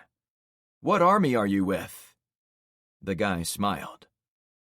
"Navy, actually. I'm Lieutenant Colonel Zeke Hendrickson. I'm here to rescue you." I held his gaze for a 3 count. Then he cracked up. I laughed too, until the questions came to me. "What the hell happened? Who's responsible? Is there still a government somewhere?" "The whole nation has been knocked out. That much is a fact.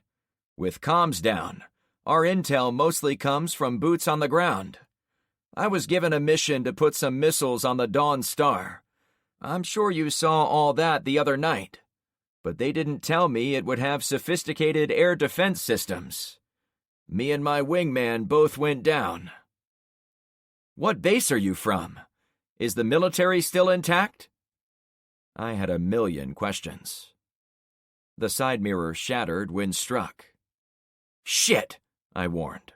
"There are going to be men in the woods up ahead." We'd gone so fast, and I'd been so distracted by the pilot, I'd forgotten to warn about the men with the kayaks. Ahead, on the left, there was still a lot of smoke, suggesting the attack was still in progress. We zipped by the enemy foot soldiers, who only took another shot or two.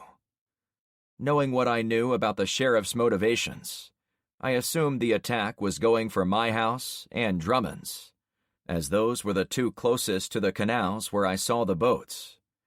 I also made an educated guess they had a plan to get the supplies off our street by moving their vehicles from the woods into my backyard. With enough smoke and mirrors, they might have been able to pull it off. We passed through the front gate as soon as Dante saw my face. He did a cursory scan of the long red truck as it rolled by. Gretchen followed my directions to head straight for home, but I quickly changed my mind about where I wanted to go. "Turn here, at Barracuda." She slowed. "Here?" "Yeah." "Why here?" Carmen asked. "Because I don't know what to expect on our street. If they are attacking the houses we think, they'll be doing it from boats, and if we can get to the end of this street—" A bullet went through the middle of the windshield. Sand grain glass blasted the left side of my face. My heart locked up in my chest. "Down!" I cried out. Gretchen ducked low. "Just tell me where to go, and I'll get you there." I peeked up. Men in camo ran in front yards near the end of the cul-de-sac, and they were trying to take over houses farther up the street. I recalled one of Gretchen's people explaining the sheriff's tactics. "They're overwhelming each house up the line, aren't they?" I suggested to her. Yeah, that's how they did it before. A house ahead was the scene of an encounter between my people and the sheriff's. In fact, as we approached, Nathan ran across the yard of one house and went between the two homes. That one, I pointed. A few enemy guys went inside the front door as we approached. It looked to me like the one that belonged to Marco and his pregnant wife. It was also close to the rope bridge, if my geography was on point. So many houses looked the same. Ran the garage door, I said, gesturing to the busy home. That blue one. I looked over. Sorry in advance for damaging this beauty. She laughed. It already has bullet holes, so a few more scratches are nothing. For the next 5 seconds, I stayed low and held on. Gretchen guided the truck along the street as we took more shots from the end of the block. When we were close to my target, she ran into the grass, cut across the neighbor's yard, then rammed into the garage door of Marco's place. The tires barked as she pumped the brakes inside the garage. She struck trash cans and a weight bench. We stopped. Be careful who you shoot, I cautioned my friends. Unlike the men in black uniforms, the people attacking us were dressed in civilian attire, not unlike what Nathan and the brothers liked to wear. Picking targets was going to be a challenge. I didn't wait for them to get out. I already had my door open, even as the garage door shifted around, as it balanced on top of the truck. Marco! It's Frank! I yelled when I was at the door to the kitchen. I'm kinda busy, he called back. I couldn't do any good sitting in the garage. I turned the handle. Chapter 29. Before I went into Marco's house, I went down a mental checklist. I tapped the safety to be sure it was off. I reminded myself there were friendlies in there, and I set the backpack on the step so I could drag it in with me. My pulse raced as fast as it ever had. Listening to a firefight in the next room could do that. I opened the door and took a peek. Marco was hunched below the kitchen counter, as if he ducked bullets. Someone out of my sight fired 5 or 6 shots in a row, causing glassware to shatter behind the big man. He held a pistol over the counter and blind fired toward the front of his house a couple of times. Then, before another volley came back at him, he crouched and reloaded from a cardboard box on the tiled floor. Where are they? I asked. They are sneaking in the front, but Bella got stuck in the family room, just over there. He made a swooping motion as he pointed, indicating they were in front of the counter he hid behind. Hi, Frank, Nathan called out. Hey, I yelled back. I prepared to go inside with them. Most houses in the area seemed to have 2 ways into the kitchen, since they were rather large homes. I pushed the door open, crept in, and leaned around it, to confirm no one was in the main dining room toward the front of the house. Staying low, I tossed my pack toward Marco, then duck-walked to the far end of the kitchen so I could cover that direction. Before checking the corner, I switched to my S&W revolver, so I didn't have to lean all the way around the corner to engage an enemy with my long gun. When I peeked, my heart stopped. A man in camo attire had been advancing around an ornate wooden dining table. We both blurted, "Shit!" at the same time. We both raised our weapons. His was a tricked-out AR pattern rifle, like the one hanging limp on my sling. The man's eyes grew wide as he made a similar study of the giant revolver facing him. It seemingly took an eternity for me to pull the trigger. The concussive blast of the powerful .50 caliber round bucked my entire arm as the bullet went out. If the other guy fired, I didn't hear it. He, however, took my shot in the middle of his chest, and he was shoved backward, as if punched by a gorilla. A little stunned from the surprise encounter, I made myself get up and charge across the room. I wanted to make sure the man was down for good. Then I intended to peek around the next corner. Still about 10 feet away, a second guy appeared at the far entryway. My heart stopped. Now I was the man caught out in the open.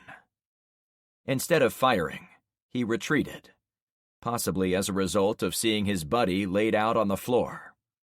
Or he had the same issue as me and didn't want to expose his whole body to get his rifle around the corner. Whatever the reason, I didn't let him straighten it out. I fell to one knee, gripped the giant gun with both hands, then aimed for the wall to the right of where he'd popped out, imagining his outline behind it.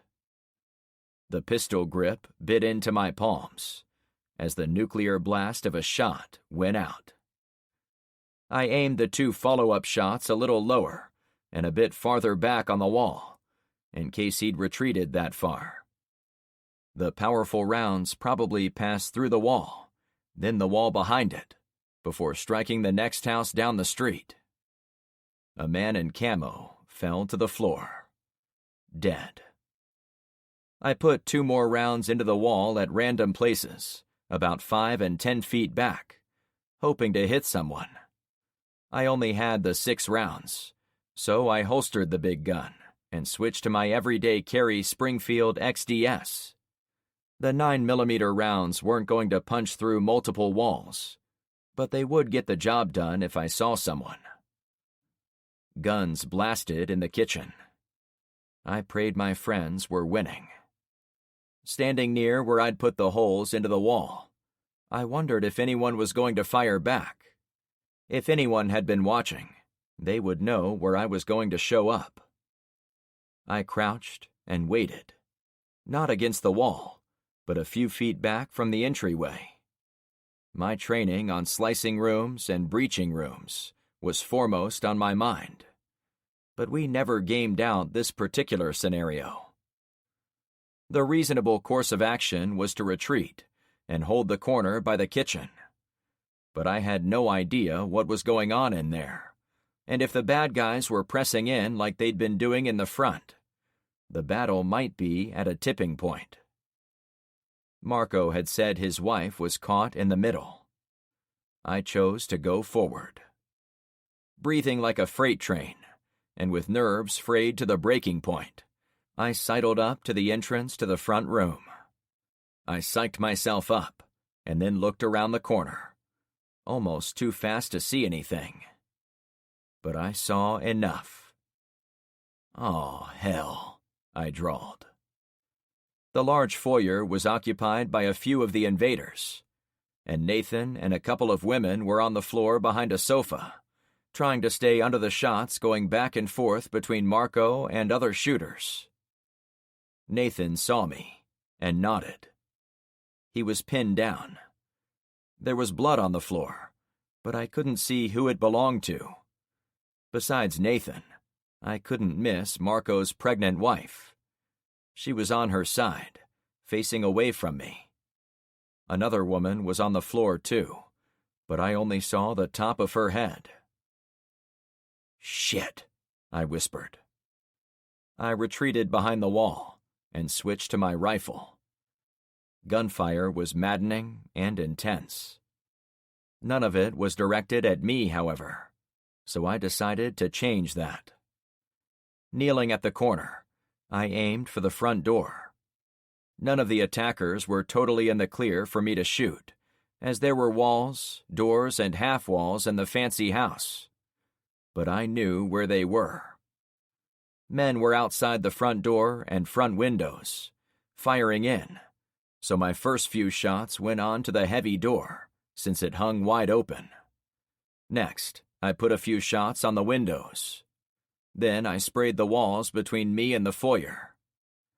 I'd forgotten to count my shots, so I had to guess I had about 15 left. Motion caught my eye.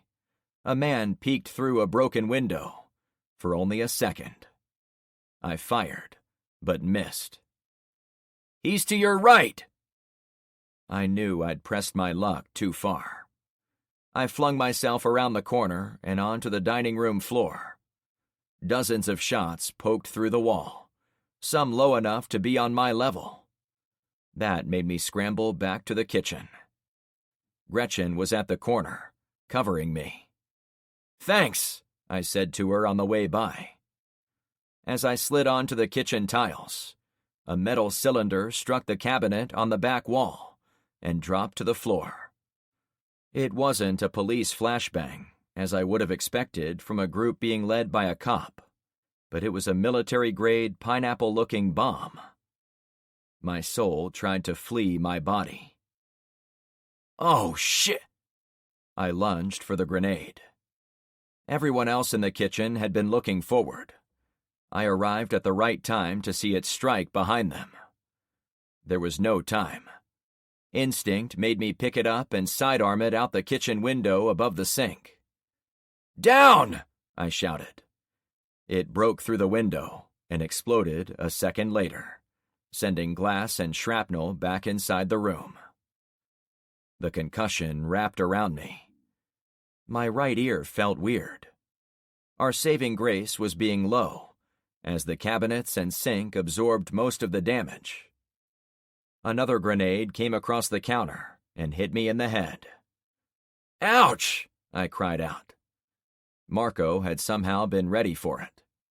As soon as it touched the floor, he scooped it up, half-turned, then whipped it into the family room.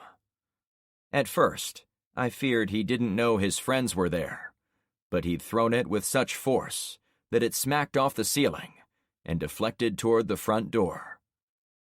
The crump of an explosion reverberated through the house, as did the screams of terror from the attackers. "That was—" I started to say. A man appeared at the back door. He could see all of us in the kitchen and the people in the family room. He aimed for those closest to him. He aimed for Bella and Nathan. "We can't catch a break," I grumbled, as I hauled my AR around. Before I could bring it to bear, he sprayed my friends at full auto. Marco and Carmen also zeroed in on him. He noticed us too late. My semi-auto shots went out. Unsteady, it took me 5 or 6 tries to put a bullet in his chest. Wild, since he was only 10 or 15 feet away. I realized I was shaking. As soon as he confirmed the guy in back was no threat, and no grenades were coming at him, Marco stood up with a shotgun and pumped all 7 shots down the hall. Then he threw the shotgun at them. A couple of men had been screaming in agony since they ate their own grenade, though I could barely hear them. I imagined my head was inside a ringing church bell. The big guy looked at me as he switched again to his double-stack Glock. "Back my ass up? I'm right behind you." I grabbed a second mag from my pack, then dropped in behind him. No shots came at us from the hallway. He didn't go toward his wife. Instead, he went the way I'd have gone, into the dining room, the longer but safer way. The guy powered around the corner into the front room. "Wait up," I said, while trying to regain my sense of hearing. I had it in mind to explain what I'd seen, how I'd almost been tagged through the wall, and so on. But he wasn't of a mind to take it slow. He'd already gone to the far side of the next room. He was on a mission. "No," I pleaded. "Slow down." I couldn't catch him before he went around the bend.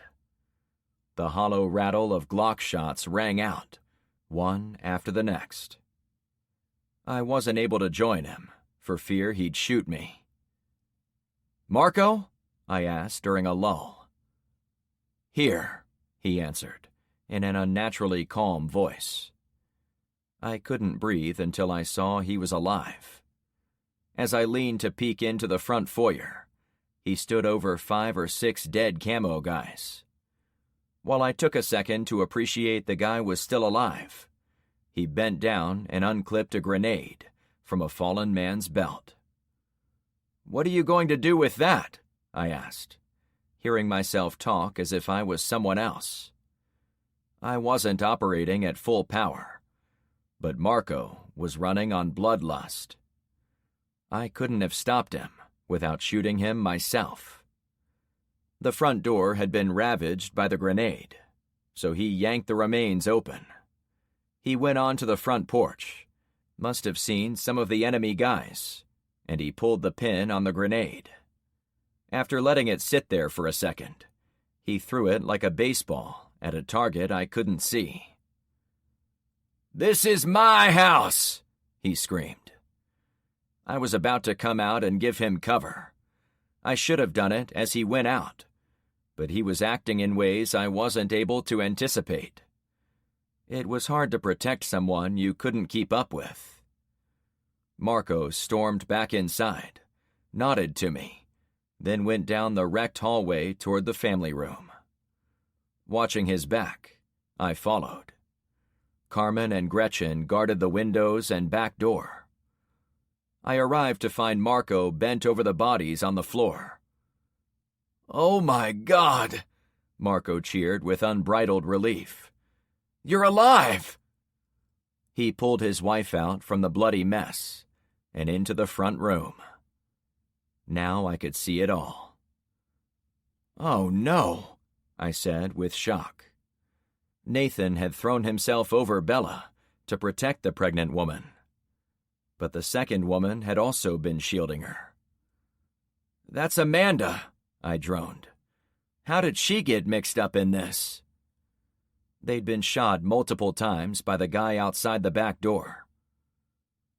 "Frank," Carmen said. I heard her, but it took her calling my name a second time before it registered. "Yeah," I said. She crouched next to the door.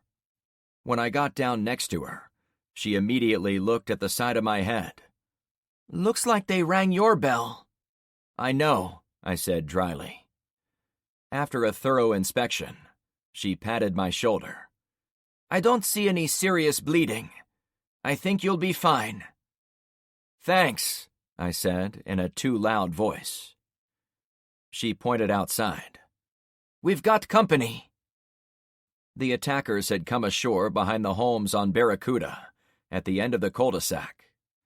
They'd captured the first 3 houses on the street, giving them access to the house with the bridge behind it. From there, they protected each other, as some kayaks continued to the clownfish side of the canal, and others crossed on the rope bridge and went directly for Drummond's house on foot. As it was, about 5 guys bashed at the boards blocking the rear door of his home. A couple additional men hurried across the bridge. I looked at Marco. The super soldier fell to the carpeted floor of the front room, hugging his sobbing wife. I didn't think he was in this fight anymore. I turned to Gretchen and Carmen. "This is it. We have to stop them." Zen and the Navy pilot were in the kitchen, hunkered down. To my surprise, I heard Zen tell the guy he couldn't join the gunfight, since I, Frank, wouldn't want him putting himself in danger for us. I figured my fellow leader was finally growing into the position. "Hey Zen, keep that guy alive, okay?" "I've got everyone's backs," he assured me. Outside, the attackers were making their way toward the supplies. A part of me wanted to reason with the men, explain that we were only on day 8 of the disaster, and we had evidence with the Navy pilot that civilization was still holding together somewhere in the world. But the second I said anything, a motivated force of attackers was going to fire guns at me. This house was on the interior of our defenses, and it had none of the protective Triton boxes. I'd have to depend on the basic cinder block construction to shield us from those gunshots. But that was an imperfect plan. "You two spray the guys on the bridge," I said to the pair of ladies holding shotguns. "I'll take the guys by the houses across the canal." We had to hit them all at once. They both gave me a sign they'd heard me. Carmen scooted to the far side of the back door, while the cowboy-dressed woman went to the window in the kitchen. Their movements gave me a few seconds to steady my muscle spasms and my pounding heart. Finally, I aimed my rifle at one of the guys on the far side. "Now!" I yelled. The first shot took out the glass of the window in front of me. I needed a second to reorient on my targets. Gretchen and Carmen fired one after the other. There was no glass left on Gretchen's window, so she was free and clear. One of the men on the bridge tried to throw a smoke canister, but I saw it hit near the shore and roll out of sight, apparently into the water. Neither of the two men made it across the bridge. My second shot struck a guy behind Drummond's house, and he fell to the ground screaming. A couple of them returned fire, as they ducked behind landscaping and a fire pit. "Okay, now we relocate," I said to them. The ladies fired a few more times, then retreated. Shots came back at us, as they must have figured out where we were. "Did we get 'em?" Gretchen asked. My ears were in pain, howling from overstimulation. "Let's wait before we check," I said in a loud voice, as Carmen and I went the long way around to the kitchen again. I was yelling to compensate for my hearing. The guys across the canal weren't idiots. Bullets cracked the remaining glass of the back doors. The kitchen window was wide open, and shots came in every few seconds. The men were making sure we couldn't fire from inside the house again. It was a smart play for them. But my friends were counting on me. The people on this end of Barracuda had been assaulted, and I assumed most of the remaining residents of the street were still evacuating, rather than fighting. My friends on Clownfish might not even realize the goons had come across, and were lurking in their backyards. "My kingdom for a radio," I said, repeating a phrase one of my mechanics always used. When he'd said it, the phrase was more like, "My kingdom for a 3/16 socket." Another of the smoke canisters came into the backyard, immediately throwing up choking white smoke. I peeked outside, noting the position of the rope joining the house next door. As soon as the smoke was thick enough, I leaned around the corner of the glass doors. What was left of them. I followed the rope into the smoke and estimated where the men would be. Then I fired about 10 shots. I pulled back. "Smoke works both ways," I mused. "Should I fire out there?" Carmen asked. "No, reload from my pack, then get back in the truck." "We leavin'?" Gretchen asked. "Yeah. There isn't much we can do here with all that smoke. I want to go somewhere we can make a difference." We got everyone to the garage, including Marco and Bella. "Thank you so much," she said to all of us, weeping continuously. The 7 of us squeezed into the 4-door rig. Once inside, Gretchen backed the truck out of the garage, then floored it in reverse. The same guys at the end of the street put shots on the truck, but she weaved to make herself harder to hit. The shooters put one more in the right corner windshield, but they seemed to miss the others. Gretchen backed us around the corner at the end. "Get us onto Clownfish as fast as possible," I commanded. She hit the gas. I was tempted to fire sideways on the bridge as we crossed the canal, but there was still a lot of smoke down there. It sufficed that no one could fire on us as we sped by, since they couldn't see us. As we were about to turn on to Clownfish, a vehicle shot out of the woods nearby. I went to full attention, until I saw a guy waving his arms like a madman from behind the wheel. He honked the horn of the overbuilt Jeep-like pickup truck. "That's Shane," I said, no longer surprised by anything he did. He skidded to a stop in the grass at the edge of the road. We spoke through our windows. "What the hell is going on?" I asked. Behind him, Sonny drove a mint-condition Baja Bug, an old Volkswagen Beetle, modified for off-road use. He pulled the teal car to a spot next to his brother. He had to stand at his door to see over the cab of Shane's massive truck. Shane snickered. "You gave us an assignment to mess with their attack, but the guys driving these trucks must have been the dumb ones. They sat in their vehicles revving them up, making a bunch of noise, but they didn't attack or anything." "Did you kill the drivers?" After being pumped with adrenaline and almost killed a few times, I was comfortable with the idea of fighting back against anyone and everyone who was part of the attack. "I didn't have to," he guffawed. "The idiots didn't realize how much their engines covered our approach. All I had to do was walk into their blind spots, roll up to their doors, then walk back to my bro." "You got 'em all?" I asked with shock.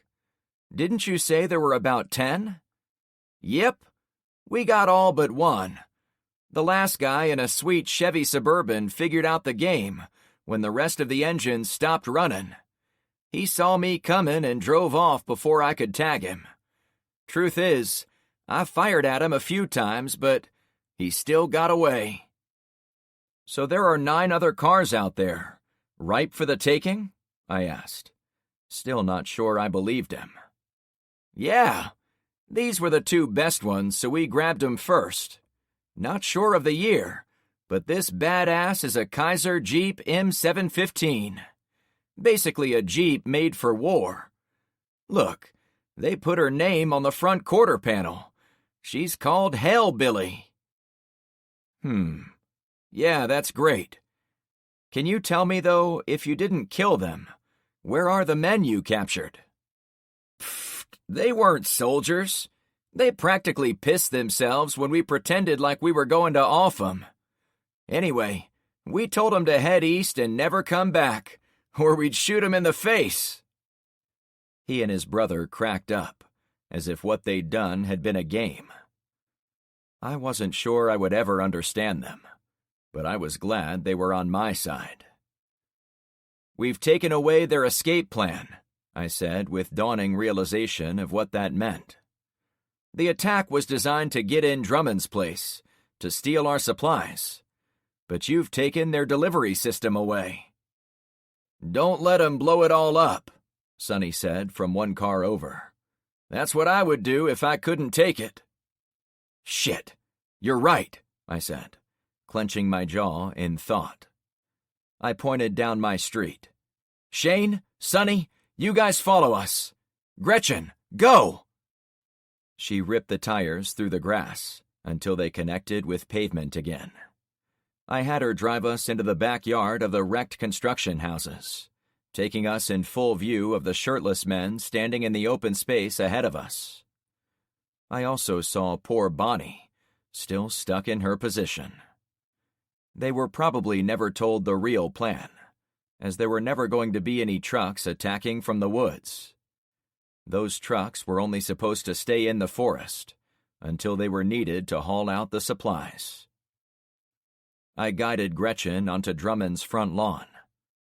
"Gretchen, will you back out of here with Marco and his wife, plus Zen and the pilot? They're all our high-value assets right now."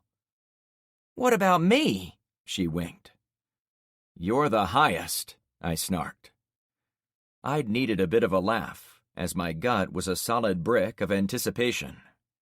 I was either going to end this battle here at the house, or I'd have to kill a bunch of people. I hopped down after Carmen. "Shane, you guys rev your engines," I called to them. I hurried through the front door of the old guy's home and entered the kitchen with more caution. I still heard the enemy men banging on the plywood with the butts of their guns, so I'd made the educated guess none of them had gotten inside. They'd failed to plan for the hardening we'd done to the home. Carmen followed me in, watching my backside. I strolled over to the back wall.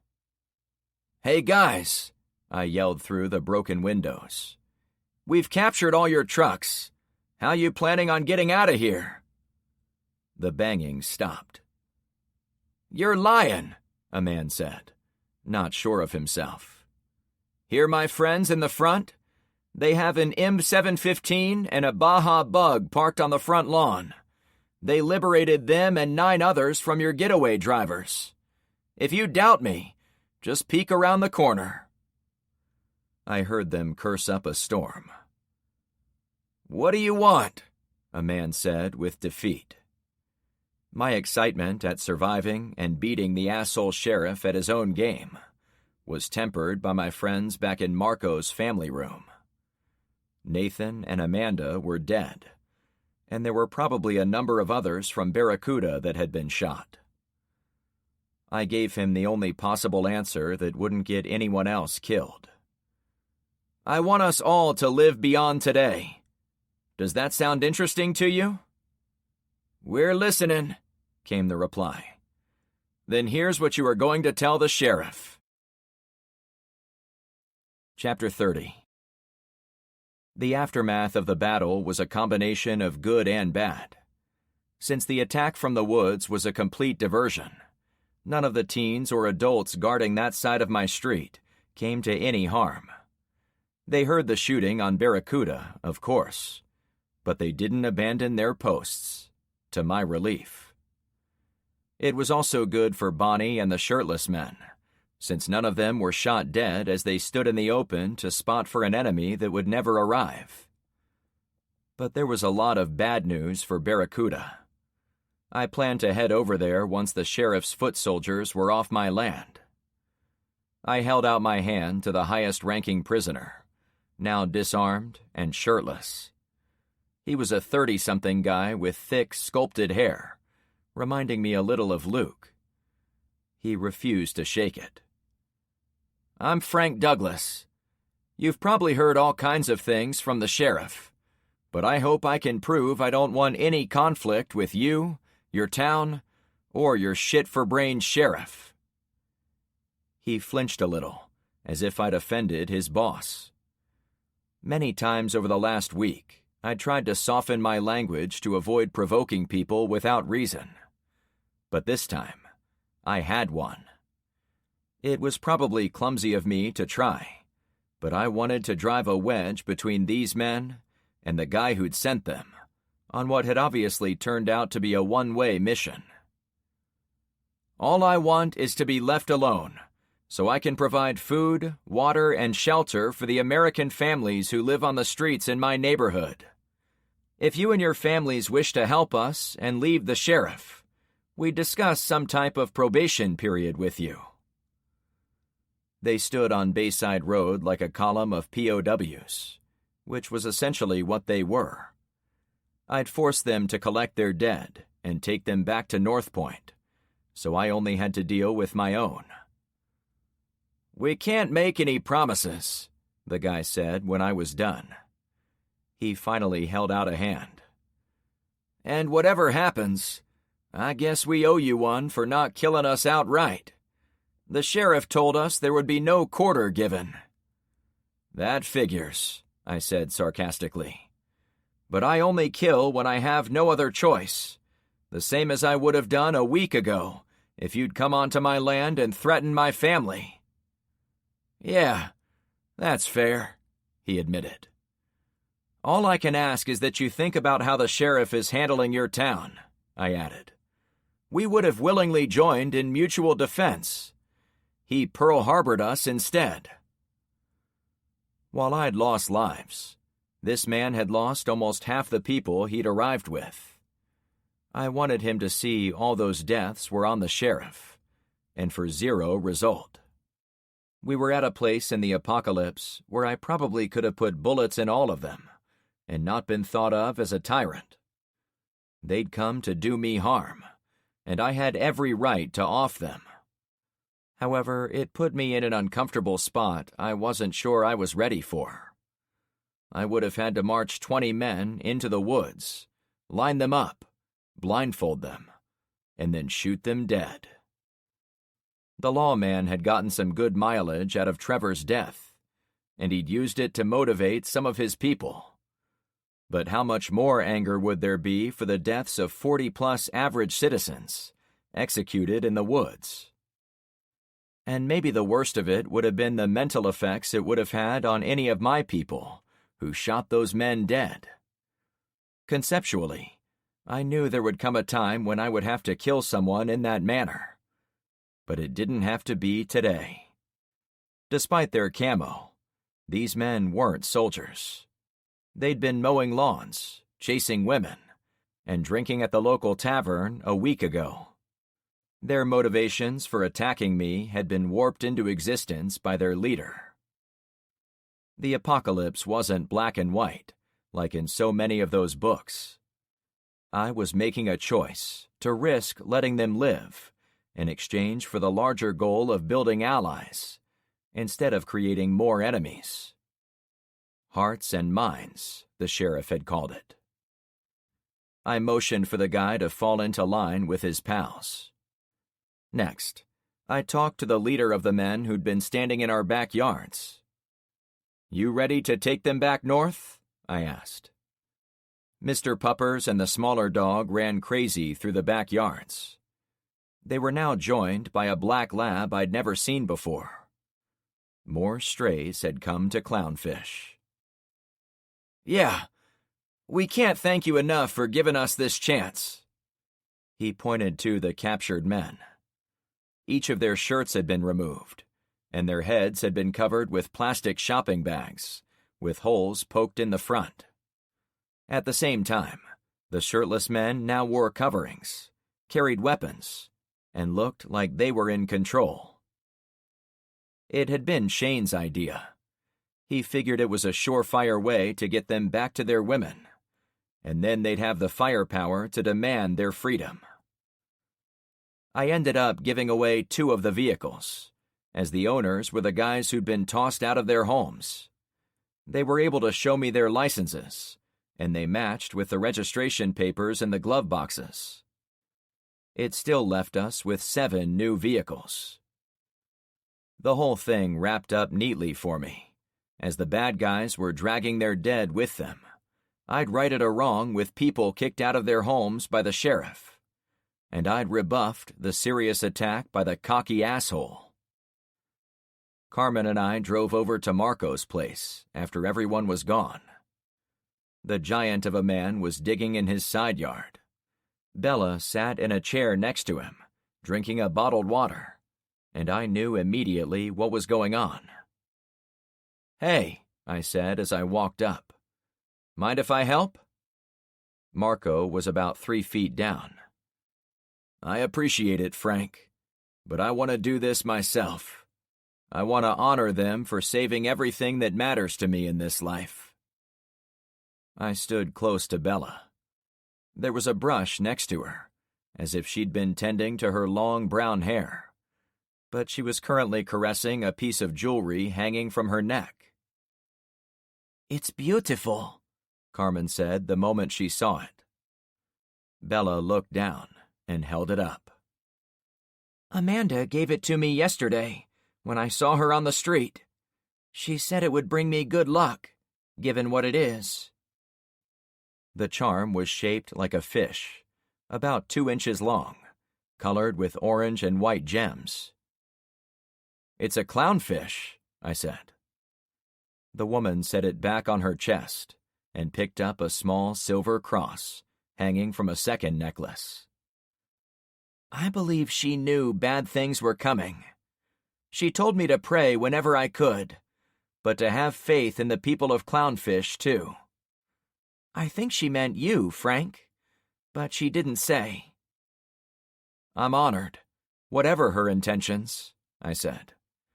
"We're a team on Clownfish, and we're in this with you fine people on Barracuda, too." "I'm going to wear it until the power comes back on," she replied, "to remember her." "That's a wonderful tribute," Carmen told her. "So, do you want me to get you 2 a couple of chairs?" Bella asked as she tried to get up. No, I stopped her. We can't stay long. Carmen and I mainly wanted to come over here and see what the toll on Barracuda was for the sheriff's attack.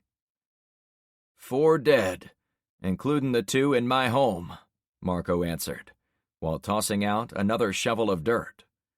A few more wounded. 4?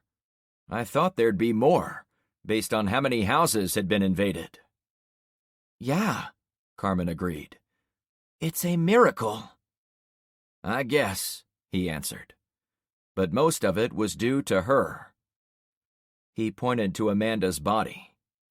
He'd put a sheet over her as she lay on his lawn near the back corner of the house. How so? I asked. She was the one keeping watch on the canal back there.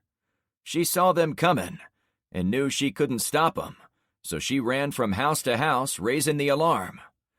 By the time the kayaks hit the near shore, she'd already evacuated all the houses on the cul-de-sac. The only people who died were those who tried to delay the attackers, so the rest of the houses up the street could get to safety. Amanda made it to my house before she got trapped with my wife. And Nathan? He'd gone into the house a minute before I did. I didn't know it at the time, but he was shooting a sniper rifle from the other end of the street, killing those men as soon as they stuck their heads out. I guess he ran out of ammo, or the guys figured out to stay in the backyards. Either way, Nathan decided he wanted to kill some more of them up close.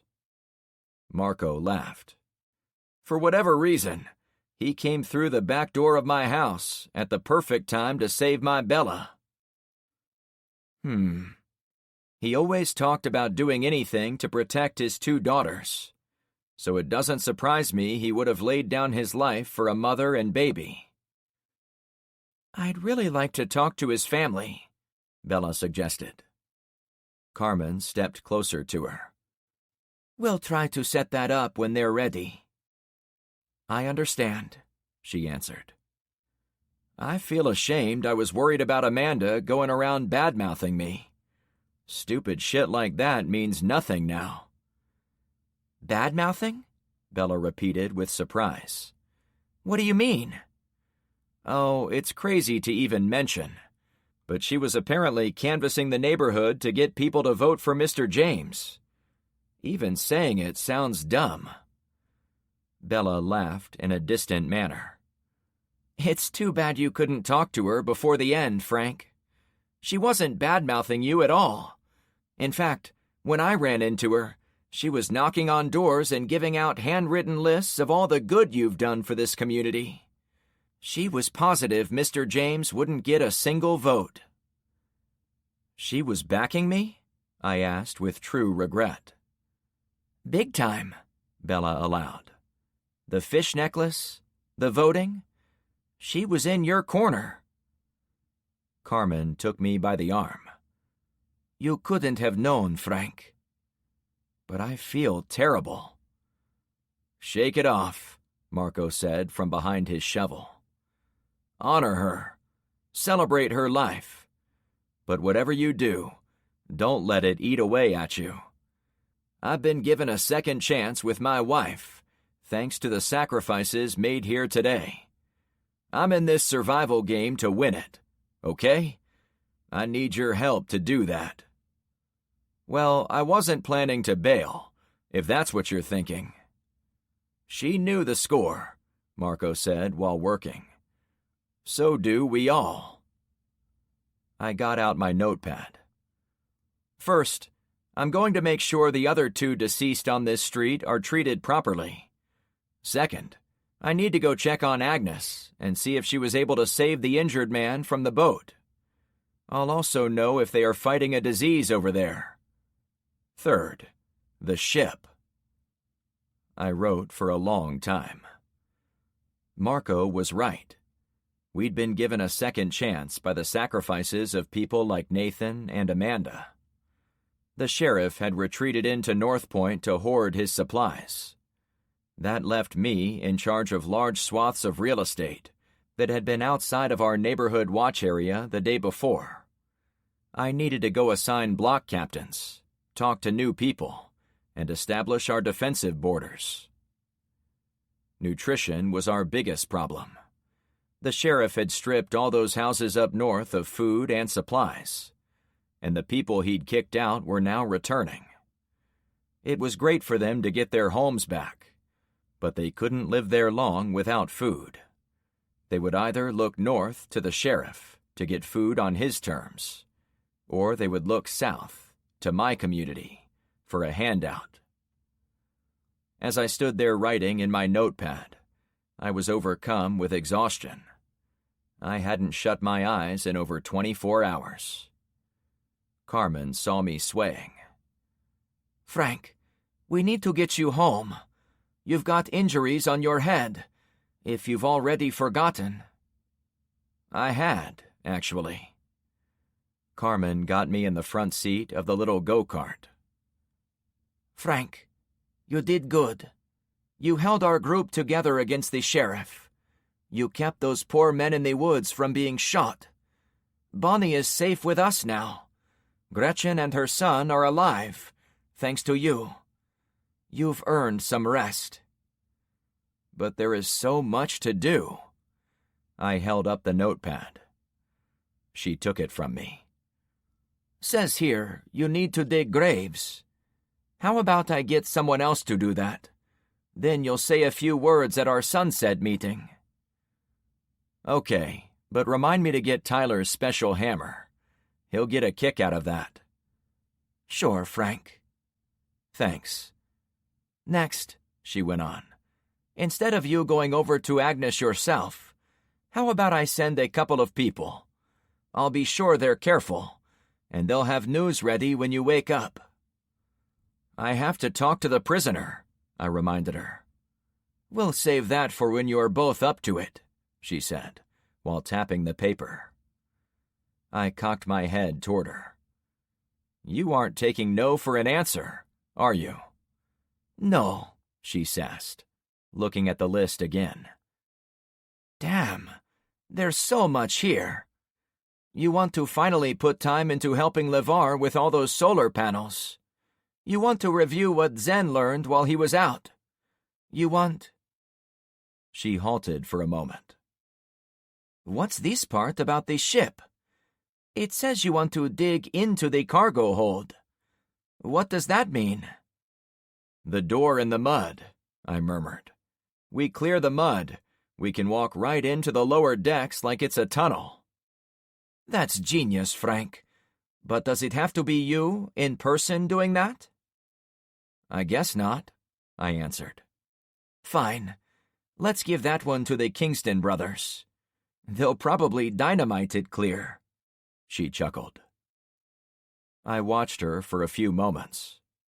Her hair fell loosely to her shoulders, and she'd been running and gunning with me for almost the same 24 hours. While she was covered in grime, and her top was soaked with sweat, she was still stunningly beautiful. She blushed when she saw me admiring her. Oh, no.